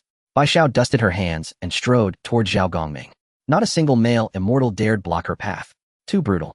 Yet some immortals, like Jinling Xingmu, seemed to have discovered something extraordinary. Her gaze fixed upon Rulai burned with sudden unsettling anticipation. Her eyes gleamed, not with fear, but with fierce, unspoken calculation. Yang Jian's lips curled in disdain. Well, if you still want him, it seems he might be a bit dead. He's turning green. 2 pieces of top-grade innate spiritual treasures should suffice. Yang Jian formed a barrier to isolate the Buddha of steadfast light from his physical form. If the Buddha were to awaken now, he would surely unleash a torrent of curses upon Yang Jian. Dead? What the hell? The golden dragon scissors are poisonous, you know. Let me give you a taste. The Buddha of wisdom cursed inwardly as he felt his face twitch, thinking, damn it, I don't want this either. What a mess. Can't we just let it go? All right, 2 pieces, give them back then. After painfully handing over 2 innate spiritual treasures, the Buddha of wisdom turned to Yang Jian. You better catch them. The Buddha of steadfast light and the joyful Arhat Yang Tianyo floated slowly towards the Buddha of wisdom. Everything was going smoothly until they passed by Lao Jun. Lao Jun's hand trembled, and with a flick of his fingers the 6th ding divine fire ignited the joyful Arhat. In an instant he was reduced to ashes, even his true spirit was incinerated. Lao Jun feigned an expression of regret. I'm getting old, my hands tremble, it was an accident. Are you still interested in this? He looked seriously at the pile of ashes beside him. The Buddha of wisdom said nothing. The Buddha of light's face was blank. What do we want? To use it as fertilizer. The immortals could no longer hold back, and many of them burst into laughter. Damn it, are you old? Hands trembling. Do you want to hear what you're saying? Ahem, let's get back to business. Lao Jun's expression darkened. How do we account for the matter of you plotting against my disciple? The Buddha of wisdom's expression darkened. Look at my Ling Mountain, what more do you want, Lao Jun? It's not like the old Taoist did this, so what are you saying to the old Taoist? The Buddha of wisdom replied. Then I demand an explanation for Ling Mountain. Lao Jun chuckled. Do as you wish, as long as you can manage it, even if you want to kill them right now I won't say a word. Upon hearing this, Nanji, Zhao Gongming, and Yang Jian all laughed. The Lord of the Southern Pole raised the 3 treasures Rui. Zhao Gongming held up the Qingping sword. The Buddha of wisdom remained silent. Yin Xiao took the Qingping sword from Zhao Gongming's hands, saying, if you want an explanation here, the Qingping sword is here, you can speak. The Lord of the Southern Pole said, yes, Taoist friend Yin Xiao is right. The 3 treasures Rui is here, you can speak now. Yang Jian took out the Haotian mirror, saying, yes, I'm listening. In a small world, the Jade Emperor watched Yang Jian holding the Haotian mirror, feeling speechless. You're up there profiting, why do you have to drag me into this? The Buddha of wisdom became silent. Great Celestial Lord, shouldn't you give me an explanation for Ling Mountain? The Jade Emperor finished his last drink and disappeared from the small world. The next moment, golden light shone from the east. The 9-dragon chariot appeared. The Jade Emperor sat within it. What is the matter? Great Celestial Lord, can you provide an explanation? The Buddha of wisdom with a dark face pointed at a group of celestial beings from the heavenly court. The Jade Emperor appeared stunned, as if he just noticed.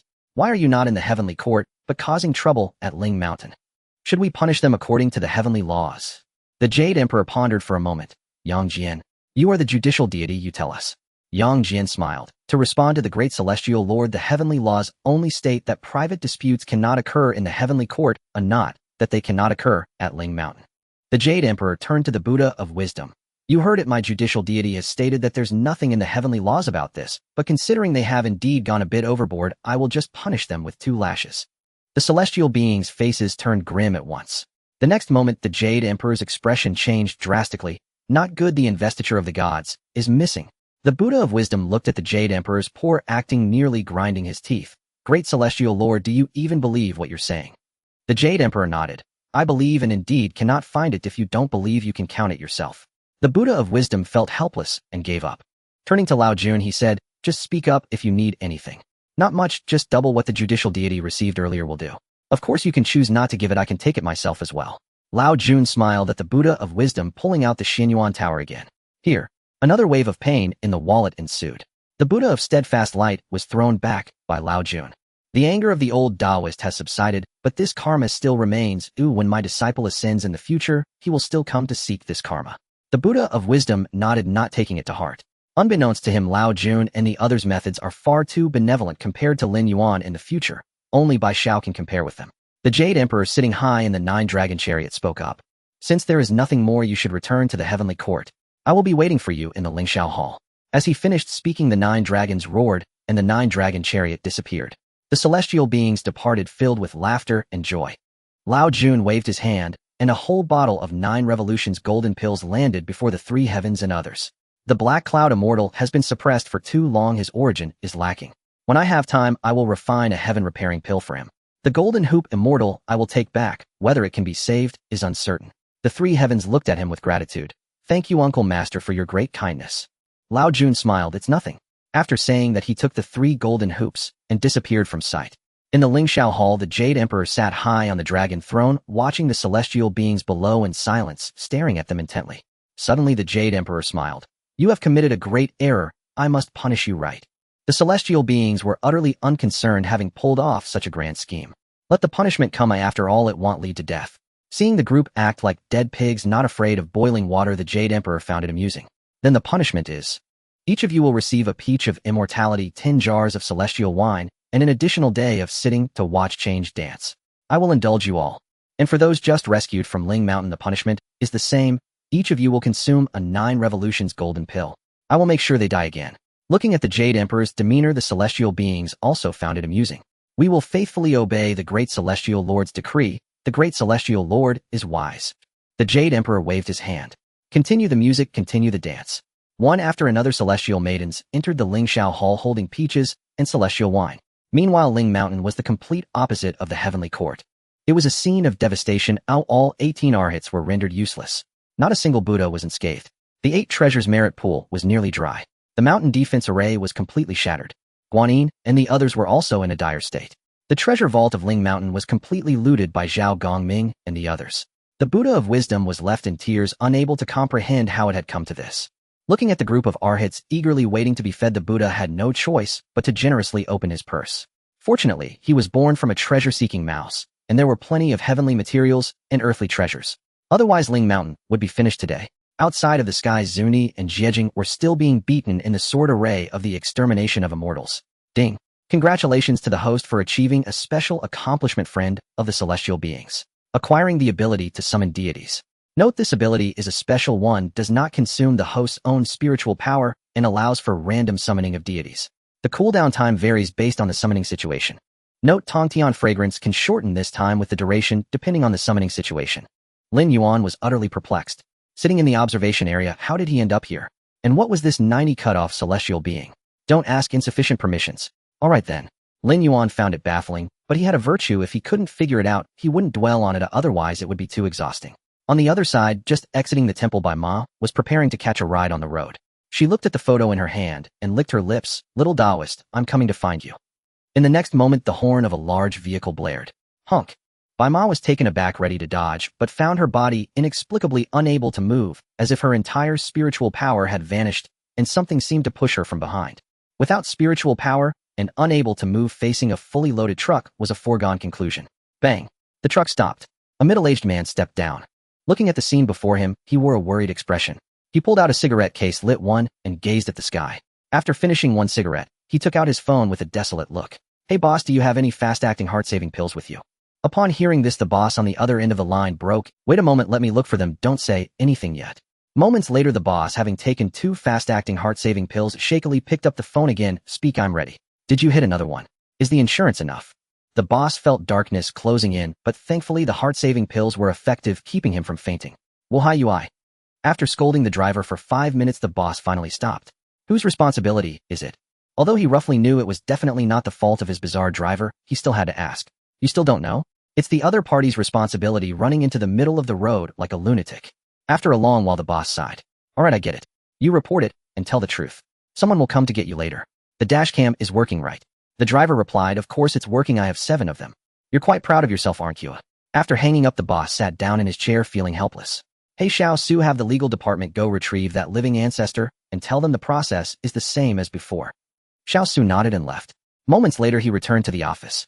"Boss, the legal department has already set off." "Boss, can I ask something?" "Ask away, why are you being so polite with me?" "Just sit and speak." Xiao Su tentatively asked, "How many times has that driver crashed?" Although he's never at fault, but at this frequency, keeping him is more expensive than maintaining a whole fleet. "I just checked, this guy's insurance is worth more than half a fleet." The boss looked out the window with a hint of melancholy. In a way, he is my benefactor. Just wait. Just as he finished speaking, the manager of the business department rushed in. Boss, great news. The two company heads competing with us suddenly had diarrhea and didn't submit their bids. We won the bid. Got it, the business department did well. Double salary this month, you can go. Xiao Su was left in shock. Wow, did you see that? This living ancestor is incredibly bizarre. I've considered firing him, but every time I think of it, something bad happens to me the next day. Either I fall into a pit or end up in a river.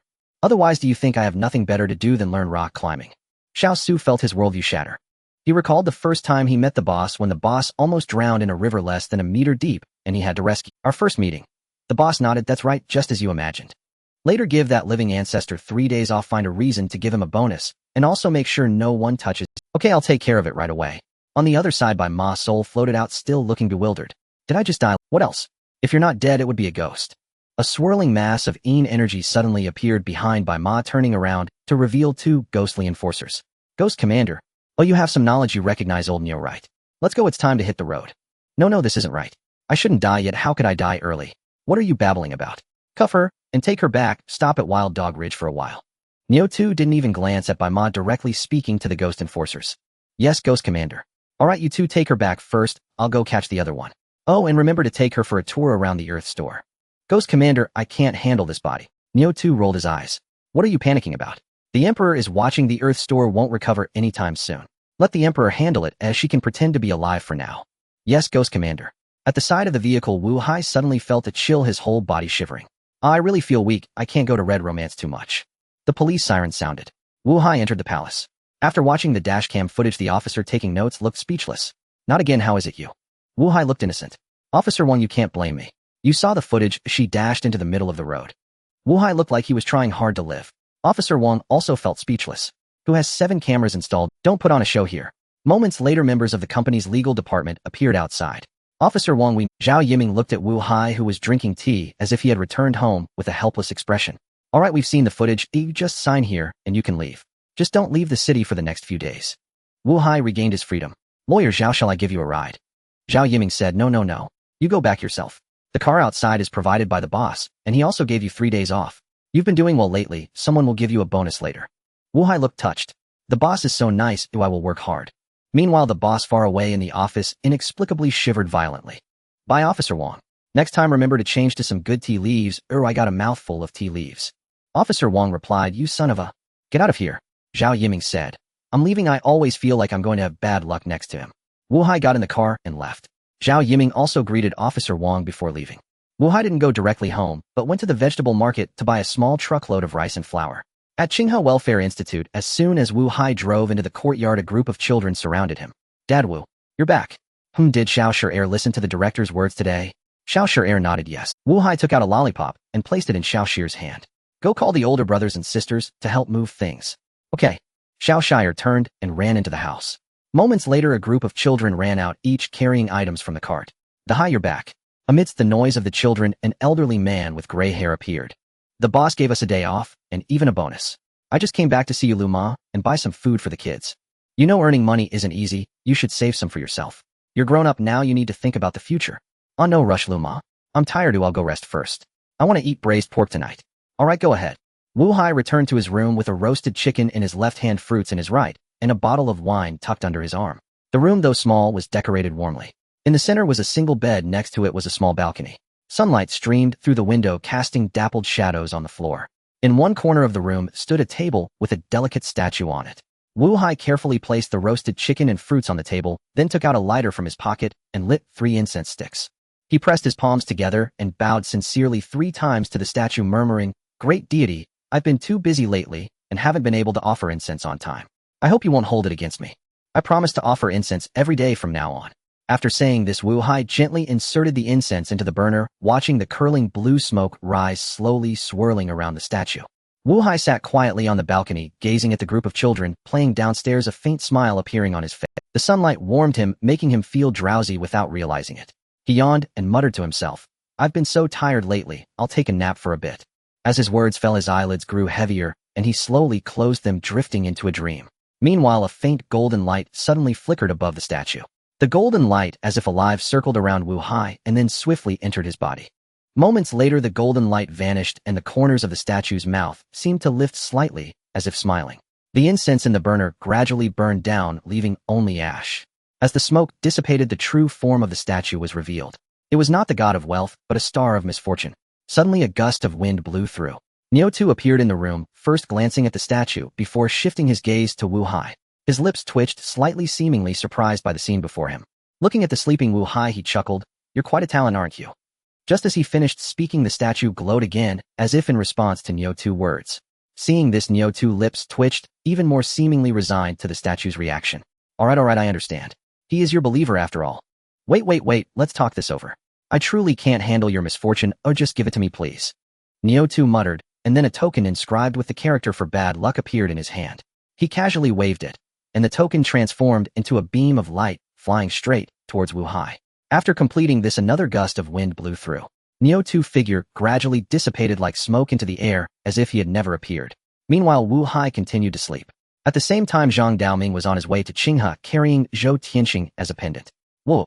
The strong winds whipped around Zhou Tianxing's poor hair. Taoist, slow down, I can't handle this. How can someone so young say they can't do it? Zhang Daoming continued on his way. It wasn't until he noticed that Zhou Tianxing had stopped moving that he said, "Tisk, young people really are weak." If Zhou Tianxing could hear him, he would definitely curse. Damn it, do you think I'm like you? I fought fierce beasts all day and didn't even have a sip of water, yet I'm still alive and kicking. 2 hours later. At the Demon Control Office in Qinghe Town, suddenly a figure fell from the sky, crashing heavily at the entrance of the office with a loud bang. What the hell just fell down? Looks like a person. Seems a bit familiar. Hearing the noise, Hong Wan hurriedly ran out from inside. She quickly reached the side of the fallen person. When she saw the person's face clearly, she let out a sharp scream. Director, are you alright? The person who fell from the sky was Director Zhou Tianxing, brought back by Zhang Daoming. What the heck? Li Yi heard Hong Wan's exclamation and hurried over.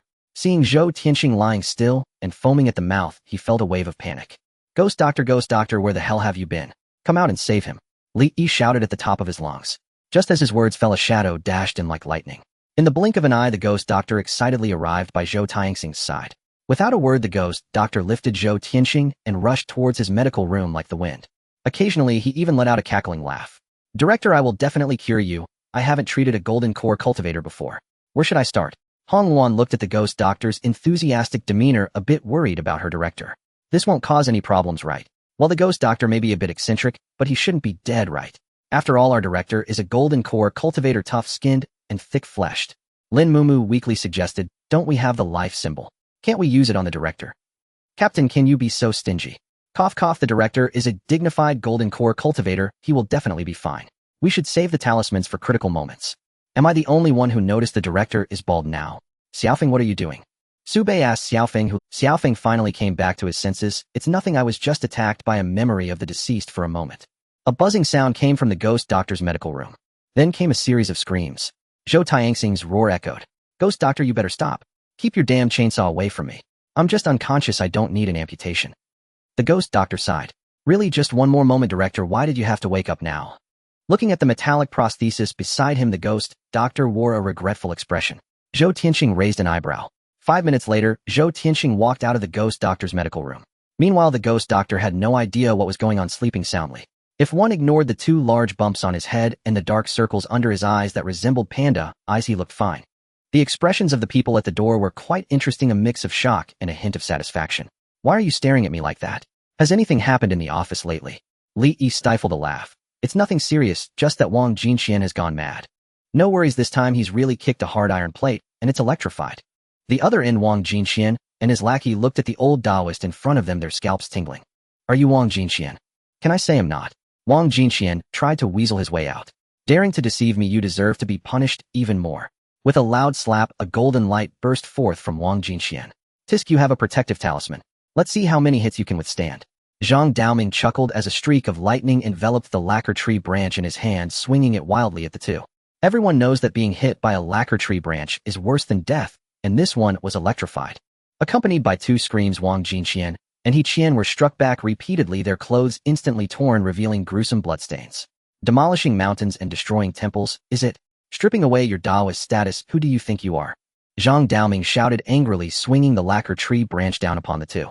I am from the Wang family, please stop, old Taoist, I know my mistake, give my old man some face. Wang Jinxian could no longer bear the excruciating pain, crying out for mercy, saying that only made the lacquer tree branch swing faster, creating afterimages. The Wang family, are they that impressive? Come let Wang Zhen go to Longhushan, I'll challenge him, anyone who doesn't show up is a grandson. A series of screams echoed. Call I tell you to call. In the director's office, Li Yi and the others gathered around the computer, unable to contain their smiles at the scene that resembled a circus. Zhou Tianxing rubbed his forehead. Going against Zhang Daoming. He might get whipped in the underworld. Now that's a true filial son.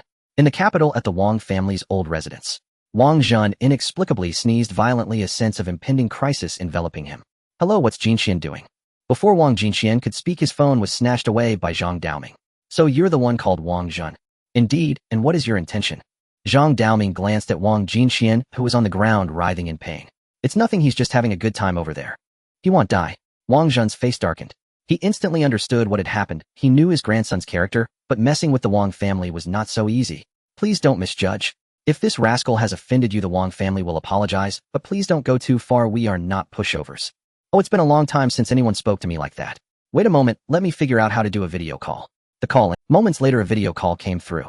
Once connected, Wang Jinxian was seen rolling on the ground in pain. Instantly, Wang Zhen's anger flared. You rascal, stop this at once, or I will kill you. Oh really? Wang Zhen, do you think you're something special? The next moment, Zhang Daoming's face appeared on the phone. Wang Zhen was rendered speechless, cursing in his heart. Damn it, this grandson is the real deal. How did I get involved with him? Zhang Daoming saw him fall silent and swung the lacquer tree branch again, cracking it like firecrackers upon Wang Jinxian. I'm just hitting him, what's it to you?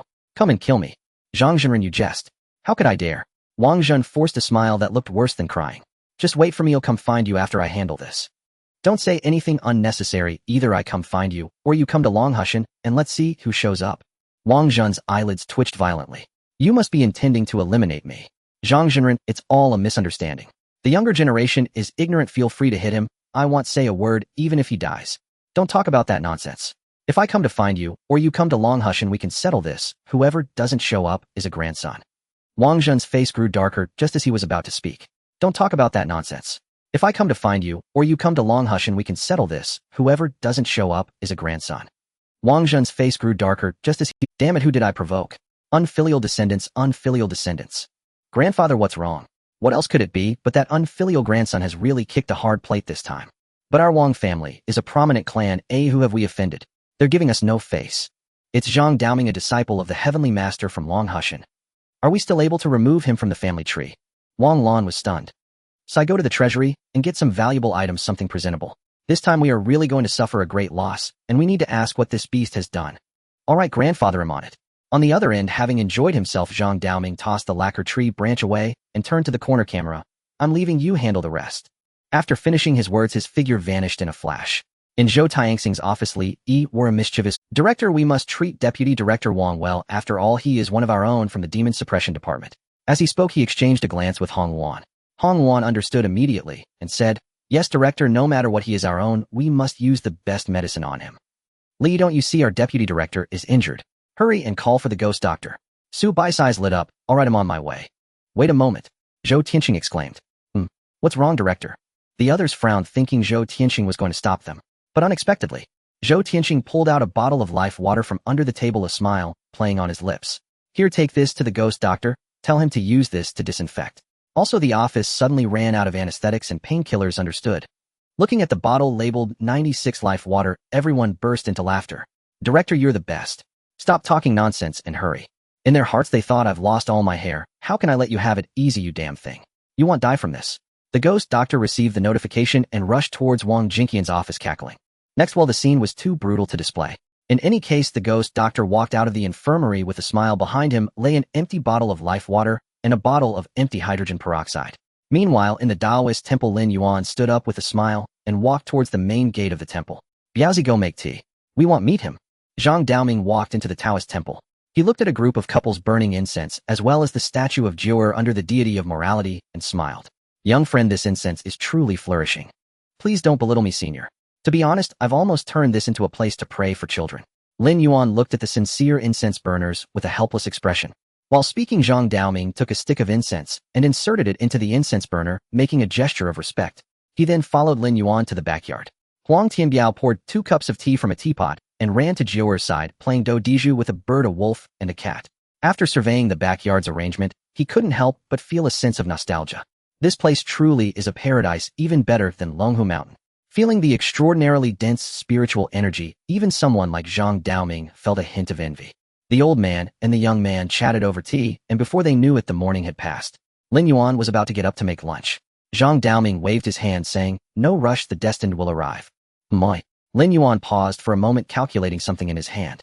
"Senior, your skills are truly remarkable. It seems fate has brought them here, but I wonder if it is for good or ill." Ding. Task issued, Taoyuan Village. Task reward unknown.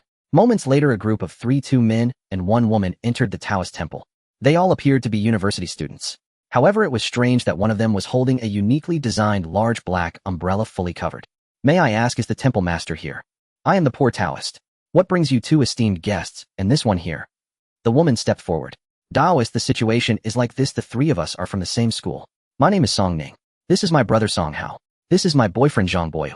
The situation is that recently, I feel my boyfriend seems a bit off. He doesn't sleep at night, nor during the day, and he doesn't eat or drink, even though he is clearly very hungry, but can't seem to eat. Moreover, his memory is deteriorating rapidly." No rush, come in and explain slowly. Song Ning and Song Hao entered the temple, but Zhang Boyu remained motionless. "Come in, I allow you to enter," said the poor Taoist. And only then did Zhang Boyu step into the temple, albeit slowly, as if something were weighing him down, making each step incredibly difficult. Lin Yuan got up to pour 2 cups of tea, but did not offer any to Zhang Boyu. "Have you considered going to the hospital?" "I initially wanted to, but for some reason as soon as we stepped outside he felt unwell, all over right. Uncomfortable in the light, isn't that so?" Song Ning nodded. "The elders at home said he might be possessed, and suggested we try visiting the temple." Lin Yuan nodded, said nothing, and took a stick of incense, lighting it, and placing it in front of Zhang Boyu. As the fragrant smoke rose, Zhang Boyu's dim eyes brightened for a moment, then he greedily inhaled the fragrance, and his eyes became considerably clearer. Seeing this, Song Ning became somewhat excited. "Taoist, is he possessed by a ghost? Please, Taoist, save him." Meanwhile, Song Hao clearly understood more than Song Ning. From the start of the address to the moment the Taoist invited him in, every step was so difficult. The tea just served, and now this incense made him feel a chill in his heart. He instinctively stood up and took 2 steps back. Song Ning looked puzzled. "Brother, what's wrong?" Song Hao's face turned pale, unsure how to express his suspicion. "Don't be afraid, esteemed guest, I am here. Besides, this one is not an evil ghost, just a lingering obsession with a chance of fate. That's what allowed him to return." He then turned to Zhang Boyu. "You are already dead." His words fell like a heavy stone dropped into water. Song Ning suddenly stood up, staring in disbelief at Zhang Boyu. "You go." Zhang Boyu's expression was bitter as he nodded. "Yes, I died in that village." At that moment, Zhang Boyu's black clothes gradually disintegrated, revealing his semi-transparent body and the large black umbrella hovering above his head. Song Ning was incredulous, but had no choice but to believe. Was she really so foolish that she couldn't see what had just happened represented? How could she not notice the abnormalities of someone she spent every day with?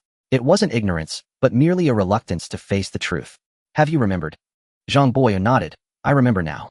I died in Taoyuan Village. They ate me. If it weren't for this umbrella, I wouldn't even have been able to return to take a look." Once I mentioned that, my soul began to fluctuate violently. 8. Just those 2 words sent shivers down people's spines. Lin Yuan's brows furrowed as he inserted another stick of incense in front of him. After a moment, Zhang Boyu calmed down. "Please tell me in detail." "That day was like any other. I went into the mountains to gather inspiration. Initially, there was nothing unusual, just the usual writing and painting until nightfall. I was about to drive back to school when fog rolled in and the navigation system failed. I got a bit lost and could only keep driving along a small road, gradually noticing a village not far away lit up. I drove over, thinking I would wait for the fog to clear before heading back, but who knew that I had walked into the mouth of a ghost. It was a village filled with peach trees, each tree bearing large peaches. As soon as I entered the village, someone stopped me asking where I was from, and then they took me to the village chief's house. Along the way, everyone I met followed me, escorting me all the way. At that time, I thought the people in this village were really simple and kind, but I never expected that the simplicity I saw was merely their desire to share a piece of meat. They warmly entertained me, and gradually, I drank too much. In a daze, I was led to the backyard of the village chief's house, where a large black umbrella was stuck in the ground. It was the same one I am holding now. In a daze, it started to rain, and the village chief told me to take the umbrella and go stay at the neighbor's house. I didn't think much of it, and reached out to take the umbrella. Once I picked up the umbrella, everything changed. There were no villagers, no village, there was only a large tomb. All the villagers were nothing more than grotesque, evil spirits scattered everywhere. The village chief was another, even more terrifying ghost trapped in the coffin by the large umbrella. There were no fruits on those peach trees. The so-called fruits were just little ghosts. When the umbrella was pulled up, the village chief was freed, and I became their dinner. When my consciousness fell into the final darkness, this umbrella lit up, and I appeared outside the village. My last thought was simply to come back and take a look. After everything was said, Zhang Boyu looked at Song Ning and Song Hao. How go? I have no future left. If possible, please take care of her for me. I've left some money, the password is. Song Hao nodded, don't worry. He then turned to Song Ning. Ning Ning. As he opened his mouth, he didn't know what to say. Although he had 1,000 words in his heart, they all felt stuck and could not be expressed. Lin Yuan and Zhang Daoming got up and exited the courtyard. Lin Yuan said to Song Hao, let them talk alone for a while. It's the last time. Song Hao remained silent, got up, and closed the backyard door. Between lovers there are always endless words to share. Yet what has passed is ultimately gone. Irretrievable and irreversible. A broken mirror can never be made whole again, and spilled water is impossible to retrieve. Just like the beloved one, forever separated by the heavens. After a long while, the door opened. Song Ning's face was full of tears. Around her neck hung a crystal-clear bead shimmering with a dreamlike glow. Zhang Boyu's soul was nearly transparent. Yet there was a hint of relief in his eyes. Lin Yuan said nothing as he walked into the backyard. The incense burner was reignited with a fresh fragrance. One piece of yellow paper after another turned to ash. The ashes floated, spiraling upwards and twining around Zhang Boyu. Solemn and silent, Zhang Boyu smiled at the ashes wrapping around him. Taoist, do you think this counts as becoming a prosperous generation? Although it might sound a bit humorous, no one laughed. Instead, Song Ning cried even harder. Is there anything else you wish to say? If not, this poor monk will send you to the underworld. Taoist, do you believe in karma in this world? There is. Zhang Boyu sighed. Then since I released those man-eating monsters, do I also have to bear this karma? Theoretically yes, but practically no. Seeing the confusion on Zhang Boyu's face, Lin Yuan smiled. Because this poor monk will descend the mountain shortly, and will find them a new home before they crawl out of that ghostly place. Zhang Boyu was somewhat confused. Although he didn't fully understand, he sensed from Lin Yuan's expression that they likely wouldn't have good outcomes, which relieved him. It was impossible not to feel hatred, it was just a matter of powerlessness. Now it was just right. Someone was going to take action, allowing him to set off on his journey with peace of mind. Then thank you, Taoist, for avenging me. Do you remember how many ghosts were approximately there? Zhang Boyu thought for a moment. I could see a few hundred directly, and there were some too far away to see clearly. As for how many, I can't say for sure. Lin Yuan nodded, slowly reciting the scripture to guide souls. After finishing the scripture, he still released a fragrant incense, saying, come. Familiar old friend, the ghostly messenger had arrived again. The ghost hadn't arrived yet, but the voice came first. Taoist, looking for me in broad daylight. Must be for something big. After rushing out of the illusory path, seeing only Zhang Boyu as a ghost, he felt somewhat disappointed. Looking at Zhang Boyu with a lackluster interest, just this one. Well, it's acceptable, though not an evil ghost. It's better than having none. Let's go, follow me on the journey. You are becoming increasingly perfunctory now. Lin Yuan looked at the ghostly messenger, who changed expressions in an instant and was also speechless. Even ghosts nowadays have become so pragmatic. Taoist, we have been old friends, why bother with the unnecessary pleasantries? Tonight call Nyo to the inn commander for a visit. There's a big task, an entire village of starving ghosts. Really? Lin Taoist, Lin Gu Lin Yi. The ghostly messenger slid to Lin Yuan's front with a flourish, his titles escalating in a flash. Lin Yuan's mouth twitched. Really more genuine than real gold. I just need 100, the rest are yours. Lin Yi, what do you want evil ghosts for? Are you planning to raise ghosts? That's not good, let us handle it instead. Besides, it isn't proper, raising ghosts is a great sin. The ghostly messenger looked as if he was genuinely concerned for Lin Yuan and was pained. Forget it, then I'll go myself later, and the rest can be handled by another ghostly messenger. Really, there are plenty of ghostly messengers who can do the work. The ghostly messenger felt an inexplicable sense of familiarity. It felt as if he had returned to the days of being directed by his boss when he was alive. The memories of the dead suddenly attacked the young ghostly messenger. Neo and Ma instinctively overcame the rules. Don't Lin Yi, let's talk this through, let's talk it through. Isn't it just 100? Okay, I agree, isn't that fine? You can choose first, Lin Yi. That's more like it. Alright, you go back first, and remember to bring more people tonight. So I'm leaving now. Go. The ghostly messenger took Zhang Boyu's soul and disappeared along the path. The two beside were already dumbfounded. Believing was one thing, but facing a ghostly messenger was another. Thud. Song Ming directly knelt down. What are you doing, layman? I have a request. I asked the Taoist for help. Speak. Please, Taoist, bring his remains back. All I ask is for him to rest in peace. It's certainly not a problem. Even if you hadn't asked, this poor monk would have returned him. If there is nothing else, you may descend the mountain first. The Song siblings thought for a moment, lit the incense, turned, and descended the mountain. The fragrant smoke rose straight up. Lin Yuan smiled helplessly. I never said I wouldn't take care of it. Little friend, you really have caught the attention of the ancestral master. Shall we go together, Zhang Sr.? That's fine too, staying here is just waiting. Nightfall arrived. The Taoist temple quieted down once more. Neo 2 had not arrived yet, but another had come. Knock, knock, knock. As the big door opened, Li Chenghuang stood outside. Why does the city god have time to come today? Little friend, it's not that I want to go out to subdue demons. I, as this city god, am also ready to lend a hand. City god, please come in. It will take a while before we set off. Good. Under the moonlight, a youth and two elders. As soon as the city god entered, Zhang Daming's eyebrows twitched, and he stood up to bow. I have met the city god. Taoist, you are too polite. Taoist's aura of righteousness is formidable. May I ask if you are from Longhu Mountain? This poor monk is the 65th generation disciple of Longhu Mountain Zhang Daoming.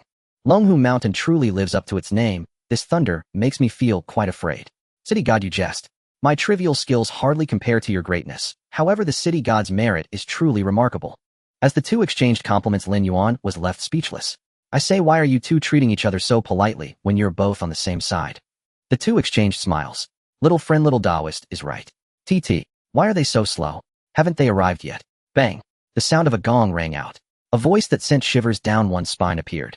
Yin beings pass, yang beings retreat. Boom. A massive vortex emerged. In the vortex, Neo 2 led the way, followed by a squad of ghostly messengers and a group of armored Yin soldiers. Neo 2 stepped forward, and the Yin soldiers followed. In the next moment, the vortex shattered, and not a single Yin soldier emerged. At the same time, a thunderclap struck directly on Neo 2's head. Neo 2 was dumbfounded. The three beside Lin Yuan laughed. I say, Neo 2, what were you thinking by summoning Yin soldiers here? Although this isn't a famous mountain or grand view. After all, it is a place that worships the ancestral master. You went a bit too far. Neo 2 scratched his head awkwardly. He had intended to put on a big front, but ended up pulling a big one. Looking at the two who couldn't suppress their smiles, Neo 2 felt quite embarrassed.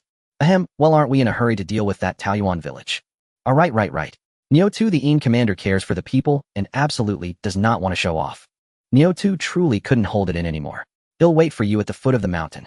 With that, he transformed into a wisp of Yin energy and vanished. At the foot of the mountain, the Yin energy vortex opened again, and this time the Yin soldiers successfully emerged.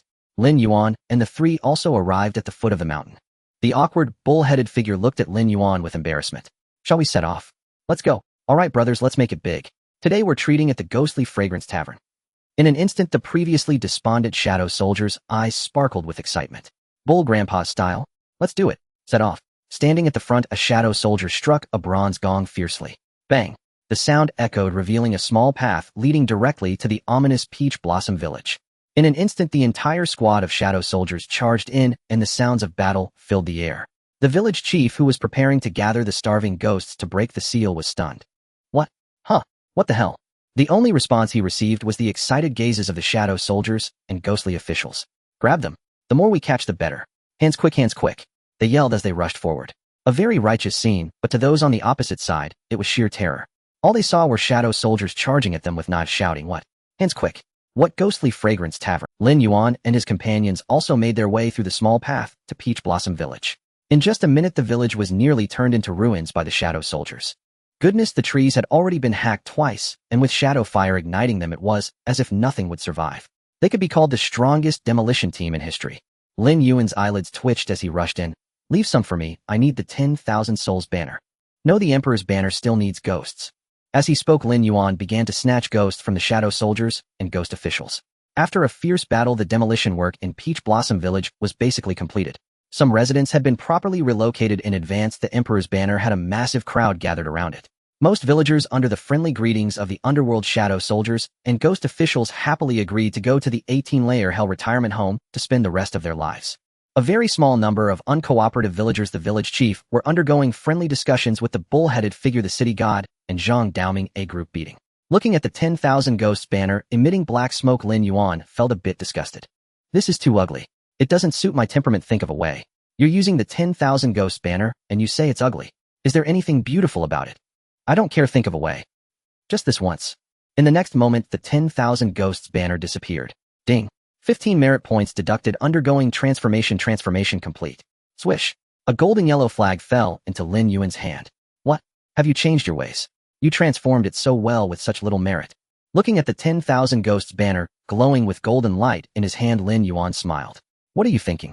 I just gave it a shell. It's equivalent to your special effects. Its essence hasn't changed. It's still the 10,000 ghosts banner. It's all the same, all the same. This thing glowing with golden light, if I took it out and said it was the Emperor's banner, who wouldn't believe it? Naive. As the two exchanged barbs, the negotiations were almost over. However, it was clear that the negotiation had not gone well, as the stubborn villagers showed no signs of repentance. The starving ghost with a bruised face looked at the three people in front of him with a twisted expression, eyes revealing a frenzied madness. Since you won't let me live, then let's die together. With a roar, the starving ghost suddenly stretched his hand like lightning to his chest, unhesitatingly tearing apart his ghostly body. Then with a violent tug, a pitch-black ghost heart was exposed to everyone's eyes, emanating a nauseating aura. The starving ghost raised the ghost heart high above his head, as if showcasing a precious sacrifice. Ghostly blood dripped down his arm, each drop falling to the ground, forming a strange lotus shape. Mother of no birth. The starving ghost muttered incantations, his voice revealing a strange piety. At the moment he spoke that name, an extremely oppressive feeling descended upon everyone like a heavy mountain. The bull-headed figure's expression stiffened. The blood-colored lotus slowly rose into the air, exuding a suffocating bloody aura. The starving ghost's body began to be absorbed by the lotus, yet a mad smile appeared on his face, a smile that sent chills down one's spine. You can't run away. Accompanied by this roar, the starving ghost began to slowly dissipate. However, just as the starving ghost was vanishing, the originally tightly closed, blood-colored lotus suddenly began to slowly bloom. Each petal appeared to be stained with fresh blood, presenting a strange and enchanting red color. As the petals gradually unfurled, a powerful force surged from the flower core, instilling fear. Finally, the blood-colored lotus fully blossomed, and a majestic Buddha appeared before everyone. This Buddha was pure white, emanating a suffocating pressure. Although its face bore a compassionate expression, it revealed an indescribable strangeness and terror. Drip, drip. Blood dripped from the blood-colored lotus, falling onto the ground. With each drop that fell, a blood flower would splash on the ground, and these blood flowers quickly converged into an endless sea of blood. Now that you see me, why don't you bow? The Buddha suddenly opened its eyes, and its voice was cold and merciless, as if it came from the depths of hell. As the Buddha finished speaking, the boundless sea of blood seemed to come alive, beginning to surge violently. One sentence made the bull-headed figure laugh in anger. Damn it, open your eyes and see who Bull Grandpa is. Who gave you the courage to bark like a counterfeit faith thief? The bull-headed figure charged forward. The bull-headed figure took off. Lin Yuan beside him was speechless. Wait, buddy, are you flying up after yelling so loudly? Huh, did you buy this Shadow Commander? So weak. The bull-headed figure scratched his head awkwardly. My main body isn't here, this is a clone. You all hold on and I'll call my main body over. I truly can't believe this. You want me, a Foundation establishment cultivator, to hold on? Are you even speaking human? I'm really. Can you two handle it? Lin Yuan turned to Zhang Daoming, and Zhang Daoming held a talisman in his hand. It's worth a try? If the two of us join forces, the old Taoist has an 80 chance of bringing us both down. If that doesn't work, my senior brother will arrive in a quarter of an hour, and he can take you away. About the same as what the Taoist estimated. Lin Yuan replied, then I'll handle it myself. What? You? Lin kid, this isn't the time for bravado. Senior, don't give me that look. I'm not an idiot who I definitely can't defeat it, but I can call for help. The great sage, who had been preparing to strike from the shadows, let the golden light in his hand dissipate upon hearing this. Are we going or not? I've got everything prepared. What are we going for? This kid is obviously trying to summon a deity. Can you guess how tragically this counterfeit will die? The fragrance lingers as it responds to the universe, igniting a fresh aroma that penetrates the heavenly gate. Watching Lin Yuan's demeanor, the mother of no life felt no fear whatsoever. On the blood lotus, the mother of no life let out a scoff. Who can you summon? Is the absolute connection between heaven and earth still present? Before her words faded, a thunderous clap echoed across the sky. Boom. An illusory heavenly gate appeared, inscribed with southern heaven. In an instant, the stars in the sky shone brightly. At Longhu Mountain, the celestial master suddenly raised his head. Within a certain club, a certain Star Lord who was receiving a massage suddenly looked up. Is this the summoning of spirits? Or Dumu? In the next moment, the Star Lord revealed a bitter smile and muttered to himself, so that's what this is about. No wonder. The mother of no life was stunned. It was as if she were bullying a little kid, only for the child to shout out to the Minister of Public Security. Damn it, does it have to be this ridiculous? You can summon spirits even with the absolute connection to heaven and earth. To put it bluntly, you're playing with fire, calling whoever you like. What are you, her illegitimate child? So what if I am? Before she comes down, I will kill you. She still won't be able to come down. As she spoke, a hand swung towards Lin Yuan. An endless sea of blood churned, looking ready to engulf Lin Yuan. In that moment, Lin Yuan felt a rush of panic. Oh no, the villain is thinking clearly. Damn it, no sense of martial ethics. The next second, this was also what the mother of no life wanted to say. A soft laughter echoed from within the forming heavenly gate. Do not be afraid. Rays of starlight fell from the heavens, forming a barrier of starlight in front of Lin Yuan. Beside him, Zhang Daoming was dumbfounded, staring at Lin Yuan with a look of wonder. Wait, what?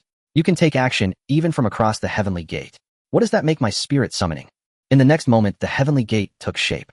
A figure surrounded by starlight appeared before Lin Yuan. I have met Dummu Yuanjun.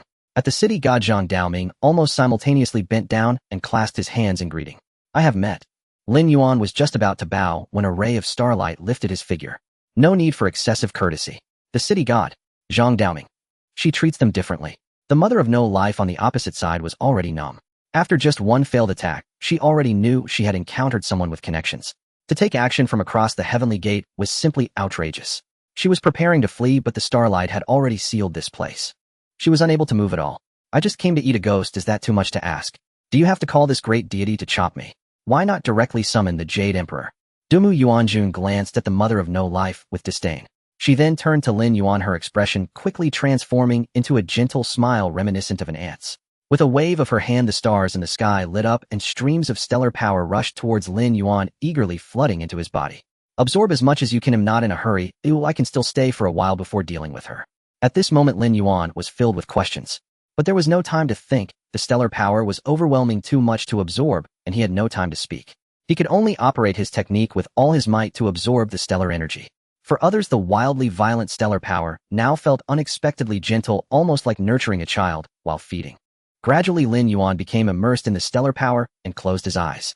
Seeing this, Dummu Yuanjun smiled and looked towards the mother of no life. In an instant, she transformed from the gentle big sister back into Dummu Yuanjun, the master of 84,000 stars of malevolence. With just a wave of her hand, countless streams of stellar power transformed into sharp blades that relentlessly cut at the mother of no life. Aunt! The mother of no life cried out in pain. Lin Yuan, immersed in the stellar power, instinctively frowned. The next moment, the scream abruptly ceased, and a blade of light fell. The mother of no life had lost her tongue. You disturbed him. Beside them, the city god and Zhang Daoming instinctively shut their mouths. Indeed, this is Dummu Yuanjun, cold and domineering. The gentle side is merely special for Lin Yuan. The blade light grew increasingly fierce. The mother of no life was left with only whimpers, clearly on the brink of death. Dying this quickly won't do. He hasn't awakened yet. A ray of starlight fell, protecting the remaining head of the mother of no life. Beside him, the city god's lips twitched. What a guy! Even if you want to die, you can't. You say you're fine, but why act like this? You had to eat this bite, huh? Now look, you've encountered the living Yama. Heavenly Court, O Lingxiao Palace. The Jade Emperor glanced helplessly at Dummu Yuanjun, who was smiling and drinking. Dummu, this is somewhat against the rules. Dummu Yuanjun smiled. Great Heavenly Sovereign, forgive me this once. You know this is my master's disciple, and my master has done great favors for us. This is also a form of reciprocity. A group of deities from the GS sect nodded vigorously. The Jade Emperor chuckled. This will not be repeated. Yang Jian smiled. It's a small matter. If it happens again, I can always close Peach Mountain for a day. With a light remark, it was brushed aside. Meanwhile, the other deities looked on in contemplation, especially the group from the GS sect. Sister Jinling, Master, she said this is the only time, but she didn't say anything about us. Hee, what should we prepare for the little junior, brother, little junior uncle? A swirl of energy appeared. The bullhead rushed out. Lin, little brother, your big brother is here. Don't be afraid. The bullhead slammed his head against the starlight barrier. Thud! The bullhead had arrived. The bullhead lay down. Rubbing his head, the bullhead was about to explode when he looked up and was stunned. Huh. Do. Dummu Yuanjun shot a death glare at the bullhead. If you wake him up, they'll castrate you. The bullhead retreated 2 steps in shock, covering his mouth and nodding frantically. Dummu Yuanjun nodded in satisfaction, looking towards the hiding place of the great sage and the howling celestial dog. You two come out. One person and 2 ghostly deities looked confused. There are more experts. The great sage and the howling celestial dog slowly removed their disguises and stepped out. I say, Sister Jinling, you really give face. You come whenever called. Beside him, the howling celestial dog did not dare to speak a word, knowing that provoking the monkey would at most just get him beaten. Provoking this living Yama was another matter. The most volatile female immortals in the heavenly court were Bai Xiao and this sister. Dummu Yuanjun shot a glare at the great sage. Why didn't you just kill her? How dangerous is that? I was just watching. I was about to take action when this kid directly summoned a spirit. Dummu had a look of disbelief, staring at the great sage. Don't give me that look. If it weren't for me not taking action, could you have come down? Dummu Yuanjun thought for a moment and nodded. What you said makes sense. The bullhead had long known that these 2 were living in Lin Yuan's place. But the other 2 were not the same. The city god had a face full of suspicion about the ghost life. Zhang Daoming was at a loss for words. His expression was exceedingly complex. What a guy! With just one sentence, he summoned Dummu Yuanjun, and she even brought along 2 bodyguards. Being able to converse with Dummu Yuanjun, this temple shouldn't be called the Qingxin Temple anymore. It should be named the Heavenly Court's local office. The great sage reached out and pulled out 2 bags of sunflower seeds, tossing them over. Try these. It will take a while for this kid to wake up, and you've really overdone it with the feeding. Looking at Lin Yuan enveloped in starlight, the great sage remarked, chewing away as the two of them munched on sunflower seeds without a care in the world. It's a pity you aren't in the heavenly court right now. Huh, what's going on? Tell me. The Duke of Dumu chuckled. It's nothing major, it's just that the old lord went up to Ling Mountain and almost got Rulai and Randang killed, and we just happened to smash Ling Mountain along with it. What? With a snap, the sunflower seeds in the great sage's hand fell as he dashed over to the Duke of Dumu. What did you say? Ling Mountain was smashed. The Duke of Dumu grinning replied, yes, I broke the mountain gate, and Yang Jian chopped the mountain peak. Hearing this, the great sage lowered his head, looking utterly dejected. What's wrong? Are you feeling hurt? Now that you are the fighting Buddha of Ling Mountain TSK. The Duke of Dumus' expression darkened slightly as he said this with a hint of mockery. The next moment the great sage looked up and began to curse. Damn it, old man, you don't have any manners. I came down to take care of the kids, and you smashed Ling Mountain without telling me. Just wait. When I return to your Duoshui palace, if there's even one pill left, I'll write my name backwards. And you damn you young heir, why didn't you tell me about this? Just enjoying yourself, huh? Your grandnephew is still being raised by me. I'm taking all the blame here. You don't think of me when there's good stuff to you. They'll stew you in dog soup soon. I'm really fed up. The howling celestial dog looked at the great sage, who was frantically sending out signals. Hey buddy, why is this my issue? I don't know anything and don't come at me. The Duke of Dumu was stunned by the great sage's signal. Wait, so you're not upset about Ling Mountain, you're just feeling unbalanced because you didn't get to smash it right. Silence. A deathly stillness enveloped the area both here and in the Lingxiao Hall. Suddenly a thunderous sound echoed from the sky. The great sage didn't care at all, his neck raised defiantly, looking as if he wanted to cause a ruckus. Come on, strike me down. The next moment in the Lingxiao Hall, the old lord smiled helplessly. This mischievous monkey is throwing a tantrum again. With a wave of his hand, the thunder ceased. The atmosphere returned to normal, except for Yang Jian, who wore a dark expression as he watched everything unfold in the water mirror. A beam of golden light descended from the heavenly gate, momentarily freezing the bullhead city god, and Zhang Daoming, as a segment of their memory, was erased. The next moment the great sage heard the old lord's helpless voice. Mischievous monkey, stop causing trouble. You and Neza have been eyeing Huang Zhongli for quite some time. I figured it was about time for a badge to be ready. Would 2 be alright for you? 5. The great sage responded in his heart. Alright. The old lord agreed directly, as it wasn't his own possession, so he didn't mind giving it away at all. The great sage was pleased, and those in the Lingxiao Hall, including the celestial lord, were also pleased. The celestial lord sighed. This mischievous monkey is as audacious as ever. Having received a benefit, the great sage naturally stopped causing trouble, lowering his head in thought. What if I turn into Rulai and pull another job? Do you think we could smash Ling Mountain again? This blasphemous statement left the celestial beings in the heavenly court dumbfounded. Puff the wine in Taibai's mouth spewed out, splattering the barefoot immortal. Hey Taibai, could you keep it clean? The barefoot immortal looked at Taibai with disgust, then laughed. But you can't deny this monkey is quite the thinker. Do you think it could work? I'm all for watching the fun. In no time, several reckless beings started to consider it. For instance, Yang Jian, the Three Heavens, and Neza. Sitting at the very top, the Jade Emperor looked at these celestial beings who were deep in thought, feeling a wave of speechlessness. But we can't keep doing this. Cough cough, this mischievous monkey is just talking nonsense. Don't go crazy, it's not okay. In that moment, a group of celestial beings looked disappointed. When there are too many people, some will inevitably come up with ideas. The same applies to celestial beings. This principle is unchanging everywhere. Especially with someone like Neza, who is 100 pounds with 99 pounds of rebellion and 1 pound of lotus flower. He immediately raised his hand with a wise look on his face. I have a great idea. In an instant, all the celestial beings turned their attention to Neza. Cough cough, we still have old lord's disciple, right? Didn't we just borrow that excuse? Once he ascends, we can do this, and then, doesn't that give us a legitimate reason? Then we can directly storm Ling Mountain and let them bleed out on the mountain peak. As he spoke passionately, he even manifested 3 heads and 6 arms. In an instant, looking at little Neza with 3 heads and 6 arms, all the celestial beings were deep in thought. What? Everyone was shocked by Neza's audacious plan. Who said Neza had no brains and only knew how to poke people? This Neza was indeed quite clever. No wonder he had 3 heads and 6 arms. Having 2 extra brains was beneficial. Unlike some with 1 head and 2 arms, always eating from both sides. Below, the great sage couldn't help but laugh. Goodness, you really have something up your sleeve. I think it will work. Yang Jian also laughed. I didn't realize, Neza, you're so smart. If anyone says you lack brains again, I'll be the first to disagree. A group of celestial beings who were watching the show had similar expressions.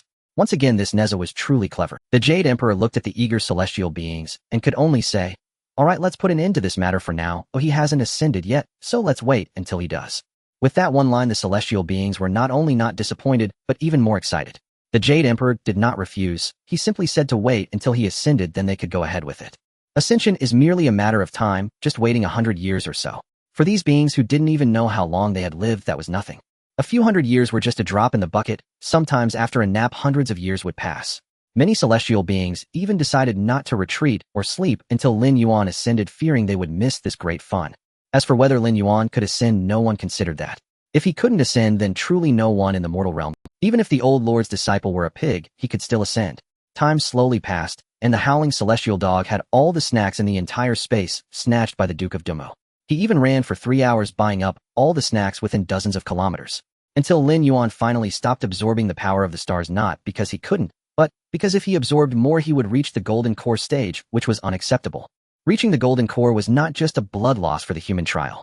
Meanwhile, the Duke of Dumu, who had already eaten an unknown amount of snacks, regained his solemn appearance. He couldn't afford to lose face in front of the little junior brother. As for the piles of snack wrappers, no need to pay attention. They were all eaten by the howling celestial dog. What does that have to do with me, the golden spirit, Holy Mother? The howling celestial dog expressed his exasperation, stating, I didn't dare to eat a single one. Lin Yuan slowly opened his eyes. Great Sage laughed, awake. Congratulations, you've successfully undergone the transformation. You are now a woman. Lin Yuan's face darkened. Seriously, what on earth have you been watching on your phone? Don't drag out such tired gags. Dumu Yuanjun stood nearby, smiling silently as she watched the two bicker. Many thanks, Dumu Yuanjun, for bestowing this rare opportunity. Lin Yuan attempted to kowtow once more, only to be gently lifted upright again. Dumu Yuanjun frowned slightly. I've told you, no bowing. Do it again, and I will be angry. With a flick of her hand, Wuxing Laomu, now reduced to little more than a severed head, was dragged before them. Here, while she still draws breath, strike her down. It carries merit. Dumu Yuanjun gestured toward Wuxing Laomu, enveloped in shimmering starlight. At that moment, Wuxing Laomu's eyes gleamed with frenzied excitement, uttering incoherent cries. ABA! ABA! Is she begging for death? Lin Yuan's lips twitched. Your Honorable Majesty, what brutal measures did you employ? You've driven her utterly mad. He raised his sword and thrust. Wuxing Laomu's face softened into an expression of serene release. She dissolved into black smoke. Ding! Wuxing Laomu's avatar slain. Merit gained 5000. Divine ability unlocked, Celestial Eye. Rare transformation pill acquired 1. A meticulously crafted work by a certain boiler-tending immortal apprentice. Ding! Taoyuan village quest completed. Evil spirits purified 1003. Merit gained 5000. Karmic burden incurred 500. Robe of mystical sealing acquired, currently sealed. Handcrafted by an elderly immortal who tends celestial boilers. Secret technique acquired, sword drawing art. Transmitted anonymously by a perpetually inebriated master. Automatic alchemical furnace acquired 1. Forged by a master alchemist who could no longer bear his disciples' ineptitude in pill refinement. Truly, Taoyuan village is a land of abundance. The drop rate is astonishing. Lin Yuan, returning to his senses, murmured, an avatar. The great sage chuckled. What else did you imagine? Did you think that was her true form? Had it been, you'd have perished the instant you laid eyes upon her. An avatar, still it matters not. Her true form shall fall soon enough. A glint of frosty resolve flashed in Dumu Yuanjuan's eyes. I must return now. Gradually, Dumu Yuanjuan's figure grew translucent. May I ask your Honorable Majesty, why? She offered him a playful, teasing smile. Curious. Then I shan't tell you. Lin Yuan. Watching his speechless expression, Dumu Yuanjun laughed softly. Very well.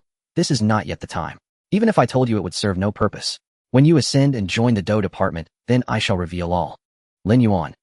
Watching his speechless expression, Dumu Yuanjun laughed softly. Very well. This is not yet the time. Even if I told you, it would serve no purpose. When you ascend and join the Dou department, when I return, I'll seek you out for sparring. No thank you. I'd rather pay Laozi's ox a visit at the Palace of Supreme Clarity and give him a good thrashing. The ox reclining behind Laozi and lazily munching a peach. Hey, you wretched monkey, will you ever stop? Little ox has grown bold. Little Neza, when we return, I'll ambush you with a cudgel and string you up like skewered meat. Neza smiled, eyes gleaming with eager anticipation as he glanced at the ox. I'd happily eat that skewered meat. Waiting for you, rain or shine, at the South Heaven Gate. And when you arrive, we'll both beat Li Jing together. For a moment, all immortals burst into laughter. Again, the South Heaven Gate. How fitting, how poignantly nostalgic. And Neza, the paragon of filial devotion, truly defied all expectation. Dumu Yuanjuan's form faded entirely, vanishing beyond the heavenly gate. In her final moment, a voice echoed softly. Hurry your cultivation. We eagerly await your ascension. The heavenly gate sealed shut, disappearing without trace. Ding. Divine invocation concluded. This invocation summoned Dumu Yuanjun. Invocation ability enters 1 month cooldown. Meanwhile, Qinghuang Oxhead and Zhang Daoming simultaneously regained consciousness. For an instant, they stared blankly, then exchanged glances, each wearing a wry, helpless smile. No words were spoken. Say, Oxhead Marshal, must you always be so unreliable? Had I not known the divine invocation art, someone else would have perished today. Oxhead scratched his head sheepishly. It was an unforeseen incident. Crossing the ghost gate with one's true form is exceedingly troublesome. Next time I'll come in person. Then how do we settle this? I brought you along to share fortune, and nearly got us both killed. Lin Yuan's expression turned dangerously predatory, as if preparing to rob him outright. Oxhead sighed helplessly. Indeed, he bore responsibility. And besides, even if he dared refuse, he knew better than to defy a man who'd just summoned Duma Yuanjun with nothing but a single incense stick. Moreover, he'd lost part of his memory. Clearly, he'd overheard something forbidden. And given Duma Yuanjun's inexplicable protectiveness toward Lin Yuan, offending him was simply unthinkable. With a wry smile, he reached out, and a flower bloomed before Lin Yuan, petal perfect, yet utterly leafless. I'm rather strapped for resources lately. Let this flower of the other shore serve as recompense. How does that sound? Lin Yuan glanced at the great sage. Accepted. Though these blossoms abound in the netherworld, they're invaluable to you. Their fragrance soothes the soul, fortifies the spirit, and wards against spiritual collapse. A fine gift indeed. Seeing Lin Yuan accept the flower of the other shore, Oxhead waved his hand. Shadow soldiers and spectral officers marched forward, dragging over 1,000 evil spirits into a vortex of energy, vanishing without trace. Cheng Huang bowed deeply and vanished. Only Lin Yuan and his companions remained. Zhang Daoming's expression was complex. Regarding your divine invocation ability, do not speak of it to anyone. Publicly attribute all deeds to this old Taoist. With this matter resolved, I shall now return to Mount Longhu. As he spoke, Zhang Daoming dissolved into a streak of lightning and was gone. That elder is truly admirable. He shoulders blame without hesitation. The great sage watched Zhang Daoming vanish into the horizon, a faint smile playing on his lips, his eyes shimmering with quiet admiration. In the heavenly court, the avatar returned. A storage ring materialized in Duma Yuanjuan's palm. All celestial beings turned their gaze upon her, each pair of eyes conveying the same unspoken demand: share some. Must you all lack dignity? You're immortals after all. Duma Yuanjun sighed in exasperation. Immortals chorused, you lack dignity. You didn't pause once while feasting below. You lack dignity. You're clutching that storage ring like your life depends on it. Neza quipped, Your Majesty, please share. I simply cannot stomach Master Shirshin's cooking any longer. Shirshin, is that polite? Ultimately, Duma Yuanjun relented under the collective weight of immortal scrutiny, especially since the sovereign above also wore an unmistakable expression, I want some too. Thus her newly acquired bounty dwindled by more than half. Before Bai Shao even seized her wrist, clinging playfully, Give me snacks. Why not wait until our junior brother invokes you again? Then you can descend and gather your own. With one hand gripping the storage ring, Duma Yuanjun used the other to restrain Bai Zhao's mischievous grasp. Instantly, the eyes of dozens of immortals lit up with revelation. Brilliant. In the next breath, they turned suspicious, even hostile, eyeing one another like rivals in a mortal duel. After all, only one divine invocation slot existed per session. And here they stood, a field of fierce, desperate contenders. Yun Zhongzi laughed. With my cloud-soaring art, none of you can outrun me. I will be the one descending next. Suddenly, many immortals narrowed their eyes at Yun Zhongzi. Thinking so, having wings makes you special. Can I learn cloud walking too? That was the prevailing sentiment, though exceptions always arose. Take for instance the three-headed six-armed one. Neza studied Yun Zhongzi's nape thoughtfully. If I can't outrun you, then I'll ensure you cannot run at all. Yang Jian observed the celestial assembly's sudden descent into ruthless competition and smiled faintly. Lin Yuan did not immediately leave Taoyuan village. Instead, he gazed at the felled peach trees, sighing within. Beneath the peach trees lay numerous white bones. 107 peach trees, 107 bones. The starving ghosts consume humans, leaving no souls behind. Zhang Boyu was able to secure a slim chance of survival due to this black umbrella. All the corpses were collected into the Hutian. In the end, the village chief's backyard revealed the remains of Zhang Boyu. The black umbrella in hand suddenly soared into the sky. From atop the white bones, a glimmer of light began to rise that was the remnants of true spirits. True spirits. The great sage stared at the black umbrella. With true spirits, as long as enough time passes, they will have the opportunity to slowly nurture their souls and reincarnate. It truly is fate. With you obtaining the other shore flower, the black umbrella has summoned back their true spirits. Bits of true spirits were drawn in by the black umbrella, gradually merging into it. Other shore flower. Yes, the other shore flower can calm the soul for you, but for these true spirits, it is a tremendous opportunity. Relying on the other shore flower, they have a chance at reincarnation. Although they will have no memories and will not see their families again, it is still an opportunity. Moments later, all true spirits were collected by the black umbrella. Taoyuan village restored to its former appearance as the ghostly beings vanished. Each house transformed into a coffin. The entire village became a grand tomb. Stepping out of the great tomb, a broken stone tablet stood quietly at its entrance. Glancing at the inscription on the stone tablet, Lin Yuan bowed deeply. Predecessor possesses great virtue. The stone tablet recorded how a wandering cultivator, the Qiyang Taoist, discovered Taoyuan village but fell victim to the starving ghosts within. For the sake of all beings, he transformed his cultivation into the chains of the stone tablet, his physical body into the black umbrella, and his soul into the formation suppressing and concealing this place. The great sage also revealed a hint of appreciation. Such a heart is worthy of a stick of incense from me. As he spoke, a stick of incense appeared before the stone tablet. Lin Yuan was also moved. I cannot compare. He raised his hand and placed a stick of incense before the stone tablet. Bowing again, he said, "This place has been pacified by us. You can rest easy now, predecessor." After bowing, Lin Yuan recited the Sutra of Deliverance. Amidst the curling blue smoke, a figure seemed to smile and vanish. Crack! The stone tablet completed its mission and shattered into pieces. Noon. All the bones were taken away by the Demon Suppression Department for identification and returned to their families. Afternoon. Song Ning took away the remains of Zhang Boyu. As he left, he bowed towards Lin Yuan. Ding! A new believer has joined. I would rather not have such a believer come to me. This was the first time Lin Yuan felt the weight of virtue. Watching Song Ning's departing figure, Lin Yuan's expression was complex. The Tao of heaven is ever-changing, young one, and do not be too sorrowful. At least you avenged them and provided them with a chance at reincarnation. Some matters are beyond human reach. Even the underworld has its limitations. In a corner of the small world, a patch of blood-red, other shore flowers swayed in the wind. In the center of the sea of flowers, a black umbrella quietly hung on a pedestal glowing with light. The wind blew, creating a rustling sound, as if telling a tale, as if weeping. Night. After a busy day, Master Huang prepared a table full of dishes. Lin Yuan looked at the three little ones, reaching into his pocket to pull out the transformation pill. There is only one transformation pill. Who wants it? Jewel shook her tail. No, if I turn into a human, I won't be able to cling to Shaoli every day. Longke shook her head. No, what's good about becoming human? Look at Huang Tianbiao. He has become a cow or horse just because he is a bit more agile. This bird does not want that. Huang Tianbiao was completely unconcerned, his eyes fixed on the transformation pill. Whether transformed or not, he was still a cow or horse here. Huang Tianbiao was well aware of his status. He could not compare to Longke, who had been here longer. In terms of abilities, he could not match Jiu'er, who defied the heavens. If he doesn't take it, what is the point of being a cow or horse? All the hard work was for what if not for transformation? I want it. I want it. Big brother, I want it. I am so eager to progress. Then I will give it to you. Seeing Huang Tianbiao's excited look, Lin Yuan smiled. Huang Tianbiao swallowed the transformation pill in one bite, the medicinal power unfurling as he was enveloped in light. Lin Yuan still held some anticipation. 1 minute. 5 minutes. Half an hour. 1 hour. Huang Tianbiao slowly transformed into human form, but his head remained that of a yellow weasel. Lin Yuan. Soon is this pill not a fake? It's been so long without any change. Huang Tianbiao spoke awkwardly. Well, big brother, the transformation pill is great, but there is something I forgot. Moi. Our clan needs to fully transform into human form. Aside from sufficient cultivation, one must also seek a title. Although the transformation pill bypasses the cultivation hurdle, one still needs to obtain a title, otherwise I can only keep my original head. Why did you not say so earlier? I thought the pill had expired. Do not say that big brother treats you poorly. Today big brother will grant you a title. Really?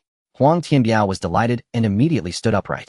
Big brother, do I look more like a human or a deity? I see you as a dedicated disciple, diligent and uncomplaining, capable in both the hall and the kitchen, scholarly and martial, a doorkeeper. Boom. As soon as the words fell, thunder roared. In Huang Tianbiao's speechless gaze, the title was granted. The final part of his head transformed into human form. The light gradually dissipated and Huang Tianbiao transformed into a youth of about 15, dressed in the attire of a temple disciple. Ha! I did it. Wolf Lord, I did it. Ha! The newly transformed Huang Tianbiao was overjoyed, jumping around. Are you happy? Happy? Are excited? Then big brother has some tasks for you. Do you have any objections? Lin Yuan looked at the ecstatic Huang Tianbiao with a smile. No. Good. From tomorrow onwards, all matters of the Taoist temple will be entrusted to you. I appoint you as the Grand Steward of the Qingxian Temple, overseeing all affairs including, but not limited to, welcoming visitors, cleaning the main hall of the Ancestral Master, and other tasks. Boom. Another explosion rang out. It was not only the sky that exploded, but also Huang Tianbiao's weak and helpless soul.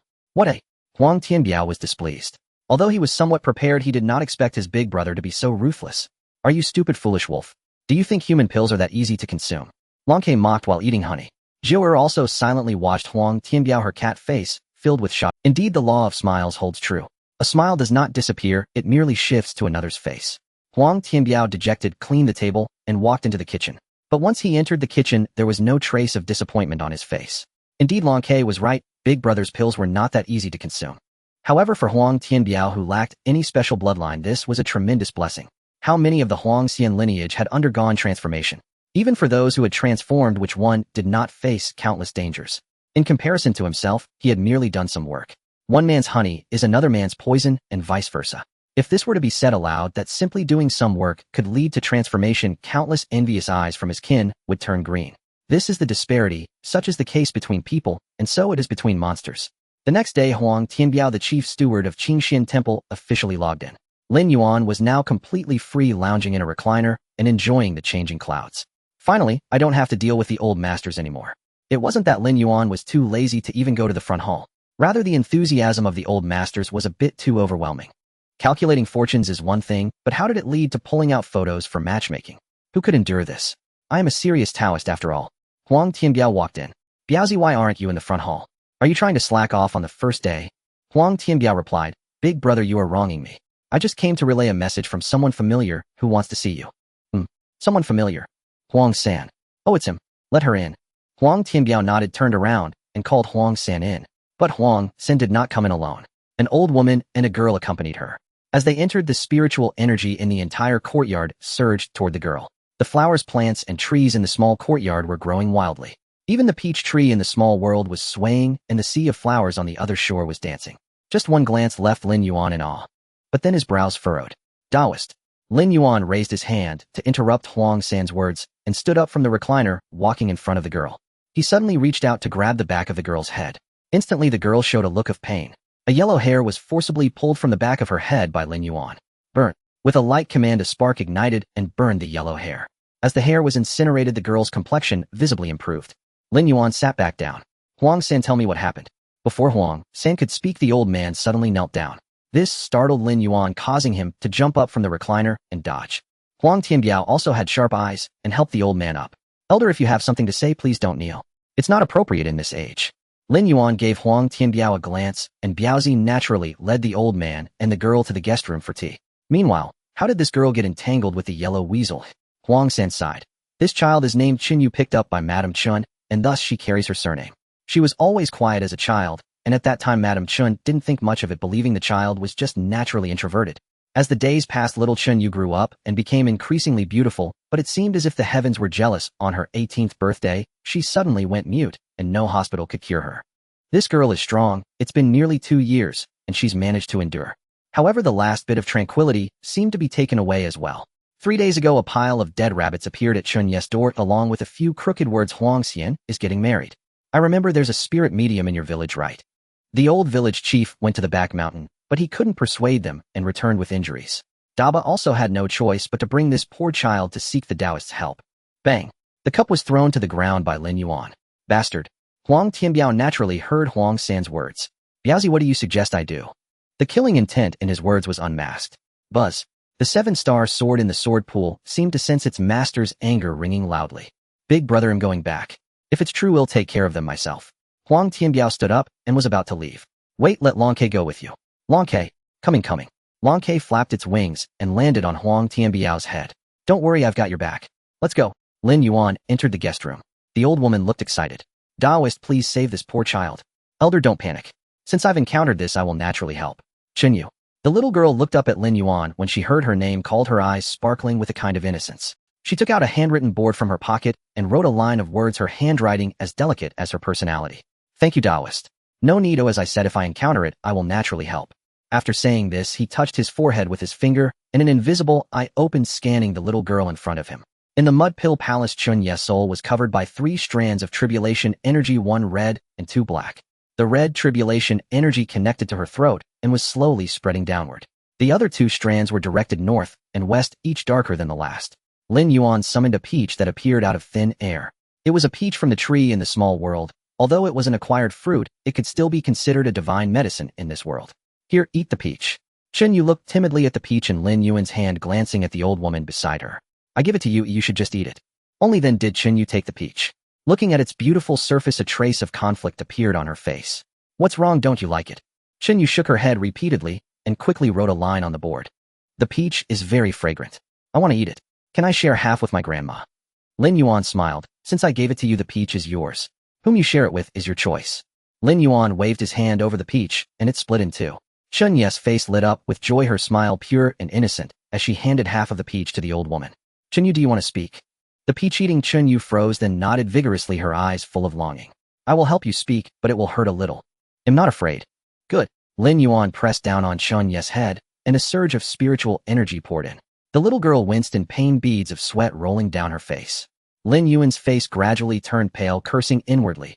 Damn, why is this tribulation energy so hard to deal with? I don't believe I can't handle you. Today I will confront you. Even if it takes all day, I will wear you down. With this thought, he gritted his teeth and relentlessly used spiritual energy to wear down the red tribulation energy bit by bit. 5 minutes later, a sound of rupture echoed. Lin Yuan stepped back 2 paces, his face pale. Chen Yu collapsed softly into the old woman's arms. Taoist little you. It's nothing, as she just fainted from the pain. Once she wakes up, she will be able to speak. You 3 sit for a while. Ooh, I need to rest. After saying this, he walked out of the guest room and returned to the recliner. The Na Ling Jing circulated, drawing in spiritual energy. The great sage stepped out from the small world holding a peach and taking a bite. Kid, why go to such lengths? You can see that this is her tribulation. Though heavy, it won't take her life. It will be fine eventually. Your interference is unnecessary and only exhausts your own spiritual energy, which is not worth it. The world is so vast, can you manage it all like this? Say. Whether you care or not, I will intervene if I encounter it. I will do what I can, but it is unreasonable for the wicked to escape their retribution. Don't talk about how heaven bestows great responsibilities on certain individuals. Oh, why should heaven only make things difficult for them? They say the Tao has no feelings, that the Tao is impartial. In that case, countless evildoers in the world will face reckoning after death, but what about those they harmed in life? Where will they seek justice? You say there will be compensation in the next life. By what right? Why should good people inherently suffer 100-fold more? Just because of some so-called great responsibilities? Or is it that one must endure suffering to become talented? Nonsense. Those who are meant to succeed will do so regardless, while those who are not meant to will find it useless to struggle. Have you asked if this is what the sufferers want? Isn't this just bullying honest people? A series of questions left the great sage momentarily stunned. You brat, you're questioning heaven, you have quite the nerve. So what if I do? If it makes me uncomfortable, I don't care what it is. I have done nothing wrong. How can it strike me down with lightning? If it were truly so. The Tao being heartless and impartial is nothing but a joke. How arrogant. Ha ha. A cloud gathered in the sky, but before it could take shape, it seemed to be crushed by a giant hand. An hour later, Lin Yuan opened his eyes. Chen Yu was squatting not far from him, her large eyes blinking without pause. What's wrong? It's nothing, I just wanted to thank you, Taoist. Chen Ye's voice was melodious, showing no signs of hoarseness from not speaking for a long time. It's nothing, this is your fate. If you hadn't met me, the poor Taoist couldn't help you, could he? Are you a deity, Taoist? No, I just walked a different path compared to ordinary people. Becoming an immortal is still far away. Do you wish to cultivate immortality? The great sage looked at Lin Yuan with a strange expression. Kid, you're interested. Want to take a disciple? I advise you not to mislead others. Lin Yuan replied. I know I'm not good at studying, but you don't have to be so direct. Do I have no pride? I can't take on disciples. I want help him find a master. Chen Yu didn't directly answer Lin Yuan, but looked at the old man nearby. Huang San was envious and ready to die from jealousy. Shall you quickly agree? This is truly a blessing from an immortal. The old man nodded repeatedly. Shall you hurry and agree to the Taoist? But Chen Yu still looked conflicted. What's wrong? Do you have concerns? Chen Yu nodded. If I cultivate immortality, can I still stay with my grandmother? The books all say that cultivating immortality means severing emotions and desires. The little girl was serious, which made Lin Yuan laugh heartily. It's fine, I'll read fewer novels. Cultivating immortality isn't that extreme. Those who truly sever emotions and desires are few and far between. The so-called heartless immortals merely view all things equally. It's not as you think. If that were the case, wouldn't they just become cold machines? The tales of killing wives or husbands to attain enlightenment are all just stories. If someone really did that and heaven didn't strike them down, wouldn't that be pure demonic path? Even a demonic path that others look down upon. The little girl laughed. Then I want to. All right, I will find you a teacher. You and the old man can stay here for now. He'll handle your troubles before we talk further. Huang San, you can go back. I don't have so many guest rooms here. Huang San replied. Watching Huang San's speechless expression, Lin Yuan couldn't help but laugh. What do you want to eat another meal here? Huang San actually nodded seriously. I've been wanting to taste the Taoist's cooking. Then we can have a meal, but you have to cook it yourself. Without Biaozi here, I too am feeling lazy. After a meal, Huang San prepared to leave. Lin Yuan took out 3 life restoration pills and a peace charm, handing them to Huang San. These two are for old Huang, and about the rest is for you. There's something for me. You are the luckiest person I've ever met. You encounter all sorts of things. I have a feeling you will have bad luck later. After all, we are acquaintances. Don't get yourself into trouble one day. Huang San filtered out Lin Yuan's words, only hearing, this is for you, while missing everything else. He happily descended the mountain to return home. After Huang San left, the old man was tired as well. He briefed Chen Yu a couple of times before heading to the guest room to rest. Chen Yu was full of energy, squatting by the fish pond, teasing the fish with a blade of grass. Jiu'er, having become familiar with Chen Yu, perched on her shoulder, watching the fish. The girl and the cat seemed to be having fun together. Lin Yuan then connected to Zhang Daoming via video. Hey Lin kid, what's up? In trouble? This time I'll bring my senior brother along. Hey Elder Zhang, it's not that complicated this time, it's a good thing.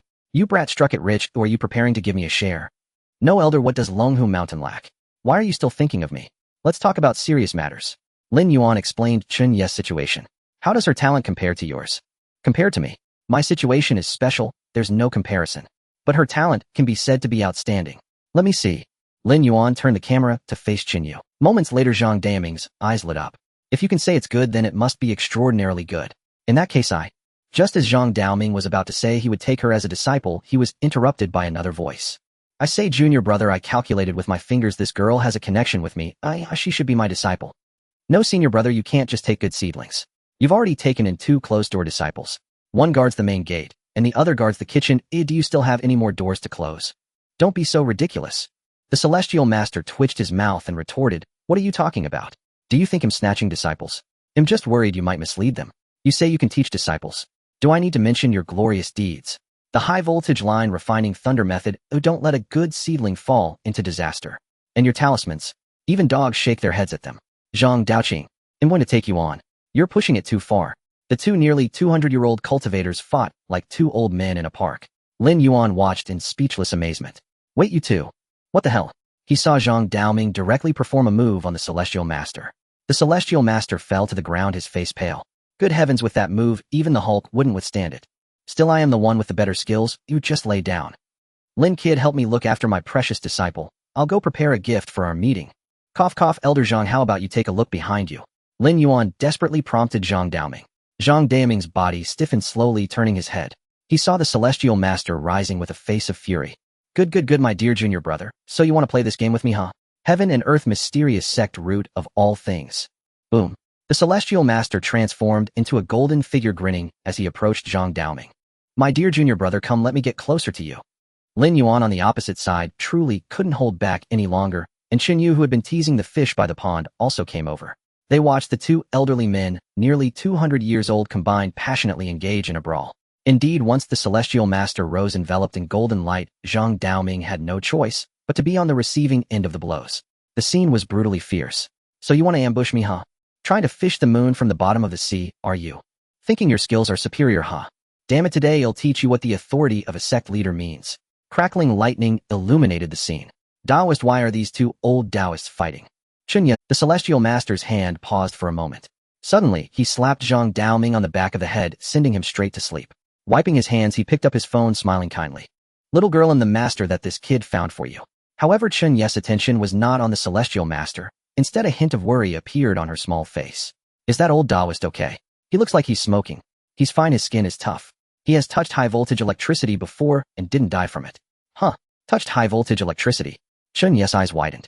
Indeed, with 220 kilowatts of electricity, if he didn't die from that, you better watch out. If you follow him as an apprentice one day, he might send you to touch high-voltage electricity as well. Huh, touched high-voltage electricity. Chen Ye's eyes widened. Indeed, with 220 kilowatts, that's right, his mind isn't right. Learn from me, and I won't have you touch high-voltage electricity. It'll teach you how to use electricity, 250 volts. Can it electrocute that weasel who wants to marry me? Instantly, the Celestial Master's face turned as dark as a pot bottom. What? Little you tell me carefully what happened. Chen Yu recounted the earlier events in detail. The frowning Celestial Master began to navigate on his phone. Chen Yu looked puzzled. The Celestial Master pressed down on the navigation plan. Wait a moment, let me check the navigation. I'll go over and deal with that creature. Wait for me, apprentice. The old man's face was filled with a protective instinct which made Lin Yuan unable to hold back any longer. I say, Celestial Master, you're already 70 or 80 years old. Do you really need to be this irritable, eh? Irritable? That's just because I'm older now. In the past, I would have leveled the entire area. The Celestial Master cursed as he flew in the sky, but the next moment his phone rang. What kind of broken navigation is this? What do you mean I'm speeding? At that moment on the national highway, a driver using the navigation system received an alarm. Detected a vehicle approaching from behind, speed 2,266 kilometers per hour. Please take precautions. What the hell? Is there a missile behind me? Lin Yuan, who had been watching the irritable celestial master, suddenly could no longer smile. Taoist Biaozi and Long Ke are in trouble. What happened? Jiu'er handed over her phone. On the screen, Biaozi was directly transformed, barely alive, being dragged away by the dragon sparrow with much of his fur evidently knocked off. Hurry and save us. This group of yellow weasels has gone mad. Run first, I'm on my way. If I don't take care of them today, it'll write my name backward. Buzz. The 7-star sword instantly appeared beneath Lin Yuan's feet. Chen, you stay in the backyard. If anything happens, just tell that dog, don't go outside. I'm going out to chop some beasts. With that, he flew away on his sword. Damn it, you dead yellow weasels better pray that they are okay, or else. Tongzi, help me lock onto Biaozi and Long's positions. Ding. Locating. Locking completed. A talisman appeared in Lin Yuan's hand, which was the small teleportation talisman brought by the howling sky dog. Command. The next moment the talisman lit up and Lin Yuan was instantly teleported away. On the other side, Long Ke was cursing, dead, Biaozi, you fatso, go back and lose weight for the bird lord. Biaozi, covered in blood, said, you might not make it, just throw me down and run. You can transform into clouds and they won't catch up to you. Stop talking so much, you owe me big time this time. Long's small eyes were filled with concern. A talisman suddenly appeared and began to ignite. It was a second-tier defensive talisman, Vajra Realm. A faint golden light shield enveloped Huang Tianbiao and Long Ke. They were temporarily safe. Long Ke threw a bunch of life-saving talismans at Huang Tianbiao like they were free.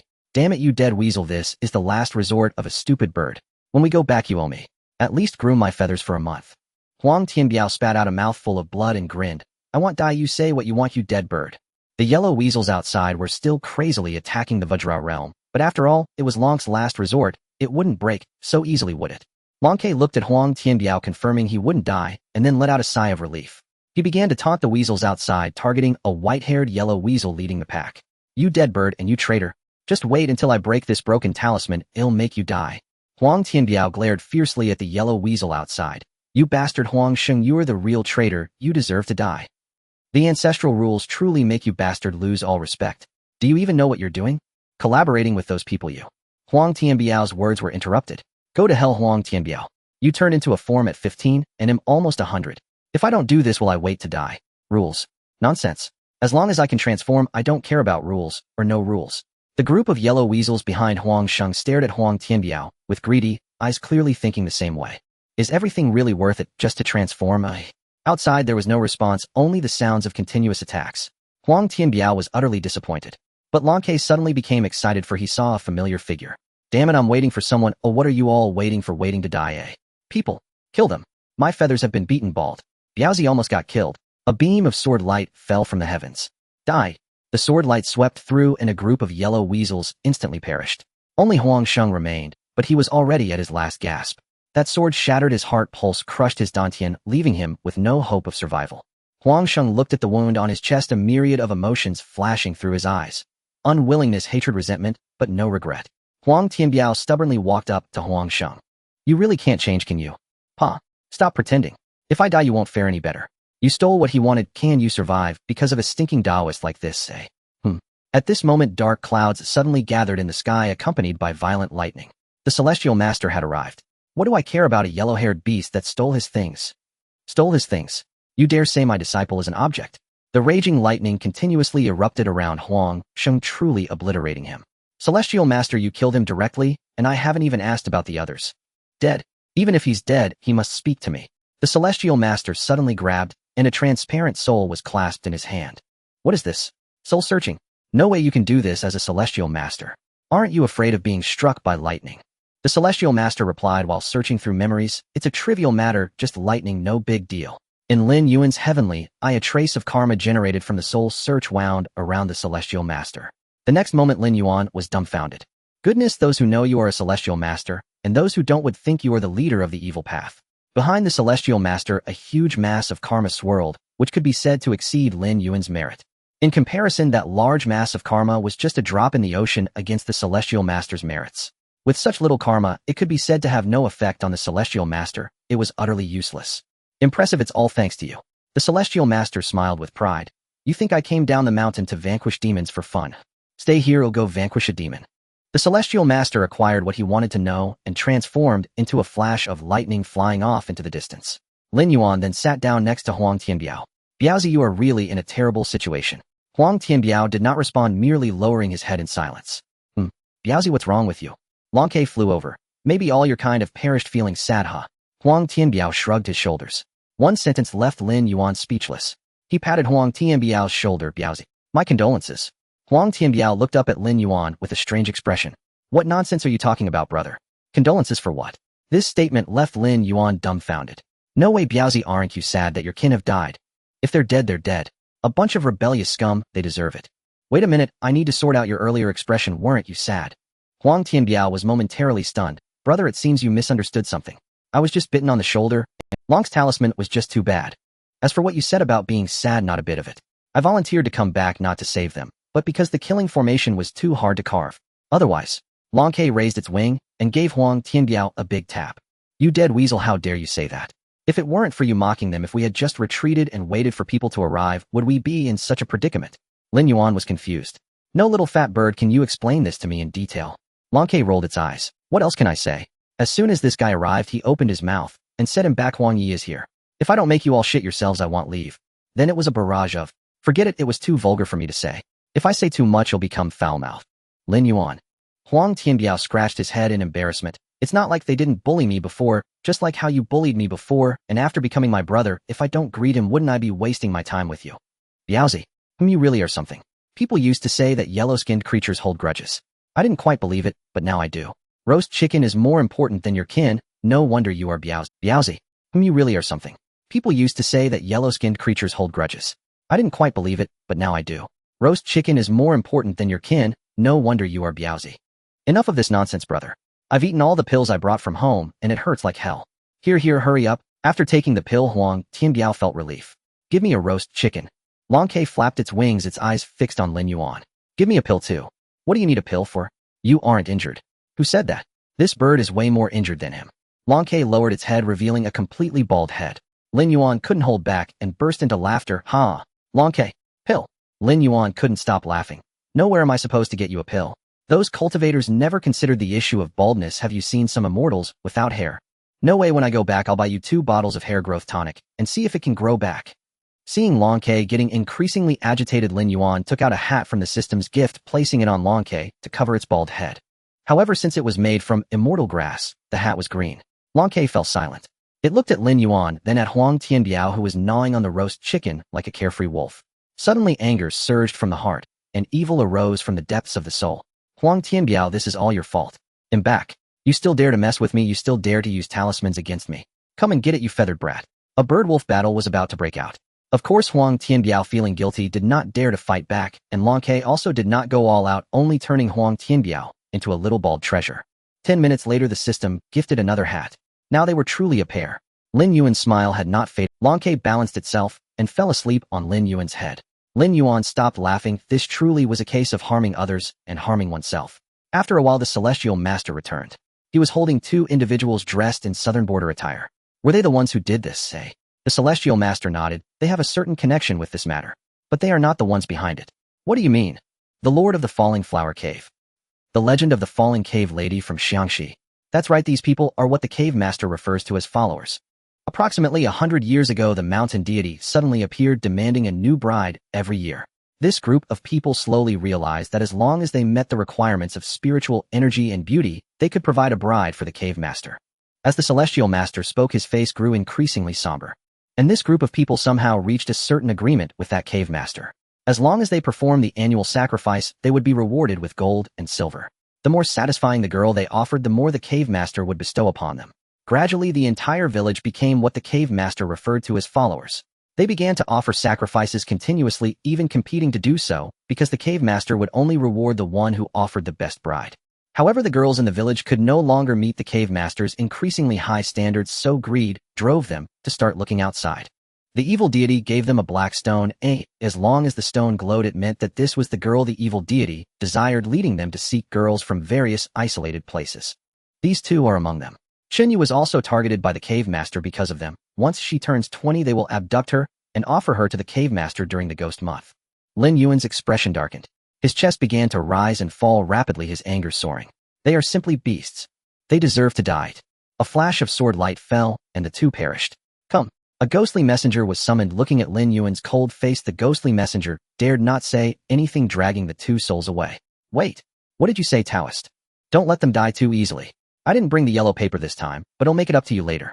The ghostly messenger nodded and returned to the underworld. What on earth did these two do? With a thought, the ghost pulled out a crystal stone. Hey, you are on duty at the Sin Mirror platform today, right? Let me cut in line. A moment later, in front of the Sin Mirror platform, two ghostly messengers stared at the scene reflected in the mirror, speechless. I remember your cousin works with the judge, right? The ghostly messenger nodded. I remember you have a relative serving as an executioner in the 18th layer of hell. The two messengers exchanged glances, both revealing a cold smile. You go make connections to prepare for cutting in line. It'll take these two to Wild Dog Ridge to interact with the little dogs, and then to Golden Rooster Mountain to have the chicks give them massages. On the other side, the Celestial Master had already returned to the Taoist temple with Lin Yuan. Thus began Chun Ye's nightmare. The Celestial Master was just too enthusiastic. Within less than an hour of meeting, he already couldn't put down his hands. All sorts of talismans, magical tools, and pills were shoved into Chun Ye's hands. Come, little disciple, learn from your master. Let me first open your Qi, and then he'll teach you the golden light spell. Meanwhile, Zhang Daoming was snoring in the recliner. Alongside him was Zhang Mi, the Celestial Master's second closed-door disciple. Zhang Daoming had arrived even earlier than Lin Yuan and the others. But only by a little bit. Once the Celestial Master returned and saw his disciple was being napped, he raised his hand and put him back to sleep again. Watching his master so enthusiastic, Zhang Mi gazed at the Celestial Master with a resentful expression. Ahem, Zhang Mi, this will be your little junior sister from now on, my closed-door disciple. Zhang Mi replied, Master, you said the same to my senior brother when you accepted me. How many times do you plan to take in closed-door disciples? The Celestial Master blushed the last time. Zhang Mi looked even more resentful. Master, you can't even believe your own words, can you? Ahem, little me. All right, Master, you don't need to say anymore. I believe, isn't that enough? That's right, still my good disciple. Master, how many closed-door disciples have you really taken in? Chen Yu blinked her big eyes looking at the Celestial Master. Didn't you say there's only one closed-door disciple? Ahem, you err, from now on you will be the last one, truly my closed-door disciple. After saying that, he turned back and started to open Chun Ye's Qi again. Zhang Mi looked at the new closed-door disciple Chun Yu with a helpless expression. The old man was at it again. 15 minutes later, Chun Ye's Qi was opened. A phenomenon occurred. The flowers, grasses, and trees on the entire mountain began to grow wildly. The spirit rice planted in the corner ripened instantly. Streams of green aura floated out from Chun Yu. A natural Imu body. The Celestial Master laughed, genuinely delighted. You quickly go serve a cup of tea for your master. Let's pay our respects. Chun Yu asked, Master, is it that urgent? The Celestial Master glanced at the snoring Zhang Daoming, indicating it was very urgent. Chun Yu helplessly looked at the serious-faced Celestial Master. She got up, personally brewed a cup of tea, and handed it to the Celestial Master. He took it and drank a mouthful. The apprenticeship is complete. From today onwards, you are my 66th direct disciple of the Celestial Master's residence. A small bolt of thunder light flew out from the Celestial Master's hand behind his back and landed on Zhang Daoming. Thus, when Zhang Daoming opened his eyes, this was the scene he saw. Disciple Chun Yu, greetings to Master. Good disciple. The Celestial Master coincidentally turned and glanced at Zhang Daoming. Little you, come quickly. Your uncle has woken up, come greet your uncle. Zhang Daoming cursed inwardly. Shameless, those are my words. Zhang Daoqing. Watching his junior brother's splendid expression, the Celestial Master laughed even more happily. Chun Yu, on the other hand, was confused and didn't understand the situation. Greetings, uncle. Snap. Huh. Chun Yu raised her head in confusion and looked around. Did something just break? Indeed there was, but it was just Zhang Daoming's teeth that were about to shatter. Junior brother, my disciple is greeting you. Where's your greeting gift? Lin Yuan, who was watching the excitement, couldn't hold back anymore. A perfect shot to the heart. Chun Yu also blinked her big eyes, staring at Zhang Daoming with an expectant expression. Uncle. Zhang Daoming, with a pained expression, pulled a jade tablet from his sleeve and placed it in Chun Ye's hand. This is the Tianxing Jade given to me by your master. Today it's yours. Chun Yu held the Tianxing Jade, looking it over and clearly very pleased. Thank you, uncle, you are so kind. Zhang Daoming felt that giving this jade wasn't a loss at all until he saw Lin Yuan chuckling beside him. Instantly, he became displeased. Immediately, he plotted to make Lin Yuan suffer too. You err, come here. This is Taoist Lin, a lifelong friend of your master. Speaking of which, he is also your uncle. Hurry to greet your uncle. Zhang Daoming wore an expression that said you won't have it easy either as he looked at Lin Yuan. What? Huh? Does this involve me? Just as Lin Yuan was questioning, Chun Yu had already begun. Chun Yu greets Uncle Lin. Lin, little friend, don't you want to show your appreciation? Zhang Daoming made a gesture almost directly demanding it. Lin Yuan was silent, looking at the pile of magical tools on the table. He thought about what he had, giving something too ordinary wouldn't be appropriate, and something too outrageous wouldn't work either. You don't lack magical tools, so I will impart you a spell. Come closer. Chen Yu walked to Lin Yuan's front. Lin Yuan raised his hand and pointed at Chen Yu's forehead. This spell is called Tong Yu. Once learned, it grants the ability to communicate with ghosts and gods. After a moment, Lin Yuan lowered his hand. In Chen Yu's mind there appeared a scripture that she could not understand at all, along with a small light point of a divine ability seed. Before you master it, you can use the divine ability seed in your mind to activate Tong Yu usable 3 times. Zhang Daoming was dumbfounded upon hearing this, and his tone became serious. The celestial master was also serious. Chen Yu, what's wrong, uncle? Chen Yu was startled by the sudden severity. You should pay your respects to Uncle Lin. What he has given you is not an ordinary spell, but a divine ability. Although Chen Yu couldn't distinguish between a spell and a divine ability, seeing the expressions of the celestial master and her uncle made her realize it was something extraordinary. She immediately bowed and said, "Thank you, uncle, for imparting the teachings." Lin Yuan waved his hand. "It's just giving you an opportunity, whether you learn or not depends on you." With the impartation of the spell concluded, Chen Yu felt drowsy. "Zhangmi, take your little junior sister to rest for a while. Then you will stay with little friend Lin for the next few days to help Yuera practice the golden light spell." "Yes, master." "Junior brother will head back to Longhu Mountain first. I need to open the demon suppression hall to retrieve the demon suppression sword from our ancestor for use." "What do you need that for, senior brother?" The celestial master explained the situation about the falling flower cave. Zhang Daoming nodded. "We definitely need to retrieve the demon suppression sword. We should not delay and go back to prepare for the ceremony." Ding. Task triggered. Falling flower cave. Reward unknown. Celestial master, how long will it take for you to retrieve the sword? About 10 days. Very well. Just inform me when the time comes. I shall accompany you. Young friend, your resolve to vanquish demons is commendable, yet your current cultivation realm. I shall break through within 10 days. Master Taoist need not fret. Very well then. Once you emerge from seclusion, notify me. Should you be delayed, we shall wait for you a while. Master Taoist and his companion dissolved into streaks of thunderlight and vanished into the distance. Lin Yuan gazed with envy. At that speed, he could deliver takeout in the blink of an eye. Zhang Mi's lips twitched involuntarily. Good heavens, this junior uncle's train of thought truly defies convention. Biaozi, harvest the spirit rice first, then replant. Deliver a sack down the mountain tonight for old Zhang. Aim for several 10,000 jin before Chen Yu departs. Zhang Mi, junior uncle, what is it? A first meeting warrants a token of greeting. With that he raised his hand, and a colossal peach materialized in his palm. Homegrown peach. Here, take one. Savor it slowly. Zhang Mi's eyes lit up at the sight of the fruit. Good heavens, this junior uncle is astonishingly generous. This peach feels even more potent than my master's millennium-old ginseng. Zhang Mi, thanks you, junior uncle. Stay in my chamber these 2 days. I shall retreat elsewhere for seclusion. Entirely as you command, junior uncle.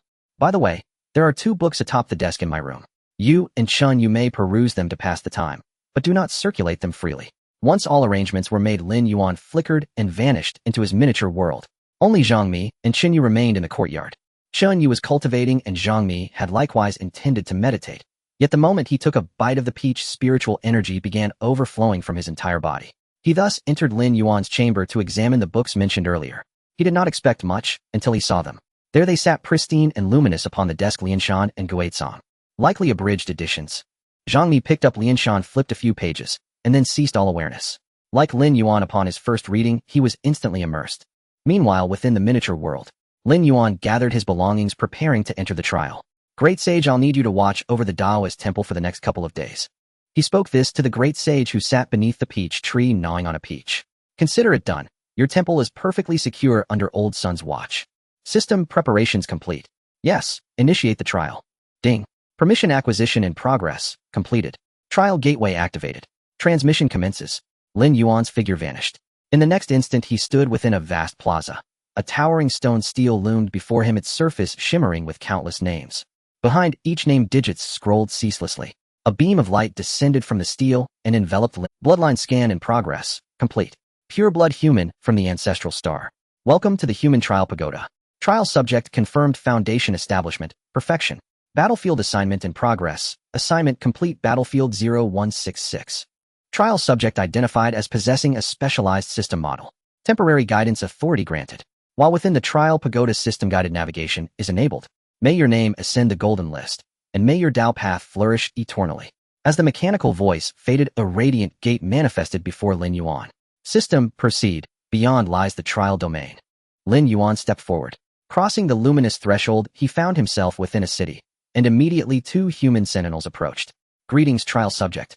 You stand within trial world 0166. Greetings. May I inquire what is expected of me, and what manner of world this is a? 3 objectives: slay enemies, sabotage infrastructure, or collect designated artifacts. All yield battle merits toward ranking on the merit board. Time limit 15 days. This world is a minor realm under the dominion of Hong Wang within the chaos.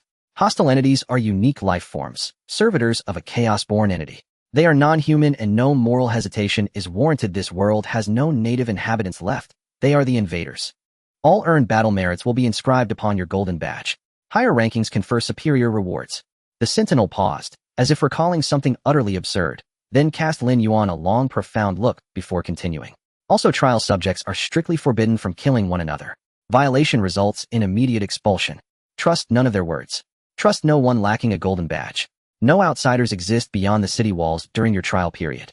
Certain rare entities possess shape-shifting abilities, but within proximity golden badges resonate harmoniously and monsters can never possess them. Thank you for the briefing. I shall depart the city now. By all means. Yet permit me one final warning: though death here is not permanent, the sensation is excruciatingly real, and you have but a single chance. May your name rise upon the golden list. Thank you for the warning. Lin Yuan turned and strode out the city gate. As his silhouette vanished beyond the archway, the 2 sentinels returned to their posts. Did you sense it? You noticed too? A human from the ancestral star. A wistful expression crossed the sentinels' faces. How many centuries since last we beheld one from the ancestral star? As they lingered in quiet reflection, a voice intruded. Sentinels Lu Kai and Wang Qi, special directive issued: shadow the ancestral star trial subject. Retrocausal analysis indicates the subject shall. The 2 exchanged a wry, knowing glance. Indeed, ancestral star natives never fail to stir chaos. Beyond the city walls, Lin Yuan had just slain a human, though human was hardly accurate. Under his celestial eye, the corpse was revealed as an empty shell. A tentacled horror had usurped the form. Lin Yuan stared, scalp crawling at the sight of the sanity-shattering abomination. System, don't tell me this is the great old one. Within chaos, stranger forms abound. And note its core contains black crystals. Extract them. They serve as currency. 1 day later, Lin Yuan had slain untold numbers of such tentacled horrors. Only revulsion remained. Revulsion and nothing else. His entire body was slicked with viscous black ichor. Beside a relatively clean riverbank, Lin Yuan washed himself. System, how many battle merits have I accrued? 6,800. Am I ranked yet? Far too early. Last cycle's 100th ranked cultivator amassed 860,000. What a? Are they all monsters? 1 merit per kill? 8,600. He slaughtered that many in 15 days. And why not? Only prodigies gain entry to the trial grounds. Or rather, prodigy status is merely the entry threshold. Also hurry your ablutions. A cultivator pursued by a mid-tier level 2 monster is approaching this direction. Why didn't you say so sooner? Frantically pulling on his robes, he prepared to flee, when a plump figure appeared behind him. At the sight of Lin Yuan, the youth's eyes flared with hope. Brother, don't run.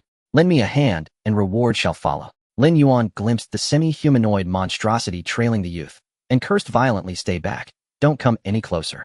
He stamped his foot upon his flying sword and shot forward into the sky. Who knows whether he is human or not? Lin Yuan listened to the words of the guard. Seeing Lin Yuan's thoughts, the chubby man pulled out a golden badge and waved it. We are on the same side, brother, on the same side. Looking at his own badge lighting up, Lin Yuan believed it, but his feet did not stop at all. Instead, he flew even faster. After all, no matter how fierce he was, he couldn't match a mid-stage golden core. Moreover, who knows how fierce this thing is in its mid-second stage. Better to be cautious. Seeing that Lin Yuan did not stop, and instead flew faster, the chubby man grew anxious. Brother, don't run. If I manage to injure this thing, the 2 of us will definitely win. Hearing this, Lin Yuan turned his head, and indeed saw blood dripping from behind the creature. However, why does this position feel so strange? Seeing Lin Yuan turn back, the chubby man hastily shouted again, Brother, don't hesitate. This one is worth at least 2,000 battle merits for each of us. Damn it, let's do it. You go first, I'm right behind you. Just as Lin Yuan suddenly turned around and charged this way, the chubby man's eyes lit up. Suddenly, a flash of light enveloped him, and in the blink of an eye, he appeared behind the monster. At the same time, an enormous wolf fang club appeared in his hand. Without saying a word, the chubby man raised the wolf fang club, and with all his might, he thrust it fiercely into the creature's rear. Lin Yuan watched with his mouth twitching. Goodness, that hit looks painful. This chubby man is really ruthless. The tentacled monster quickly reacted. Its tentacles whipped out like lightning and sent the chubby man flying. The chubby man performed an aerial flip before crashing heavily to the ground motionless. Clearly, he had been knocked unconscious by that blow. Lin Yuan, who had rushed to the monster's front, felt numb. Damn it, I praised him too early. Did you provoke the boss? Damn it, a pitfall. There's no choice but to press on. By the way, this thing should count as a monster, right? Slaying monsters should work, right? Forget it, I'll say it's a monster. I unleash my power. Humph, the free-roaming sword intent activates. A crimson glow shot out from the blade of the sword. Slay the monster. With an angry shout, Lin Yuan's long sword surged forward like lightning, crashing hard onto the tentacled monster's head. With a crack, half of the tentacled monster's head flew off, blood spraying everywhere. However, despite being struck so hard, it did not fall. The tentacled monster with half of its head severed not only did not collapse, but started to heal its wounds at an astonishing rate. In the blink of an eye, the gruesome wound disappeared without a trace, as if nothing had happened. Even more absurdly, after suffering such a heavy blow, the monster still had the strength to counterattack. With a swift strike, one of its nostrils sent Lin Yuan flying. Puff! Lin Yuan crashed heavily to the ground, blood spurting from his mouth. This is outrageous. How can it not die? At that moment, the chubby man who had been playing dead on the ground suddenly sprang up like a spring. He leaped high, using all his strength to thrust the wolf fang club fiercely into the back of the tentacled monster. Brother, this thing has its core hidden down there. Chop off its lower half. While the chubby man frantically attacked the tentacled monster, he shouted at Lin Yuan. Hearing this, Lin Yuan's mouth twitched, secretly cursing. No wonder this chubby man attacks the lower routes.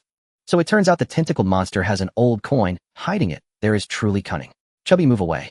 Lin Yuan pulled out a bundle of thunder talisman and charged toward the tentacled monster. Seeing this, the chubby man's eyelids jumped. Whoa, brother, don't do this. It let me run for 2 seconds. He disregarded the wolf fang club and turned to flee. In the next second, Lin Yuan appeared behind the tentacled monster and stuffed the entire bundle of thunder talismans inside. He fully activated his sword and fled. Explode. A bright flash of lightning erupted from the tentacled monster. Boom. Unnameable things fell from the sky. The fleeing chubby man was directly sent flying, getting drenched in it. Lin Yuan, however, had activated the golden light spell in advance and escaped unscathed.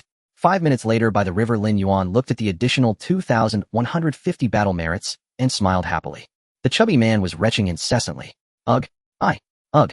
Lin Yuan laughed. Little brother, you can't handle it either. It's just a bit messy. What's the big deal? The chubby man replied with a.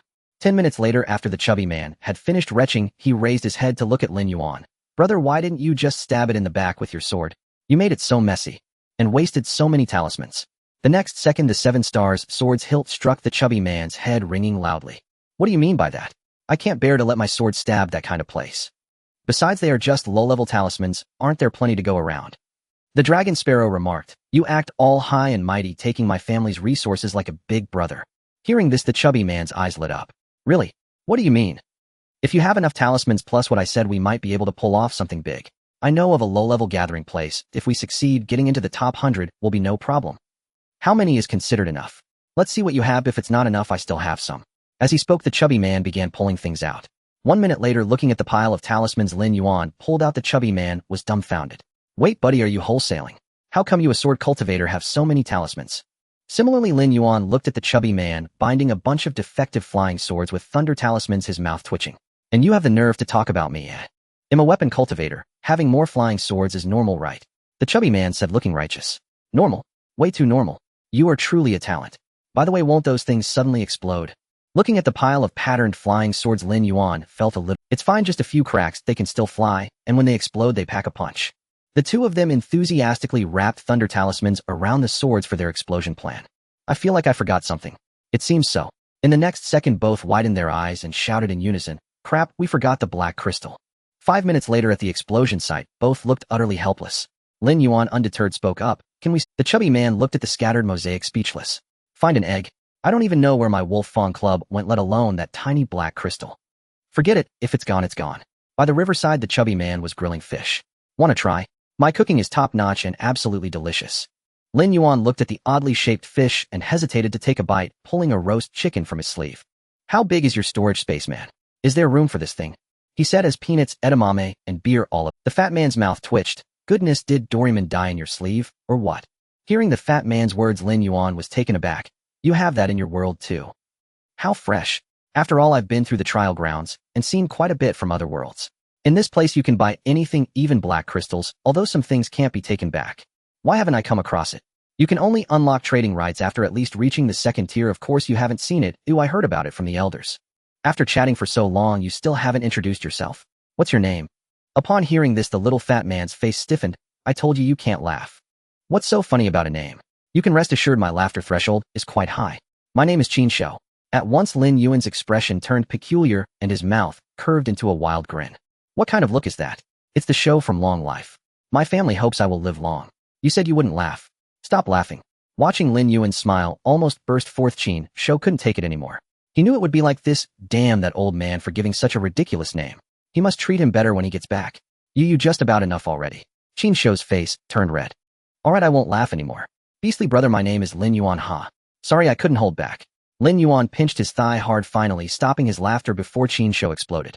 Qin Shou was gnawing on the roast chicken fiercely, as if devouring Lin Yuan. After their meal, under the cover of night, the two made their way towards the gathering place, feeling nervous all the way. Isn't it a bit far, fat man? I just saw the third tier.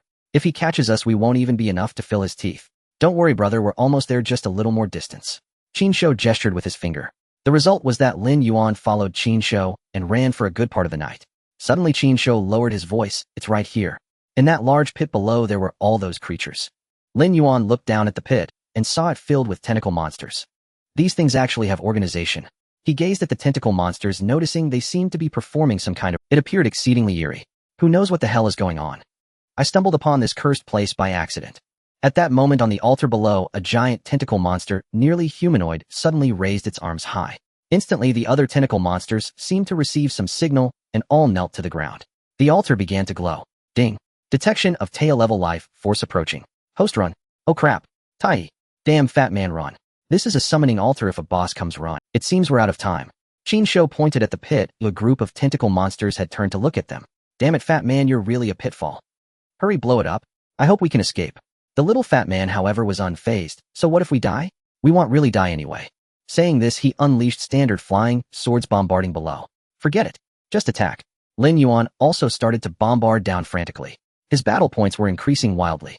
Meanwhile, the tentacle monster that resembled a priest remained completely, still seemingly unconcerned.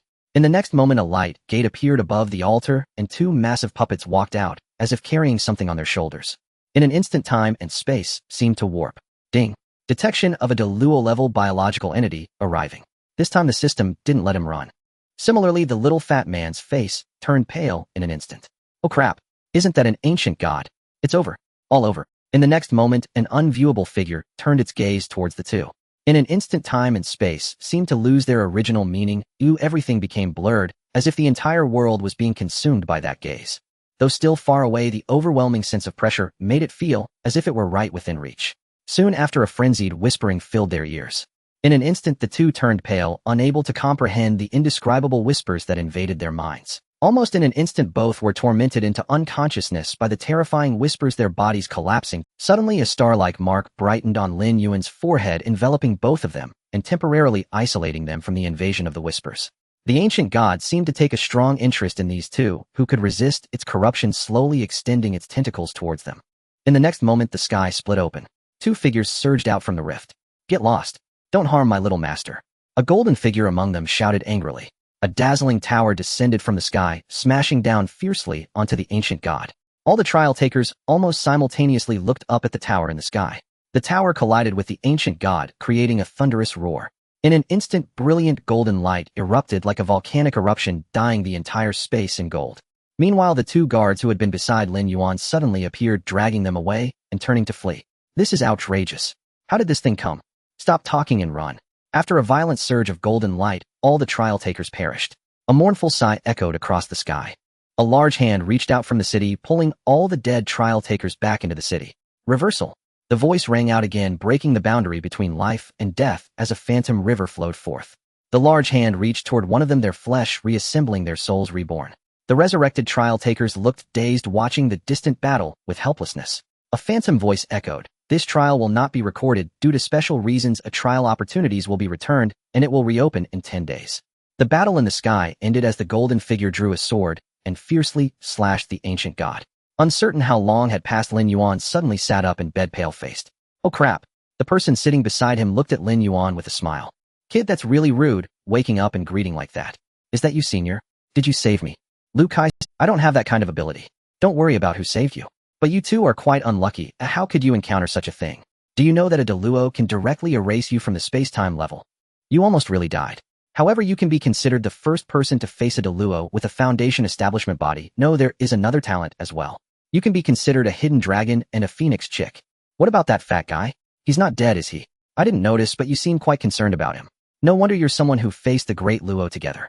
Of course I care about him. I owe him a huge thank you. As for the one next door, he should be awake too. Just go see for yourself, though I won't stay. Thank you for your protection, senior. Lu Kai waved his hand and vanished, leaving behind a voice. By the way, don't mention that you have battle merits on your medal when you go out. It makes you an easy target. Besides, your trials are over. Congratulations on making the list. You two are truly unprecedented. Lin Yuan stood up and stepped outside, finding himself in a vast estate where many people had gathered.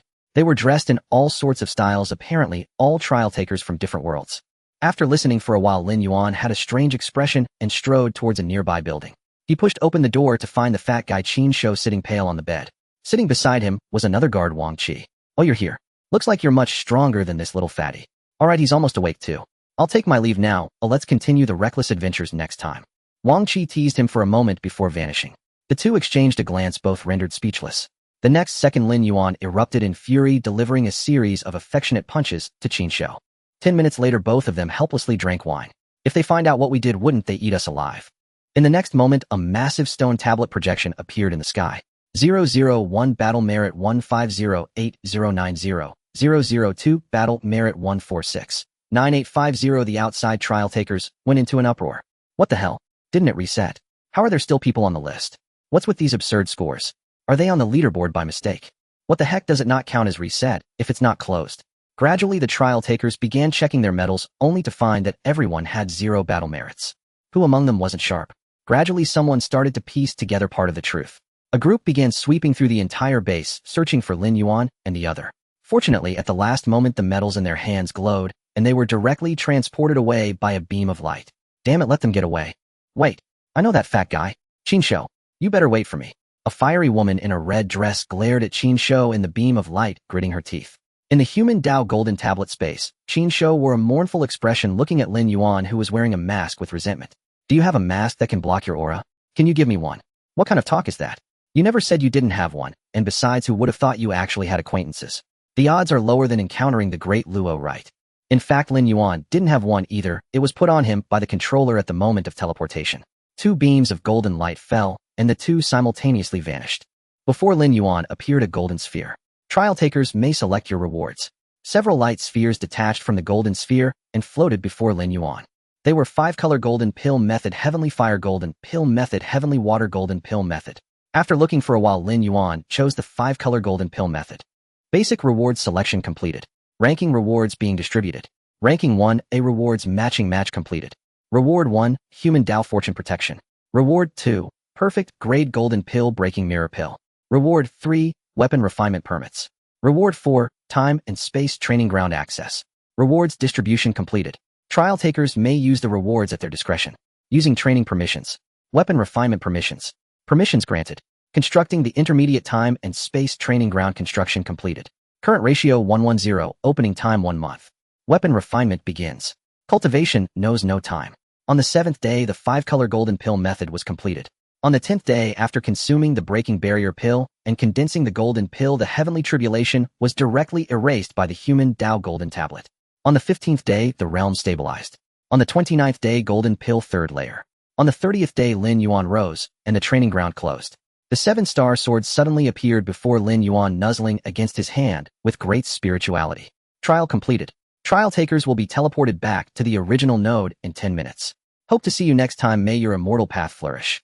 The next moment, the two appeared outside the human Dao golden tablet simultaneously. Qin Shou looked excited. Shouldn't you be more modest? Lin, brother, you don't understand. You have no idea what I've obtained. What on earth made you so happy? An automatic refining furnace. Ha, I struck it rich. Lin Yuan was speechless. Wait, you didn't just get that, did you? Of course not, but the other rewards aren't that important to me. After talking for a while, 2 beams of light fell from the sky. When Lin Yuan opened his eyes again, he had returned to the small world. He glanced at the time on his phone. 5 days. Back already. That was quick. The great sage was still under the peach tree, but he was no longer eating peaches. Instead, he was munching on snacks.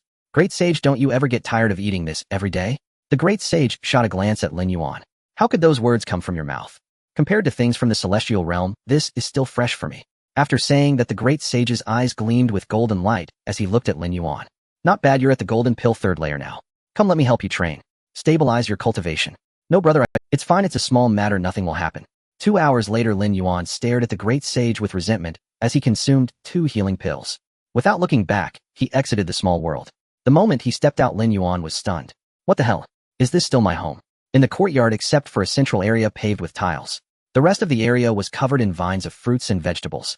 Zhang Mi and Huang Tianbiao were both laboriously harvesting with distressed expressions. What the hell? Has my home turned into a plantation? He looked at his phone again. No way, I was gone for 5 days. Why does it feel like 5 years? Huang Tianbiao rushed over the moment he spotted Lin Yuan. Big brother, help me, I can't finish cutting. I haven't slept for 3 days. Help. Zhang Mi also looked worn out. What happened? Zhang Mi looked numb. Little master, uncle, you're back. Come, let's cut together. Huh? What's wrong with that guy? Huang Tianbiao grimaced. He's probably gone crazy from exhaustion. Boom. The warehouse door shattered. Bags of spirit rice rolled out. Huang Tianbiao held his forehead, looking utterly defeated. Seriously, can't you just store it in the spatial ring? Why pile it in the warehouse? Big brother, why don't you take a look at our spatial rings before you speak? One glance left Lin Yuan stunned. They were full, entirely full. Wait, I'm just saying, you really brought back several. How about putting it in a small world? Big brother, do you think we don't wanna? If we put it in, it will sprout directly. Do you want to see how many peaches are on that tree now? The divine sense probed the little girl's condition. It seems she wouldn't wake up anytime soon. Then there's nothing we can do. Let's hold on. Just kidding, you fool. Just pull it out by the roots, and it's done. Huang Tianbiao's face grew even more bitter. I've tried that too, it didn't work. A little root would grow back soon after. Qixing, do something. Qixing shook the sword, and a ray of sword light descended instantly, completing the harvest. A sword intent spread out, shattering all the roots, and it wobbled into the sword pool to take a bath. 10 minutes later, watching the spirit rice that had not grown back, Huang Tianbiao sat down with a thud, and Zhang Mi's confused eyes lit up. They exchanged glances, and both saw relief in each other's eyes. The next day, early morning, Zhang Dage arrived at the Taoist temple on a tricycle. Kid, why did you call me up? Of course I have good things for you. Zhang Dage looked at Lin Yuan suspiciously, his face showing disbelief that this kid had good intentions. What are you looking at? Am I going to trick you? Hard to say. I always feel like you haven't thought this through. Prejudice in people's hearts is like a clear river village. Lin Yuan turned his back with a face full of indignation, but his eyes looked a bit guilty. Don't talk nonsense here. What are you actually trying to say? Lin Yuan pointed at the warehouse beside him. I accidentally planted too much rice. How much can you plant in such a small space? Just say you want me to grind rice for you. At this time, Zhang Dage had no sense of the seriousness of the problem. Saying this, he walked into the warehouse, each hand grabbing a bag of rice and tossing it onto the tricycle. Why don't I help you carry it? It's quite a lot. Who are you looking down on? Just a small warehouse of rice. In my youth, I carried more than this with sandbags. This little thing is nothing for me. Lin Yuan smiled without saying a word. Zhang Dage felt that this kid was trying to trick him, but he looked around and didn't think there was much of a problem. A truckload of rice was delivered to the small workshop at the foot of the mountain for grinding. Meanwhile, in the Taoist temple, Huang Tianbiao was frantically pulling out bags from his spatial ring. Big brother, isn't what we're doing wrong? He said so, but his hands didn't stop working. It's fine, but it's all going to the village anyway. Old Zhang just treats it as a good deed for everyone. A moment later, another warehouse was full. 10 minutes later, looking at the magically filled warehouse, Zhang Dage wanted to curse. Old Zhang, you can't be out of strength, right? Why don't I come? A simple and honest provocation was very effective. Zhang Dage indeed took the bait. Just 2 warehouses, I have no problem at all. This time Zhang Dage moved for 2 hours. An hour later, facing the full warehouse again, Zhang Dage fell. Looking at Lin Yuan, his eyes were not right. Damn it, are you playing with me? Okay, just wait. Hey Xiaoshan, go to my house and bring the old man's finger tiger here. I want to remind that little brat of his childhood. When Dashan arrived, he saw such a scene. The old man was chasing from behind with a crutch, while the young Taoist was running ahead carrying a child. You brat, stop right there. Only a fool would stop. Didn't I say you old man can't handle it? Didn't you say there would be no— Damn it, are you making me tired, you fool? Stop right there. No, big brother, put me down. It's none of my business. Don't keep blabbering. If you call again, I'll throw you to the old man as a sandbag. Dashan became a pillar and Lin Yuan began to perform the Qin, Wang, Yaozhu operation. Round and round. Dashan looked at the scene that could be described as Qin Wang Yaozhu with a face full of speechlessness. Seeing that these two, one old and one young, showed no signs of stopping, Dashan spoke up. You guys stop running. I'm dizzy. It's just a bit of rice, they'll carry it. How big of a deal is it? Really? It's settled, you carry it. The grandfather and grandson stopped simultaneously, speaking in unison. Zhang Dage put down his crutch, looking like an old man who was dead tired. Kid, go make me a pot of tea, I'm exhausted. No problem, Biaozi will make tea. Instantly the grandfather and grandson reconciled and sat at the stone table chatting and laughing. Dashan was stunned watching this. What? You two are doing this on purpose. Am I a fool? Dashan felt speechless, but there was nothing he could do. After all, he was the one who fell into their trap. Let's carry it. What can I say about being young?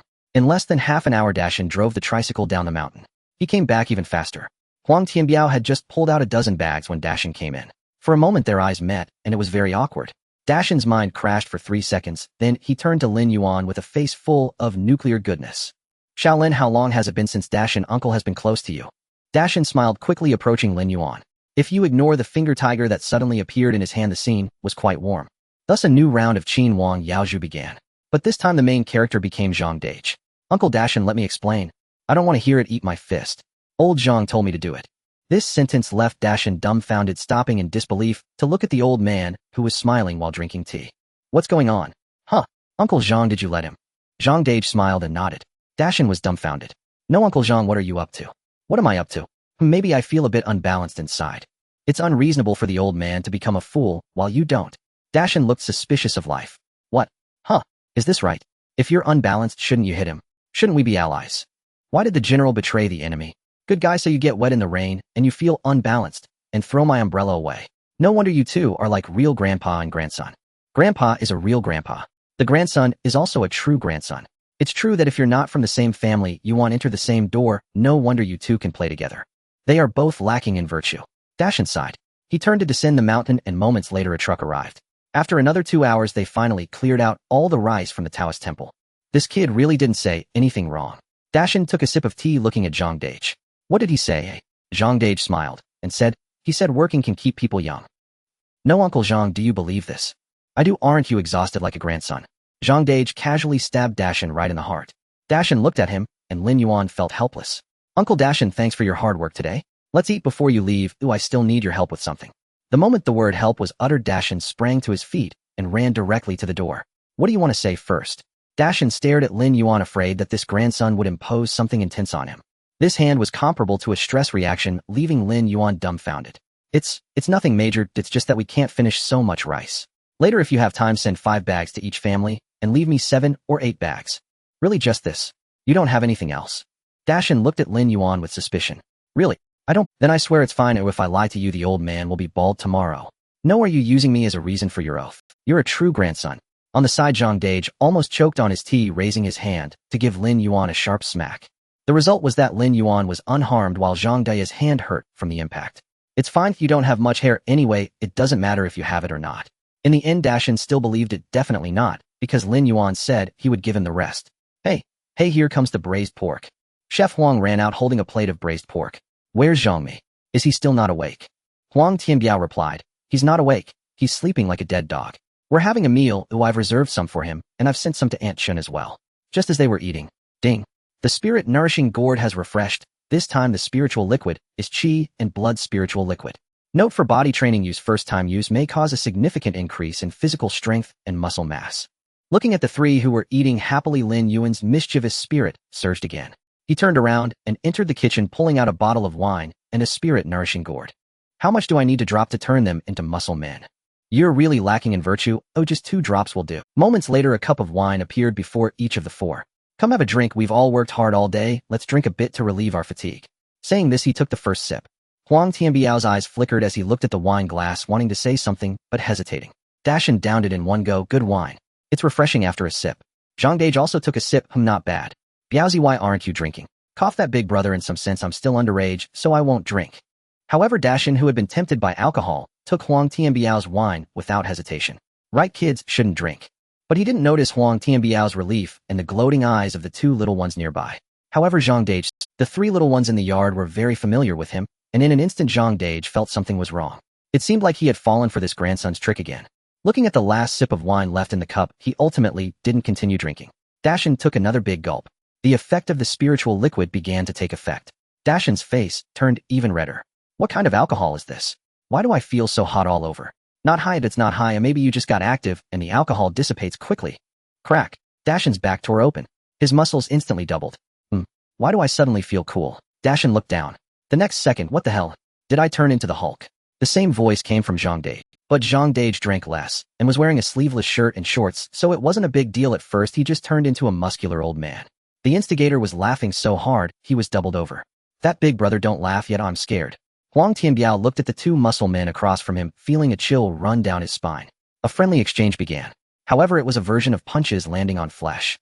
On the other side, Long Hushin in the Demon Suppression Hall, the Taoist master stood respectfully before the statue of the Taoist master offering incense. Before the statue of the Taoist master above the Demon Suppression, while the Taoist master's Demon Suppression sword hung above the well, flashing with a cold light. Threads of black mist surged up from the well, but the Taoist master didn't even lift his eyelids, raising his hand to throw in a thunder spell. A furious roar came from the bottom of the well. Damn the Taoist master's office. We must escape and make sure you die without a burial place. The Taoist master sneered. Come, I'm right here. Come out and let me see you. Zhang Daoming raised his hand and threw down a talisman. With a whoosh, crimson flames surged in the well. What are you babbling about? Come, I'll treat you to some heavenly fire talismans. Another round of roars erupted and the Demon Suppression well fell silent. The Taoist master turned to Zhang Daoming. Junior, have the disciples all arrived? About the same, more than half have arrived. They're setting up the formation. Xiao Jinzi and the others were held up on the way, saying that place is truly filled with smoke and filth. They've caught over 30 evil spirits in 2 days and are preparing to sweep through it all. I really don't know what the Demon Suppression Office is doing. After this trip, I have to report him. Upon hearing this, the Taoist master sighed helplessly. Don't dwell on it too much, human strength is limited. The people at the Demon Suppression Office are already working very hard. After all, the 10,000 great mountains are too vast. I don't know if Lin has come out yet. This time let him see my abilities. I'll ask later.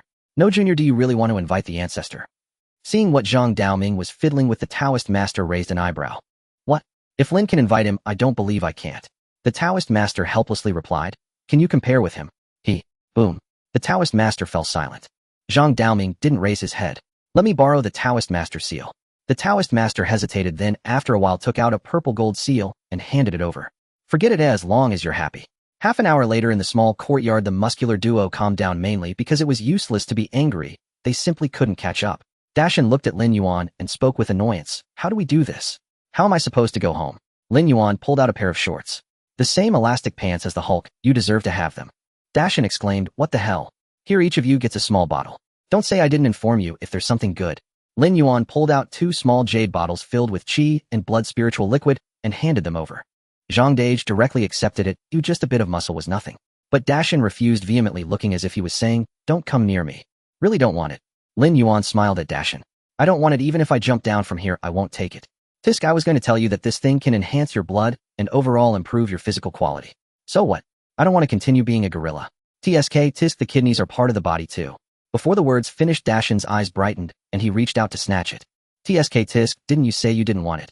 I wonder who just said they wouldn't take it even if they jumped down from here. It's so hard to guess. Lin Yuan teased Dashin. What's this? What kind of talk is that? I never said that. Dashin had a face of, as long as I don't acknowledge it, the awkwardness is not mine. Night. In a small world, Lin Yuan lay on the roof of a small building gazing at the illusory stars in the sky. Host, you haven't claimed your breakthrough reward yet. Should I just feed it directly to you? After a moment of sarcasm. Ding. Congratulations to the host for breaking through to the golden core. Reward 1 drop of 3 light divine water. From an unknown female immortal spoils after defeating another unknown female immortal. Reward 10 sticks of heavenly fragrance. Made by a certain Star Lord. Reward heavenly gang technique upright and shadowless. Reward golden core spell compendium. Reward 10,000 swords returned to the sect style. Note a friendly reminder from an unknown author, used with caution. After receiving the rewards, the corner of Lin Yuan's mouth twitched. This 10,000 swords returned to the sect seemed suspicious, didn't it? What do you mean by bandit? This is what a bandit is. Once the 10,000 swords returned to the sect is activated, all swords beneath his own sword intent will be forcefully controlled. Isn't this pure robbery? The key point is that it controls the stolen items without any chance of returning them. No wonder it says to use with caution. This might just kill someone. A single phrase could directly rob someone of their sword. To a sword cultivator, what difference does this make from facing a minotaur directly? The next day, Chun Yu still hadn't awakened from his cultivation. Watching the little girl's continuously rising aura, Zhang Mi began to doubt life itself. Is the gap between people really this large? When my master took me in, didn't he say I was already exceptionally gifted? Why is it that everyone else seems more talented than me? Doo-doo. A video call rang in. Xiaomi, where's your junior sister? Zhang Mi rolled his eyes. With a junior sister, am I now considered wild? No one even asks me. Saying this, he flipped the camera to focus on Chun Yu. How long has your junior sister been cultivating? Since the night you all left until now. Has master really turned her into a human? It's only been 6 days, and she's already at the 4th layer of qi refinement. Zhang Mi began to doubt his own life. Wasn't it said that I was exceptionally gifted, eh? The celestial master on the other end smiled. Xiaomi, people are different, and there are gaps even among geniuses. If this discourages you, just wait until you know your junior uncle's cultivation speed. Before he could finish, Lin Yuan entered. The celestial master praises me so much, I'm a bit embarrassed now. Did you break through? Yes, my luck has. Shall me guess how old your junior uncle is this year? And how long has he been cultivating? Zhang Mi looked at Lin Yuan. Junior uncle, how old are you, and how long have you been cultivating? Me. I'm 23 this year, and have been cultivating for about half a year. What the heck? Half a year? Zhang Mi suddenly felt like he had wasted his life.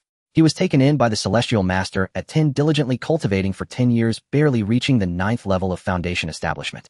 And now his junior uncle had broken through to the golden core in less than half a year. Zhang Mi fell into despair. Celestial master, why do you do this? My situation is special, aren't you bullying me? Looking at Zhang Mi, who seemed lost, Lin Yuan also commented nonchalantly, why provoke him? The celestial master on the other side showed no significant reaction. Rather than letting it weigh on his heart, it's better to face it directly.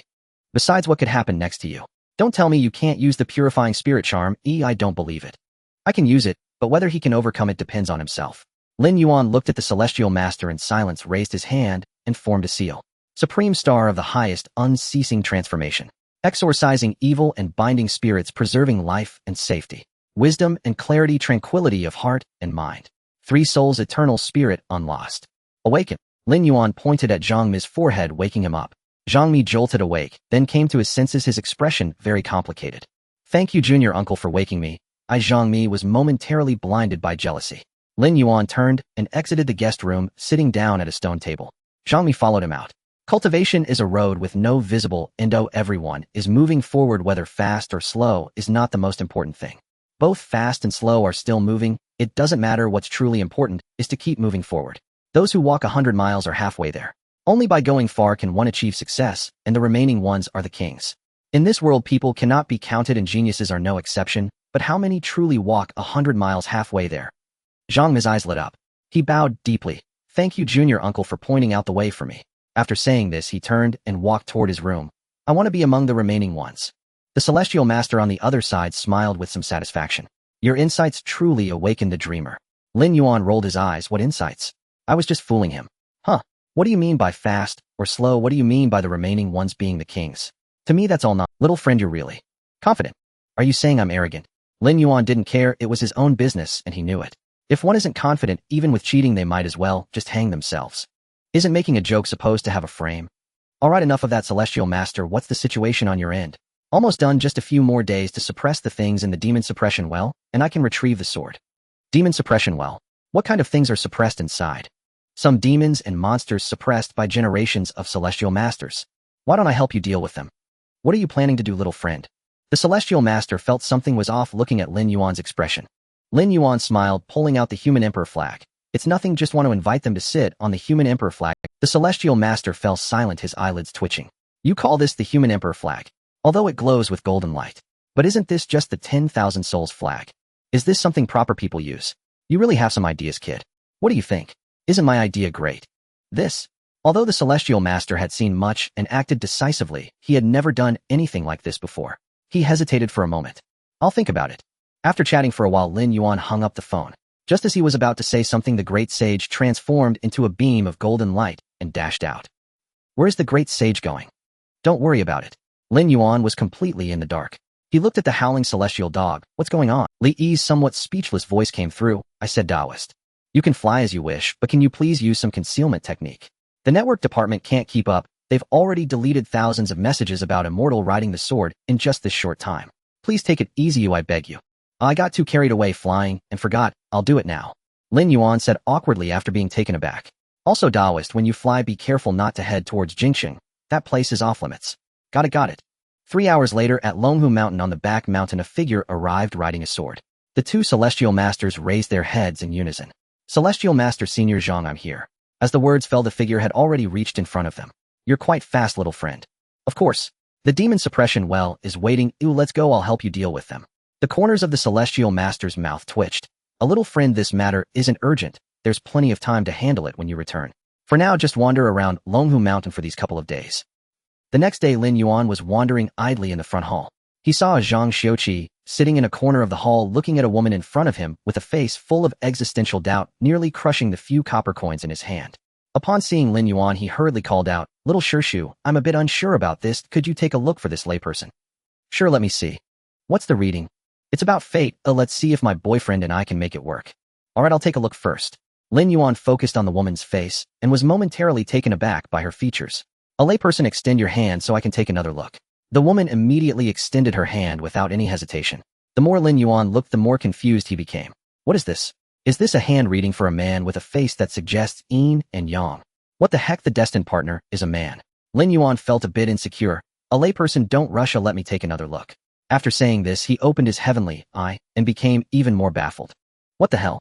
He saw a burly man's primordial spirit sitting in the woman's palace. In the next moment, under the heavenly eye, Lin Yuan discovered the truth, and his mouth twitched uncontrollably. Good heavens, this is truly something. I thought about it for half a day, and you're actually a modified version. Even if Zhang Xiuqi were exhausted, he wouldn't have guessed this.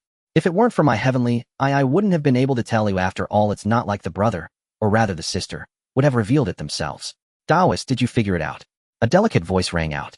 Lin Yuan felt a chill run down his spine. Oh, can you imagine a burly man acting coy? Even if she is now a delicate beauty. Layperson, the fate is right in front of you, it can work out. The woman was delighted, tossed out a red bill, and turned to leave. Lin Yuan closed his eyes to rest, feeling a wave of speechlessness. Zhang Xiuqi, with a face full of doubt, asked, a little Shirshu, how come I calculated that the last person was a man, yet she's a woman?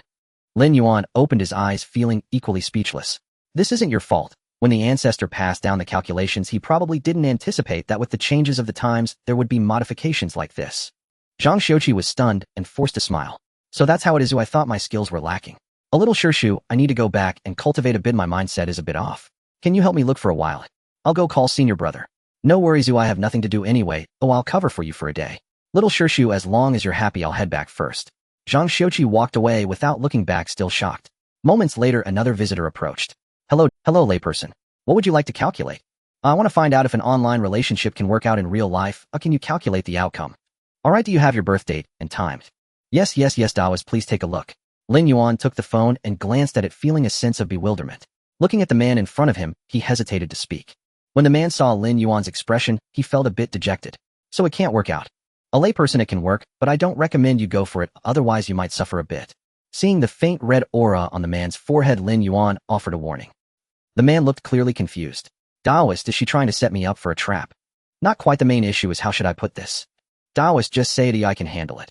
While he is using a voice, Lin Yuan emphasized the word strongly, but unfortunately the man still couldn't figure it out. What's wrong with a voice changer? It's just a voice, I don't care. The man had a face full of deep affection. Have you ever thought that aside from the voice, everything else might be fake? Are you saying she isn't attractive? It doesn't matter, I don't care. She loves me, and I love her, that's enough. Lin Yuan felt speechless, thinking this guy was really impossible. I see you're really starving. You'll eat anything. But little do you know, once you go and there's no turning back. Forget it, I'll be straightforward. Come here and lean in close. 3 seconds later. Oh. The man was stunned, recalling Lin Yuan's words. It can work out, but you might have to suffer a bit. Everything else is also fake. As for what Lin Yuan said, it was simple. It was just 6 words. Take it out, it's bigger than yours. Watching the man's face full of disbelief, Lin Yuan struggled to suppress his smile. Are you still going? What if you two are true love? The man fell silent. At that moment, he genuinely wanted to live on another planet. He thought he was the hunter, but didn't realize he had become the prey, and it was a man. He tossed out a red bill and turned to run, his face filled with despair. And so the morning passed. Most of the time the fortune-telling was quite normal, nothing too outrageous except for a few people asking about the lottery. Until an exceptionally graceful young woman appeared in the afternoon. Taoist. Layperson, what would you like to calculate? I want to see if my friend has a chance of breaking up. Moi. Lin Yuan looked at the young woman with curiosity. The classic I have a friend. The poor Taoist has professional ethics. You don't need to be shy, layperson. The young woman shook her head. It really is my friend. Saying this, she handed over a paper with the birth date and time written on it. Lin Yuan took a quick glance, and his expression turned strange. Taoist, what's wrong? If it really is your friend, then they will definitely break up. This guy has a typical Sea King's birth date, full of peach blossom deaths. So that means they will definitely break up, right? The young woman became inexplicably excited. About 90 certainty, it's just a matter of 1 or 2 months. Hearing this, the young woman became even more excited. Then Taoist, do you think if I take advantage of the opportunity, can I make him like me? Yeah. Oh, what the heck? Lin Yuan was dumbfounded. Didn't I already say he's a Sea King? You still want to charge in? What's wrong? Do you love seafood? Do you have to taste the bitterness of love? Cough cough, that man is no good. He dazzles people with his charm. Don't jump into the fire pit yourself. What's it to me if he is a Sea King? I don't like him anyway. The young woman's casual remark left Lin Yuan's mind in a whirl. Not. Huh. You like your friend? Goodness, I can't believe it. Master you. The young woman paid no attention to Lin Yuan's expressive face, immersed in her own excitement. Master, do you think I have a chance with her? Oh well. I can't really say. Can you tie the red thread of fate? Money is no object. The young woman wore a look of confidence and indulgence. Cough, well, I can't do that. Do you have any other questions? Damn, you're asking me to tie the red thread for 2 women. What do you take me for? Are you making a wish here? The rejected young woman was not angry, happily tossing 5 red bills before turning to leave. Lin Yuan looked at the red bills in front of him, then at the departing young woman. Such a sin. At the foot of the mountain, a burly man was preparing for a live stream. Brother, who do you think this will cause any trouble? This is one of the ancestral halls of Taoism. Who cares? I've been observing for several days. Many Taoists on Longhu Mountain have come down. There aren't many left up there. I even made a special trip in the morning. All the fortune tellers have been replaced by pretty boys. What could possibly go wrong? What ability do those left behind have? Brother, who is really wise? They'll go up shortly. Xiaowan, you start the live stream. Let's make a good profit. Got it, brother. Half an hour later. While Lin Yuan was looking at palmistry, a burly man stood in front of him. What does the gentleman want to calculate? Calculate. Kid, your brother, who is here to fight. Oh, fight. Come to Longhu Mountain to fight. Are you sure? Xiao Wang's live stream room was already blowing up. No way, are you really going? This guy is something else. Longhu Mountain, that's Longhu Mountain. He really is. I'm dying for the sake of the show. He's throwing his life away. Brother, who is a character, I'll definitely visit your grave on the 7th day. Wait, brother, are you really going? Going to Longhu Mountain to challenge? Such niche terminology. Aren't you afraid, even if you get knocked down twice? A level 60 big brother entered the live stream and sent a rocket. Brother, with that courage, I'll send you a gift. In an instant, the live stream room was filled with gifts and the bullet screen was littered with medical fees. Medical fees. Looking at the gifts flying on his phone, brother, who was grinning from ear to ear. Kid, are you coming, or are you sending someone? I'll be waiting here. Lin Yuan laughed. Too, have you always been this brave? Stop wasting time, do you dare? All right, wait a moment, I'll make a call. Saying that, he called Zhang Xiuqi. Junior uncle, what's up? With one sentence, the live stream room exploded. Wait, what's his name? Junior uncle. I know this Taoist. He's a disciple of the Heavenly Master. He was the one who helped me interpret my fortune when I went to Longhu Mountain. So this young Taoist is of the same generation as the Heavenly Master.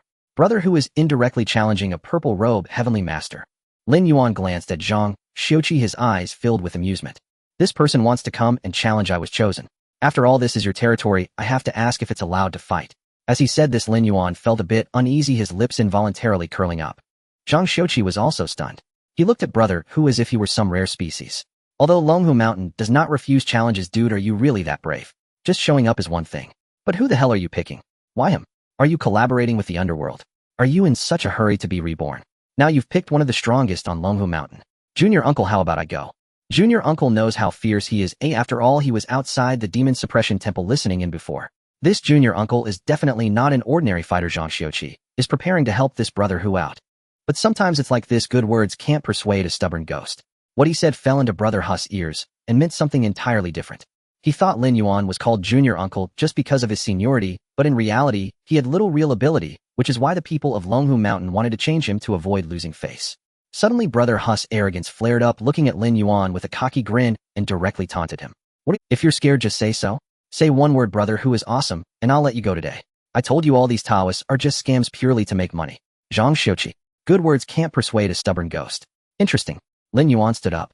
Then let's do it here or somewhere else. Right here. All right, Xiuqi, clear out the tourists, make some space, and then go get the death contract. Zhang Xiuqi looked at brother Hu with pity. Yes, junior uncle. Wait, are you really taking the death contract? Something feels off. 9 times out of 10 something is wrong. It seems brother Hu has picked the wrong person. 10 minutes later, an area was cleared. Zhang Xiuqi held a death contract and asked, are you sure you want to continue? Brother Hu was now in a situation where he couldn't back down. He could only grit his teeth and sign. Zhang Xiuqi handed the death contract to Lin Yuan. Junior uncle, take it easy. No problem, I know my limits. Brother, who is it? So what are we fighting with, weapons or fists? Looking at the weapon rack, pushed over by Zhang Xiuqi, brother Hu's eyelids twitched. At a glance, they were the real deal, and if they were used. Fists. Fine, I know a bit about fist fighting too. Brother Hu was speechless, silently assuming a fighting stance. Lin Yuan didn't waste words, lifting his hand into an 8 extremes fist stance. The livestream room exploded once again. What the hell? 8 extremes fist. Is this what the Taoist calls knowing a bit? A punch might just knock brother Hu out. Unbelievable, unbelievable. I was just curious, but seeing the 8 extremes fist makes sense. No wonder he wanted a death contract. The Taoist is setting up a waiver. Brother Hu is in for a rough time. 8 extremes fist. Do you think martial arts is a joke? Brother Hu charged forward, throwing a straight punch at Lin Yuan's face. Not bad, but not much. Lin Yuan remained motionless until the punch was right in front of him. He bent down, lifted his hand in a spear-like motion, and with a stomp he struck, first simultaneously delivering a kick to Brother Hu's abdomen. Bang! Brother Hu went flying. Brother Hu smashed against the wall. Brother Hu fell to the ground. From start to finish, it took a total of 3 seconds. Hitting someone is like hanging a painting. This is not just knowing how to fight, he's a freaking master of 8 extremes. Is Tiger really finished? Goodness, only 3 seconds. Tiger has truly risen, becoming a real man in 3 seconds. With Tiger's nature, this money is rightly yours. Ew, I don't feel the slightest bit envious. Goodness, this has truly become medical expenses. After a while, Brother Tiger finally got back up, grimacing in pain. At this moment, looking at Lin Yuan's gentle smile across from him was like seeing a ghost. Come on, continue. Lin Yuan smiled and waved at Brother Tiger. In Brother Tiger's eyes, this gesture was no less than a call from an elder. Brother Tiger's face was covered in beads of sweat, not daring to move an inch. Tiger, you deserve it. They've taken good care of you. If that kick had been 3 inches higher, you'd be lined up for soup right now. The big brother on the call spoke up. Little Wong was also a bit panicked. Brother Tiger, have you given in? Tiger saw this and was about to take advantage of the situation. Lin Yuan stomped his foot and instantly appeared in front of Brother Tiger, launching a fierce punch, the sound of the impact echoing, while his fist came to a halt just an inch from Brother Tiger's face. The wind from the punch parted Brother Tiger's hair. Simultaneously, Lin Yuan's slightly teasing voice rang out. Surrendering is not an option. We signed a life and death agreement. Aren't I supposed to praise you, Brother Tiger? Come on, don't lose face. I prefer your confident look from earlier. Oh my, the Taoist really doesn't intend to kill him, does he? Thud. Brother Tiger rolled his eyes back and fainted. I thought he was tough. Turns out he's just all show for nothing. Shochi, find 2 people to move him to another place. When he wakes up, let him sweep from here to the mountain gate for a month. A free target is an opportunity. If he refuses, I'll have a talk with him about it. At this moment, the live chat was already in hysterics. Haha, I truly love this spirit of the Taoist. His sharp tongue warms my heart. Talk sense. More like physics, right? Tiger has truly risen, even being appointed as the chief cleaner of Longhu Mountain. The one upstairs is cultured. Oh, what a boast for a cleaner. Zhang Xiuqi also twitched his mouth and said, got it, little master uncle. He then looked at Lin Yuan, whose gaze had shifted to little Wang beside Brother Tiger, and quickly interrupted his thoughts. Little master uncle, it's getting late. How about we go eat? Isn't it too early for a meal? What are you talking about? Little master uncle, you can eat whenever you want. After a round of coaxing and deceiving, they finally managed to send Lin Yuan away. Zhang Xiuqi wiped his sweat. I can't take it anymore. It's too hard being Taoist, Xiuqi. Zhang Xiuqi glanced at little Wang and said impatiently, shut down the live stream. Come over and help carry him to the back. When he wakes up, tell him to get to work. What a day. The live stream was turned off, but the events were far from over. In the back mountain by the river, Lin Yuan was digging a hole with 2 fish hanging from a branch nearby. He grumbled unhappily, what's wrong with eating some meat? It's so annoying every day. The celestial master beside him helplessly tried to soothe. Today is the 15th hour. According to the rules, we can't eat meat. Rules? I don't know, I didn't learn that. The old man just taught me to do as I please. Rules? Never heard of them. Irrelevant. The underachiever spoke with confidence. This left the celestial master speechless. He then took out 2 pieces of beef jerky and started chewing. The celestial master's eyelids twitched. My friend, you are being a bit excessive. What era are we in? Why talk about this? Not eating beef. It depends on the timing, doesn't it? The reasoning when the rules were set was that cows labor their entire lives, and we shouldn't eat them. However, times have changed. Now tractors do the work, don't they? So the rules should change with the times, which means we shouldn't eat tractors. Moreover, when we talk about not eating cows, we're referring to domestic cows. I'm eating foreign ones. The celestial master was also left speechless. What a fluent and compelling argument. I find myself unable to refute it. The result was Lin Yuan munching away while the celestial master looked on helplessly. The next day, Lin Yuan happily made his way to the front hall, preparing to eat melon, to read fortunes and solve doubts. Before he even reached the front hall, he was stopped by Zhang Xiuqi, whose expression was strange. Little master uncle, how about I go alone today? There are too many people. It wouldn't be good to disturb your quiet cultivation. What are you saying? What do you mean? I am most willing to pretend. To help people solve their doubts.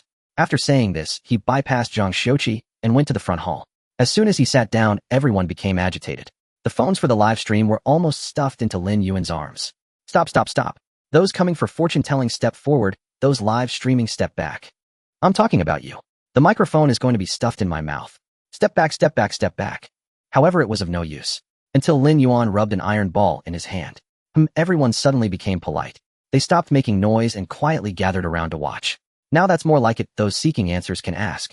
Initially, everything was normal until a clear-eyed college student spoke up. Taoist, I'm studying history and writing a paper about ancient feudal thoughts and rules. I have some questions to ask. Ask, I will speak without reserve. Why were ancient windows not allowed to face the bed? Was it to avoid calamities? Nonsense, there aren't that many issues. What era is this? Believe in science. But ancient people couldn't have just made things up, right? That's because ancient windows didn't have seals. Are you going to sleep by the window? If your eyes are crooked, it's definitely you. You call them feudal, but I think you modern people are the feudal ones. So that's how it is. Then why can't you drink overnight water? Is it because, as some online masters say, overnight water is water and drinking it will be bad for your health? It's no big deal to watch fewer masters and all that nonsense. In ancient times, geckos were extremely common. It's not like today with doors and windows having screens. Geckos love to mess around and have toxic waste, you know. Drinking it might make you sick. It's a miracle if you don't die. What about not looking in the mirror at midnight? They say looking in the mirror at midnight will reveal ghosts. Then let me ask you, what kind of mirrors did ancient people use? Bronze mirrors, of course. Exactly. Bronze mirrors, they were blurry during the day, though ancient people had no electric lights, and at night it was pitch dark. With long hair, if they looked in the mirror, it would scare them to death. The onlookers considered this scenario for a moment and gasped. The Taoist makes sense, he's not wrong. Then what's the reason behind shaking your legs being unlucky? Upon hearing this question, Lin Yuan smiled and nodded. There will indeed be bad luck, but generally it's children who experience it. What? In ancient times, chairs had tenon and mortise structures. Shaking your legs would cause the chair to fall apart, and unless you were a professional carpenter, you couldn't fix it easily. It's a lot of effort. Then why is it the children who get unlucky? Because they get beaten. The older ones have already been beaten and have had a complete childhood, so they don't shake their legs, while the younger ones are different. They haven't been beaten yet.